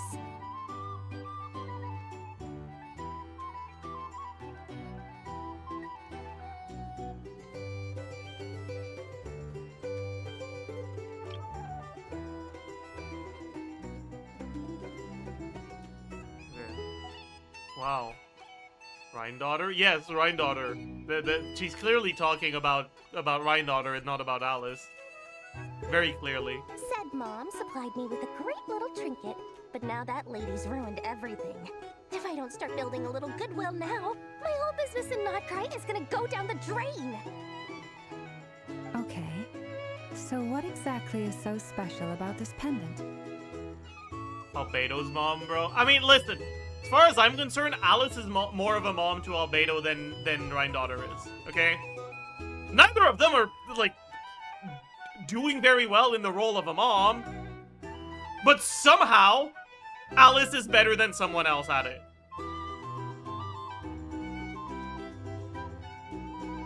Which is crazy.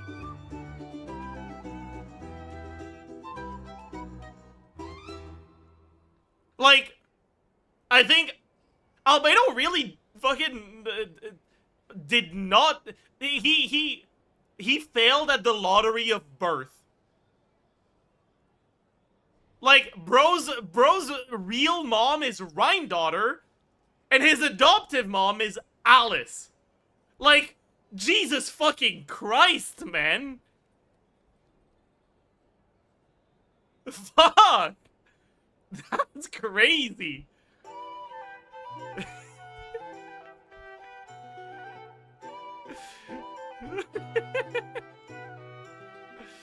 Holy shit, man. It's a lucky charm that a great mage made for me. We have a business relationship, and she was worried that something bad might happen to me. So, she wanted me to have something that can store power to protect myself with. I finally got it all fully charged up with Kuvaki, and then nefer went and used it all up at once. Never lost so big in my— You're right. Oh, sorry. It was all my fault. I didn't mean to drain all the Kuvaki in the pendant, but I'll make it up to you. You will? Well, in that case, how about you give me your chess set, and we call it It just even. says yes. Like, yeah, oh, fine. Yeah, alright. Your problem now. Problem solved, guys! We did it! Good luck, Dori. Bye-bye. I knew you'd say that. Well, it's yours if you want it. In fact, take it now, and I'll even throw in a free rerir of Solnari. Deal? Deal. You're putting me in a difficult position here.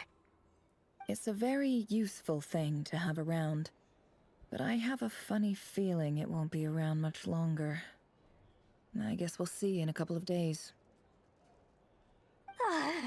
Looks like bankruptcy for me. Hey, don't be so pessimistic. See this through and you never know. You might find a new business opportunity on the other side.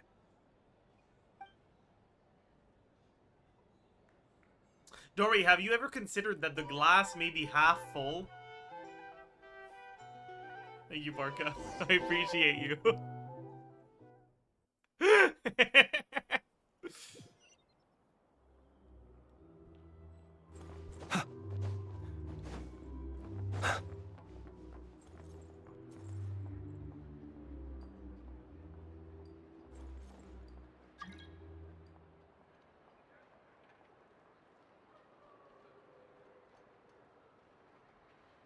You know, I wonder if I could make myself die in this cutscene. Like if I do this, oh, never mind. I needed to be lower HP before I started this. How are things going? Feeling ready? But like you can electrocute yourself to death there, you know? Oh, I was born ready. We only have 2 days. You think Lord Sangamabe would let an opportunity like this slip by? Don't forget, when something's in high demand, the people with the goods on hand get to charge the highest price of all. Even higher than the sellers taking advance orders. Ta-da! See? It's right here! What the fuck is that, bro? Ah, it's so pretty. Did you make it? I had no idea you were so skilled with your hands. No, I have a supplier. We go way back, so he made me a very attractive offer. Aha! No wonder you were talking about lucky charms at the meeting. You've been getting Krai to make them for you. That's not the full story. It actually started a while back as a project between me and the Dendro Archon. Mage Alice once warned me that this world won't stay safe forever. There may come a day when everyone faces a great crisis. I passed this on to the Dendro Archon, and she secretly brought together a research team made up of Sumeru's top scholars to invent a technology that could keep people safe. I won't go into the details because it's all very complicated, but if you want to know more, you can ask the Dendro Archon about it sometime. Anyway, point being, it was the Dendro Archon who asked Kaveh to build this little contraption. As one of the top Kashara War talents, he was the obvious choice. Took him long enough. He stressed over it for ages. Must have gone through at least a dozen designs before producing a final product. But that's Kaveh for you. Marak delivered it to me a couple of days ago, along with a letter from Kaveh. Could I ask why I'm sending this technology to you? And what's your proposed use case? Has it been approved by the relevant I'm a little bit authorities? confused as to what Kaveh's job is now. I thought he was an architect, but like, is he an engineer? I'm confused. So nosy. My fault for sending him the research permit to begin with. Both, I guess? Surely Nahida must have told him you were involved in this project. He was probably just nervous because you're always so secretive about your business. He made Marak too? Oh. I forgot about that.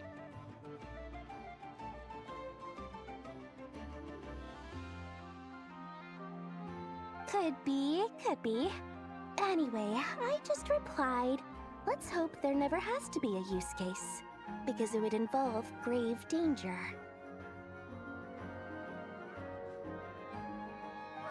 Fair enough. But it sounds like he was just being cautious.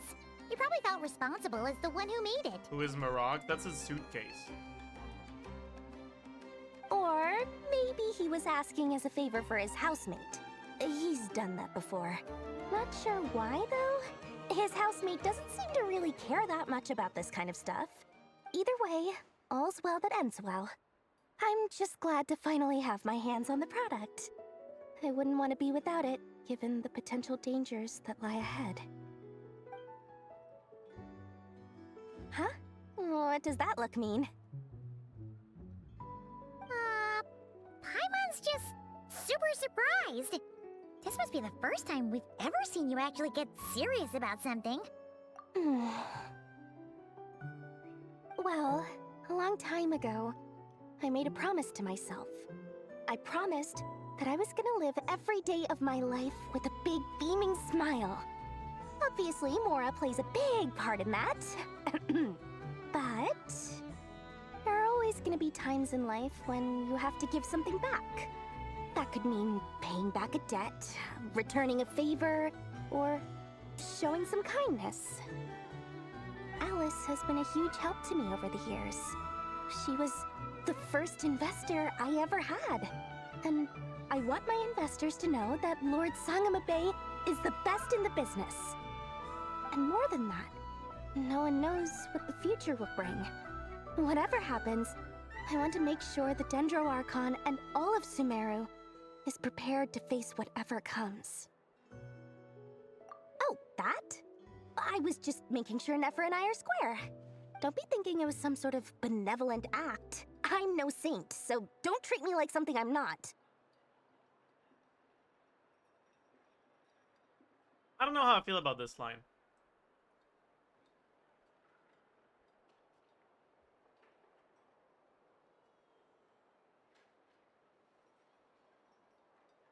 I feel like this is Rerir impersonating Dori. The real Dori would be like making a joke of like, yes, like you may now revere me and join the Lord Sangamabe religion. I am indeed the holiest saint you've ever seen.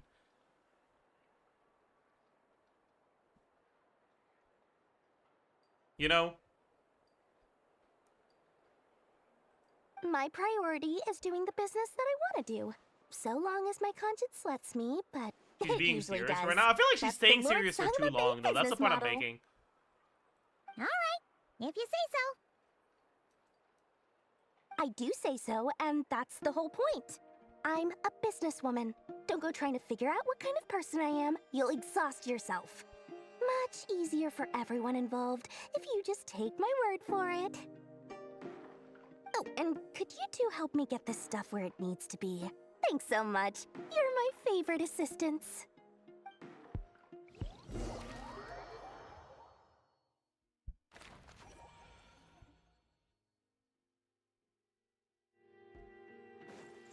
I don't want to put my mouse back on my mouse pad. I'm just gonna do this. We'll get there soon.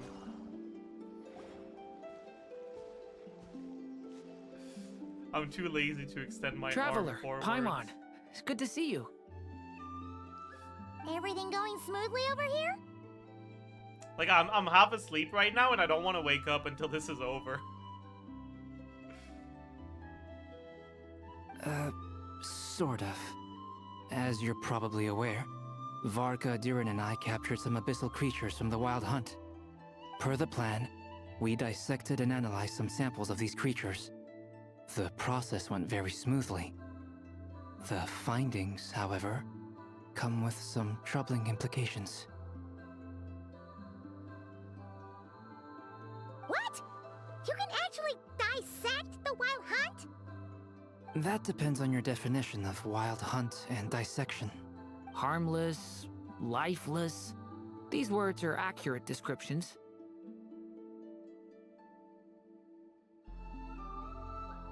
There's a crab behind Durin's head right now. The Wild Hunt is an interesting phenomenon. In and of itself, it doesn't seem to possess anything akin to a human personality. But taken as a collective, the medium through which the Wild Hunt is summoned does appear to have a soul.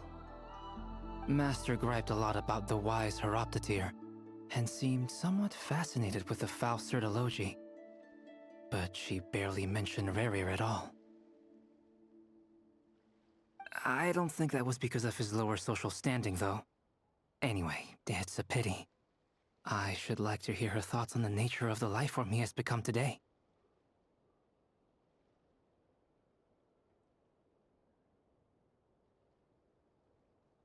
It's a strange mix. The furious energy of an abyssal being channeled through a fractured physical existence. A consequence of being torn apart by an unknown power. Perhaps the only explanation for his survival in this state is that he sacrificed a degree of individuality in exchange for a continued existence. Oh, sorry.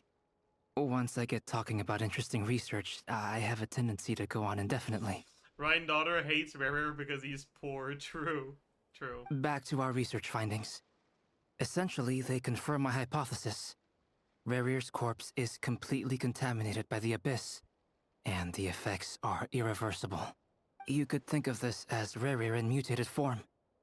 But in my view, even that would be inaccurate. In reality, his whole being has been consumed by the abyss. In other words, he is now nothing more than a manifestation of abyssal power. Unfortunately, at present, we have no means of completely eradicating abyssal power. Hence, we cannot fundamentally destroy the rerir of Solnari either. Isn't that the whole thing that the Traveler does? Like, Traveler's magic is like, abyss, go away. Oh, that's terrible news! So, that's it? We can't defeat him? Not even if we get the power of the Three Moons? Miss Columbina's situation is a difficult one. She can never achieve wholeness when the world does not accept her presence.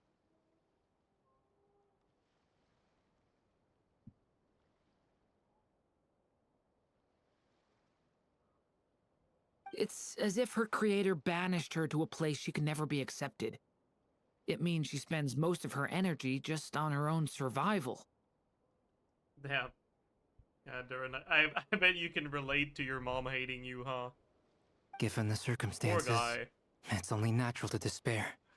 But we must see this plan through to the end. Poor guy. Time to kick off the backup plan. Oh, Paimon almost forgot! This is for you. Dori asked us to bring it. Ah, how wonderful. I still don't know what the fuck Well, that is, by the way. thank you for making the trip. It's like a fucking... Durin and I will be heading off shortly. Plot device. That's what it is. What sort of device is that? It's a plot device. Yes, okay. I'm sorry I won't be there to protect you in person this time. Please be careful. All right then. Stay safe. What sort of machine is this? It's a Deus Ex machine. True. True.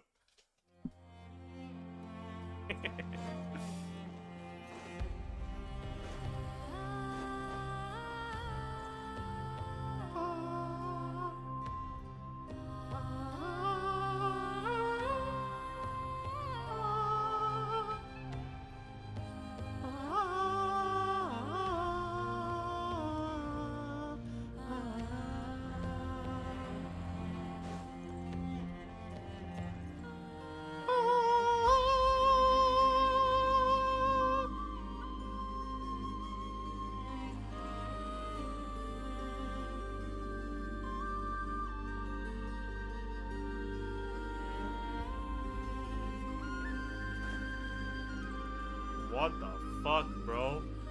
Why are they overwhelming me with titles?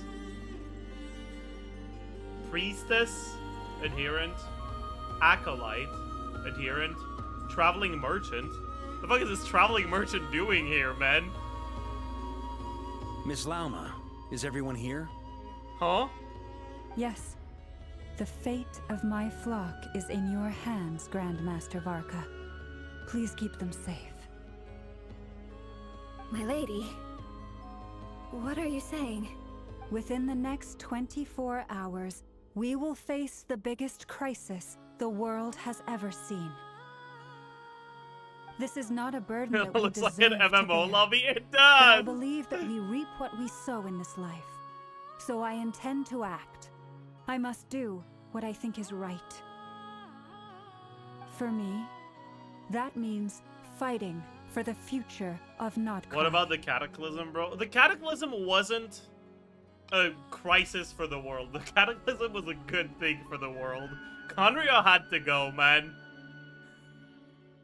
This gentleman is the Grand Master of the Knights of Favonius, Varka, Knight of Boreas. In my absence, please follow his lead.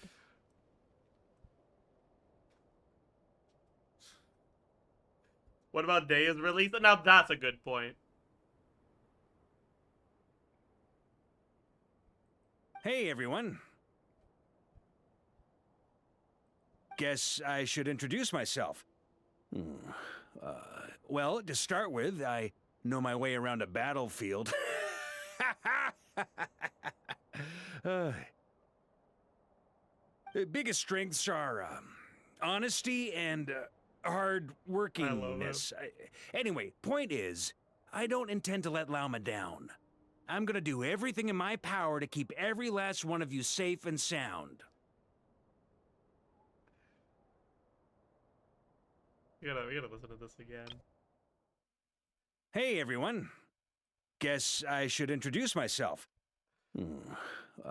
Well, to start with, I know my way around a battlefield. Biggest strengths are honesty and hard workingness. Anyway, point is, I don't intend to let Lauma down. I'm gonna do everything in my power to keep every last one of you safe and sound. Because it's like,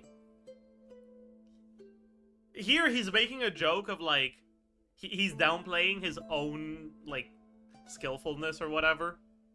But like, the premise of the funny is people need to know that he's a strong fighter. If they don't know, there's no joke here. So the fact that he bursts out laughing so confidently is such a himbo thing to do. I love it. Oh my god.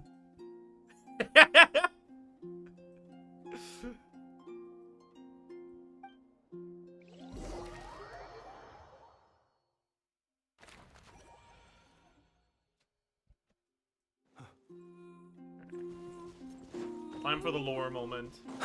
That's enough plot progression, now let's do lore. Please and thank you. Something on your mind? Miss Columbina, was it? I believe that's how the others addressed you. That's right. Names are funny things. Have you always been called dainsleif?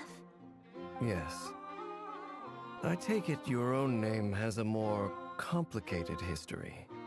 I have a different relationship with names than other people. To be honest, I'm not even sure that Columbina is my name. At least, not in the same way that dainsleif is yours. Okay, her heels, what the fuck is that? What is it made of? I mean, this is what Verdun Du looks like in-game. Columbina is gonna be a nefer upscale confirmed. Because you start with 2 Verdun Du. So you don't have to, like, wait for it on the first rotation. So that's cool. But it's what everyone calls me, and I go along with it. A lot of my life has been that way. I get so used to things that I forget to question why they are so.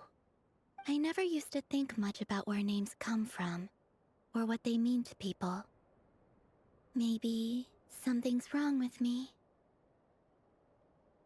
You're different from other people. I sensed it the first time we met.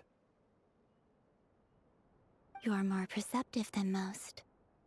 I'm sure your long life and rich range of experience explains that. Yes. Yes. Because I'm sure that noticing that the fucking lady that has her fucking grippers out and magic water bubbles under her feet is special makes you incredibly perspective. Like, yeah, sure, buddy. Yeah, clearly. He has indeed shown insane insight, actually. Do you ever find yourself missing Conria, Mr. Dainsleif? Difficult to answer. I have dreamed of the past many, many times. Sometimes I'm fighting tooth and nail. Other times I'm lying on the ground, defeated. I don't recall any happy moments from that time. It has been too long. Is that because hatred survives longer than love and affection? That would not be for me to say. I make no excuses for the grudges I bear. But whatever the reason, I remember little that was beautiful or sentimental. Thank you for your help with the rerir situation. Without your efforts, I never could have learned the hidden truth of his story. What the fuck did she do?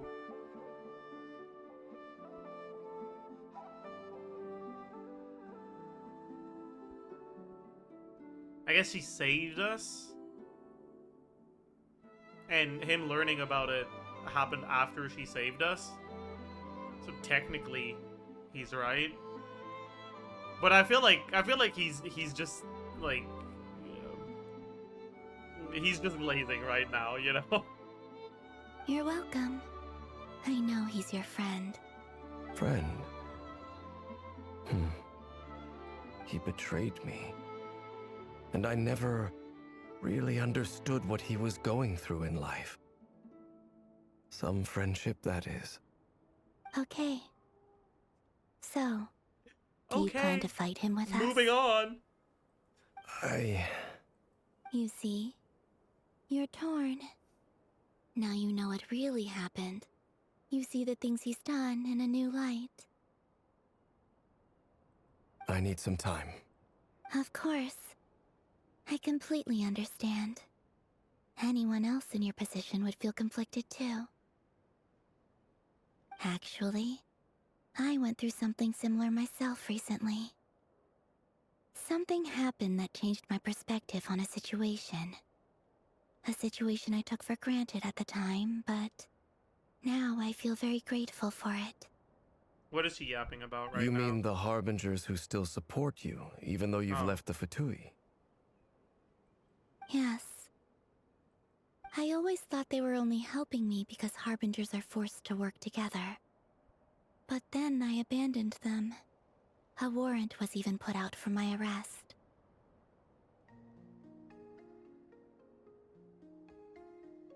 And even now, they still support me. Which means I was wrong about them all along. Clearly, they view you as a friend. A friend, yes. I feel a little guilty now. I regret not seeing her help for what it was, and not treasuring Did she say her instead of there? I feel a little guilty now. I regret not seeing her help for what it was, and... Damn.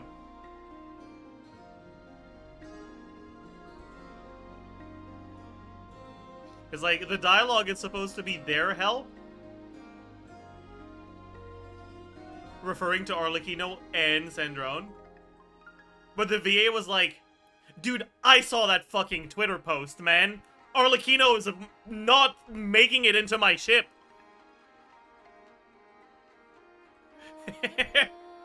Her! I see the guilt that you're feeling now, because I feel it too. Hopefully, talking about it will do us both some good.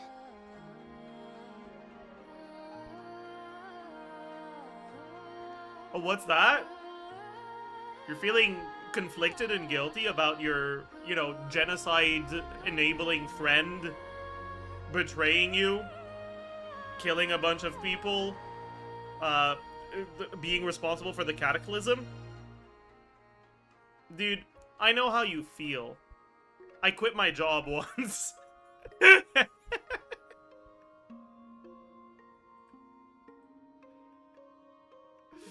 Oh.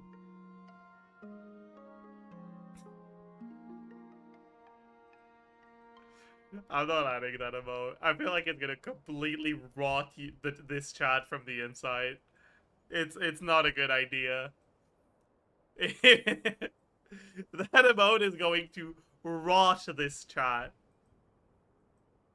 It's not getting added. Only for this quest? No. Have you noticed that the Traveler and Paimon are over Yeah, there? chat, choose one! I think they've been listening. If you're willing to let Mpreg go,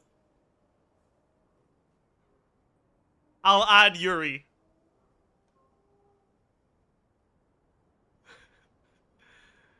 Alright, mods, pull it. This is Yuri. Pull it. Or are you willing to let Mpreg go for Yuri? Oh my god, you are. Holy shit.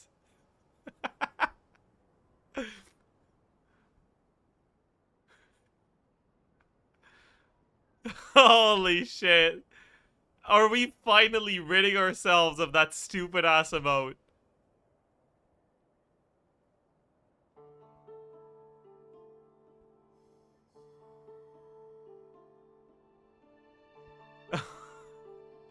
Last spam. Holy.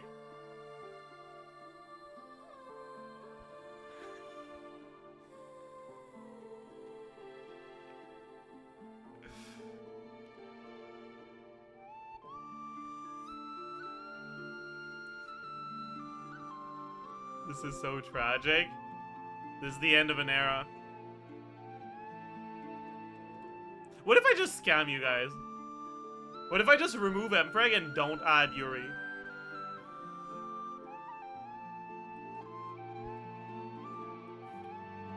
Deal. I'll take that. Wait, why are there so many people in favor?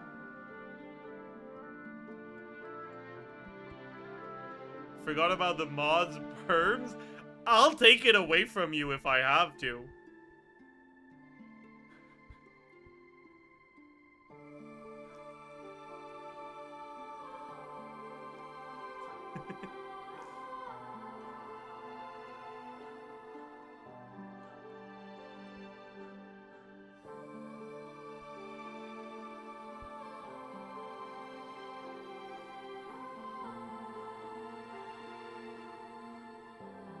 Alright, Yuri has won with 69% of the votes.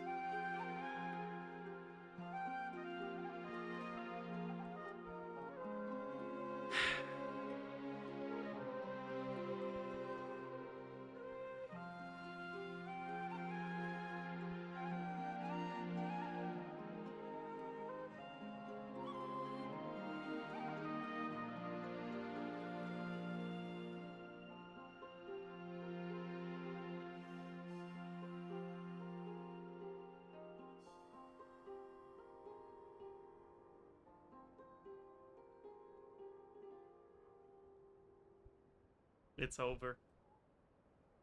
Huh. Shall we say hello? Chat overlay. I kind of want to leave it like that. You guys, do you really want me to refresh the chat overlay? Empreg is still there. In the chat overlay.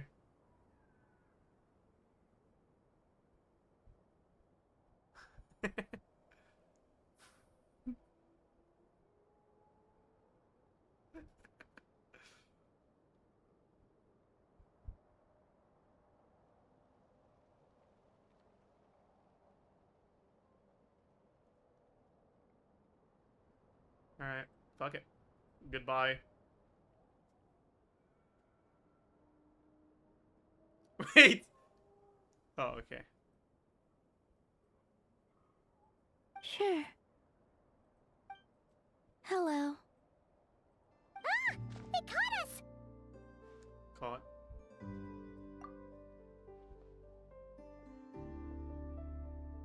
I apologize for making you worry. No doubt you wish to know where I stand on the plan to take down the rerir of Solnari. Why is he correcting himself? That's still his fucking I'm name, afraid man. I need a little time, but I will seriously consider joining you. You will? Oh, thank you so much! Everyone will be so grateful to hear that! They needn't be. This was something that I was going to have to face up to eventually. That doesn't matter to them. They're grateful to you regardless.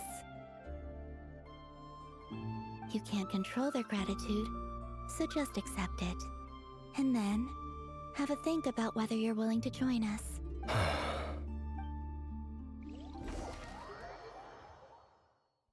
No, I wanted to be in the Varka section. Varka by himself. It's nearly showtime! Let's go rendezvous with I like that others. they're just showing that Varka's like by himself over there. That's really funny. Dude, that's my goat right there.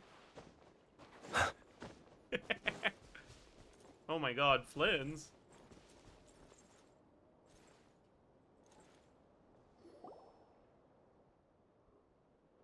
Ah, you're earlier than I expected.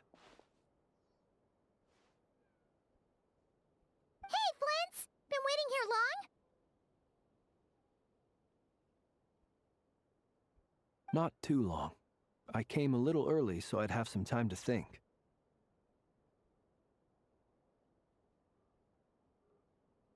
Are you nervous about the battle? Quite the opposite. I'm reminiscing on my past battles. When I was awakened by the Ratniki, I had not touched a weapon in many years.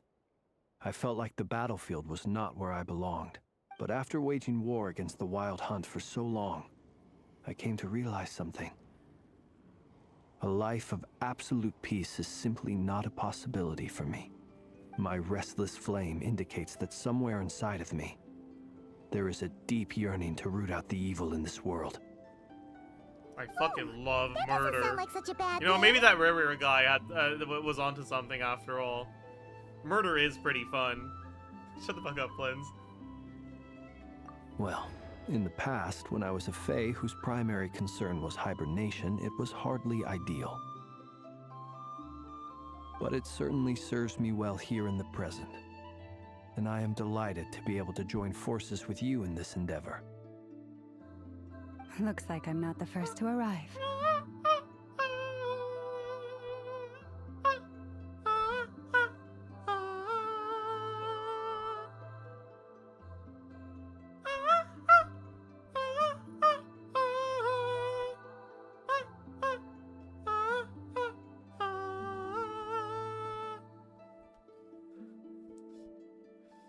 Ah, Miss Lauma.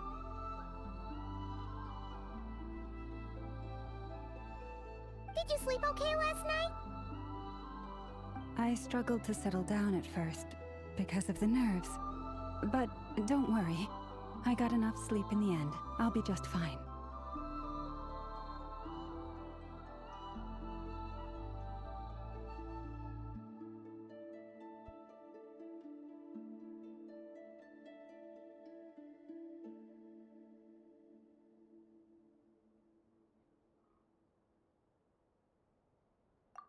Please, I'm just doing my part.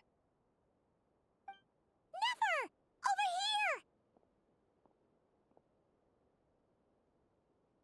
here! Ino asked me to relay a message. She said Nefer will be on high alert and keep a close watch over all secondary districts where defense is required, providing support as necessary. Meanwhile, Ino herself will provide range support to us directly, using her latest invention. Excellent. My thanks to all involved. The chest set's looking a little unstable. It won't hold him much longer.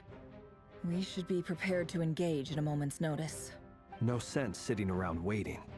Let's make It's the about first to bloom, move while we chat. still have the option. I agree. Paimon, find a safe hiding place. Got it! Be careful, traveler! I will. They're really making Lumine up today. Holy. Everyone, take your positions as soon as the battle starts. Every ounce of strength we have in our bones, let us bring to this fight. Ready? Let's go. Oh my god. Try to die here. I've seen I? all your That's futile alright, sure. ploys before. You have become the authors of your own demise. I wouldn't be so sure about that. You are merely a moment of sport before I tear down the moon.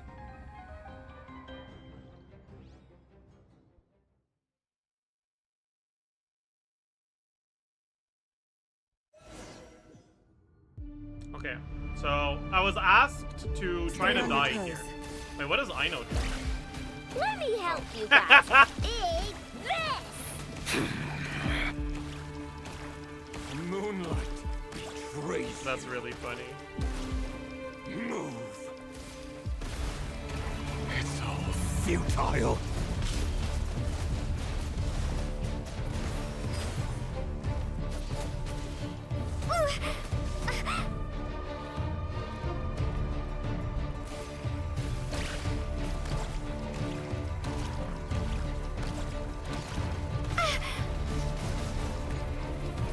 Moonlight betrays you.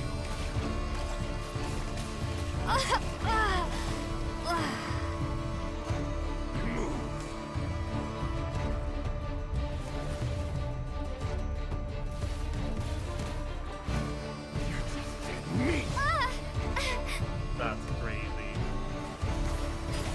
Leave this place.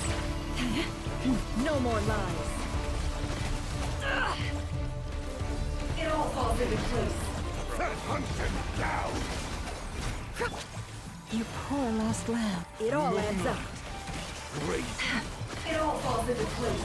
Close your eyes. Observe. Are you quite finished? Futile. Leave. By the frostmoon of old. No more lies.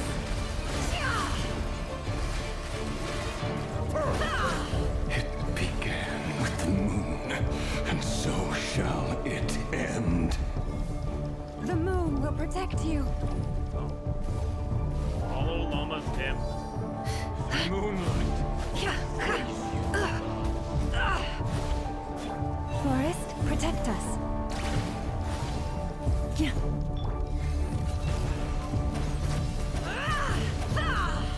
Bro, I know it's not fucking targeting him, so I'm not getting any dew. What the hell? That's fucked up.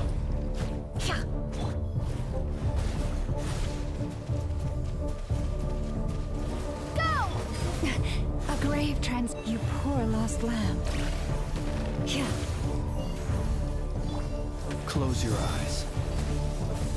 Wait, what am I supposed to do? Defeat the... Am I supposed to, like...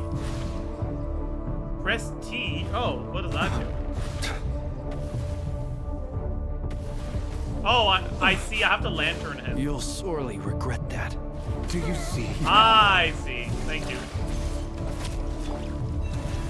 It all adds up. Oh, this doesn't do anything. When will it be as you foretold? Wait. I was trying to follow my fucking... Oh dear, that's so funny. Can I not do the thing? Okay, I can do it now. Your foul spirit is not welcome here. Oh, that's so funny, man. It all falls into place. Let's see what you're made of. Seek within.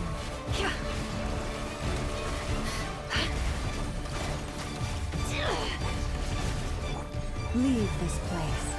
Moonlight. Great. Your little game of heroics is over. Bro, stop running away! Who wants to go first?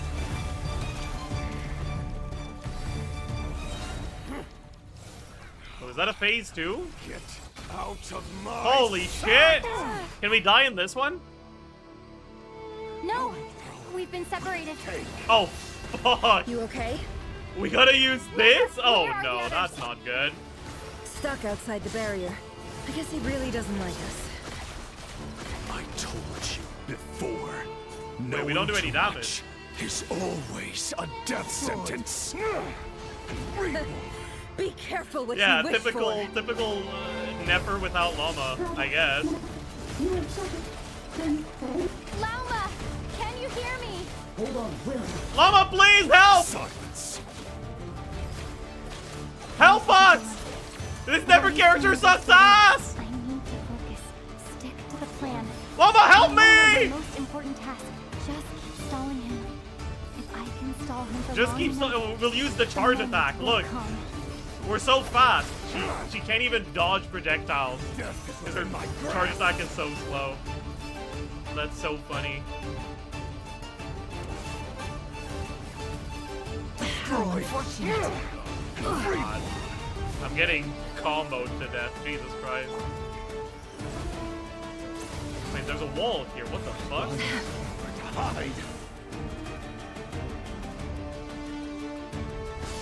Yeah, his polar combos are crazy, dude. I understand why tholindis was like that now. Wait, so do I have to actually hit him? I don't understand. Bombs away! It all adds up. Cause like, no, we're not doing any damage. So I was like, maybe it's just like a scripted, like you have to wait for something. But it Can't hide the doesn't truth. seem like it. The mystery unravels. Was that 1,000? What is that? Oh. I have to absorb Kuvano. I've got this. And then what do I do? Like, do I have to... Water jet! What am I supposed to do now? Do I burst? Yeah. Maybe? No, okay, we just have to wait. Shield's broken. I can't keep this up. Don't push your luck.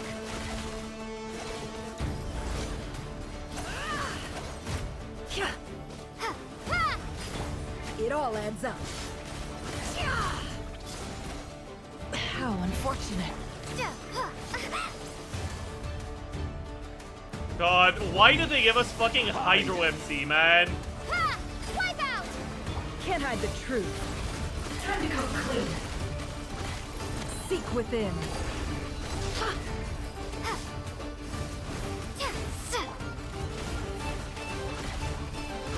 How much power will it take?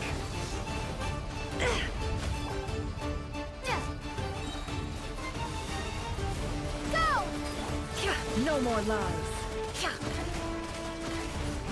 The deception ends here. Can't hide the truth.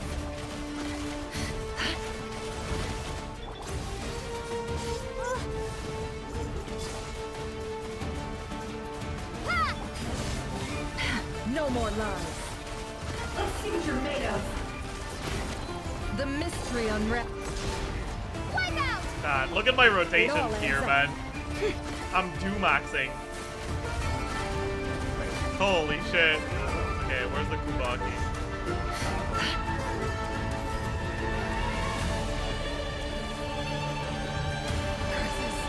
There's no other way.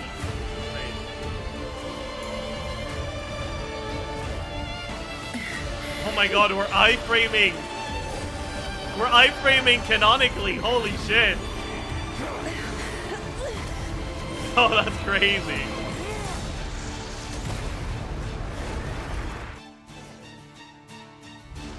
The only way to defeat Rerir is to borrow his own power. Oh, wow. That means Columbina will have to disappear while you two bear the brunt of his attacks. You have to hold on. Find a way to keep him focused on killing the two of you.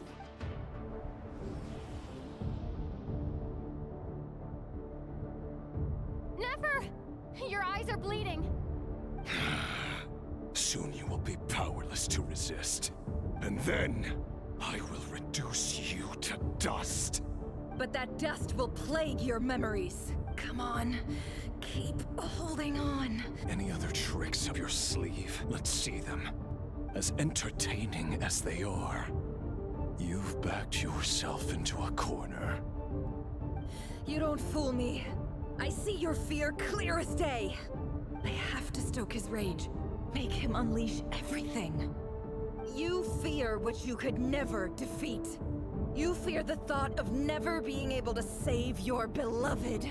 This is not effective taunting. She should be saying, like, she abandoned you. You deserve it. She was disgusted by who you are.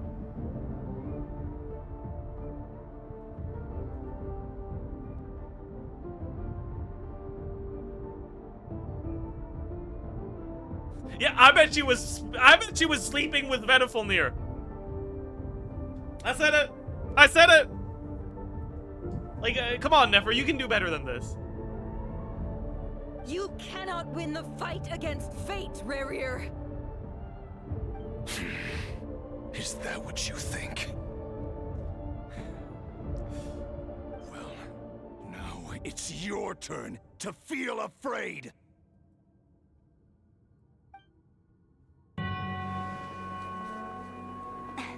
You fear the sound of your own name?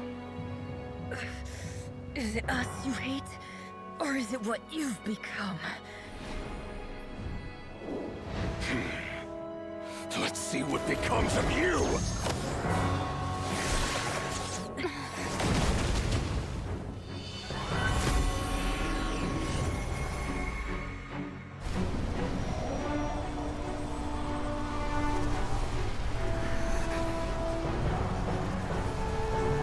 Trying to distract.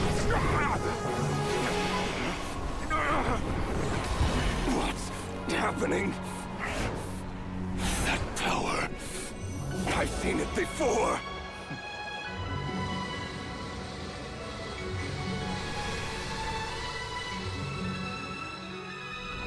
His power is on another level.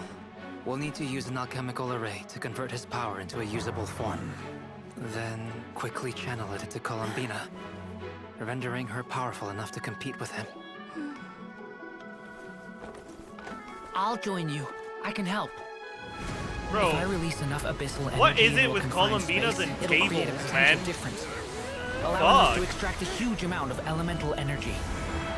Next, I'll synchronize with everyone's minds using pyro, then give you temporary access to their abilities and fields of view. Pyro? What? But it won't last long. Can you see? Well enough. Is she gonna open her eyes? So, we have a student of Gold Rheindotter in our midst. How about that?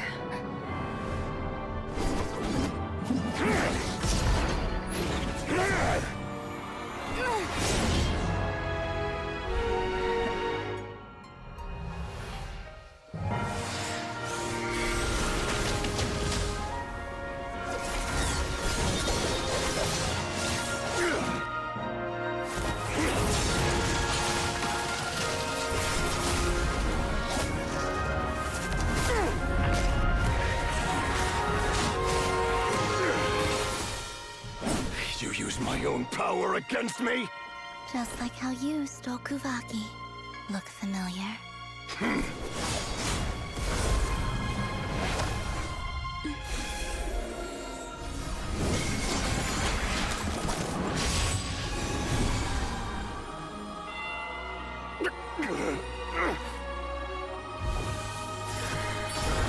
Why does that look boring? Because this is a boring cutscene.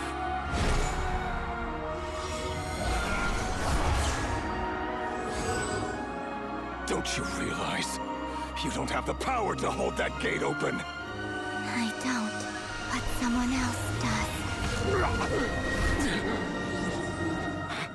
does. Goodbye, rerir.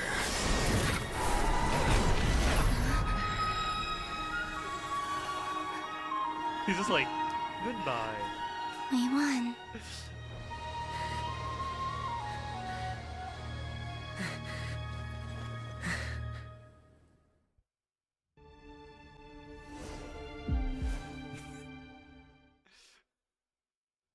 Okay.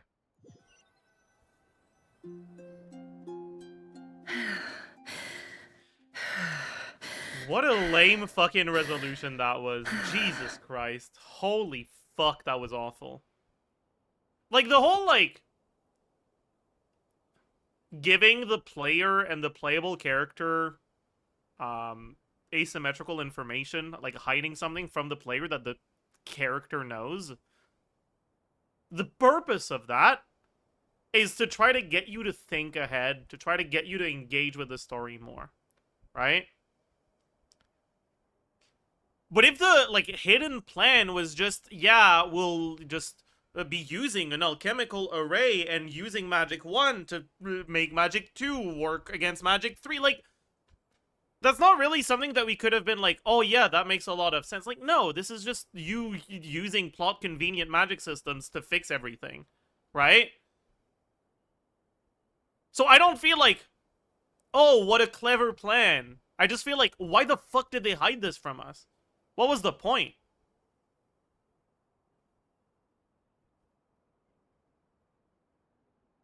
What the fuck was the point of hiding it from us? If the plan was just, yeah, we'll do magic. Dramatic effect? But it wasn't a dramatic effect because the reveal wasn't dramatic. It wasn't dramatic. It wasn't surprising that they used magic to do the thing.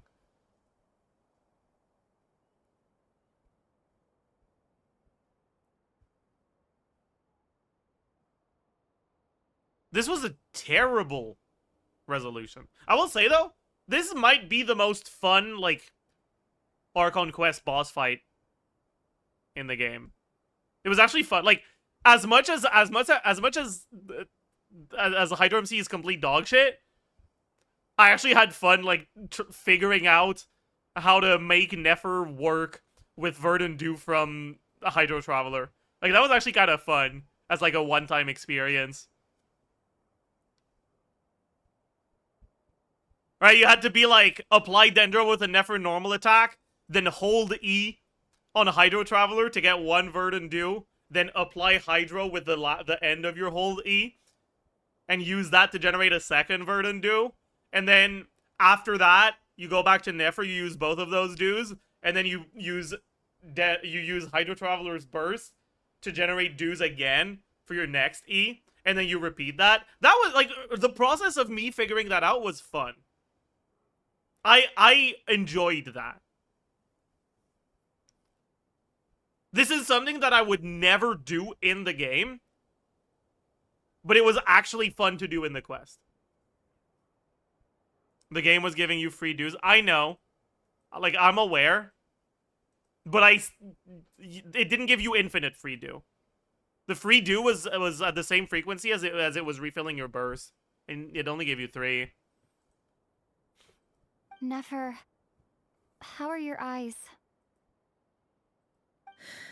They're fine.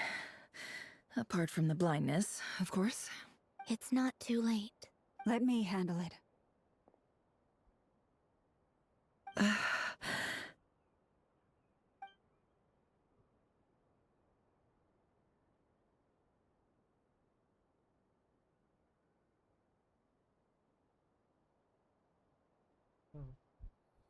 God, these animations are so bad.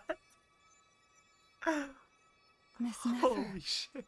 it's not like you to lose your composure. That was the most reckless thing I've ever seen you do. Like, they had a drip of blood, and then she moved her hand, and the drip of blood that was like this just followed along like it was a fucking solid thing. Like, bro. Reckless how? The situation was critical. Our lives were at stake.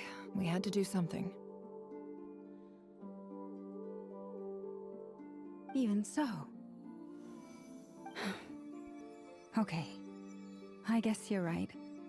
Under the circumstances, it was a wise decision. You traded your eyes for an incredible victory. Nefer, you can't see me anymore. I'm so pretty, though. You need to get your eyes back. In business terms, I suppose that's a huge return on investment. I'd be hard-pressed to argue otherwise. Oh. Still, I don't like this outcome, and I don't want you to lose your sight for good. People suffer when they make sacrifices they shouldn't have to make, whether that means faith, strength, or in this case, your ability to even see. I had hoped you could win without sacrificing so much as a single hair on your head. Thank you. Really.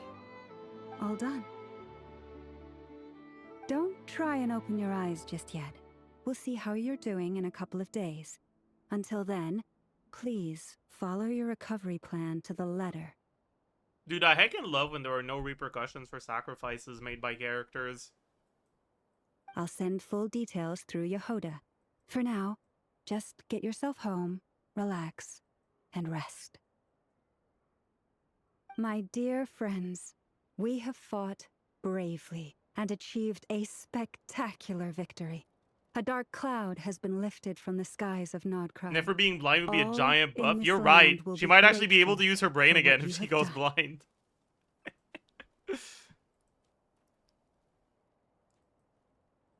The moon will remember this day.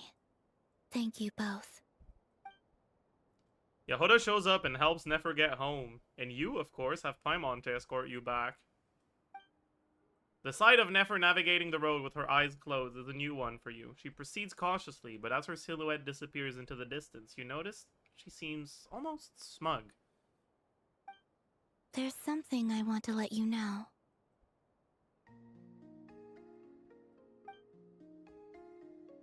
What is it?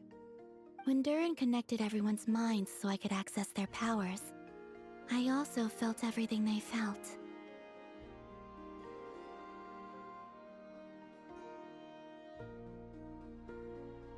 Columbina's like, I didn't know you were one of us. You know, my tea parties are open, if you're interested. And since Nefer's eyes were injured, my eyes are hurting now too.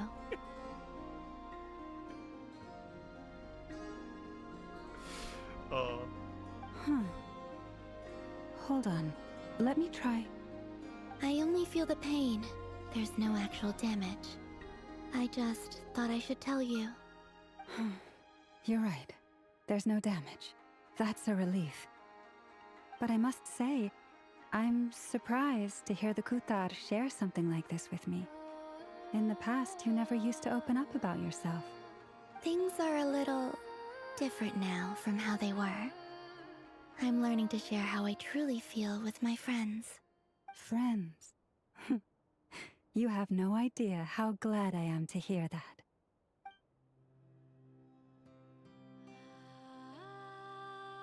Okay. You can't help but break into a smile at the word friends. I mean, you're right, but not for the reason you're thinking.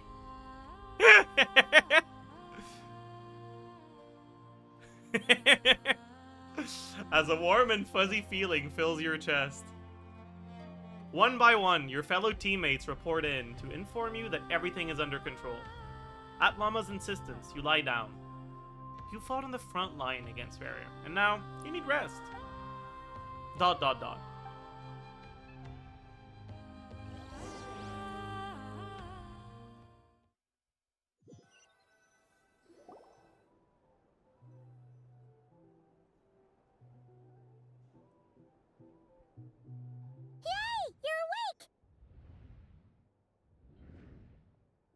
How are you feeling?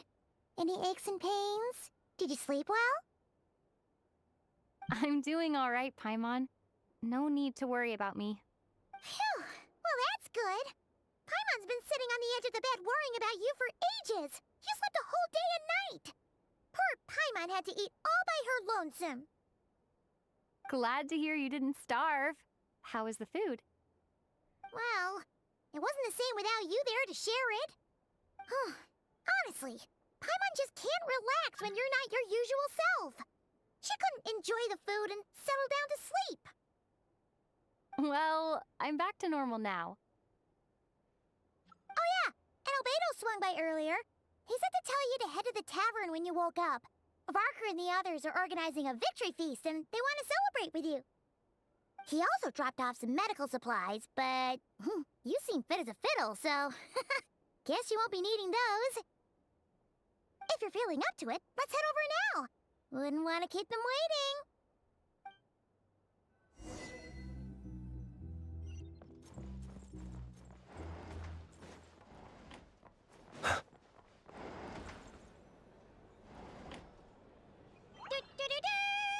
We're here! Oh, Traveler and Paimon!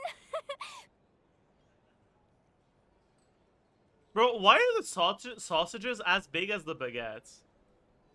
Perfect timing! We were literally just saying how there's no way we're holding this victory feast without you any longer, and we would have postponed it till tomorrow.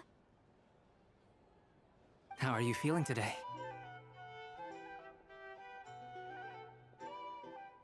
Much better, thanks. Don't worry about me. Like, these are some huge fucking sausages. Like, that doesn't look like a sausage. That looks like a fucking, like...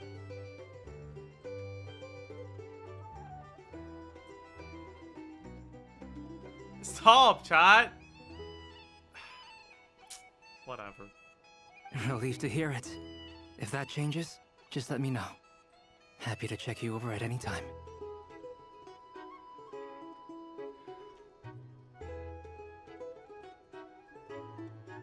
Yep, we're here for you. Anything you need, just let us know. You started it. I was talking about actual sausages, okay? You guys are making it about cock. Stop it. Oh wait, Where's Nefer? How are her eyes doing? Nefer's right over there. I'm sure she'd love to catch up with you. I want to talk to Varka, not Nefer. I see Varka in the background.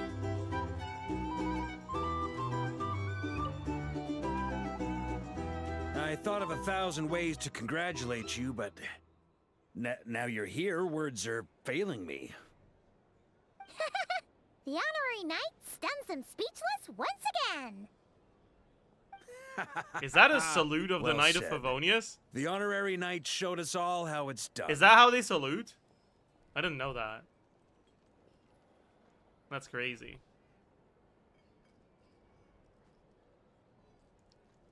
The other knights tell me that Mondstadt was the first stop on your journey.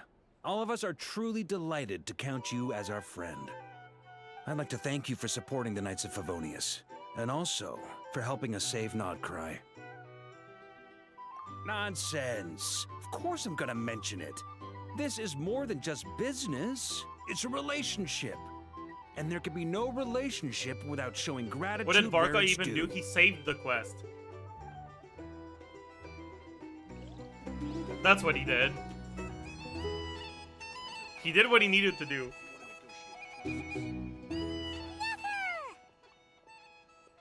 Traveler, Paimon, are you recovering well?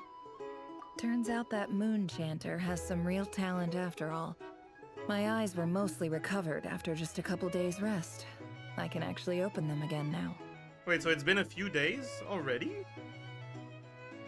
I thought it was the next day. Yeah, but Because you I'm not gotta paying be enough attention. careful. Lauma says not to strain your eyes while they're still healing. Yes, thank you. You slept for 3 I'm well days? aware. Oh.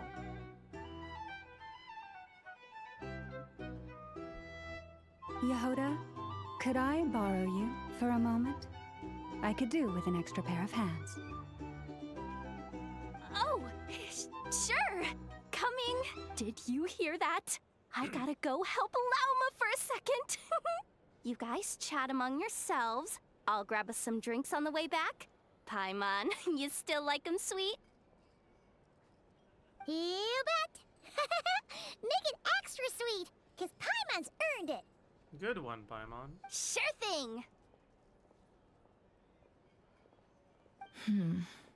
She's jealous. True. The rerir of Solnari. Kind of a snake, don't you think? More of a wolf in my mind. Man, what did Razor do to you? No, definitely a snake. A poisonous one who spewed his venomous hatred everywhere. Anyone who seeks revenge out of hatred for other people has become a snake. That's something my dad used to say. I didn't know you got along with your dad, Nefer. It sure didn't seem like it.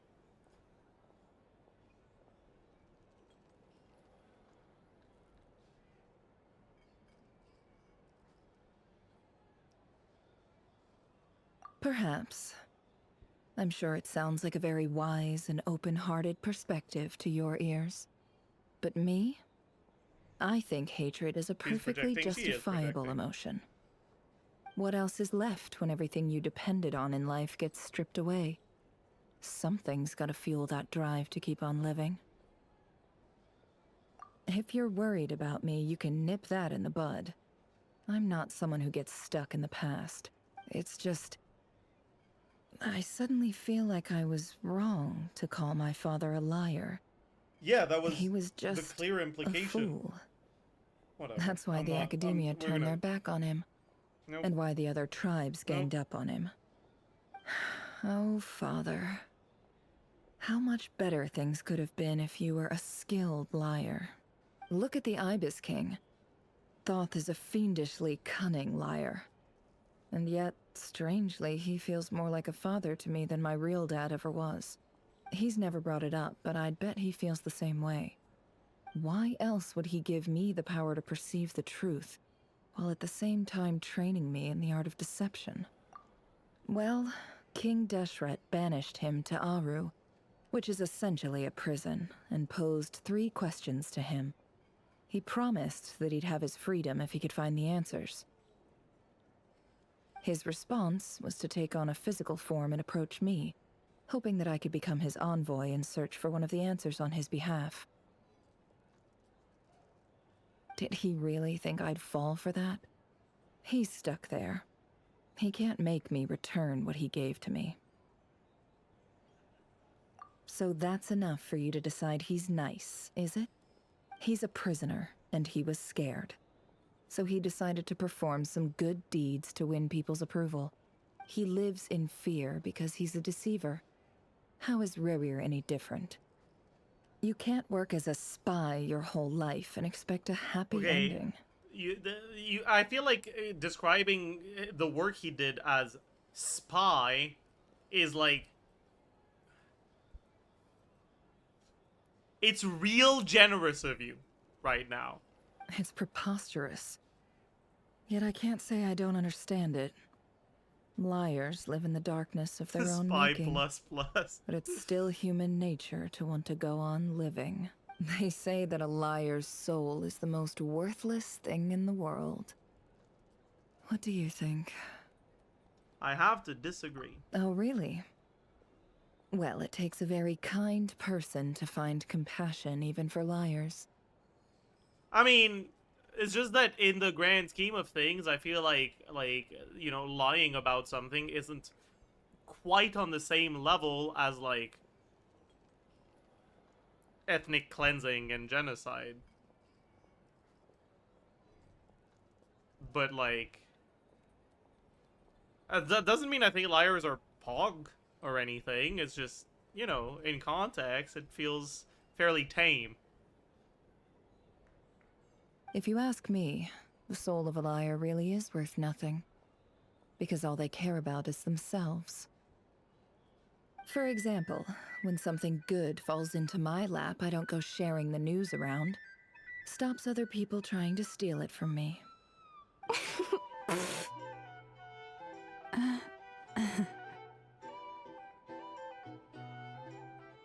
So be it. They have sharp ears. I can't keep anything from them. Is that your way of saying you've warmed up to them now? Bro, what the fuck is Paimon? Okay, whatever. Oh, is that what it looks like? What it looks like is you're starting to see us as your friends. Well, you all know my past now. And I can't simply eliminate everyone who knows too much. So I guess I just have to put up with you. For the foreseeable future, at least. When you find yourself in a situation you can't control, the safest play is to keep calm and start monitoring everyone involved like a hawk. In the intelligence world, you need to have a sense of perspective and play your hand accordingly. If you understand what's at stake, please ensure my secret is safe with you. I trust you'll respect my wishes as a friend. But don't forget, I will also be watching you like a hawk.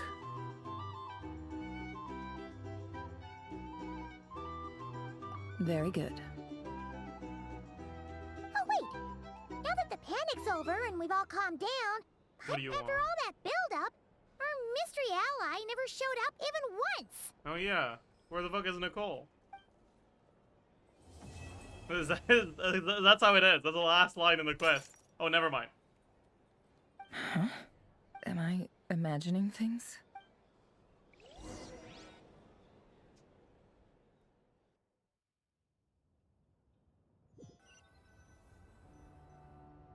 So, that close colleague who stayed behind with you? What's he been up to recently? Who is that? Is that, Dottore?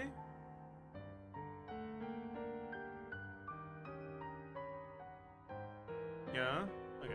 Don't know, don't care. I get more normal human interaction from hanging out with Bosco too than him. Although, now you mention it, he hasn't bothered me in a while. I wonder if... If he's disappeared without a trace, it's the biggest gift he ever gave to the world. Yeah, they do not like it doubt last. that's what's going on.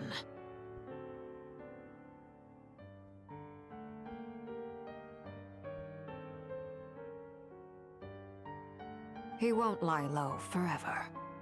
So we'd better stay on guard.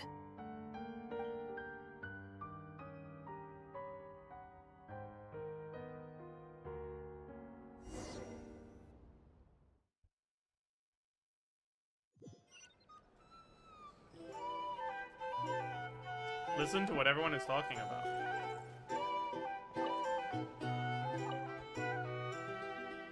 I sit my ass down and I listen. That's what I do when women are speaking. Lord True. Sangama Bay, how lovely to see you. I must thank you for the device you provided. It was an enormous help. Would I be right in thinking that it was developed by the Akademiya? Why come and ask me when you clearly know already? I mostly came to thank you. That's more like it. A little gratitude goes a long way with Lord Sangama Bay. Play your cards right, and you might even stand a chance of becoming my long-term supplier. The chance to work with such a kind and charitable investor as yourself would be a great honor for the curatorium. Huh? Charitable? Who said anything about charity? First time hearing about it. Let's see. The first plot of land you purchased in Krai, your desert interests, and... Stop! What do you think you're doing? Exposing my investment history! It's nothing to hide from. They're all perfectly legitimate investments. And some of the land you purchased was with the intent of building a sanctuary? Yes, I heard about that too. How did you... You're a curious case, Lord Sangama Bay. You don't like people finding out about your good deeds, do you? But I'm afraid no matter how hard you try to keep things under wraps, where there's a will, there's a way. You did it for Sumeru, didn't you? It was empty land that was gonna go to waste otherwise. I figured if I built something there, it might at least get some use in an emergency. Disasters are capricious things. They strike without any warning. I've lost family to a disaster before, and I don't want to lose any friends or business partners if I can help it. My elder sister used to dream of finding a sanctuary. Somewhere with plenty of food, water, and medicine. Where everyone could live happy lives. Oh, that's cool. Your elder sister sounds nice. What's she up to these days? It was something I looked into, but after discussing things with the Dendro Archon, I decided on a more effective strategy. Sorry. The tech people handled the tech, and Moneybags provided the Mora. It just made the most sense. It's a pity that so few people know the truth about you. Bro, read the Everyone room, says that you view everything in Sorry. terms of Mora, and all you care about is growing your own wealth. So, what's the problem with that? Everyone wants to be rich. It's human nature. So yes, I love Mora, and it's nothing to be ashamed of. But surely you have dreams of your own beyond just making Mora. You don't get it, do you? My dream is to invest in other people's dreams. And, you know, make a nice little slice for myself along the way. Just thinking about it makes me happy. That sweet, sweet sound of Mora.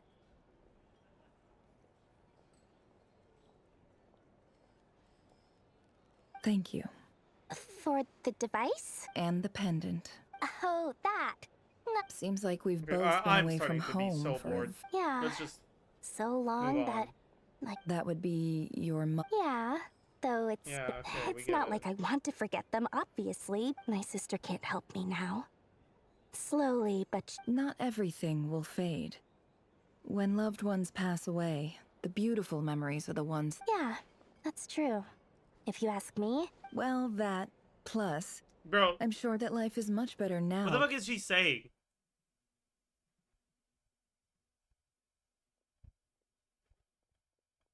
Like, when loved ones pass away, the beautiful memories are the ones that last the longest. Didn't we literally just witness that pretty much the only thing you remember about your father is how fucking stupid and idiotic and foolish he was?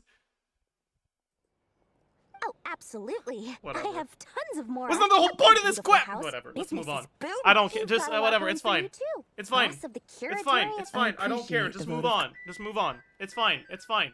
Go to the other interaction. What's the other one? Who's there? Okay. Okay, I'm down for this one. I'm down for this. How have you been holding up? Any adverse reactions? If you start to take a turn for the worse, make sure you tell me right away. You don't need to worry about me, Grandmaster. I'm fine. I mean, I barely did anything, so... True. But I feel like if you say that, you're gonna make Varka feel bad about himself. So maybe don't say that out loud, you know? Maybe keep that to yourself. What? You're too humble, young man. What's that, Durin? You feel like you didn't do anything? Buddy, you ain't seen shit. I'll show you not doing anything. You played an indispensable role in the battle for Krai. We can't thank you enough for your support. Sometimes, when people praise you, it's because you deserve it. The best thing is to accept it calmly and with grace. It's important to learn how to respond to words of admiration. How about you learn a little bit of grace from this very humble Grandmaster right here? Let's do a quick demonstration. Yeah, see, he's teaching. Albedo, that was an incredible feat of alchemy. The pressure was on, but you worked flawlessly at lightning speed to get the job done. Thank you. I can't take all the credit, though. Durin played a big part in forming the alchemical array. See? Did you catch that? A masterclass in how to take a compliment. Okay, yeah. I did work pretty hard to help prepare for the battle. No point denying that. Hey, you guys! Dude, what an arrogant dragon this is. Hey, look who's bounced back. Looking good, traveler. Seems like you've recovered. You won't need to take any more medication. Honestly, though, I kind of hope that the next time we see someone compliment Durin, he's like, "You're right, I'm the fucking goat, and everyone else kind of sucks ass." Like, I kind of hope he takes it too far. Can I get you a drink? Huh? You know how to order at a bar now? You've sure learned a lot recently. Handling a drinks order is ridiculously simple compared to alchemy. Don't worry, I'll blend into society yet. Paimon believes it. You're clearly a fast Okay, learner, compliment. just like your brother. To be totally honest, though, Paimon didn't quite follow all the details when you first explained the plan to us. Neither did I, Paimon. Like, the plan was just, I will do magic, and then they will do magic, and then all the magic will come together, and magic will happen. Don't worry, that's completely understandable. Unless you're a student of alchemy, it's hard to grasp the principle and how the process works. To put it in the simplest terms, we saw how our enemy stole the power of Kuvaki. And that gave us the idea of stealing his power to turn it against him. When facing an enemy you have no hope of defeating, it's best not to engage them in battle. So, instead of looking for a way to overpower him, we decided to help Columbina get strong enough to at least stand up to him in a fight. Yes, instead of trying to overpower him, we tried to overpower him by buffing Columbina. What the fuck are you saying, dude?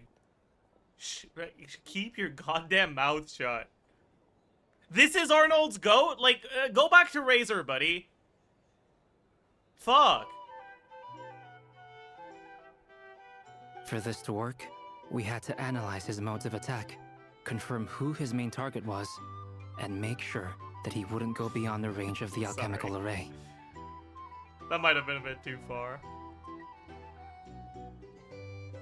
For added security, we prepared a total of 4 arrays. But to mitigate the impact of the battle, we identified one location in particular as the ideal spot. The alchemical array absorbed his abyssal power. Then Durin processed it to render it usable by Columbina. That power enabled her to do what would otherwise have been nigh on impossible. What surprised me was that dainsleif actually agreed to join us. Given his history with rerir, he had every right to sit this one out. But we're extremely grateful for the decision he made. It must have been a painful choice to make. But I'm sure that making a decision was far better for him than staying in limbo. Absolutely. He was torn between two paths, but in the end, he made his choice and stuck to it resolutely. He doesn't strike me as the sort of person who'd stay trapped in limbo for long. Anyway, however you cut it, everyone gave a stellar performance. And now, it's time to kick back and celebrate. Okay, whatever. That was the least funny Varka interaction so far. Maybe the joke is getting old. That's the only reason you're here.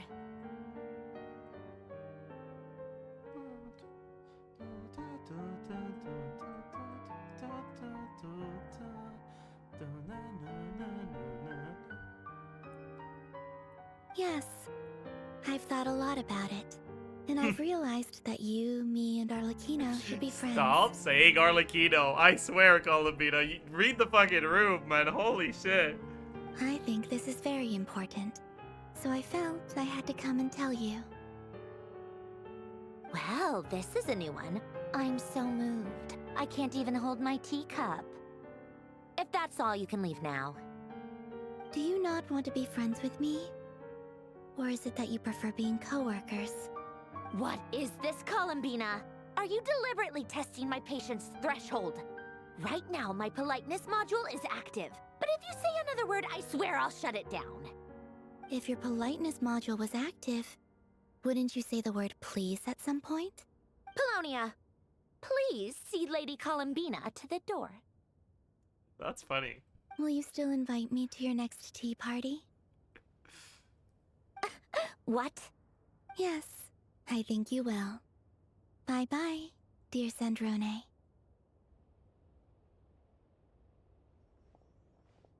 Why are we here? Last time, the Wild Hunt escorted you out. Would you rather I handled it myself this time? We just wanted to, see how you were doing now that it's Why all the over. fuck? Why? Out of concern for my safety? Yeah, that's a reasonable... I hope you didn't seriously think that the rerir of Solnari would be able to lay so much as a finger upon me, given how prepared I was. Mostly because you kind of helped us out, so we just wanted to check you were okay. Looks like all your robots are fixed, huh? Oh, don't you worry about that. Tea time is already a write-off. The visitor before you managed to kill my appetite. If you're in the mood for tea, go ahead and help yourself. Otherwise, it's going to I waste. get it, Sandrone. Columbino talked about Arlecchino again, didn't she? Damn, okay. My coasters are still missing in action, though. Use this notebook instead. Whoa! Pretty hefty notebook. Look at all those calculations. You can ignore those. They're just dumb scribblings. I doodle and write in my free time. Sometimes I remember the distant, dreamlike past. Sometimes I imagine the far-flung future. And other times, I grit my teeth and note down all the crazy nonsense going on in the present. Some people do the crosswords in the newspaper. This is my equivalent of that. Trying to predict the future is like daydreaming. And writing about the present just makes me furious. The past is my favorite. If nothing else, it's already set in stone, so I don't have to rack my brains trying to figure it all out. True. Early Sumeru Meadow was really the best. I agree. Marionette. That's a good point.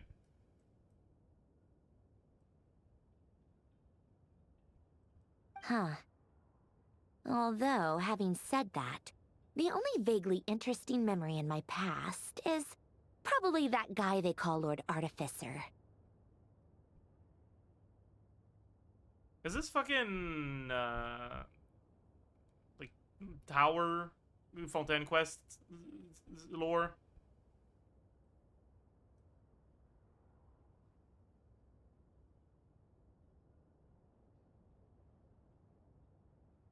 Ordo, yeah. I don't care though. Who else? Pretty much all the mecha and Fontaine are his personal handiwork. Wait, are you saying you know him? Like, personally? As a friend? I mean, I guess we were friendly enough. Yep. In fact, I'm probably the only normal person left who knew him at all. What do you mean by normal, Marionette?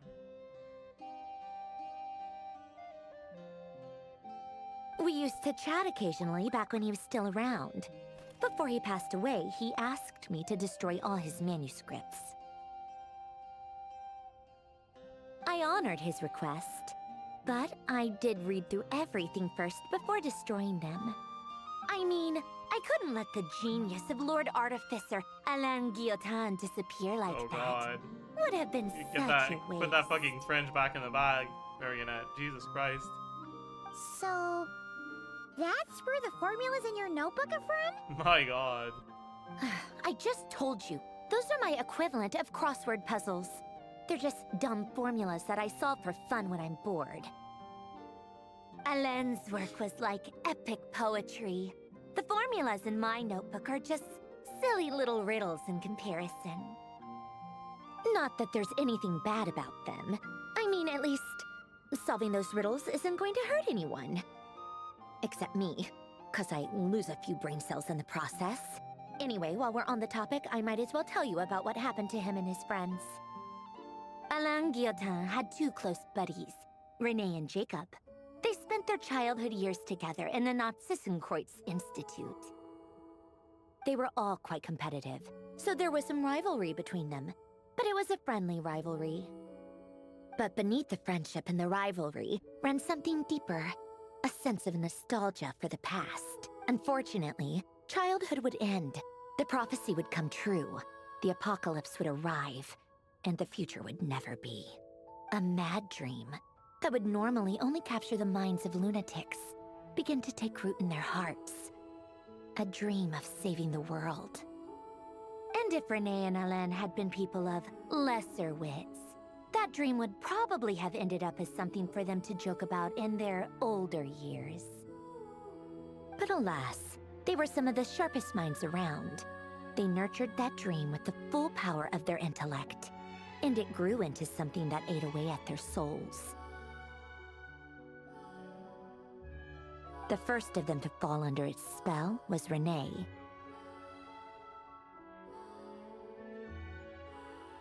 Against Alain's wishes, he persisted in experimenting on a mutual friend of theirs to try and save their life. Alain did not approve and parted ways with René. It's complicated. Alain wanted to believe that René only did what he did for the sake of their friendship. But when he told me about what happened, I could tell he still had some suspicions about René's motives. Perhaps the seed that would grow into a nightmare had already sprouted in René's mind. Even then. The next time they met, René's soul had been completely engulfed by the dream of salvation. His futile attempt to change the tide of fate only resulted in a wave that swallowed up the world, even before the apocalypse came. And although that wave died down eventually, I hear that it just recently came back with a vengeance. As I understand, René wanted to live out his dream of salvation once more. But I'm told that the attempted resurgence finally died out for good. At long last, René awoke from his deluded dream. Though of course by then it was far too late. What do you think of René? Do you admire his transcendent genius? His view that any price was worth paying to achieve the lofty goal of saving the world? Or do you despise him? Dismiss him as an evil madman who wrought havoc on the lives of everyone around him as he pursued his delusional dream? Admire him? Despise him? Buddy, I don't even know who he is! You think I was paying attention? Same difference, really. Just a matter of perspective. What a cop-out. But I suspect you'd have a more incisive and insightful answer if we dug into it further. I don't like fanatics who give up their whole lives for their ideology. Nor do I like fools who let their delusions take control. Maybe I could understand if René had just been an ordinary person. But he had a sage-like intellect. And still managed to get himself lost in the labyrinth of his own desires. Anyway, that's enough about Renee. Now, moving on to Alain Guillotin, the Lord Artificer. He managed to put a stop to the first storm whipped up by Renee. But after that, Alain lost his friends and family. To his credit, I suppose, the loss of his family and friends was purely a tragic accident. It's not like Alain sacrificed them for his cause or anything. After that, the only thing supporting his work was the same dream that had dragged his closest friend down to the abyss. But although the desire to save Fontaine drove him to found the Fontaine Research Institute, Alain continued to reject any form of transcendental knowledge or power. He was suspicious and fearful of it, having seen the way it had affected his closest friend. I think that formulas and machines derived solely from human intellect were the only thing that gave him a sense of spiritual comfort. Yet Alain's intellect was simply too great. It barely left him space to breathe in his lifetime. Once he realized that the end of his life was approaching, he finally accepted the truth. The Nazissenkreuz Institute needed someone, and a human being, to see its story through to the end. He quit working on his formulas, trading them in for the fairy tales that had played such a formative role in his childhood, but which he barely touched in his adult life. He told me that the director of the Nazissenkreuz Institute used to read those fairy tales to the children as bedtime stories. Apparently, they worked wonders at sending kids off to sleep. Yeah, that's a good point. I also now understand why no one wants to go to her tea parties. Jesus fucking Christ.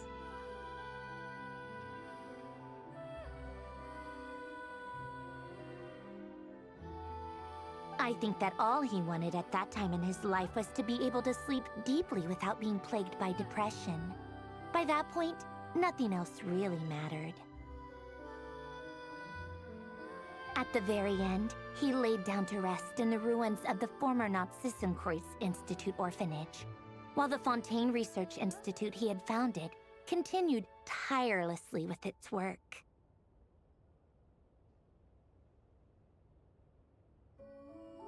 Many years after that, tensions over competing dreams would once again cause a rift, this time between members of the Fontaine Research Institute. But the actions of those fools had nothing at all to do with Alain. And that is the story of two people from the Nazissenkreuz Institute who both wanted to save the world. One went all in on his fantasy of self. The other sought desperately to burn bright in his life. I do sometimes wonder, why is it that people like even the grandest tree starts as a tiny seed? So perhaps they were young children with friends and family who mattered to, or maybe they just wanted, but instead, the search for the, do you think the desire to save oneself is enough of a justification to, you don't know? I guess that's a fair answer. At least you're not. Alain was much more straightforward about it. I asked him the same question back when he was in his prime. Yes, it's enough. That was all he said before getting right back to his, all right, tea time's over. Thank God. I owe Arlecchino a favor for telling me these stories. I'll have to bring a whole sack of gifts the next time I visit the House of the Hearth. I'm gonna go tinker with Polonia now.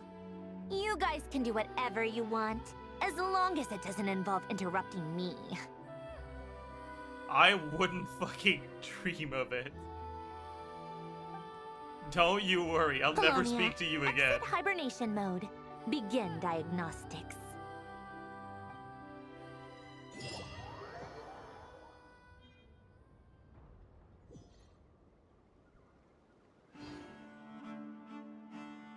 Are we done? I think we're done. Holy shit.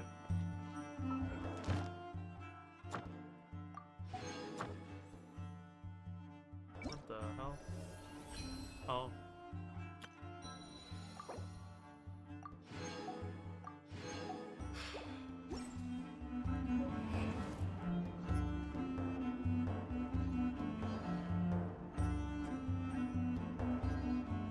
So,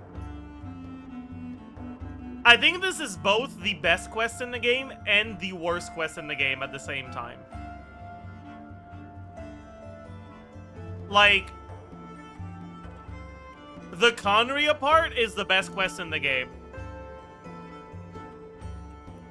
The post-Conria part is the worst quest in the game. I am glad I stopped when I did yesterday, because now I get to actually be able to, like, think about those two parts completely separately from one another.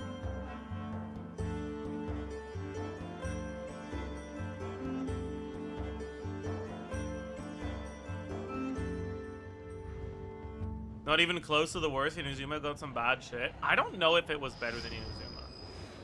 Honestly, I don't think so. I think it was worse than Inazuma. It was bad. Every part of it was fucking awful.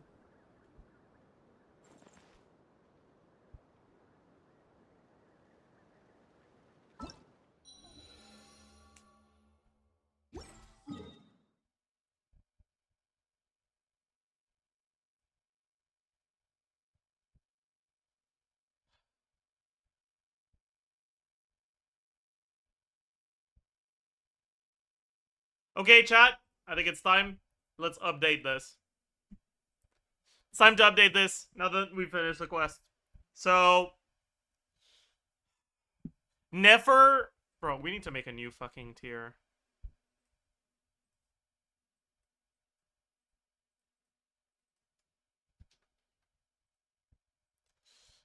Nefer was the worst character in the story, by far.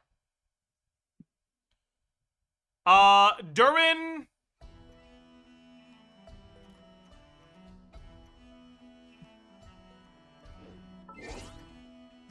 He.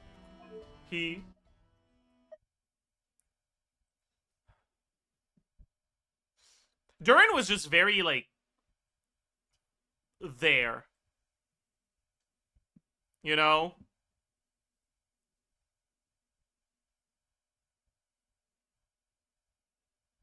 Inefa wasn't even there, though. Like, Inefa said one thing, I think. Like, one line in the whole quest. And, like, I know too.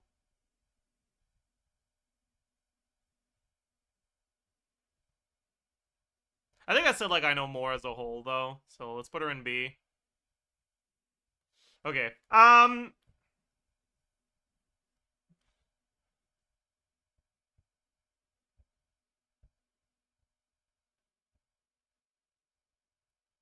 Varka has surpassed Lauma as my favorite character in Krai.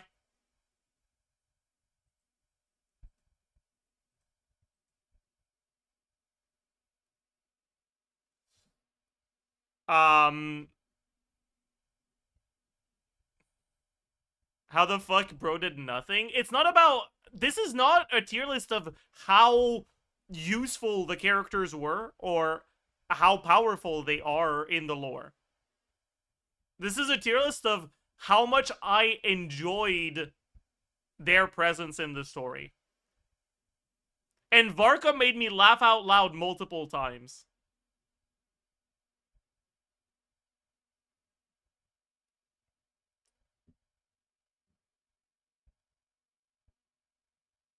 He was so funny.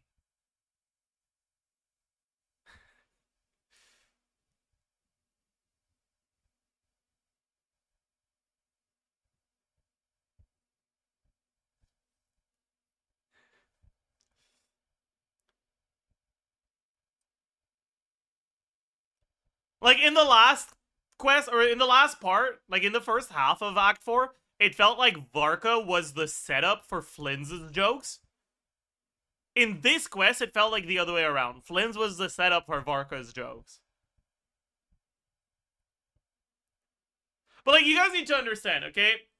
One of my favorite anime characters of all time is Nendo from Psyche K. And, like, that's the energy I'm feeling from Varka. You know? Like, that's his energy.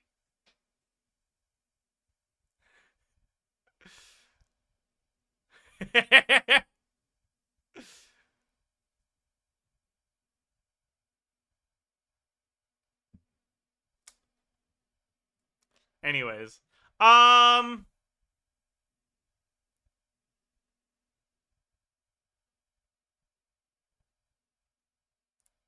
like if we were let's honestly do this from the start. Fuck, it deletes the files I added when I click reset? Oh, that's fucked. That's fine.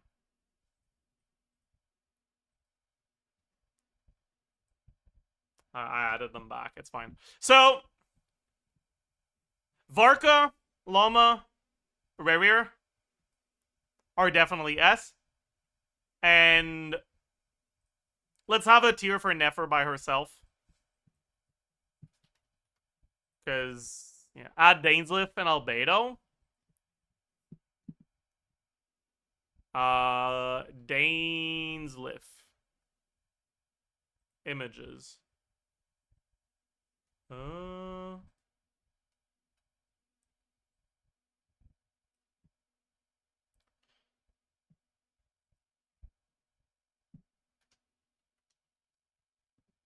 Then albedo.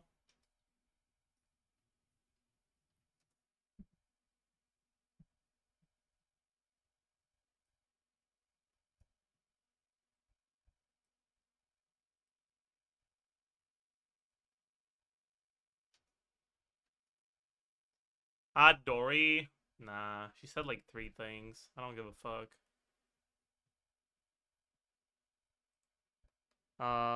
Wait.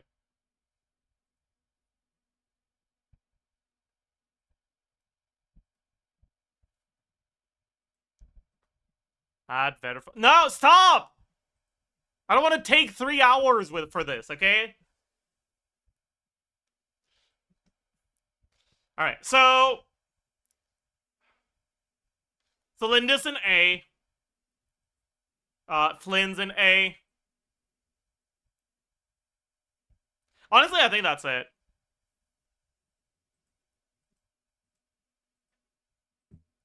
We briefly go over placement, like explain why.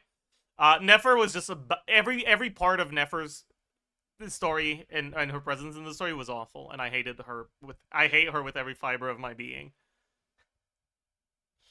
Varka just made me laugh every time he spoke. He was comic relief done right, in my opinion.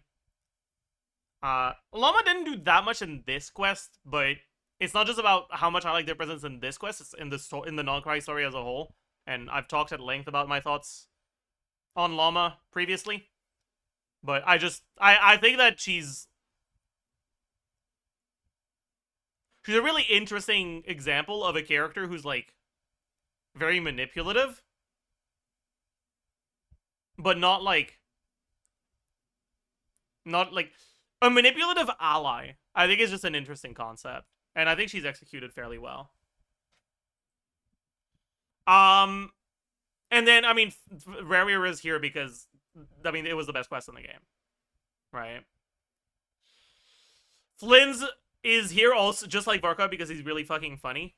And Tholindis is here because it was the best quest in the game, but she's lower than Rerir because I didn't really like the ending. Of her throwing herself into that fucking moon portal or whatever.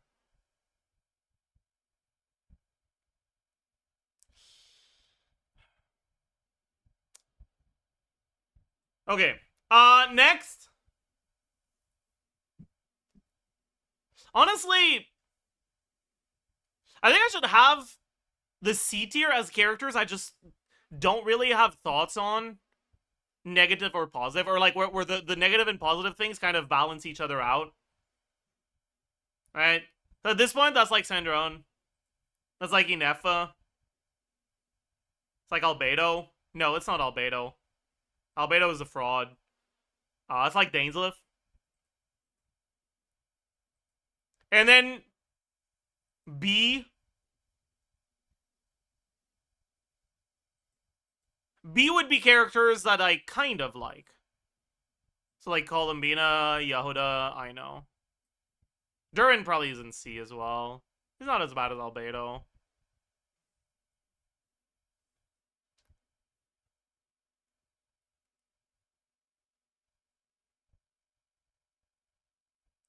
You're rating the character that's incorrect? Bro, what about her characterization is interesting?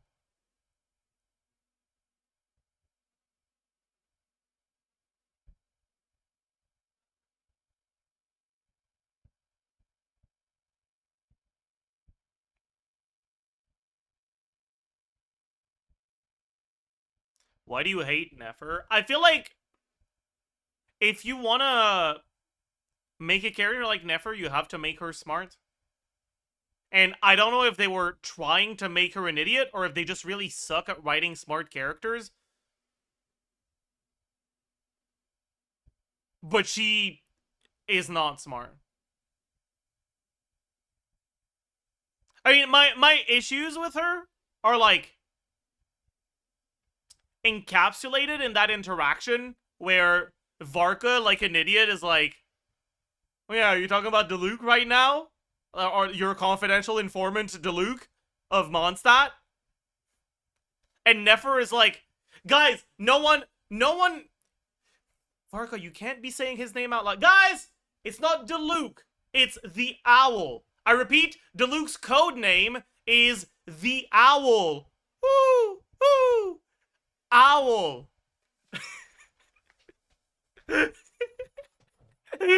Like, she is not smart. Okay? She's a fucking idiot. And I feel like her character doesn't work as an idiot.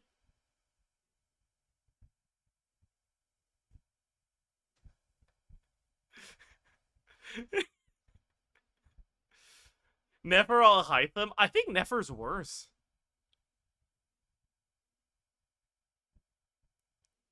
I like her more because she's prettier. But I think as a character, she's worse.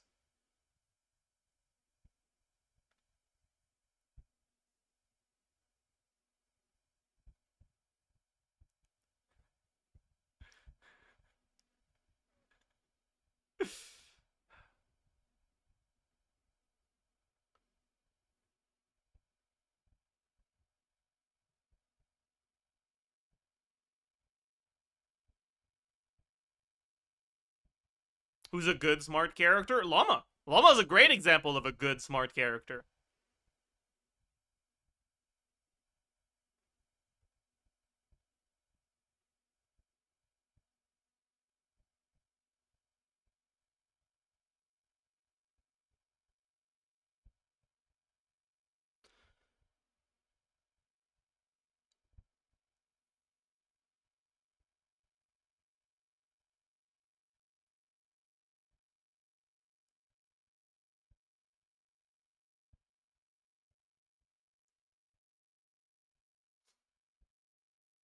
Wanna up Yehuda? I mean, I don't know. The thing is, like, I feel like the characters in A I actively like. And I just don't care enough about Yehuda.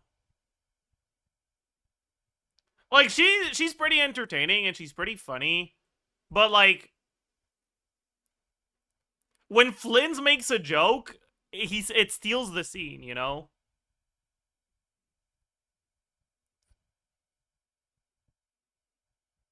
Yeah, she was so much of a side character in this quest.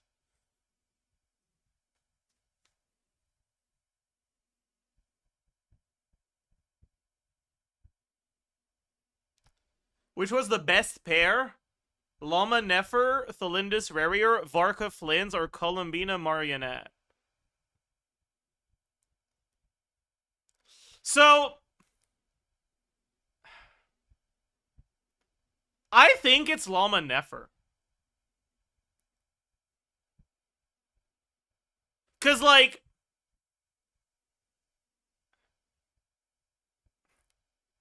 Nefer is awful. Completely awful.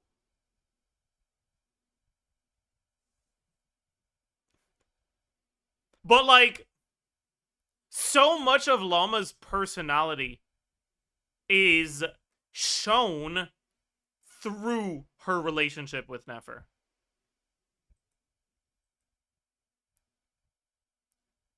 With Varka and Flins, they do interact a lot, but it doesn't feel like it has to be Flins setting things up for Varka, or Varka setting things up for Flynn's. They just work together, but it's not like... It's not codependent, you know? Isn't that a better dynamic? Is it healthier? Sure. But we're not talking about healthy relationships here. We're talking about entertaining ones.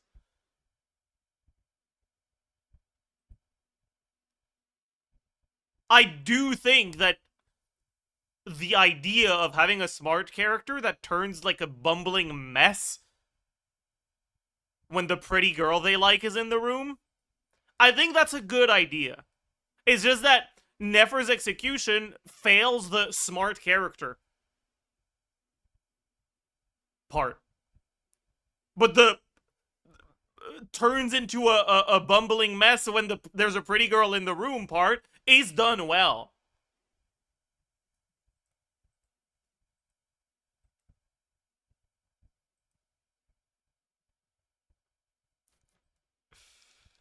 Anyways.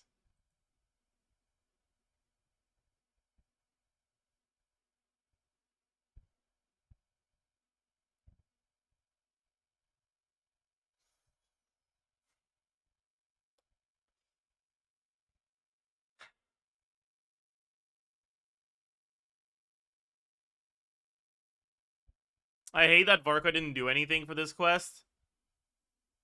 I don't. I love Varka's character. I love that he's just taking credit for what other people are doing. It's so funny. He's like one hell of a fucking boomer, and I love it. Like, it's so funny.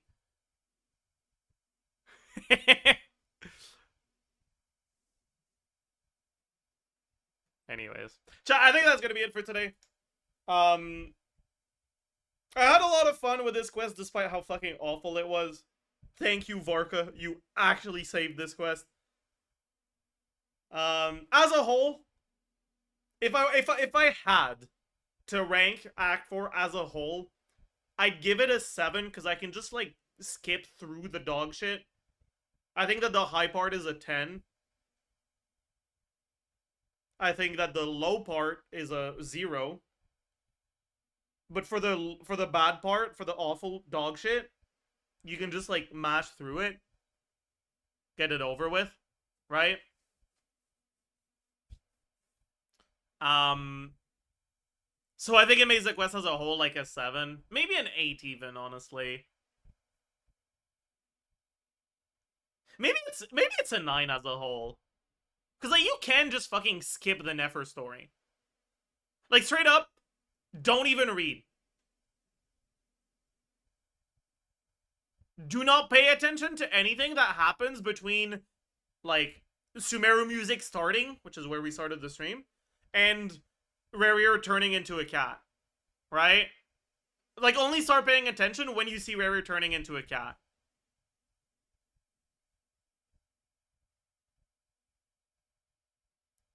And what follows isn't that good, but it's passable. And if you think about it as, like, that's Nefer's story quest that was artificially implemented into the Archon quest because they didn't want to do story quests anymore, I think it makes sense to skip it. So, like, honestly, just skip it. Just skip that shit. Quest that we had to skip through. Thank you for waiting. I finished checking your adventurer handbook. Here are your commission rewards. We have no other urgent commissions on the books at present. Thank you for all your hard work lately. Perhaps you two could consider taking a vacation. Oh, Pog. Amazing. Is this a fucking vacation part? Oh, God. Can't wait. Paimon never thought we'd end up having downtime in Krai. Things were pretty hectic when we first got here. Everywhere you looked, it was either the wild hunt causing chaos or the Vatui stirring up trouble. It felt like this whole region was one giant slime in a barrel, ready to go boom at any moment. We really have achieved a lot since we've been here, haven't we? The Traveler and Paimon strike again. Sure have. Things were looking pretty dicey, but in the end, we managed to turn it around. Whoa! Paimon just got deja vu! Oh, that's right. It's because we've done this like a million times now. Ah, yes. Are you two aware that the Moon Prayer Night is soon to take place? Oh, yeah! Lauma told us that was coming up soon. Wait, why do you mention it, though? Do people in Nasha Town celebrate it, too? Paimon thought it was just for moon goddess worshippers. The cult is bigger than you think, Paimon. You're partially right. Most people in Nasha Town just see the festival as an opportunity to do business. They do not concern themselves with the religious element. The festival was first celebrated by the frostmoon scions. On this day, they would wear moon prayer blossoms and celebrate the birth of the moon goddess through song and dance. They would also prepare food and handicrafts and give them as gifts to others. Over time, it became Nod Krai's most lively festival. Oh, sounds like fun! Great! Well, in the meantime, since Katheryne doesn't have any commissions for us, let's focus on some personal business instead. When we first got here, you mentioned that this was where your spaceship landed? We didn't get to follow up on it at the time, because we got wrapped up in that whole rerir situation, but now we can finally start investigating it properly. I hope that's not what this part is about, because honestly, I give, like, no fucks at all about the situation with the Traveler and the Twin. Like, I just don't care. I could not care less. Well, there's a saying Paimon's heard around these parts, which goes, if you lift up a rock, you'll find something you weren't looking for.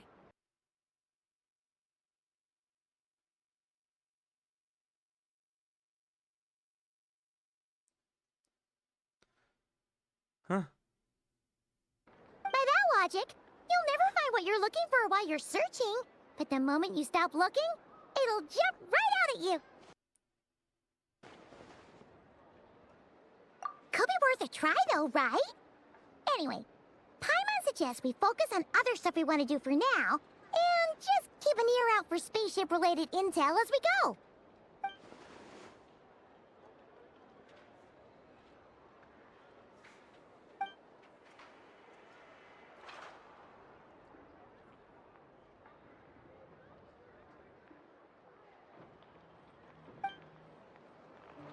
Should I be reading this out loud? I don't wanna. I don't care.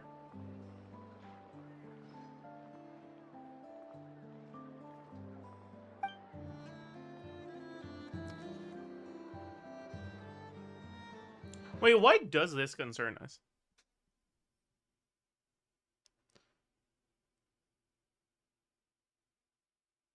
Has the Tori been brought up by anyone so far? Like, are we supposed to know he's here? Malika told us he'd be here. Ah, when did she do that?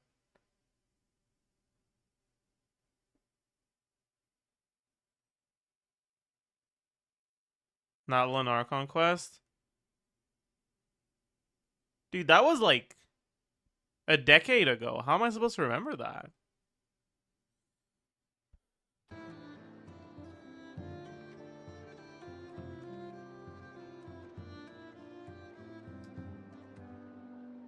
What's wrong? Also talked about it last patch. Anything that was said during the fucking stupid yap that happened at the end of the quest with Sandrone, okay? Like, it went in one ear, out the other. Alright? It didn't even linger in between my ears for long enough to, like, leave a remnant. It's just completely gone, okay? Entirely. Super serious all of a sudden.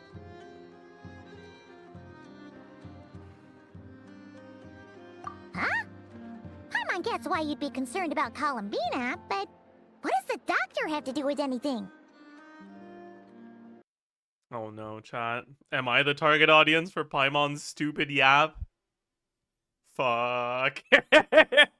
Fuck. Oh, that's true. And now that you mention it, we're definitely overdue for a showdown with the Fatui. It is weird that he hasn't shown himself this whole time. What could he be up to? Welcome to the kindergarten. Go sit next to I'd much Durin. rather deal with Marionette Okay. anyway.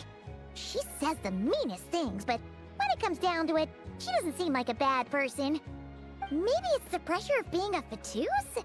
Especially as a harbinger. Does she feel like she's gotta act... What now? Pressure of being a Fatus? Oh, why is she saying it like that? Especially as a harbinger. Fatus? Holy Does she feel like she's gotta act tough to keep up appearances or something? But then, every time we headed out with Rerir, she always wound up having to repair Polonia and her other robots. That's gotta sting. Losing face always hurts more for people who care a lot about their image. She's probably still furious about it. What? Relax! She's not even here! Huh? What's the matter? Oh, nothing. Sorry, we'll be on our way now. Where are we again? Oh yeah, Columbina? Right, yeah, let's go see Columbina.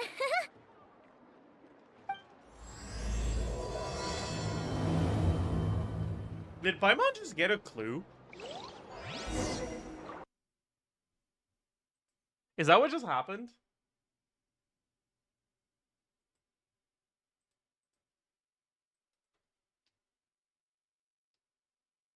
Wait, what?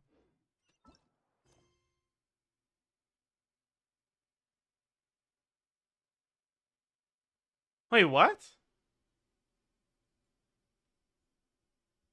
Why is our next step to go to the Knights of Favonius headquarters? Oh no, it was just a quest that was... Okay, never mind. Oh! I get it. It's because they logged out here. And so when they logged back in after the patch, this is the first thing they saw. And so the notification for the new quest showed up after the interaction. I see. Okay, I got a little confused, but now I get it.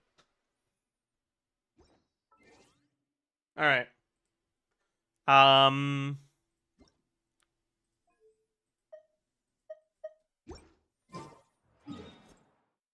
time to go say hi to Columbina. Currently unable to accept Selene Chronicles quest. Oh no. Chat! Does that mean that when I die in Krai and Columbina revives my party members, they'll be revived with less HP? Bro! How dare they log this important gameplay feature behind this quest? Fuck! I'm upset!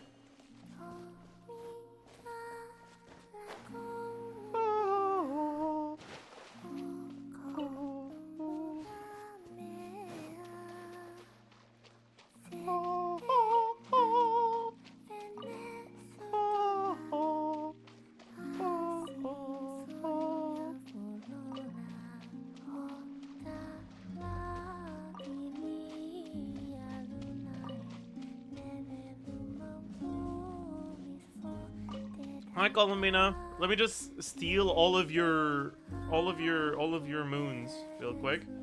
Then I'll say hi. One more moon ball.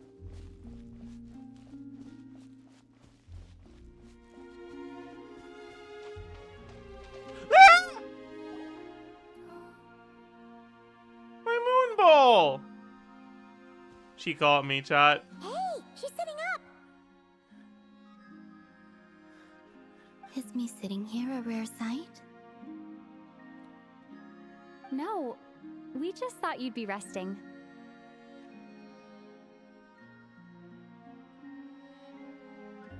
Don't need to rest. We can upgrade a card here. Perhaps I would have been, were it not for the sudden arrival of some unexpected guests.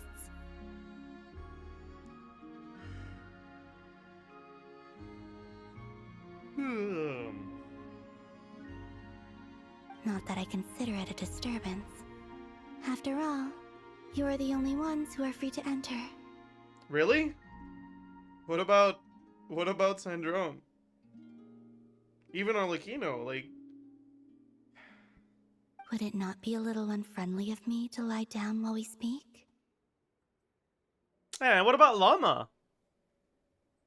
I didn't realize you put so much thought into little things like that. I thought you were a fucking idiot with no social awareness whatsoever. What do you mean?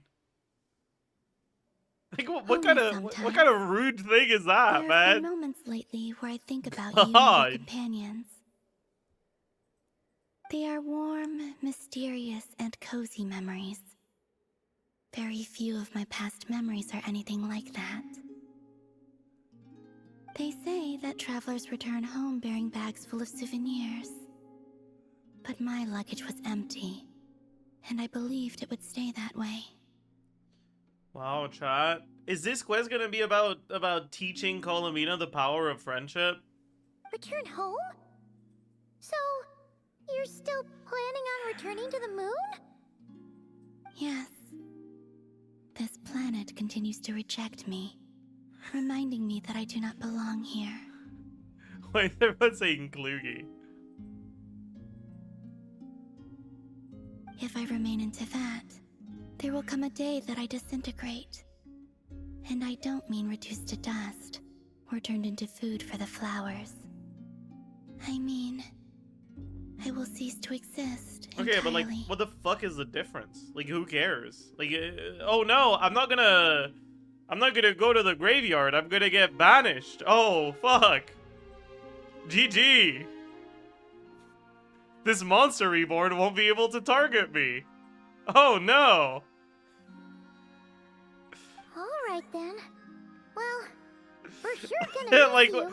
what the fuck is the difference between those, Have man? to say goodbye.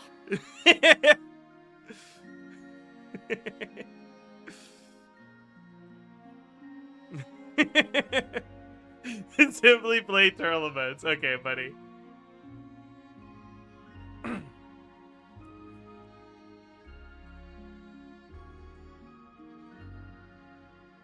How do you intend to return?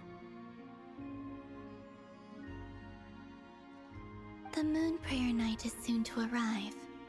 On that day, the moon will be closest to Teyvat. Here's the thing, Columbina, okay? I know you're playable next patch, so we already know that you're not gonna leave. So, like, how the fuck am I supposed to get invested in this quest?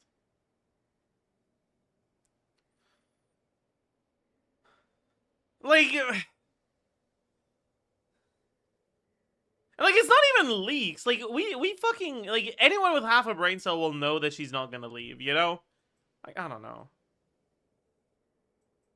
She could leave and come back. I mean, that's the same thing as not leaving.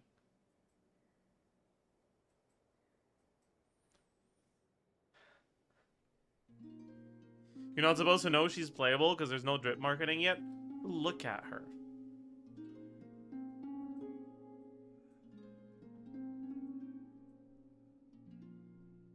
She does not have a random NPC model, so she is playable. Look at Capitano. Capitano will be playable. Alright? Trust. Why do you think they didn't, like, actually kill him? Why do you think they left it a little bit in limbo? Hmm?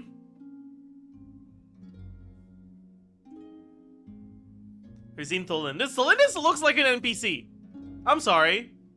But she does.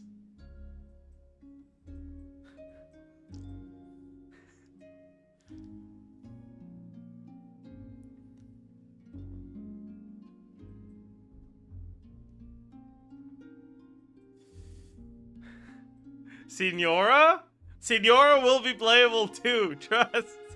The Kuvaki in this land will reach its peak at that time.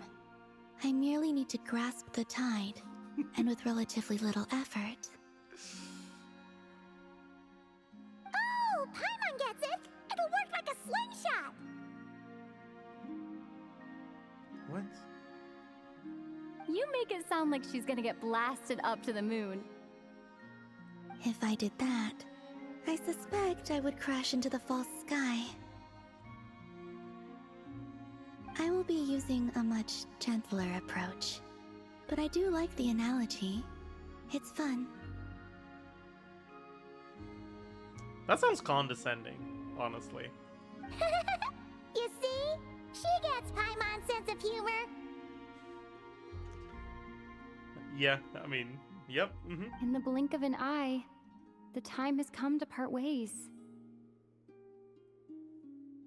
Okay, why are we acting like we're, like, so sad to see her go? Like, we've spoken to her, like, 3 times. Why do we care? It does feel that way, doesn't it? Time seems to fly fastest when you are enjoying it. I have always thought of myself as a wanderer on this earth. Wanderer? And it has never expressed any desire. Is this a reference to how with Columbina, Wanderer reaches 100k DPS?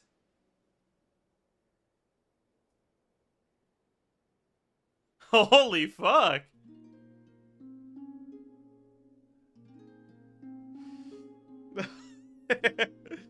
Yo, wait. Wait.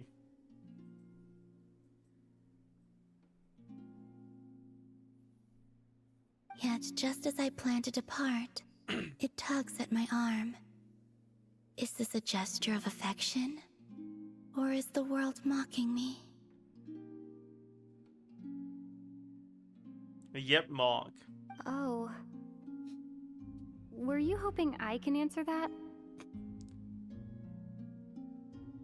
Dude, what's wrong with you, man? When someone asks a rhetorical question expressing, like, sadness and helplessness, why would you respond with, oh, were you hoping I can answer that? Like, shut the fuck up. Jesus Christ. What a fucking titty. Oh, God. Oh, my God. Yeah, dude, I fucking hate her ass. Jesus Christ. That's why we need the Jibao emote. You know what? You're right. You're right. We're adding that emote just for this. You're actually so fucking right. Holy shit.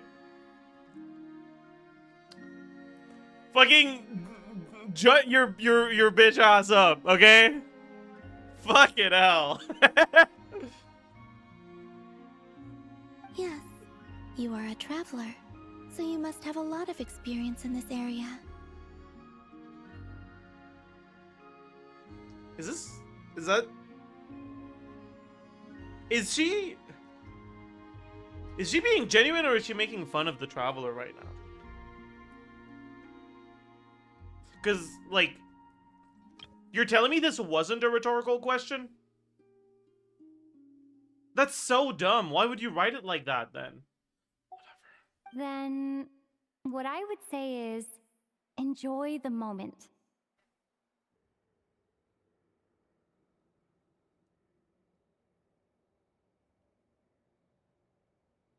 Actually, the Jeff actually chose Lumine just so he could hate on women more. Okay, man. Sorry, I guess. I'm sorry to the women of this world. And also of other worlds. Including Teyvat. Except Nefer. I'm sorry to everyone except Nefer. Wow, what a helpful advice you're giving. How thoughtful. That's right! Don't overthink it! Happiness is happiness and joy is joy! The point is to enjoy it, not analyze it!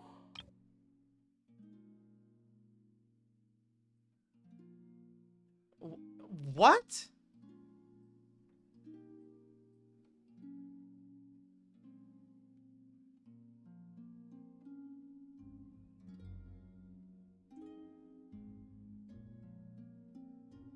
Enjoy what?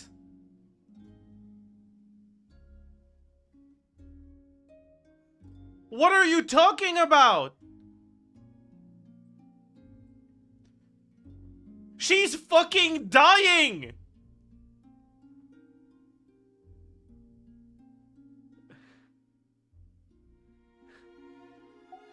Jesus Christ. This is so bad. Oh, man. It's like, yeah, I'm fucking dying and I want to leave, so I stop dying. And as soon as I made up my mind, I'm starting to get doubts and shit. And then they were like, oh yeah, well, just enjoy the moment. Don't overthink it. Happiness is happiness. Joy is joy. The point is to enjoy it, not analyze it. Like, that's not helpful, man.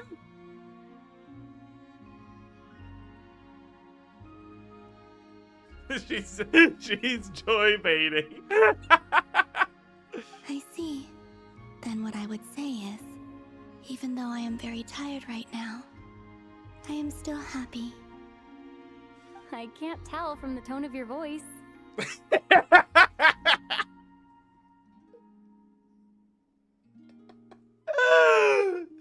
Dude. It's like, you're happy? Well, you sound fucking miserable. Oh, really? Oh, you don't think I sound happy? I'm just kidding. I could tell you were in a good mood today from the moment we saw you.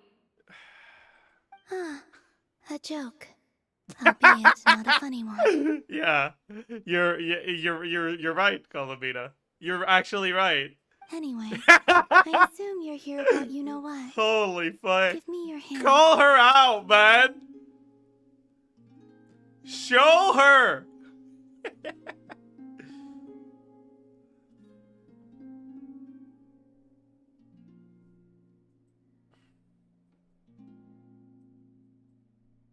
Actually, it's not that.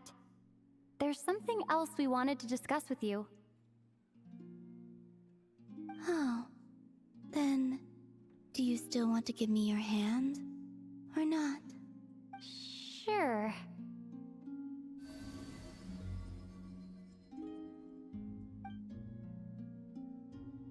Thank you. So, I've heard that in the moon prayer nights of the past, what did you just do? People here would hold celebrations in the moon goddess's honor. Is the drone seething right now? Gave you +1 moon sign. I see.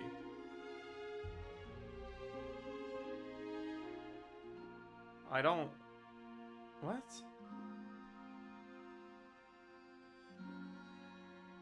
+2? Oh.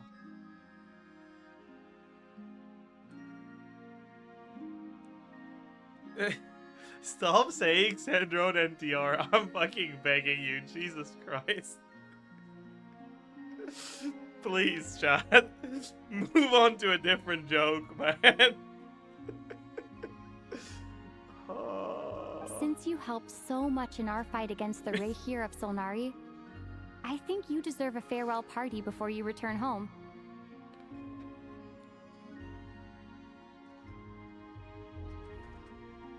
I haven't asked everyone else for their opinions on this yet, but I'd like to invite you to join the upcoming Moon Prayer Night. I've never joined a moon prayer night before. I'm not sure what I would even do.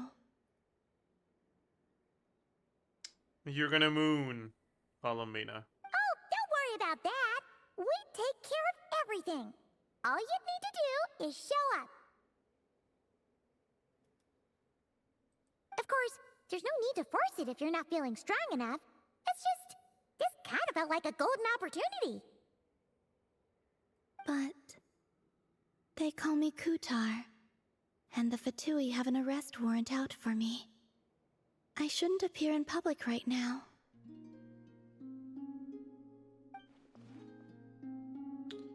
Yeah, there will definitely be complications, but... I'll make it work. You have my word.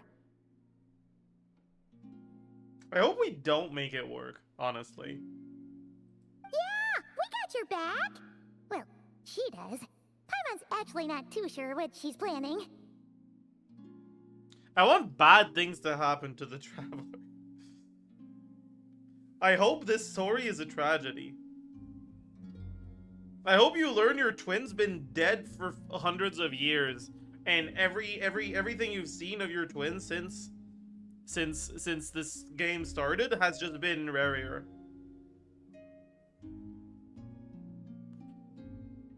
All right, if you're sure. I will not refuse your invitation. Actually,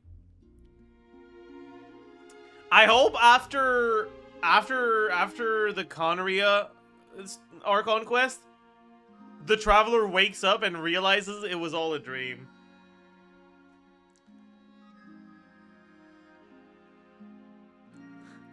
And then gets ready to go to their office job. Their 9 to 5.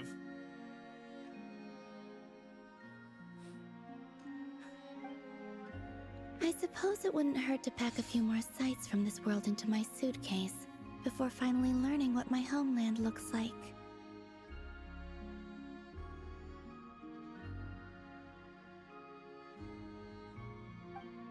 Oh, if you see Lauma, please tell her that my answer to the question she asked me is neither yes nor no. Rather, it is, there is no need. That was kinda cryptic, but sure. Guess it's between the two of you. We'll pass along the message. Bye for now.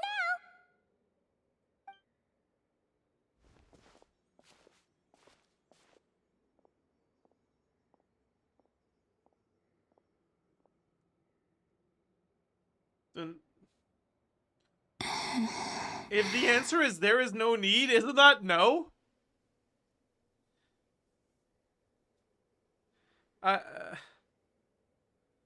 That's no, isn't it? And also, I do not know.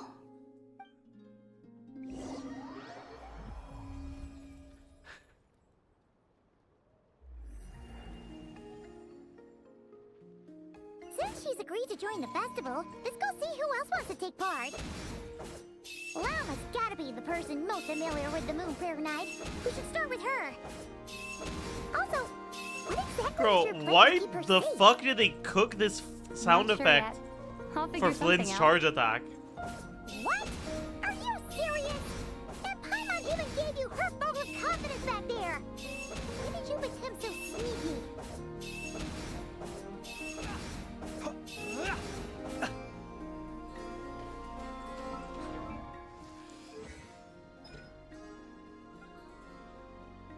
Oh, that was cool.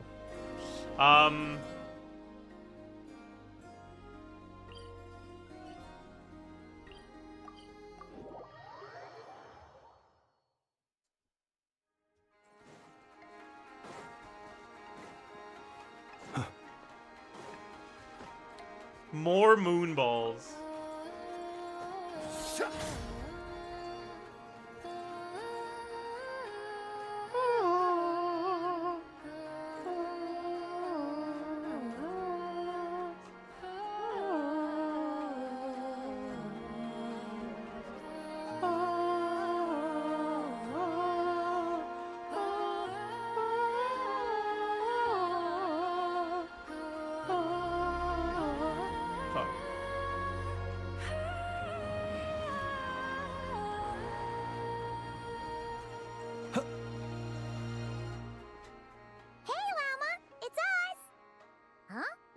Varka? What are you doing here? Time for my favorite himbo. Okay, let's see what sort of insightful comments Varka has for us today. Beats me. I had a bit too much to drink last night, and when I woke up, I was on Hisi Island. Mr. Varka is helping to oversee Nasha Town's preparations for Moon Prayer Night. He is here to go over some details regarding the decorations and custom So cloth did he just designs. lie for fun there? Like, he's here for work and he just said, yeah, no, I got drunk and I got here somehow. So he just lied for fun? Holy goat.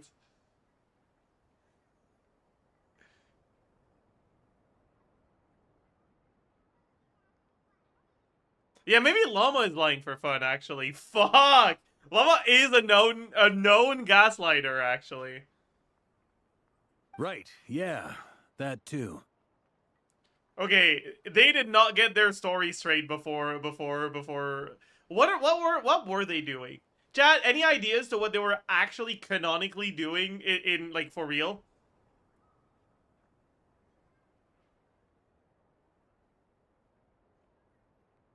Segs.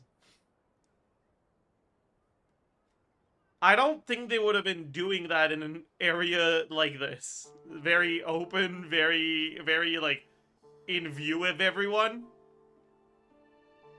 So, try again. We need a better guess. Talking? But talking about what?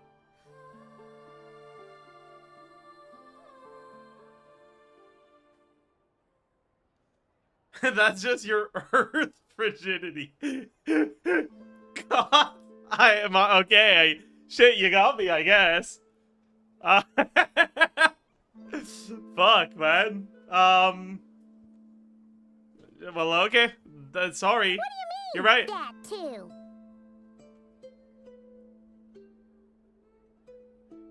Maybe they were competing to see who's got the bigger boobs.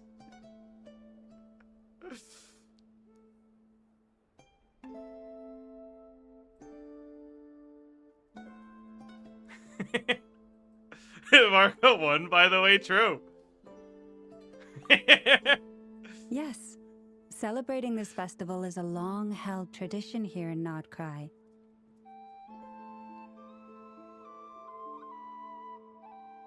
On this day, the crescent moon at the top branches of the verdant crest turns into a full moon, and the moon prayer blossoms bloom with a special radiance. Bloom? Our people take these to be blessed omens.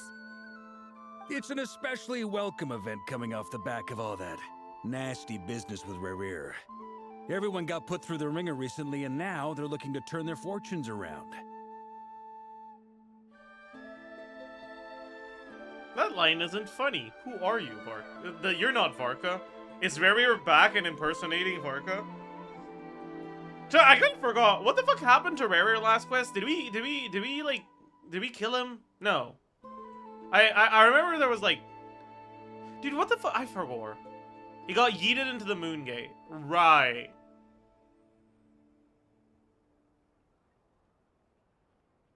Right. Like Dane fucking betrayed him. Well, Dane was like, ha! I'm gonna... What the fuck did Dane even do, actually? I remember Dane was there, and he, like, closed the door or some shit. But, like, held the gate open. And, like, he needed to do that, I guess, because lore.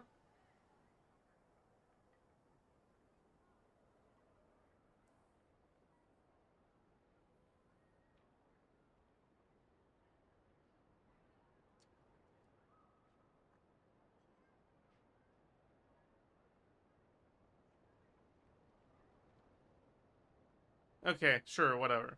Alright. The big shots in town all agree that a big, lively celebration is just what we need to rebuild people's faith in this place. So, like, it's not the end. Like, we haven't seen the end of rerir then, right? Because, like, it's clearly implied that the moon gate thing bullshit is like it's like that's where Tholindis went, and she went there intentionally, right? So, like, there's probably, like, I don't know, evil bad people building an army in there or some shit.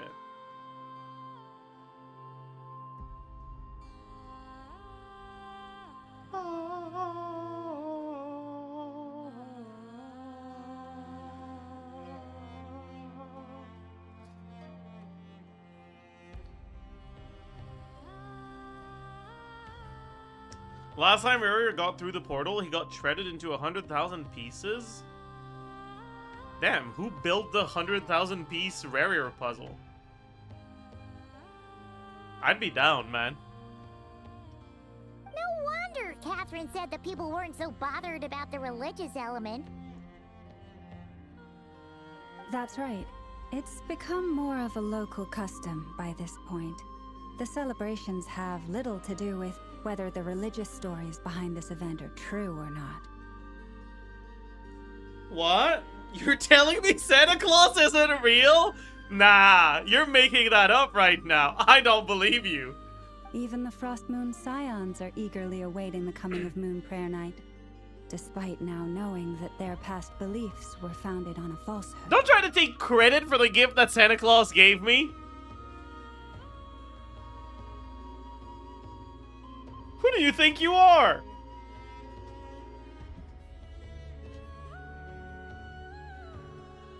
That's fair. It's a bit like the lantern ride in Liyue. It's a chance for people to enjoy themselves, not debate the existence of the Adepti. Oh, one other thing. We just went to see Columbina. We went ahead and invited her to take part in the festival this time. Hope it's okay. Wait, so... you mean she agreed to it? Huh. That's quite a surprise. Then I suppose that she intends to return to the moon on that day. Oh, yeah! It's kind of a complicated process, but basically, it's like a slingshot. I understand.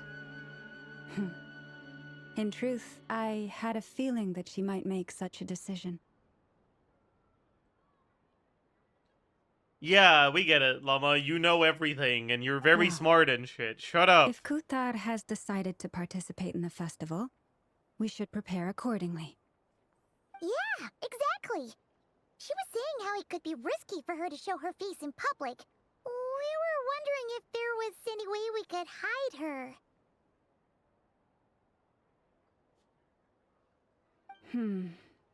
Unfortunately, the people who carved the statues did an excellent job of capturing her likeness. Sorry. It will be very challenging to hide a goddess whose face everyone is so familiar with. Chatter tried to autocomplete Jibao and did not succeed.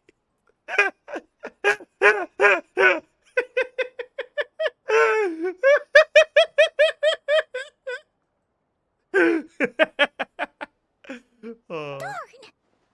We may spend out more than we can chew here. Nah, don't sweat the small stuff. We can handle that. Varka says something stupid. Zajef laughs. Lauma says something smart. Zajef tells a woman to shut the fuck up. Yeah. Huh? Are you saying you have a plan? Well, Varka is great with plans. Not as such, no, but the most important thing with a festival is to keep the mood light and your spirits up. He's right. You can't go preparing for a festival with those long faces. You'll never convince anyone to enjoy themselves. Shit, is that why he fucking killed all the horses? Because he's not okay with long faces?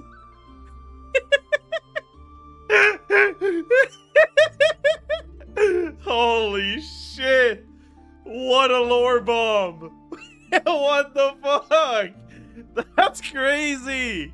The Mondstatter spirit is strong with this one.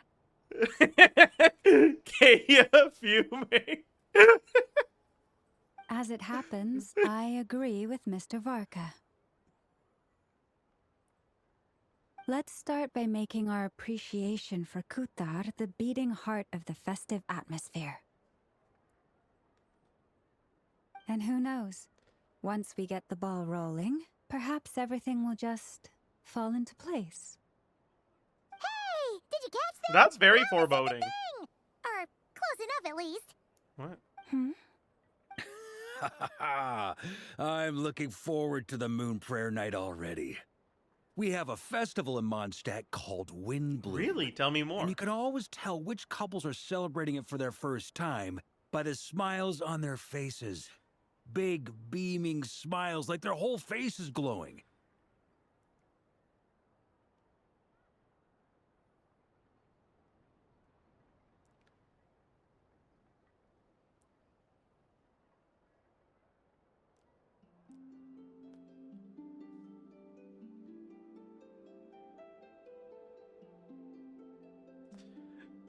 Yeah, I don't, the way he's saying it makes me like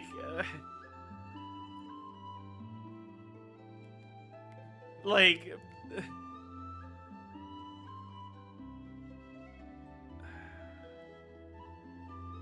that is a little creepy, man.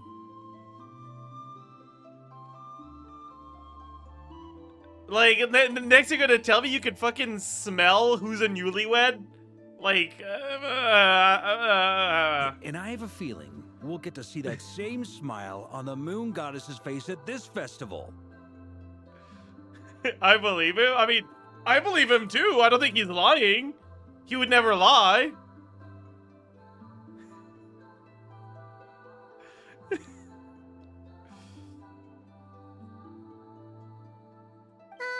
Not quite the same, surely. Anyway, I'll take care of business in the city, but I'll have to leave the decor up to you and the frostmoon scions. No one else can capture that traditional aesthetic quite like you guys. Yes, and what is this business you're speaking of, Varka? Are you gonna be doing literally anything, or are you just... I mean, okay, you know what? I used to hate Varka for like, choosing Jean to take his job as like the acting grandmaster. But now that I've met him, I'm like, you know what? Varka does literally nothing, and he just like pretends like he's useful while shirking responsibility and making sure that everyone else is working but him. And that's kind of funny, actually. But lastly, there's the final key element that brings the festival to life. Companionship. Again, I gave you the best possible gift for Christmas, my presents type fucking statement. Like, just say you were too lazy to bring a gift, man. Fuck. Before you leave, let me show you something that we've been preparing. Mr. Varka had asked to see it already, so you may as well tag along. Okay, so this is the business that he had here to begin with. Also, I have some further questions about Kutar's decision.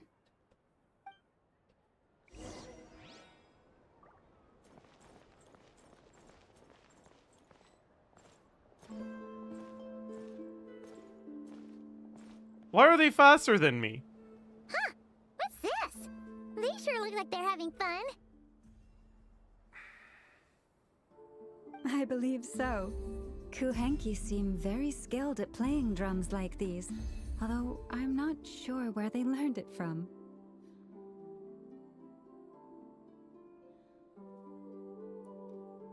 You're telling me Kuhenki have a physical form that they can use to like hit things? Maybe it's an innate talent? In their eyes, they're probably just playing with toys. Don't say it like that. Luanatar! You wanna play too? Fucking... okay.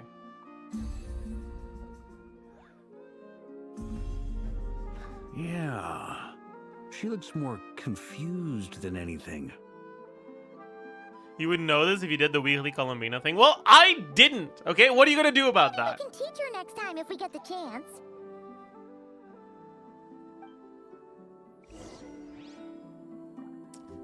Hit on the left side.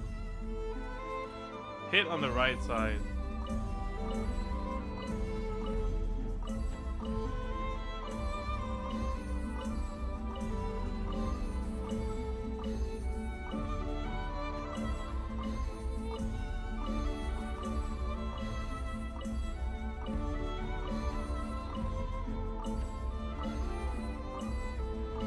Wow. That was crazy.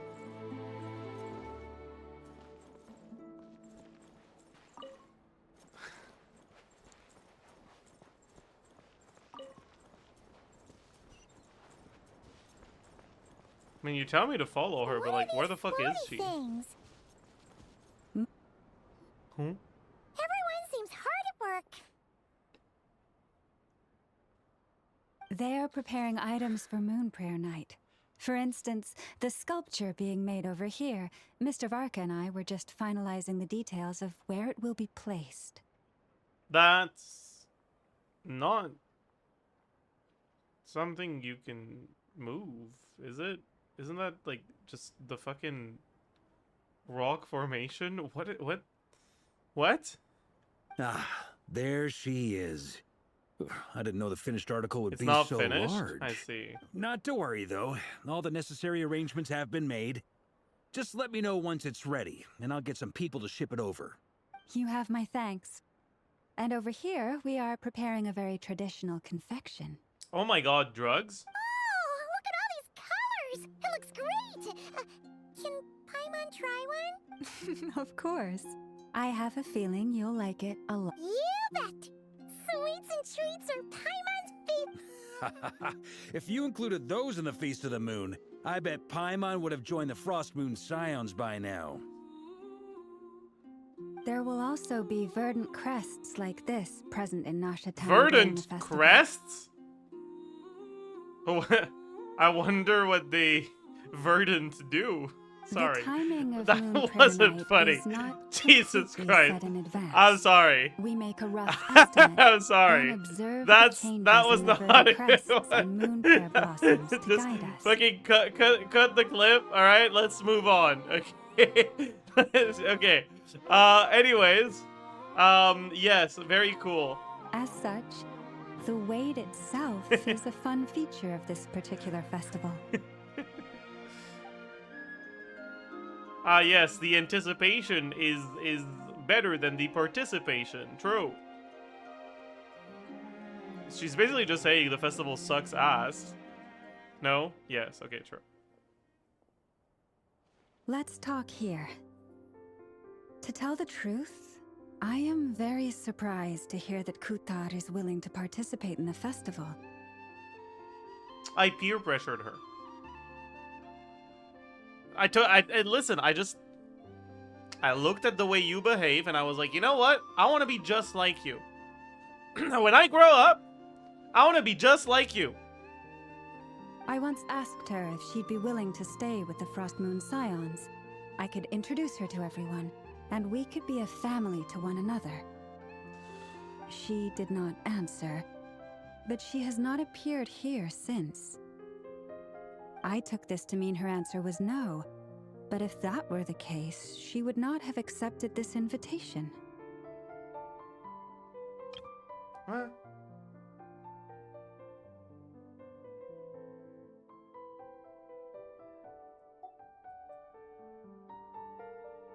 That means no! If that's the question, like, there is no need just means no.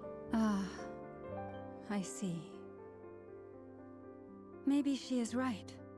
That Maybe just the means Frostmoon no! Scions of today no longer need. Is she moon stupid? But my wish was not for her to come here and be worshipped as a deity. I simply wanted to offer her a place to stay.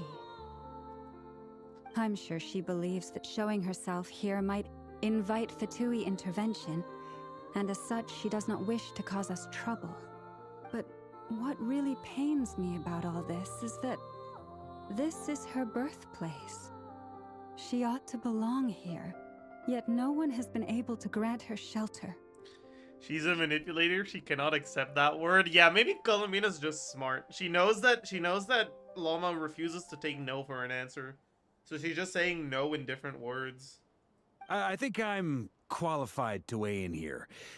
When someone's about to depart on a long trip, what they need is blessings, not burdens. We should wish her the best. I think not I'm make the actually journey quite harder than it qualified already to weigh is. in here. Oh, I fucking love Marcus. Oh my god. He's so stupid. He's so overconfident, and I just love it, man. Jesus Christ. And like, the worst thing is, like, this time, he's actually kind of right. Like, he kind of is qualified to weigh in here. Like, yeah, if like, yeah, he is someone who has experience leaving for a long journey. Like, it's fine. But, like, whatever. Anyway, she's agreed to attend, hasn't she? All we need to do is simply respect her decision. I don't care. This is Varka telling a NASA astronaut, I too have flown on a plane before. True! I see your point. Yes, she will soon depart after all. Oh, what's that? You're leaving because you're gonna fucking die if you stay? Well, you know, I've left on a work trip before, so I actually know a thing or two about that. Our job is to leave her with some happy memories. Besides, who's to say her journey to the moon is a one-way trip? It's not like she can't come back and visit if she wants, right? Paimon agrees wholeheartedly. Is that how that works? Festivals are all about having fun, so let's keep it simple. So why the fuck are we making a big deal out of it if she could just come back whenever? Or is he just wrong? All right, I'm gonna head back to Nash. I'm gonna assume he's just wrong, because otherwise Wanna come this with? wouldn't be a big deal. I'm guessing you have some other folks to visit there.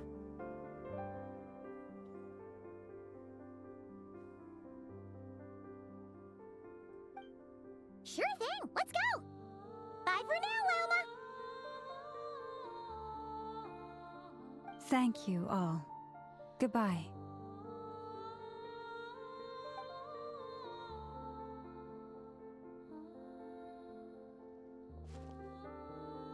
A traveler needs blessings, not burdens. And what the fuck kind of blessing did you get from your twin, idiot? Your twin's just a burden, true.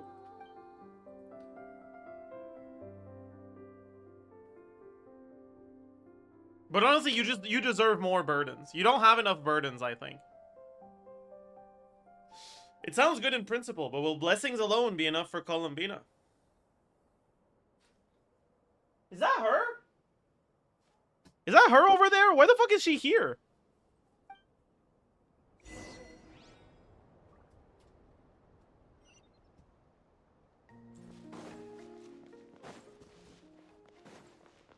No, that's not her. That's Lauma. Okay.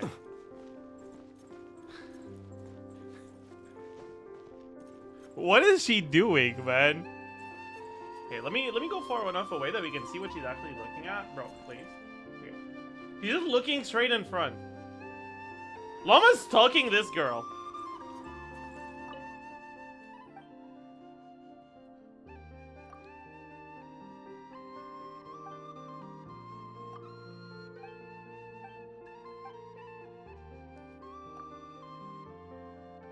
Sure, let's pray together. Oh. Wow. We prayed together. Goodbye. So why the fuck are you staring at her like that? Goodbye for now. I look forward to the festival. Where are you looking, Lumine?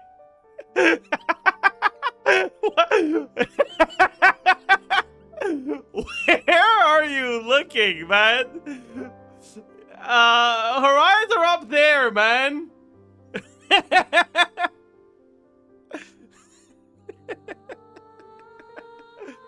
Oh.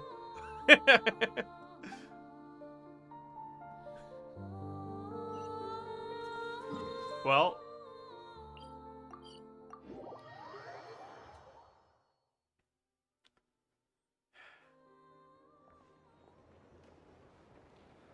Huh?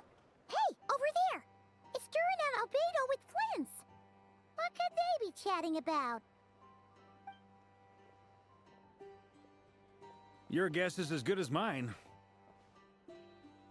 Ah, Grand Master, and the Traveler and Paimon. Hello there. It's been a while.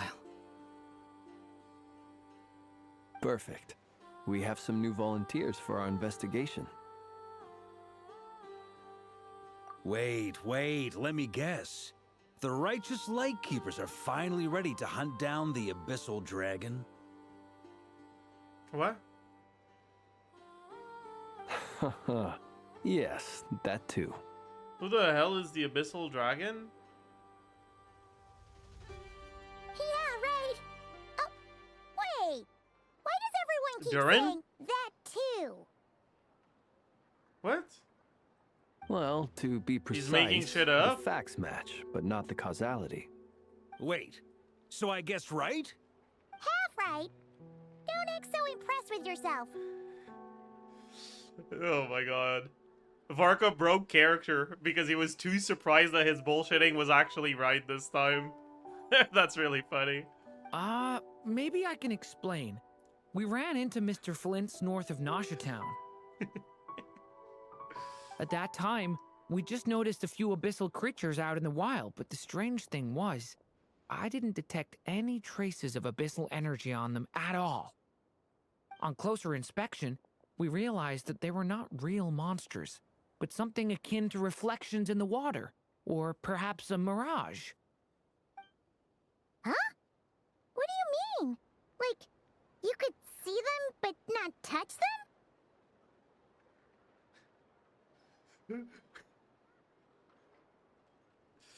Exactly. It was very peculiar. They roared and tried to attack us, but we could not make any physical contact with them. Say it? I'm not saying it.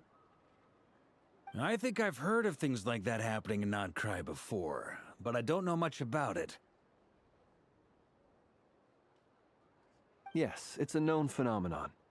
Mirage-like illusions tend to appear in Krai in the run-up to Moon Prayer Night. From a distance, they appear quite real. I myself thought that Misters Durin and Albedo were locked in battle with abyssal monsters when I first arrived.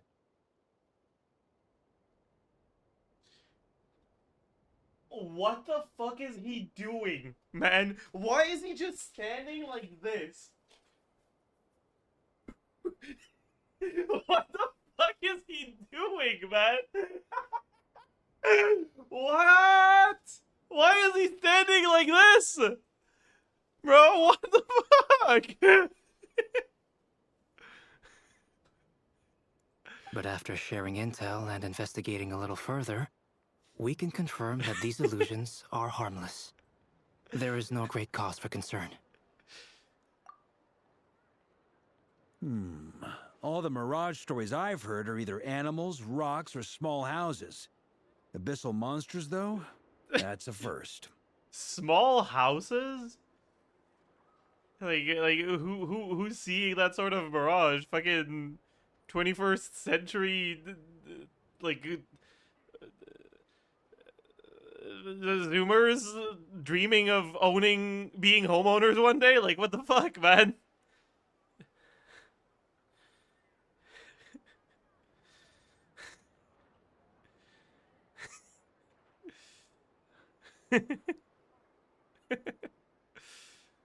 Yeah. Maybe Wilson from House MD also has house mirages. So true. It's a first for me too, so I'm planning to look into it further just to be on the safe side. I intend to inspect a few more locations. What about you two? Any plans? Alice contacted me a few days ago. She'd like me and Durin to assist her with an experiment, but we lost contact shortly after receiving the message. I'm sure that comes as no surprise to anyone familiar with her. Really? Losing contact with Alice? You telling me she does that often?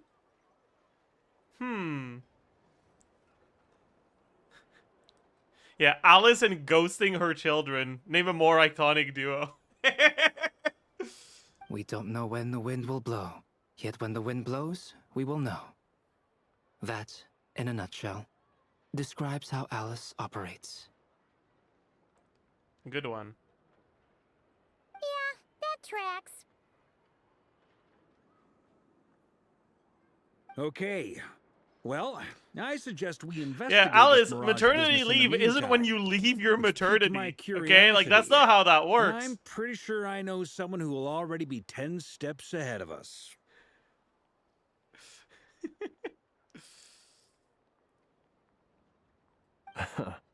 Well said. Right? Whatever's happening in Krai, she always seems to be the first one to know. Let's go see what she knows. We can invite her and her staff to the festival while we're at it. Why are you saying staff as if she had more than one employee? Like, be so for real right now.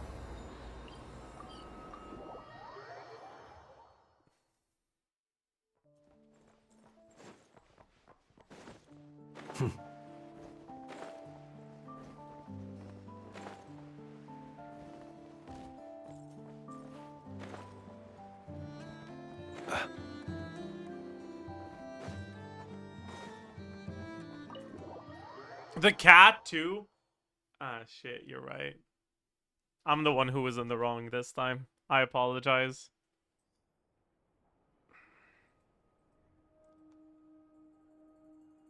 You're right, I have noticed. There's certainly something a little fishy about this situation. Only a little, though. Records indicate that this phenomenon can occur in the days before and following Moon Prayer Night. That said, it has always been a rare sight in the past. Okay, so chat. The odds of encountering these phantoms are This is one of the similar first to few looking up in the night sky, happening interactions to see we a have shooting with star, Nefer without Lauma and around, managing right? to make a wish So before this it is when she's disappears. supposed to be smart and competent, right? Good emote. What is it?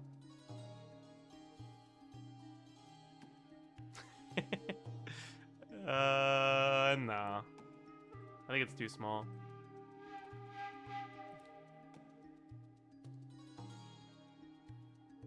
But this time, either everyone's getting lucky, or they're appearing far more frequently than usual.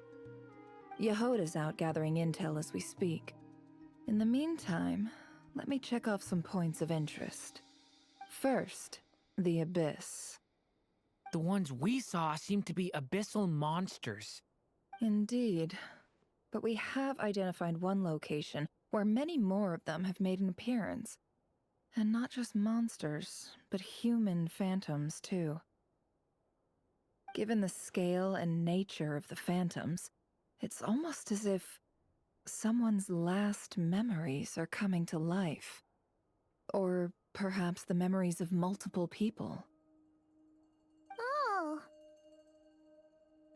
So you mean the phantom monsters are hunting down the phantom humans? Exactly. The phantoms can interact with each other, but we have no means of intervening. In addition, some of the human phantoms would seem to be from the very distant past. This is clear both from the clothing they wear and the stories they tell. They claim to be from Hyperborea, a name which I've heard from Lauma before. If this is true, it means they must be from 6,000 years ago. Big if true. Did Paimon hear that right? 6,000 years? Chat, I'm gonna be honest. This quest is not managing to grab my attention. I'm so bored right now. It sounds like this merits further exploration.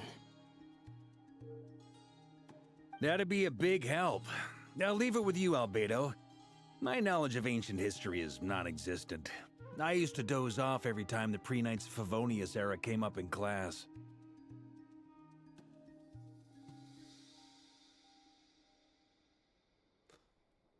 It's quite a miracle that you were able to understand these phantoms' speech, given how long ago they lived. I suppose you're right. But I'll leave the archaeologists to ruminate over that conundrum. As an intelligence broker, my sole interest is in the value of the information I gather. Okay, buddy. Ruminate over that conundrum. We get it. You own a thesaurus. Move on. Which, in this case, hopefully means earning myself some good favor with our dear Lady Moonchanter. So calculating. Whew, this intel broker logic always catches Paimon by surprise. Sounds to me like we could split the work up. I think the abyssal phenomenon is best left to Albedo, Flints, and me.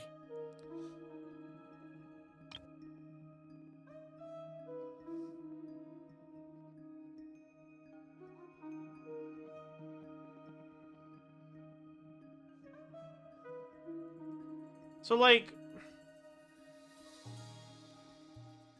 why does Nefer keep bragging about not caring about things?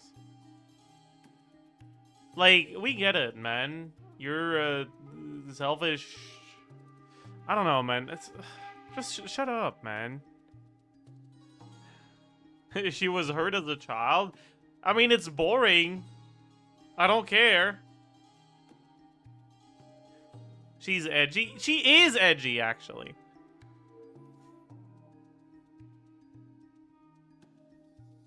Like, I get that, right? Like that's her like characterization, right? She portrays herself as a selfish and self-interested person as a way to deal with her fucking daddy issues. Like, we get that. Okay, cool, congrats. All right, your dad got scammed, and you don't trust people because of that, and so you wanna be perceived as a heartless fucking piece of shit. But like, can you say something else sometimes? Can you move on? Like, we get it. You've been characterized already.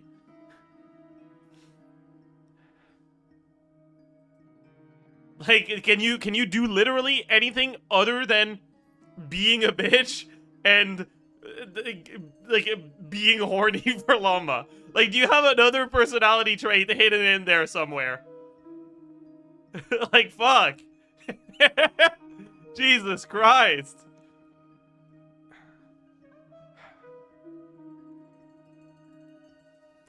Sorry. I'm actually a nefer hater. It's like,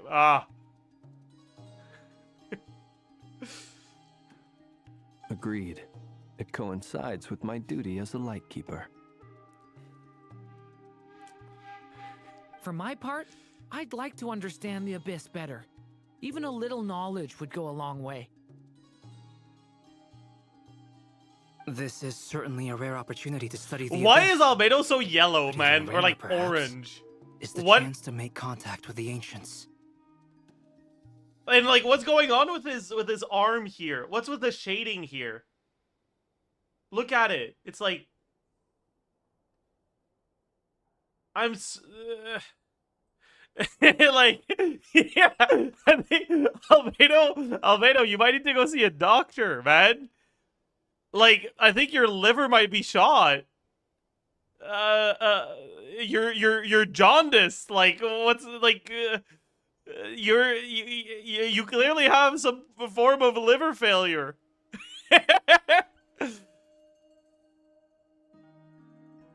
Maybe it's because he's not a human.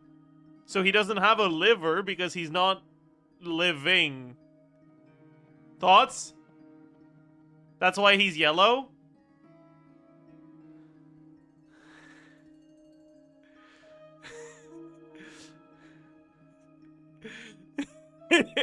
End broadcast. Okay.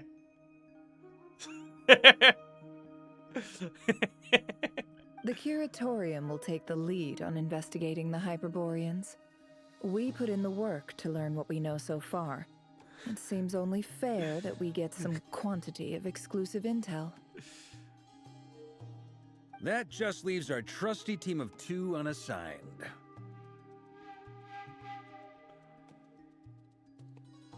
Oh, Varka doesn't have a job to do? Who could have seen that one coming? Since you became an honorary knight, of course. This was part of my grand plan all along.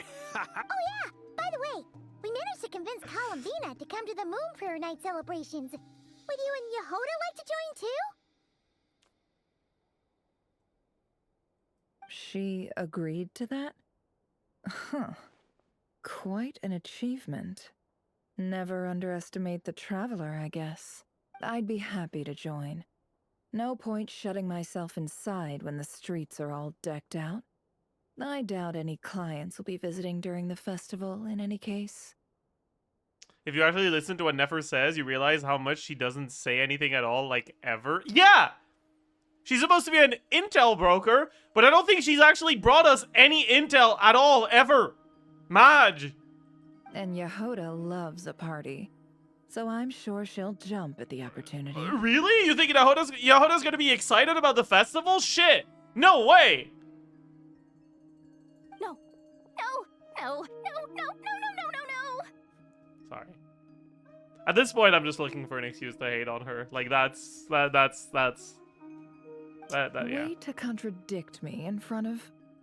Wait, no, that's not what I have bad news, boss. So many people. All right, everyone inside, quick.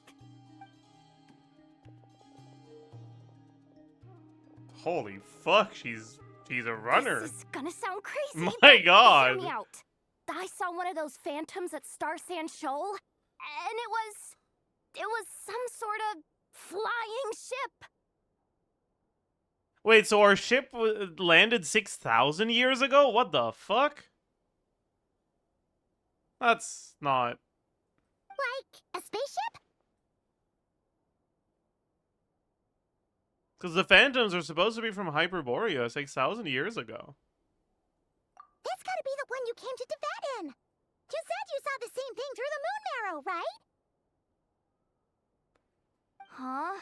You already know about it? Ugh, I thought I was gonna blow people's minds. Turns out I'm the last to find out. Wait, back up. You came here in a spaceship? Now my mind is blown! What's it like on the inside? Was it like flying through space? I want to know everything! Yep, exactly. Huge discovery. You're the best, second best intel broker in the world. After your boss, of course. Wow. Really? Well, I don't know if I'm all that, but... I guess that decides where we're heading next. Why is Varka tagging Come along? on, don't look at me like that. I know the spaceship doesn't have anything to do with me, but you don't want to leave me as the only one twiddling my thumbs, do you? I fucking love him. Oh my god. Holy shit. Fair enough. You can tag along. In that case, let's meet back here to discuss our findings once we're done. I love useless men. Yeah. I wish everyone a productive investigation. Bro, why is his face not moving? It's like...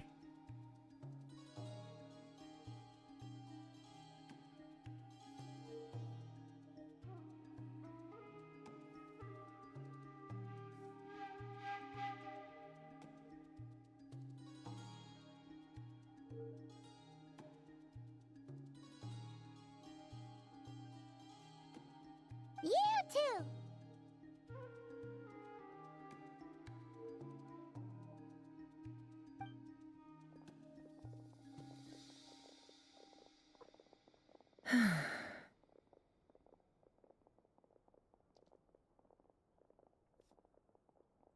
Botox, true. What's up, boss? Tell me, Oh. Yehuda, when did the curatorium start giving out intel for free?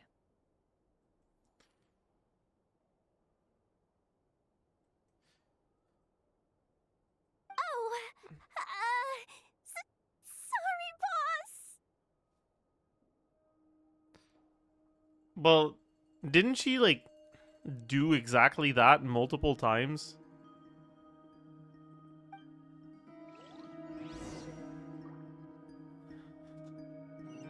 Dude, poor Yehuda, man. She's gotta deal with Nefer, like... not being able to make up her mind.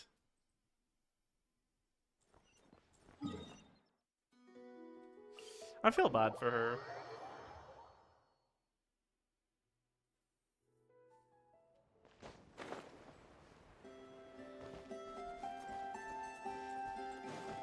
She just wants to hate on Yehuda like I do, like I want to hate on Nefer. Fair. Wait, that's a lot bigger than I thought it was. I thought it was gonna be a lot smaller than that. I can't fucking drop down, because if I drop down, I'm gonna get cutscene and then I'm gonna die. So I gotta like plunge attack here. Yeah.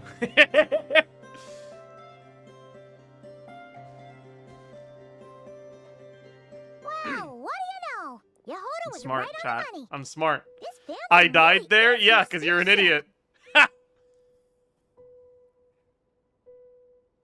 But that's so weird. Why would it show up here? Is it some kind of projection? Or a ghost? Like, maybe it no longer exists, but somehow it left an afterimage? Ah, you're already here. Miss Lauma, what a surprise. I thought you were busy with festival preparations. I was, until one of our people informed me that a strange sight had appeared at Star Sand Shoal. You know, I think it's really fucking funny No that one's Varka ever has seen like something quite like this before. multiple scars on I thought I his should see left it for arm. myself. And like the clear implication is bro keeps getting hurt on his left arm because he's not fucking wearing anything on it. And he just keeps like the sleeve off just so that he can stay fashionable. Which I think is like really funny. Same here. Oh, so we heard Like, these things appear around the you wouldn't have those scars if you wore something on that arm, man. Unfortunately not. We have very limited information about them. Since He they wants to can't be be better interacted so with, bad. and no human phantoms have ever made an appearance before now. The most we've been able to deduce is that these sightings appear to be connected to the increase in Kuvaki energy around this time. Yeah, seems like that's all we can do. This is all so confusing. Allow me to lend you a hand.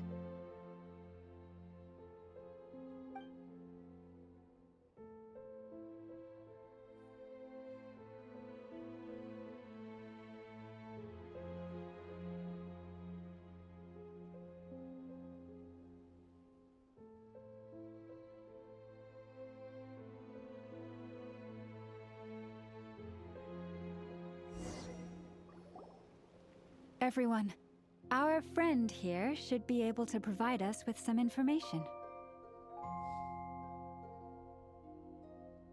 Can I pet him? Is that a phantom rhymehorn deer? I've heard about how the frostmoon scions live in harmony with the animals and can even communicate with them. That's coming in handy now, for sure.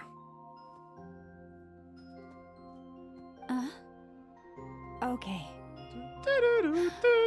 Yes, I understand.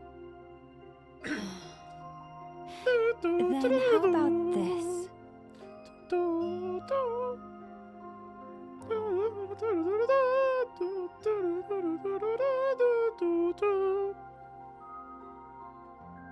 Sorry.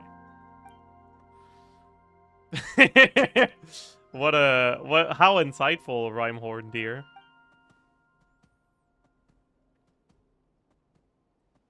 Oh, it's leaving. No. It appears to share our curiosity about this giant spaceship, so I asked it if it wouldn't mind investigating along with some friends. In return, I told it about some nearby spots where the wild fruit grows abundantly.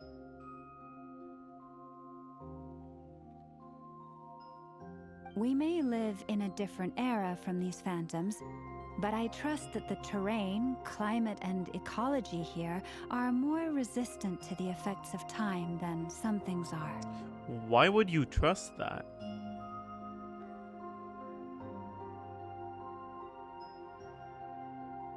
Let's give them a moment. She gaslit the deer. You know what? Fuck yeah. Okay. She gaslit the deer. She doesn't stop, man. Like fuck.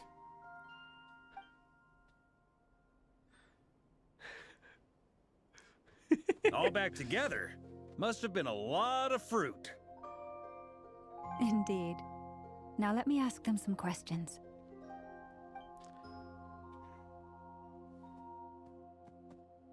Wait. Should I do the Rhymehorn deer voice line?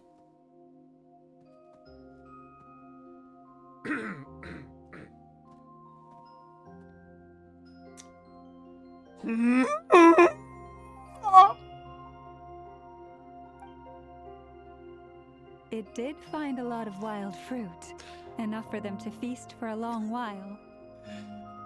This puffin circled in the air several times, but didn't spot anything out of the ordinary. That was the puffin. Certainly nothing to do with the spaceship. Huh. Well, it definitely makes sense to get a bird's eye view. Indeed. Other than that, I was also thinking that the world these phantoms see is also different from ours. Oh, I get what you mean. The wild fruit exists in both times and spaces, but there might also be things that only exist in that space-time, which we can't see. Good point. Great thinking, Lauma. Blunthorn rhinos can use kuvaki to shift great rocks, but this one says it couldn't get that ship to budge by even an inch. Oh, that's the rhino. That's what a rhino sounds like, in case you didn't know. Yeah. Hope you enjoyed that. The sniffer mole tried too, but despite being a skilled digger, it could not get through. That's what a sniffer mole sounds like.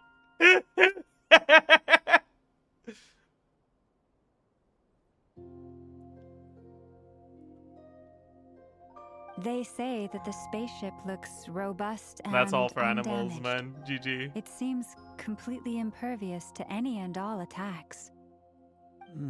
So, just like us humans, there was nothing they could do about this spaceship either. Us humans, huh? See, I never doubted you were human, Varka, but right now I'm like, I know you. You're like physically allergic to saying truthful things. What are you exactly?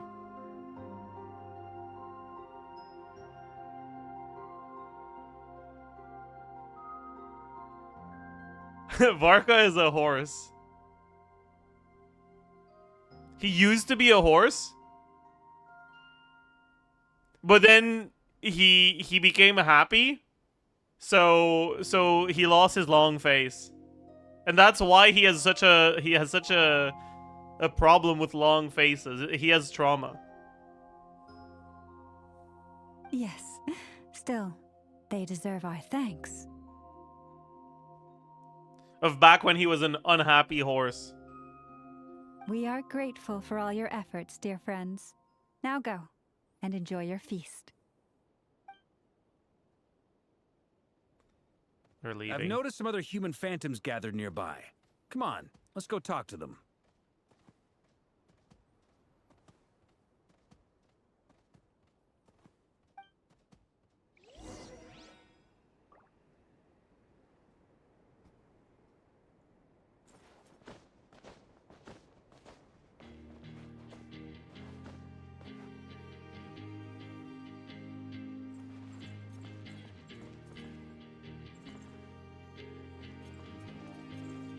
Wait, so we're talking.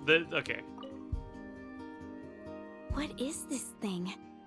I've never seen it move, and there's no way to get inside. Goodness knows. My grandpa says it's been sitting here at least since his grandpa was still alive. Actually, Ketu, I don't think spaceships sit. What about his grandpa? Did he say anything to your grandpa's grandpa about it? Huh? I don't know.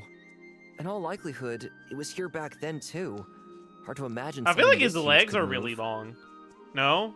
Maybe it's just a perspective thing. But like, he's got really long legs, no? Like, his waist is like here. Like his... Wait. Why are his legs so long? What the fuck, man?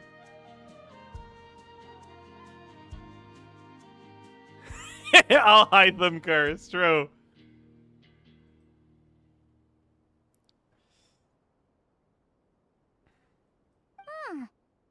Guess that means that as far as they're concerned, this ship's been around One a long Piece time. character, true.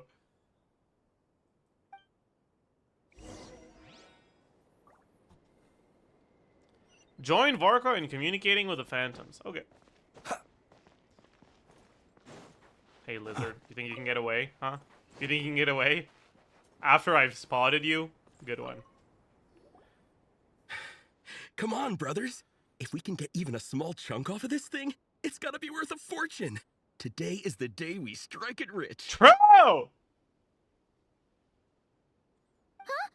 You mean Paimon? Yes, brother, I shall join you. Let's make our fortune.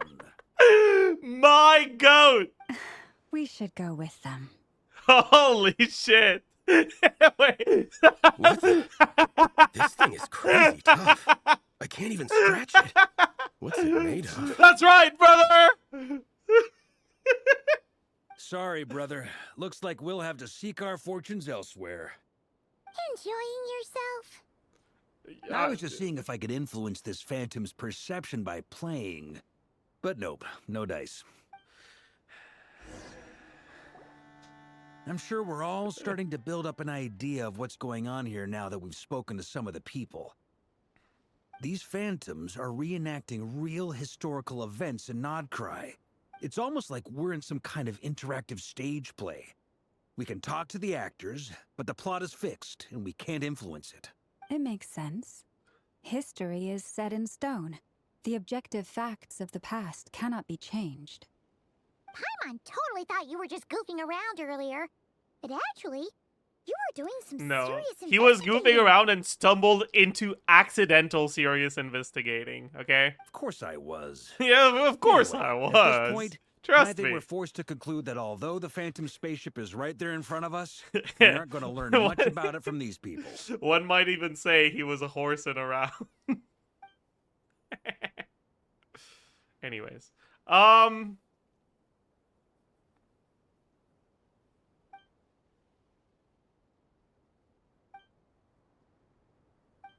Don't be discouraged. If nothing else, this is proof of the ship's existence. And think about it. So many people tried to hack their way inside, but no one could get the door open. It's made of very tough material.